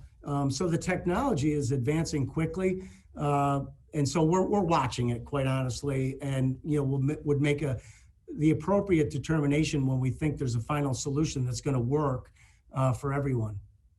And last question from my perspective, you're talking again about modernization, and as you know, transportation is such an important element of economic opportunity and development, the network. Is there any potential thought, depending upon the financial ability that we may have looking into the future, to expand upon exits on the Thruway? Now that we're cashless tolling, something we've all talked about, there are other communities that may be able to benefit from getting an exit on the Thruway. Yeah, so that's a great question, and it really depends, and hopefully we all see tremendous growth in New York State in certain areas. That's a break in access as defined by federal highway. but there's really a process that you go through on that to ascertain, A, how close might that exit be to another exit? What are the number of users that might use that exit? What would be the revenue that we might derive to pay for the cost of installing that exit? So there's a lot that goes into it. But I personally, and certainly hope that there's a point in time where we can all say we need additional, exits and entries onto the thruway. Matt, thanks for your time. And again, thanks for your leadership. I yield back, Madam Chair. Thank you. Assembly member? Hi, I'm sorry. We have, at the moment, the last assembly member to ask, asking a question is Assemblyman Zabrowski. Okay. Thanks, Chair Weinstein, and thanks, Mr. Driscoll, for being here today. Let me first compliment you and your office. You've always been responsive to my office and myself on constituent issues and questions, so I appreciate that. Let me also thank you for the Rockland and Westchester discount over the Mario Cuomo Bridge. It's extremely helpful to our regional economy. Folks in Rockland and Westchester utilize businesses, service folks on both sides of the river. People have family. People may travel that bridge back and forth several times a day in many cases. So that's why we believe the discount is necessary. It's really a bridge that services the two counties, when you live in that particular area. So I want to thank you for that. You listened to us when you came down for those public hearings, and we really appreciate that. The one question I had, I wanted to follow up on something Senator Kennedy talked about in terms of the sound barriers. So I represent, obviously, Rockland County, and the portion of the thruway, it really, cuts west to east, comes down north to south and then cuts west to east as you start to go through my county. And there's a sort of a hodgepodge, if you will, of sound barriers historically set up in that area. And probably, in terms of the thruway, the thing I get asked the most is about those sound barriers. And I've had some correspondence with the Thruway Authority regarding those. I've asked for sort of an analysis of that. And I recognize that over the years, the Thruway Authority, as you said, in meshing with federal highway recommendations or regulations, has come up with a specific criteria. But what I've asked is to really try to marry that criteria to what's going on in my area down there, because one, there is just like, it seems like there's no rhyme and reason before you establish this criteria of where they were put. So they're like, there's a stretch of sound barrier, then none, then another stretch, then none. It's not like it's all, from the bridge.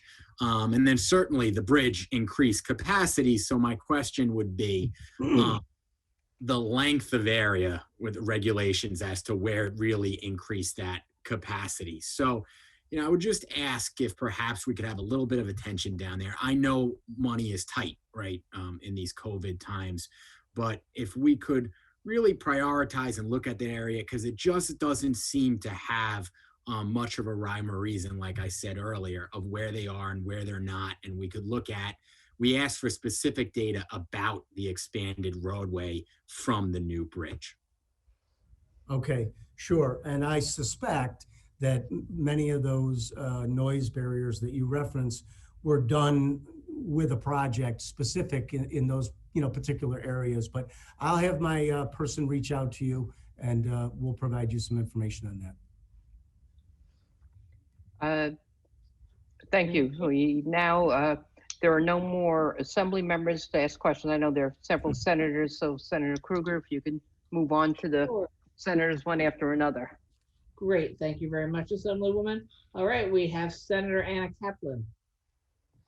Thank you, Chairwoman Krueger. Commissioner, I want to thank you for your testimony and for your leadership and for your hard work. I want to echo the same sentiment that Senator Comrie brought up, the Article 7 proposal to allow sealed bids, and how this might actually negatively impact MWBEs. I know that I've read so many articles that with COVID-19, so many women businesses and minority businesses have been really impacted. I wanted to know if you had any suggestions as to how the Thruway Authority can avoid any negative impact, and if there's anything that we can do to help you to make sure that that impact, if any, is at minimal. Sure. So just a question for you. Would the concern be that a potential respondent might not have the technology to submit electronically? The technology, or not even be aware of this, how they can go ahead and put that there is a time period for them to put their bids in. Yes, the whole procedure, how to even know about there is this availability for them to go ahead and put the bids in. Okay, so, well, here's what I'm going to do. I mentioned earlier, you know, we have and are really going to be aggressive in terms of our outreach to the MWBE community. As I say, there's some challenges because we do basically vertical construction. There's capital costs that are difficult for some people. But in terms of that, we will include, should we get the legislation, I hope we do, because, you know, it'll make things more efficient. We'll make sure that we're emphasizing and educating people on that. People will still be able to, of course, you know, send in a response as they traditionally do, but the value of having it electronically is great. So we will make sure we include that in our education and outreach component with our compliance division. I appreciate that. And I ask you to please also give us that information so we could also do that outreach in our district. And basically we could also be advocating and be your voice and trying to bring more attention to this so more of these MWBs can participate. Well, I'd appreciate that. Any way we can always get the word out further is good for us. So we will definitely include you. Thank you. Thank you very much. Thank you. And as Senator Sue Serino. Thank you, Madam Chair. Welcome. Just waiting for my video to come up. It's a little slow. Yep. Oh, here we go. And thank you, Commissioner, very much. I know we're getting right to the end now. Senator Harckham actually asked a question that I had been waiting to ask about the merger, which is great to know because we're neighbors and we're on the same page. But my concern also has been about local voices being heard and respected when entering into these shared services agreements, and just wondering if that's been your experience or not. Yes, I look at the Bridge Authority still has a board of directors. None of that's changing. They have an executive director, as we do here, a board of directors as well. As I say, I drove down and visited with the executive director a couple weeks ago so we could, you know, catch up personally. I've known her certainly previously, but talking about, you know, how we're going to start pulling together teams here and there that can start working together. Because at the end of the day, you know, we each have our mission statements, but to be sure, there are efficiencies that can be had. I referenced, you know, the legal work that we're doing for them. That's going to save them $500,000 a year. That's real money. So where we can benefit one another by those efficiencies, I think just makes good governmental sense. That's great. And just one other question. I know Assemblywoman Paulin asked about the violations, but with regard to the toll by mail, and I'm not looking for an exact number, I'm just trying to get an overall feeling, because I know that there are people that have their cars registered at an address, but they don't physically live there, right?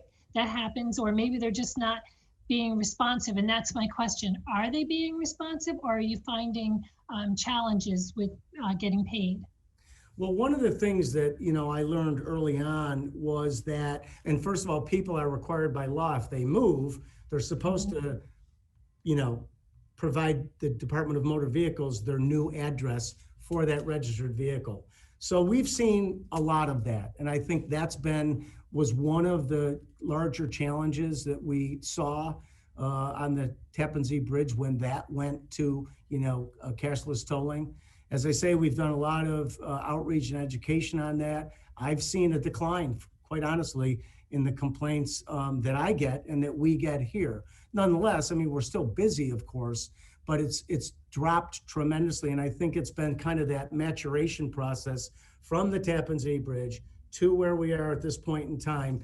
That people are, they've learned, and they recognize also that they have to register their new address at the DMV. Great, thank you, Commissioner. Thank you. Thank you. Thank you. All right, I only have two quick questions for you as closing. One was one I had actually asked Mark Schroeder before. Were you listening to the end? No, I don't think I saw most of Mark's testimony. So the question is, we know that too many people in New York State end up getting plates in other states and avoid paying what they see as higher taxes in New York for registering cars. And we know that a good percentage of the cars parking on the streets of New York City have out-of-state license plates, and yet they are in our communities for years on end, so they really do live in New York City. And we think there's a similar story in other parts of the state. Now that you have EasyBass and you send a bill to someone who says they live at X location, and yet they have a license plate that is not New York State, can we not do matches and go after people who are actually wrongfully not registering their cars in New York State? Well, I haven't heard that. He hadn't heard it either, so I'm asking. Well, the first thing I would say, Senator, is though, yes, if that's the case, I would think that the folks that may be doing that are likely scamming their insurance company, because if they're registering their vehicle in another state and living here, I would expect that the insurance company might have a concern about that. But I haven't considered that. Right now, you can get a transponder in 16 other states, and you come to New York and we recognize it. We do charge 15% more for an out-of-state transponder, but we provide a transponder. If somebody comes to us at one of our locations and takes a transponder, the rest is up to them. They go online and they enroll it and they authorize it. So I haven't gotten down to the nitty-gritty of a license plate where they're living, to be quite honest with you. All right, well, we're good going to to know. follow up with you. Because it turns out another senator already had a bill that attempted to do something similar to this, and it was brought to me by a constituent. And yes, people should not be committing insurance fraud, but also they shouldn't be not paying the same fair share of taxes to the state of New York if they live in New York. And New York City, the joke is there are more cars parked in New York City that say they are from Vermont than the entire population of Vermont on any given day. Something doesn't jive here.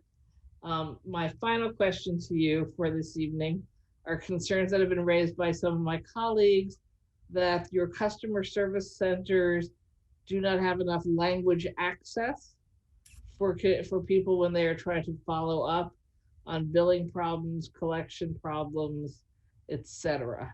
Is there a way to ensure that there are more varieties of languages spoken by the people who answer the phones at the service center, or tie it into some kind of language phone bank the way some other services do?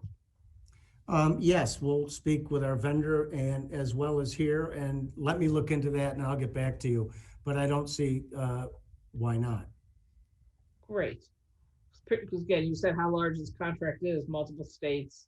There's a lot of non-English speakers in all those states. So thank you. Can I say thank you, Helene? Thank you very much for his time. We are done with him this evening. Yes, he can head out on the thruway. Well, be very careful if you're driving on the thruway tonight. Well, let me just say thanks to all of you. I appreciate the work that you do each and every day. And yes, I'll be heading out. Our folks are busy from Syracuse all the way through Albany, where I am, and south of here. So we have a busy night ahead of us. But thank you, and travel safely yourselves. Thank you. All right. Thank you. So we have finished the governmental portion of our hearing, and we'll be moving on to the panels. Just a little bit of housekeeping. So we have panels of from 2 to 5 members. That each panelist gets 3 minutes to make a presentation. And then after the panel finishes, if there are any members who wish to ask a question, one question of the panel or an individual on the panel, they have 3 minutes to ask a question. Each panelist has 3 minutes to make their initial statement. And just for reference, for those who've been here in years before, last year's transportation hearing lasted for just under 6 hours. We've just passed the 9-hour mark for today for our first joint budget hearing, and we have 10 more to go. That being said, I'd like to call our first panel, the Permanent Citizens Advisory Committee to the MTA, Lisa Daglian, Executive Director, Tri-State Transportation Campaign, Laura Bailey, Director of Climate Policy, Rebuild New York Now, Fred Hiffer, Member, Transport Workers Union Local 100, Tony Utano, President, and Associated General Contractors of New York State, Walter Pachalsek, Vice President of Government Affairs. So if our assembly staff, our tech staff can get those folks up on get that panel there. I see most of them. If we could go in, if the panelists can go in that order. So starting with the Permanent Citizens Advisory Committee. We do not have Tony Utano at this time. If we get him, we will bring him in. Okay, sounds good. Maybe. Thank you. Okay, thank you. Hi, good evening. I'm Lisa Daglian, Executive Director of the Permanent Citizens Advisory Committee to the MTA PCAC. Thank you for holding this hearing today. As you heard earlier, the MTA's fiscal resources were devastated by the pandemic, and it's likely ridership won't return for years.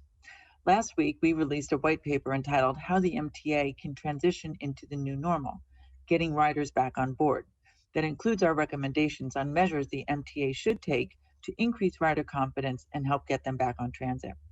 But additional federal funding is essential to that and to the MTA's fiscal well-being, as is getting the go-ahead for congestion pricing, integral to funding the 2024 capital program. That program is on pause, but it's critical to our recovery that it resume. The states and cities' $3 billion for capital should be accelerated as a Kickstarter.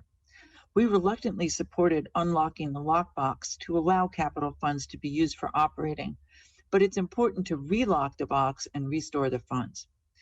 It's also important to get a full accounting of the state's emergency withholdings from the MTA, including the $1 billion that was seemingly erased from the books. Similarly, all revenue that's dedicated to the MTA needs to be moved off budget, so it needn't go through the regular budgetary process. Specific to the capital program, the proposed changes to the procurement process are extensive, and we believe the legislature should hold hearings on this critical issue rather than having it embedded in the budget. We're concerned that requiring utility companies in New York City to relocate their own infrastructure could add another layer of bureaucracy and cause project delays, the opposite of its intended purpose. Increasing subway accessibility is incredibly important, and we'd like to see the MTA and city work together to expand and improve access, as they are in the Zoning for Transit Accessibility in New York City program. Regarding new operating revenue streams, raising the gas tax seems a clear choice. It's been 8 cents a gallon since 2006.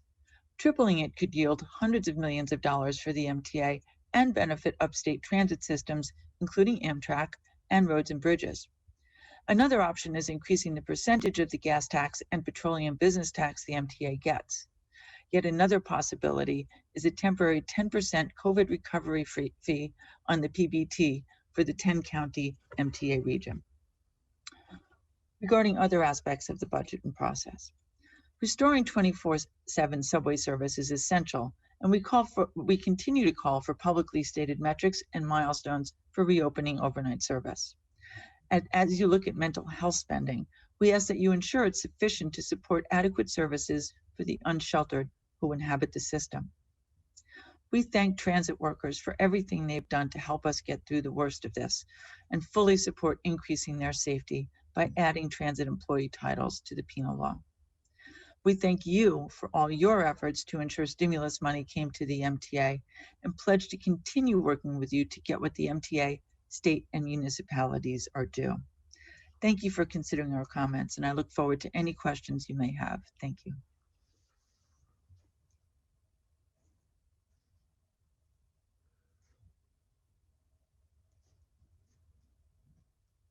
Ms. Bailey, please. Thank you very much. Thank you, Senator Krueger, Assemblymember Weinstein, and esteemed colleagues for the opportunity to testify before you today.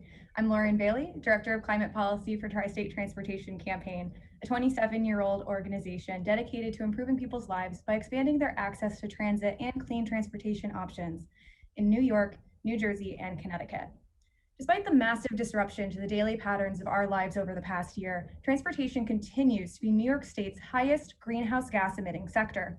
The air pollution that our transportation system of cars, buses, and trucks sends into the air each day is now proven to worsen the effects and lethality of COVID-19, adding another threat to communities that have been historically and consistently harmed by these emissions. Reducing our state's reliance on fossil fuels by protecting and expanding public transit and accelerating vehicle electrification are necessary and feasible steps to meet our climate goals and will be key elements of our state's successful recovery from this pandemic. Despite our short-term challenges, New York's transportation system must continue to evolve, and our public transit must be top priority. Transit vehicle electrification is proving to take significant time and energy, as we knew that it would, and as any worthy item is. We appreciate that the executive budget proposal includes the second year of $20 million in bus electrification funding for the 5 largest transportation authorities outside of the MTA, and we encourage the legislature to support this funding and continue to pursue legislation to electrify the entire state's transit systems. However, electrification doesn't just stop with our buses. We encourage the legislature to also pursue equitable installation of electric vehicle charging stations across New York State and electrify the trucking industry. Rolling out these technologies to all communities will assist in the widespread, equitable adoption of electric vehicles and improve air quality for communities living near our state's highways and ports. Throughout this impossible year, our transportation authorities have done what they do best: keep people moving. The almost 10% cut in operating aid to all upstate authorities, along with the much higher cuts to downstate and MTA, are breathtaking. Riders and taxpayers deserve to know: did the state's take of the payroll, petroleum, and other tax sources decline, as many items have throughout this difficult time, leading to this budget hole, or is this a deliberate raid?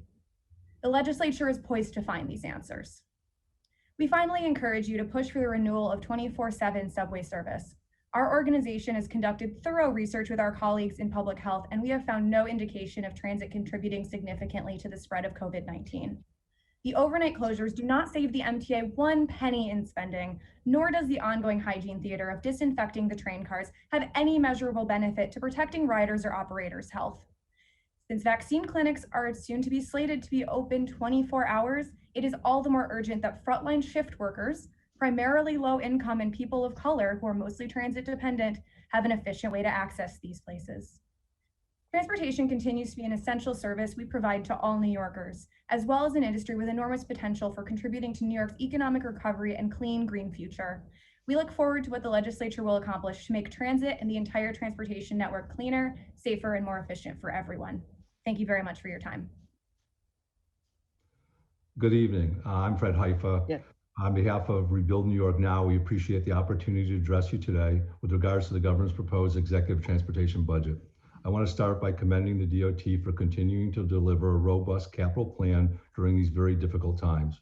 Rebuild New York Now appreciates Commissioner Dominguez's comments this earlier today that local governments will receive 90 million of the 120 they had withheld in local highway funding this season, and looking forward to a reduction and avoiding a reduction next year. Also, yesterday's release of the 200 million in the local bridge program. We also want to thank each of you. Understanding this hearing and each of your efforts help precipitate these announcements. The governor's proposed 21-22 NISDOT capital program provides an excellent foundation, but we would request you and your legislative colleagues consider making adjustments. In the grid I provided in the first page of my submitted testimony, it denotes the proposed budget for highway funding at 3.6 billion, but within that number, 1.3 billion is for signature projects, only 2.25 billion for core highway and bridge repair, the lowest level of core funding in over 5 years. According to DOT's own numbers, in 2017, the agency projected it would need over 5.7 billion to bring its pavements into a state of good repair, a 35% increase and a $2 billion increase over just 8 years earlier.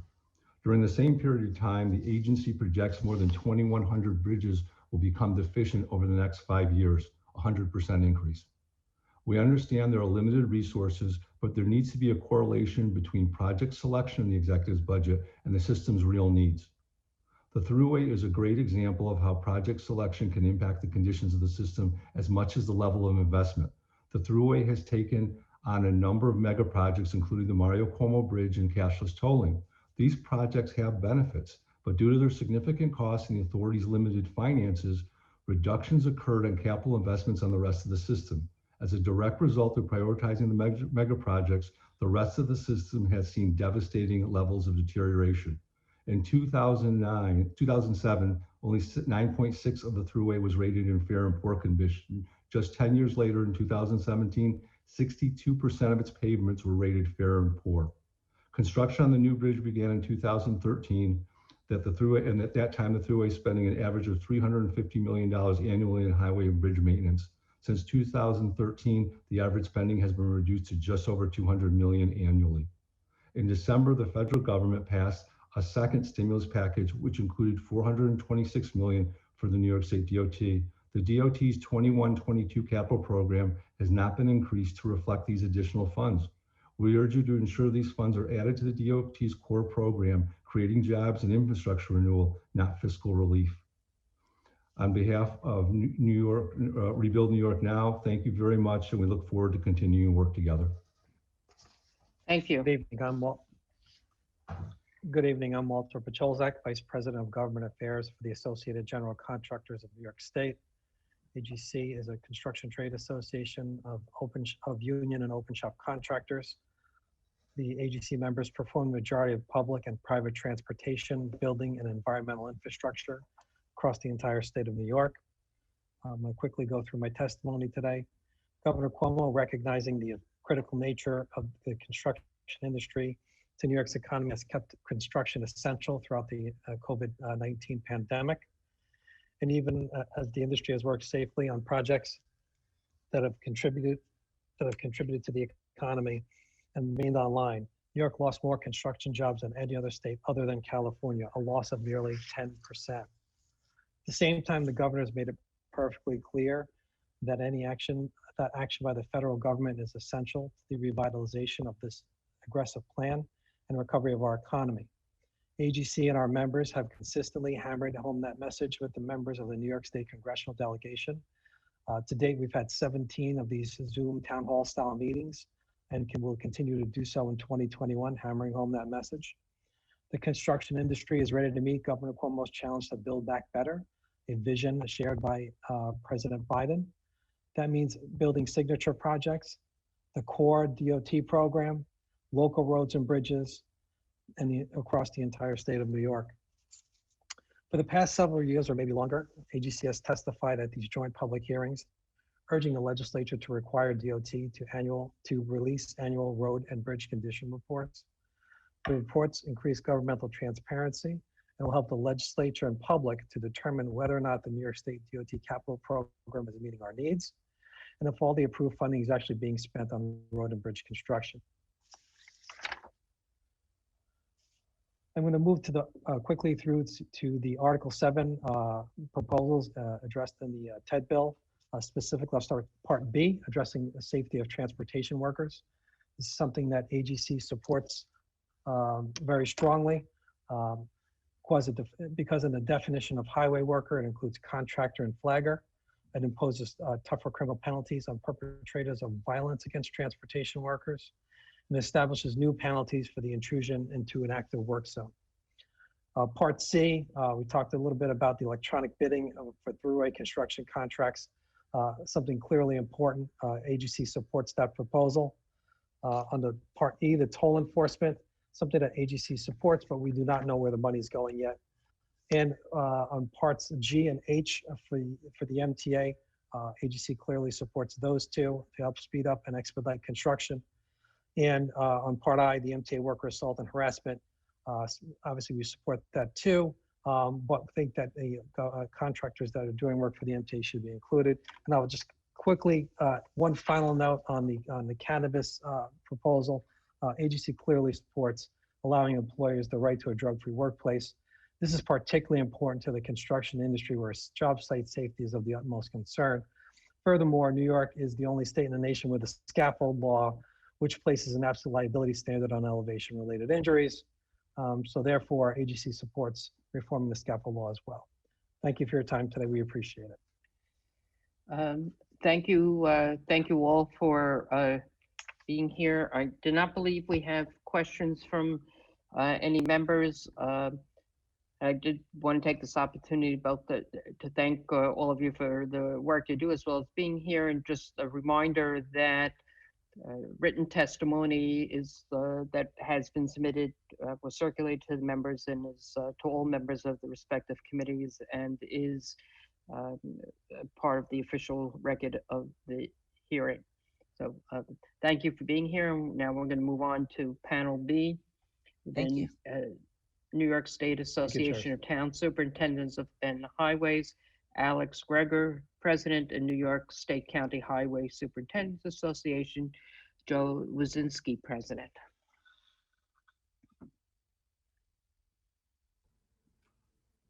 I'm sorry, I had a little technical difficulty. First, thank No you problem. for your stamina today. It's been a long day. Hello, Senator Krueger, Assemblywoman Weinstein, and other members of the legislature.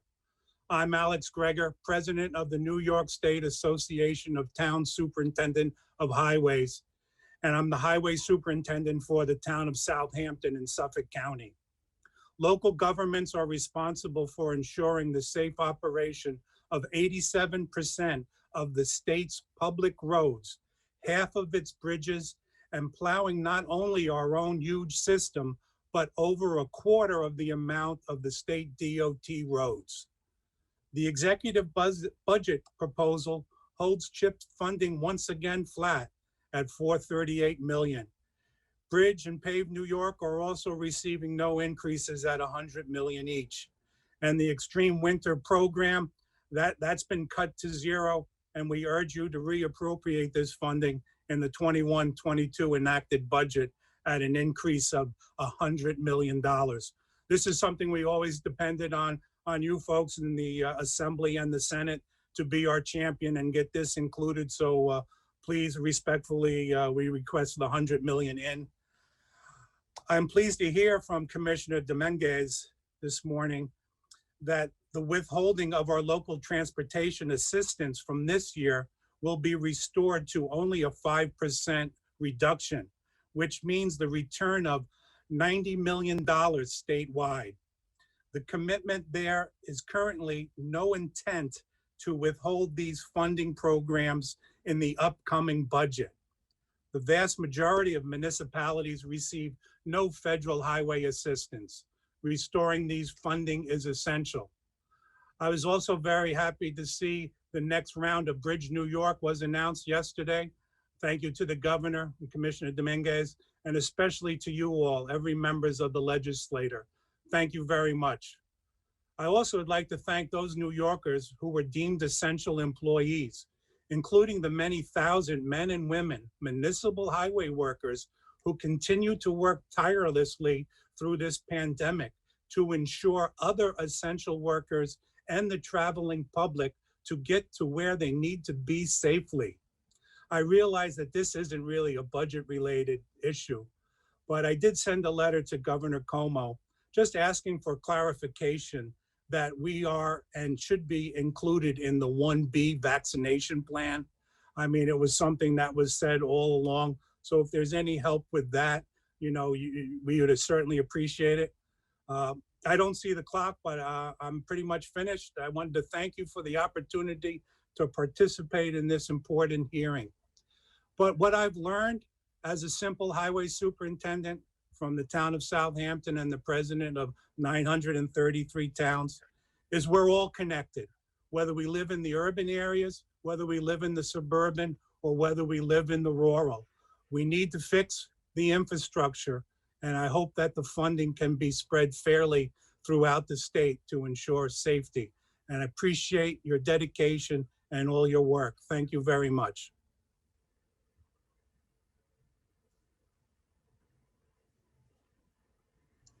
Mr. Wazinski? Yeah. Good evening, Chairs Kruger and Weinstein, and members of the Senate and Assembly. I am Joseph Wazinski, President of New York State County Highway Superintendents Association and Madison County Highway Superintendent. Thank you for this opportunity to offer comments today on the 2021-2022 executive budget and its impacts on county local roads and bridge programs. The COVID-19 pandemic has affected everyone, and our county highway departments are no exception. We adhere to and follow all current public health policies to minimize the spread. However, despite our best efforts, we continue to be short-staffed with people out for positive cases or quarantine. The cost for cleaning and sanitizing vehicles and equipment, social distancing, mask requirements continue to strain our local budgets as our dedicated staff goes about the business of reconstructing, repairing, and maintaining our local transportation systems. In addition, I would like to request that our highway crews be added to the Phase 1B COVID eligibility list. Regarding local roads and bridges, as you know, they make up the bulk of the statewide system. 80% of New York's roads and bridges and over half of the bridges are owned by local governments. Our crews are out plowing county roads as well as many state-owned highways to assure safe winter travel. Local roads are essential. The reason is motorists need to get to and from their jobs, homes, schools, hospitals, and other destinations. Regarding the executive budget, the 21-22 executive budget proposal holds CHIPS funding once again flat at $438 million. If this is enacted, this would be the 9th year without a CHIPS increase. No increases are proposed for Bridge New York and Pave New York, both remain at $100 million. We do applaud the governor's announcement yesterday to roll out the new $200 million Bridge New York solicitation to generate good paying jobs, improve system functionality and resiliency, and keep millions of motorists safe. The Extreme Winter Recovery Program, which the legislature sponsors at $65 million, is not carried forward in the executive budget. Thus, the state's local road and bridge spending plan is flat, despite a 33% increase in overall 2-year DOT capital plan, set at $3 billion for the current budget year, plus the one to be adopted in April. Local programs should be made whole as soon as possible. The current appropriations for local highway programs were cut by 20% in 2020. Funding allocation notices to highway departments were not sent out until 69 days after the budget was adopted last April. Many municipalities could not go forward and plan their highway programs with the uncertainty of full reimbursement from the state. With only 80% of our CHIPS, Pave New York, and EWR funds available, our local transportation capital programs were already unfunded, were reduced even further. As a result, we saw a reduction in local construction jobs, and we all know that work delayed will cost much more at a later date. Counties have seen massive drops in sales tax and state aid. While counties do all they can to maintain highway infrastructure funding at the local level, they're often operating with their hands tied behind their backs and are not able to make up losses in highway funding. So the governor's executive budget proposes a 15% repayment for local programs that were cut. 5% will be a permanent cut for unknown reasons. It is not clear how or when the local and bridge capital repayment funding will happen, and we would like legislators to help us with these questions. NYSHA, New York State County Highway Superintendents Association, urges 100% of the cuts to highway funding to be restored and full funding the 21-22 appropriations as proposed in the executive budget, and increasing emergency winter recovery funds to $100 million. Thank you. We look forward to working with you as the budget deliberations continue and assure appropriate levels of funding for essential road, bridge, and culvert projects and assisting in economic recovery. Thank you. Thank you. We have one question for the panel from Assemblyman Palmisano. Yes, thank you. Can you hear me okay? Yes, sir. Thank you. First, Mr. McGregor, Mr. Wasinski, I just wanted to say thank you very much for what you are doing in our local communities. What you are doing in our local communities with the resources that are afforded to you. We obviously know it was a very difficult year, but I just want you to know from myself and my colleagues in the legislature, you and your members have our deepest respect and appreciation for the tremendous job you do in our local communities each and every day, taking care of our local roads, our local bridges, our local culverts, which is critical to economic development, which is critical to safety, and which is critical to the work the taxpayers do, that you do for the taxpayers to protect the taxpayers well. I did a couple quick questions I wanted to ask you. We certainly know about the CHIPS funding and the problems there. We need to increase that base aid, which has been flat for 9 years. When we're talking about $300 million and, the government's talking about $300 million for infrastructure improvements, absolutely local infrastructure should be a part of that $300 million. So I did want to ask you specifically, I remember last year there was a big delay in getting the aid runs for you and your fellow colleagues and departments, and you need those aid runs to start moving forward on projects so you know the certainty, especially with the uncertainty we were facing with the budget. And those aid runs didn't come till middle of June. How did that impact your ability to start on projects and get to work on projects and moving forward? And then on top of that, if you could answer, with the AIM cuts for the local municipalities, with the withholding for the CHIPS, loss of sales tax dollars, how has that impacted your budget planning? Because obviously a lot of times for towns and counties, your budgets have to be in by January. So one, how do the delay in receiving your aid runs in June impact your ability to get projects going and get them completed in time so you could use up your funding? And two, how does the cuts you faced with AIM for your municipalities, this loss of sales tax revenue, and then obviously the uncertainty with the withholding of CHIPS, how did that impact your budgets and planning moving forward into this year? Hello, I'm Assemblywoman Gallagher, and I am representing the 50th District, which is home to many Holocaust survivors and their descendants and families. And I'm also I'm not sure where that is. I don't know if we could put a minute on the clock for the two gentlemen to whoever wants to answer. So yeah, I'll go ahead and answer those questions. So the delay in funding notification resulted in many cases in projects that were deferred or delayed. So in some cases they were deferred into this year, into 2021, and not done in 2020. In other cases, other projects may have been selected and replaced, projects that don't take as long to plan or to implement.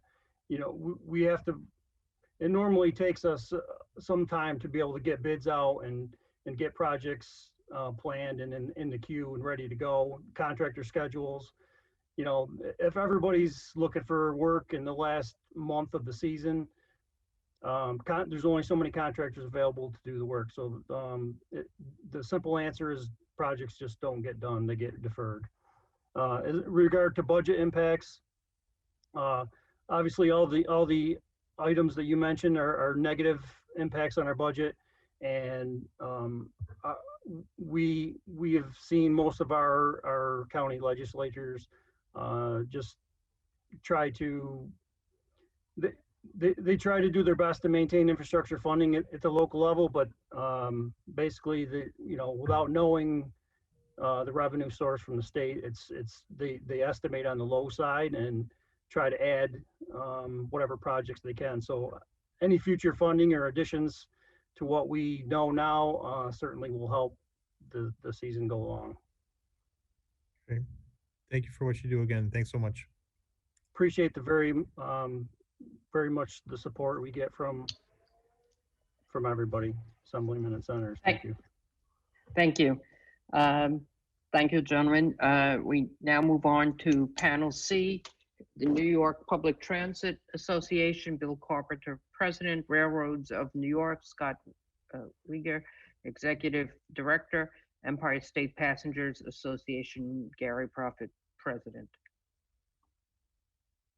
Take a moment to bring those people into the room, I believe.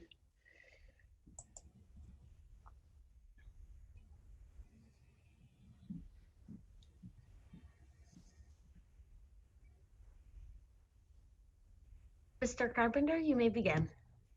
Well, thank you, Chairwoman Weinstein, Chairwoman Kruger, for giving NIPTA the opportunity to testify.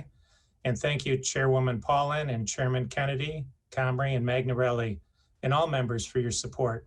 I'm Bill Carpenter, CEO for Transit in Rochester and President of NIPTA. You heard earlier from the MTA, and we fully support their priorities. I'll focus my comments on the needs of transit in downstate suburbs and upstate systems. The state budget passed last April held great promise for transit with increases in transit operating assistance across the state. Then the world changed. When COVID hit, transit systems and our employees responded quickly to the crisis, keeping essential workers connected, providing access for everyone to jobs, food, and healthcare. At first, a mobility safety net to keep communities moving, and later to help the economy recover. Today, transit faces financial impacts which could affect the communities we serve. The loss of riders and revenue was immediate and dramatic. Our costs increased to afford PPE and enhanced cleaning. Then state operating assistance payments were cut by 30%. But despite reduced revenues and higher costs, transit systems kept their communities connected to the jobs and services by using federal relief. The executive budget reduces state operating aid by 16.2% for downstate systems and 9.3% for upstate systems from the levels approved last April. While federal funding will offset revenue losses for a while, they'll soon be depleted. Robust transit is a catalyst for a strong economy. Services are being reimagined to better serve all essential workers and complete essential trips. Transit is committed to build back better coming out of the pandemic. We understand the difficult financial system the state has, and we'll do what we can with the resources provided to us. But reductions in state aid will not provide the resources to transform transit into the mobility engine our communities need. We recommend that STOA levels be returned to the 2021 levels and increased as funding is identified so we can support our communities. And capital investment is also vital. We appreciate the executive budget maintains non-MTA capital funding at last year's levels, but additional funds are needed to address the backlog of capital needs and support the transition to electric vehicles. In closing, transit stayed open during the pandemic to serve essential workers, and we're ready to expand mobility options so our communities can reopen, recover, and grow. Robust transit services supports the economy, addresses climate change, advances social equity, and moves people from poverty to prosperity. Accelerated investment in transit will accelerate those benefits. We'll continue to work with you and the governor to meet the mobility needs of our communities. Thank you. Thank you. Is that the last person on this panel? No, we're just starting. Scott, it looks great. Railroads of New York. All right, good evening. Thank you to the chairs and all the members for allowing me to testify at this hearing this evening. My name is Scott Wigger. I'm the Executive Director for Railroads of New York and represent the freight rail industry here in New York State. In the interest of time, I'll just summarize the written remarks we've already provided ahead of time to everybody there. Just for background, so the freight rail industry in New York State, we have 4 Class 1 railroads and 36 short line and regional railroads. So we hit all corners of the state. And you know, there's been interesting times here with the COVID pandemic going on. Our members have continued to provide essential services, transporting goods such as food and medical supplies, all corners of the state there. And you know, as the state gets its economic recovery going on and gets back on its feet here, we stand by ready to assist the state in all these efforts. A couple years ago, the state, we enacted an ambitious climate change law, the CLCPA law there. And it's designed to, you know, cut emissions across all sectors of the economy, including the transportation sector. When you look at the transportation sector, emissions are directly related to fuel consumption. And that's an advantage where the freight rail industry is uniquely positioned to take advantage of this, if you will, there. Shifting goods from truck to rail, long haul shipments is one of the easiest and lowest hanging fruits way to reduce emissions in the transportation sector. The freight roads are 4 times more fuel efficient than trucks, and they can move a ton of freight, 470 miles on 1 gallon of fuel. And in order to take advantage of this, we need to continually invest in our state's rail network here and our infrastructure. Our members are constantly investing into their network, but there is state assistance that's needed, particularly for our smaller railroads. The governor's proposal right now has $27.5 million for a mix of passenger rail, freight rail, and port projects, which we appreciate and support being in there. That's the same level of funding that's been there. This would be the 6th year in a row. That would be flat for that. So we'd like to get this back up to the levels it was during the 2005 to 2010 Bond Act years, which was $50 million a year. But these funds go towards very important projects all over the state. But one thing where we have a backlog right now in the system, the past 3 years worth of allocations have still not gone out for solicitation. That is $27.5 million times 3. So we're at $82.5 million that's been allocated, approved by the legislature, that has just not gone out to bid.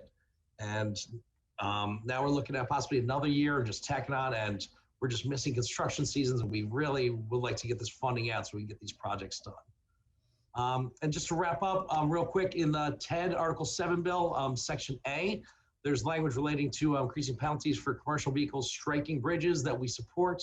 It's a dangerous kind of situation with bridge strikes, and it can cause damage that costs millions of dollars. So with that, I believe my time's up. So thank you. Thank you. Gary Prophet now.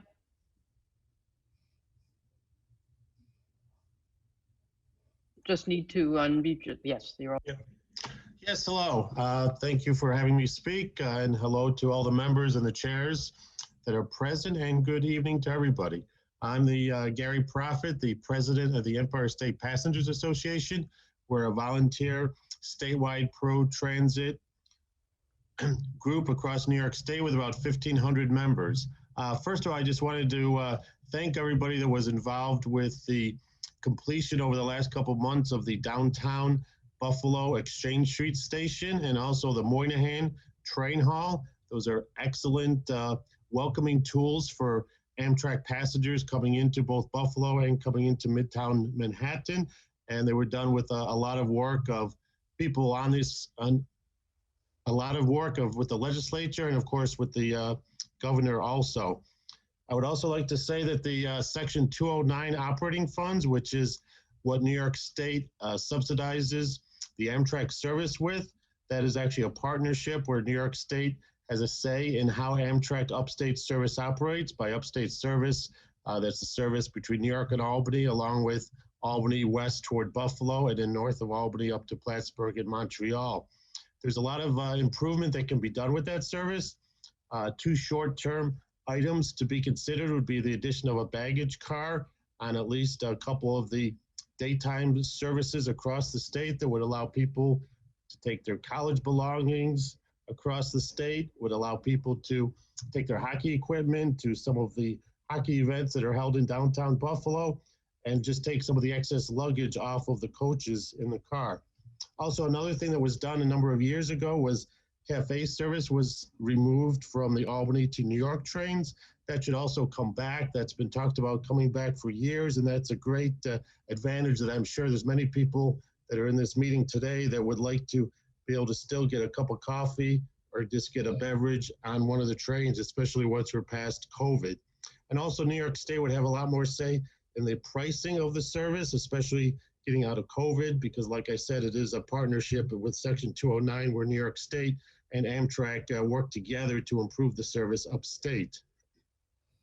As far as longer term, the coaches that are used in the Amtrak service upstate, they're all about 40 years old. The locomotives themselves are about 25 plus years old.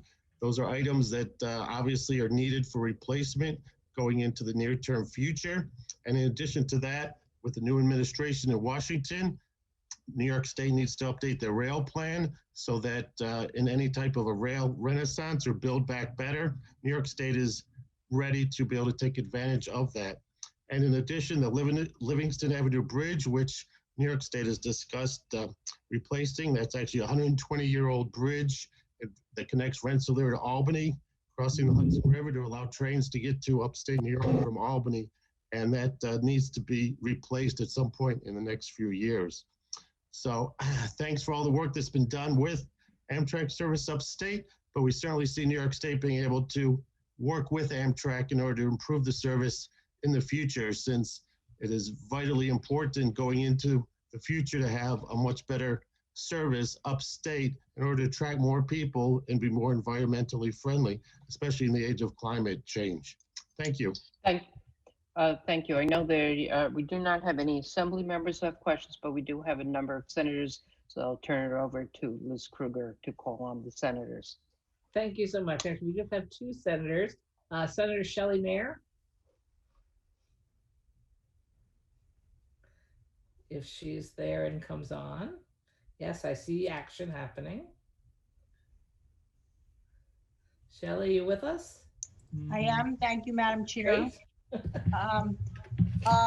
Question for Mr. Carpenter, and thank you for being here. And obviously, I think you know I have a longstanding concern about downstate suburban non-MTA transit, and particularly a proposed reduction.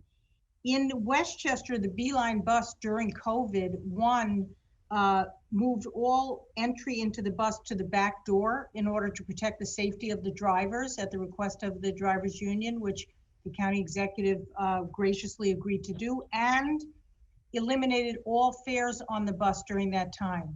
Because basically we were talking about essential workers, many of whom were the lowest paid, on their way. Do you know if other public transit systems adopted this, which contributed to additional loss beyond just anticipated loss from downward trends? Thank you, Senator, for the question. I know in Rochester, as soon as we had community spread, we stopped collecting fares, moved to rear-door boarding. Buffalo, Syracuse, Albany, all did that. I don't have as much detail on the downstate systems, and we'll make sure we get that to you. We didn't begin collecting fares until the bus operators were safe, and most of us, including here in Rochester, put in a contactless payment system, so we didn't have customers needing to touch a fare box that a previous customer had also touched. So using technology and protecting the employees, protecting the customers, that was really our first move. But to your point, that was resulted in a dramatic reduction in revenue. And I think it would be helpful if you could identify for each of these systems at least what they did, because this adds to our argument that these losses of revenues were not simply because of COVID, but also because they made smart changes in operation to reflect the people they serve. So that would be helpful if you could get that information to me and my colleagues. We will do that. Thank you. Thank you very much. Thank you. We have Senator Clooney from Rochester. Thank you, Madam Chair. I think my video is coming on just now. There we go. There we go. I'm directing my question to Mr. Carpenter, and it's great to see you, Bill. Thank you for hanging with us here tonight.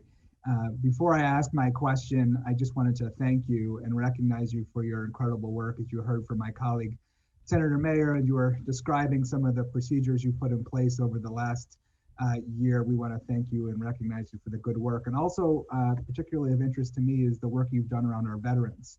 I know that you have provided free fares for our veteran population in the greater Rochester area, and you were recognized with the Heroes in Motion Award last year. So thank you for your great work in honoring these indeed heroes for our community and our country and our state. Let me get right to my question real quick. This is having to do with the STOA cuts that you mentioned earlier, specifically the 9% cut proposed in the executive budget for upstate New York.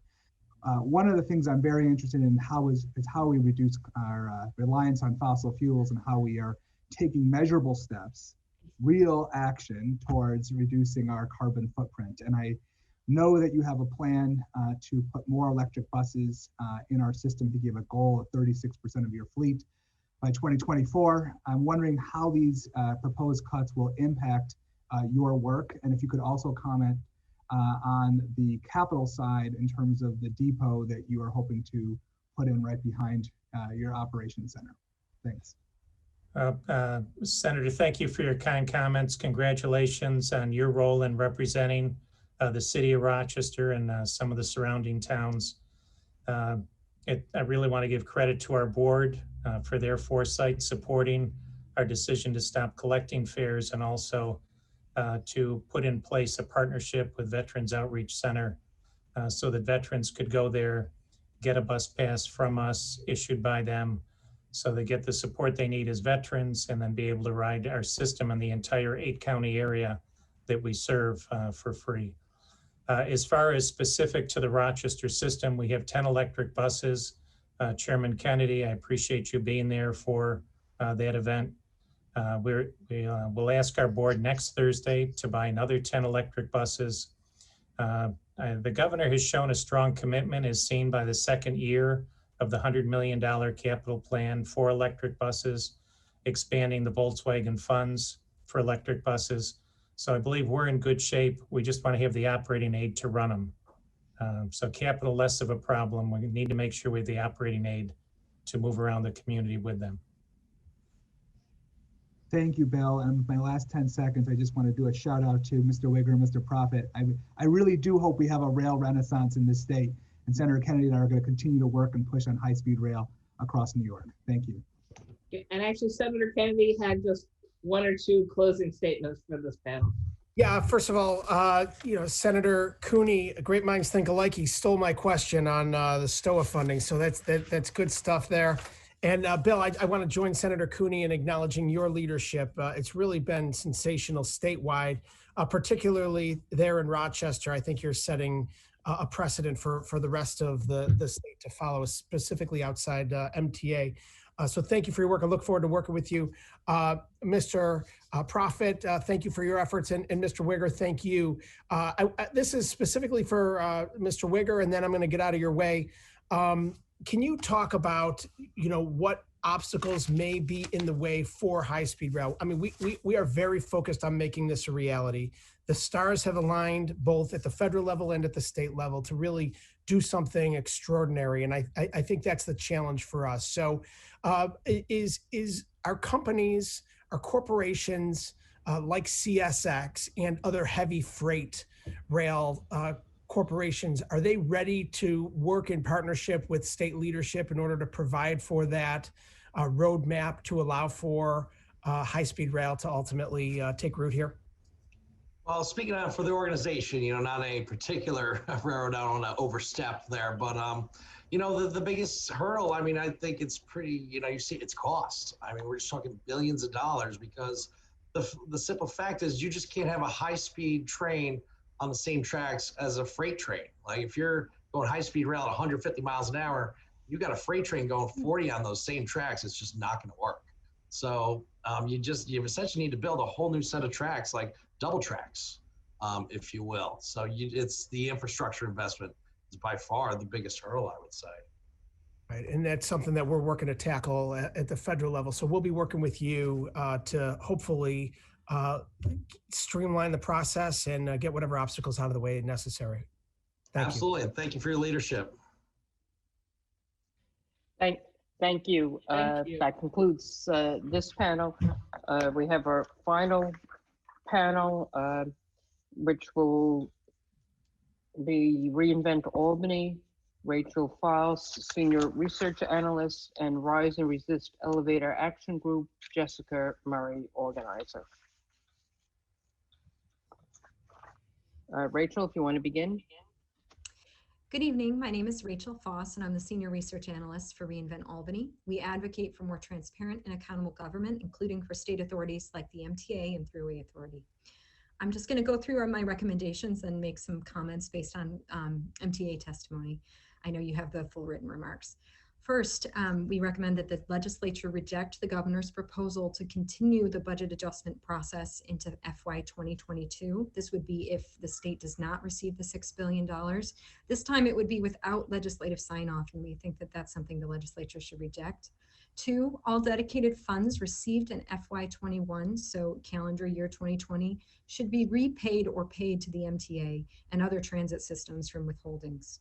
3, the legislature must get detailed information about exactly how much in specific dedicated taxes was raised by tax in 2020 to better understand why the MTA operating aid has been cut by $1 billion for both FY 2021 and FY 2022. I know that that was something you asked for, and I was very encouraged to hear you ask for that information, because that I think is crucial to determine exactly how much money is left for the MTA. 4, all transit dedicated funds must be moved off budget and directly remitted to the MTA and other transit systems to prevent future raids on transit funds and further downgrades by ratings agencies. I just state that Kroll, one of the MTA's rating agencies, specifically downgraded them last year due to the withholdings of state resources. That's significant because that means that that's more that riders have to pay in debt service, and that's less for operating. And lastly, we recommend the legislature hold a hearing on MTA procurement rather than accept the Article 7 procurement changes, because transit agency procurement is enormous, complex, and also controversial. And in addition to the COVID-19 related emergency rules, I'd just like to note the governor's executive order 168 suspends MTA procurement laws. And that was first enacted in 2017, and it's been renewed 43 times. So proposed law changes and I think the ongoing executive orders should be reviewed together in a separate forum, like a public hearing. And then I'd just like to comment, I know Senator Comrie asked for a specific withholding number from the MTA. And I think what was significant about the MTA's response is that they basically said that they had to re-baseline their budget to account for state withholdings. And what that means is that withholding became a de facto cut for the MTA in 2022. Their budget is based on a calendar year, so they had to account for the loss of that state revenue, even if it's going to be repaid. It's something that they had to deal with in addition to the lack of federal aid. So I think it's important to recognize these withholdings have gone so long that they've become a de facto cuts for these agencies. And that's exactly why the legislature needs to find out the exact amount of these withholdings. So thank you so much for the opportunity to speak. I'm happy to answer questions. Thank you. Okay, I guess I'll go ahead and start. My name is Jessica Murray, and I'm here to continue the drumbeat for full subway accessibility, which, as you all know, is nowhere near the level that it should be. So I want to preface my remarks by saying that the MTA has really changed their tune about accessibility over the past few years.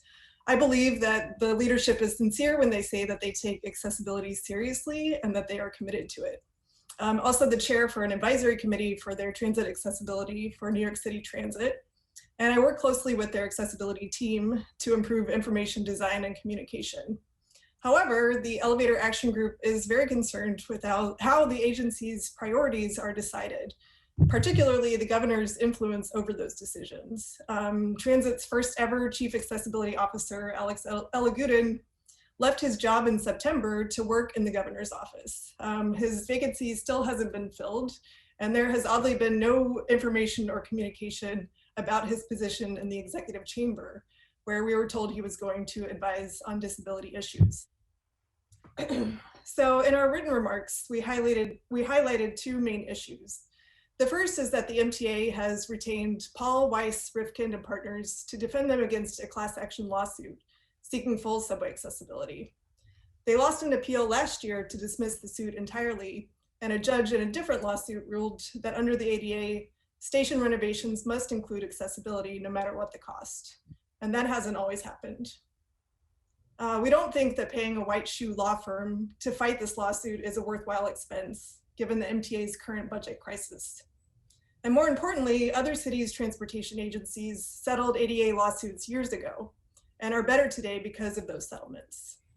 And I will highlight that all but one of the accessible subway stations completed last year were key stations agreed to as a result of other settlement agreements with a deadline of 2020. The second issue is that the relative spending on accessibility upgrades compared to other budget items needs to be kept in check. We fought very hard to get a commitment of 70 accessible stations in the next 5-year capital plan, but we'll still need 285 stations for a fully accessible system once those are complete. And we understand that the budget has been decimated by this crisis, but if the MTA invests in any capital improvements this year, we want to make sure that a minimum of 10% of spending goes towards elevators in line with the approved capital plan. So thank you all for your oversight of these issues, and thank you for your time today. Thank you. Yes, thank you. We go to Assemblywoman Gallagher has a question, I believe, for Rachel. Great, thank you so much. And I just want to thank both of you for your advocacy work, especially around the ADA class action suit. My district's been a beneficiary of some of these new elevators, and I know that there's much more work to do, and you can count on me to be a partner for you in advocating for that. But I do have a question for Rachel, and that is, you brought up the debt servicing and the MTA sinking rating, eating its rates, and I'm really interested in what your recommendations are for unwinding the debt servicing. And also I would love to hear more about just having the funds repaid to MTA that they're owed. I would really like to hear more about that. Thank you. Okay, thank you, Assemblymember Gallagher. I think first on the debt service, I think, yeah, I think notable that the ratings agencies were concerned about state subsidy support, because dedicated taxes are supposed to be 100% for the MTA, yet with this withholding process, there's an intermediary step where they're getting potentially intercepted. I mean, there's been a history of raids on transit funds in the past that we've been very concerned about. And with this whole withholding process, there's an extra layer of opacity to make sure that, once they come in tax receipts, they go directly to the MTA.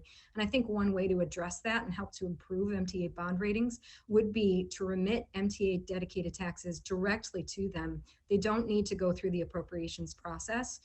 In fact, a lot of MTA funding has been moved off budget. The payroll mobility tax was not initially off budget, but it was moved off budget about 2 years ago.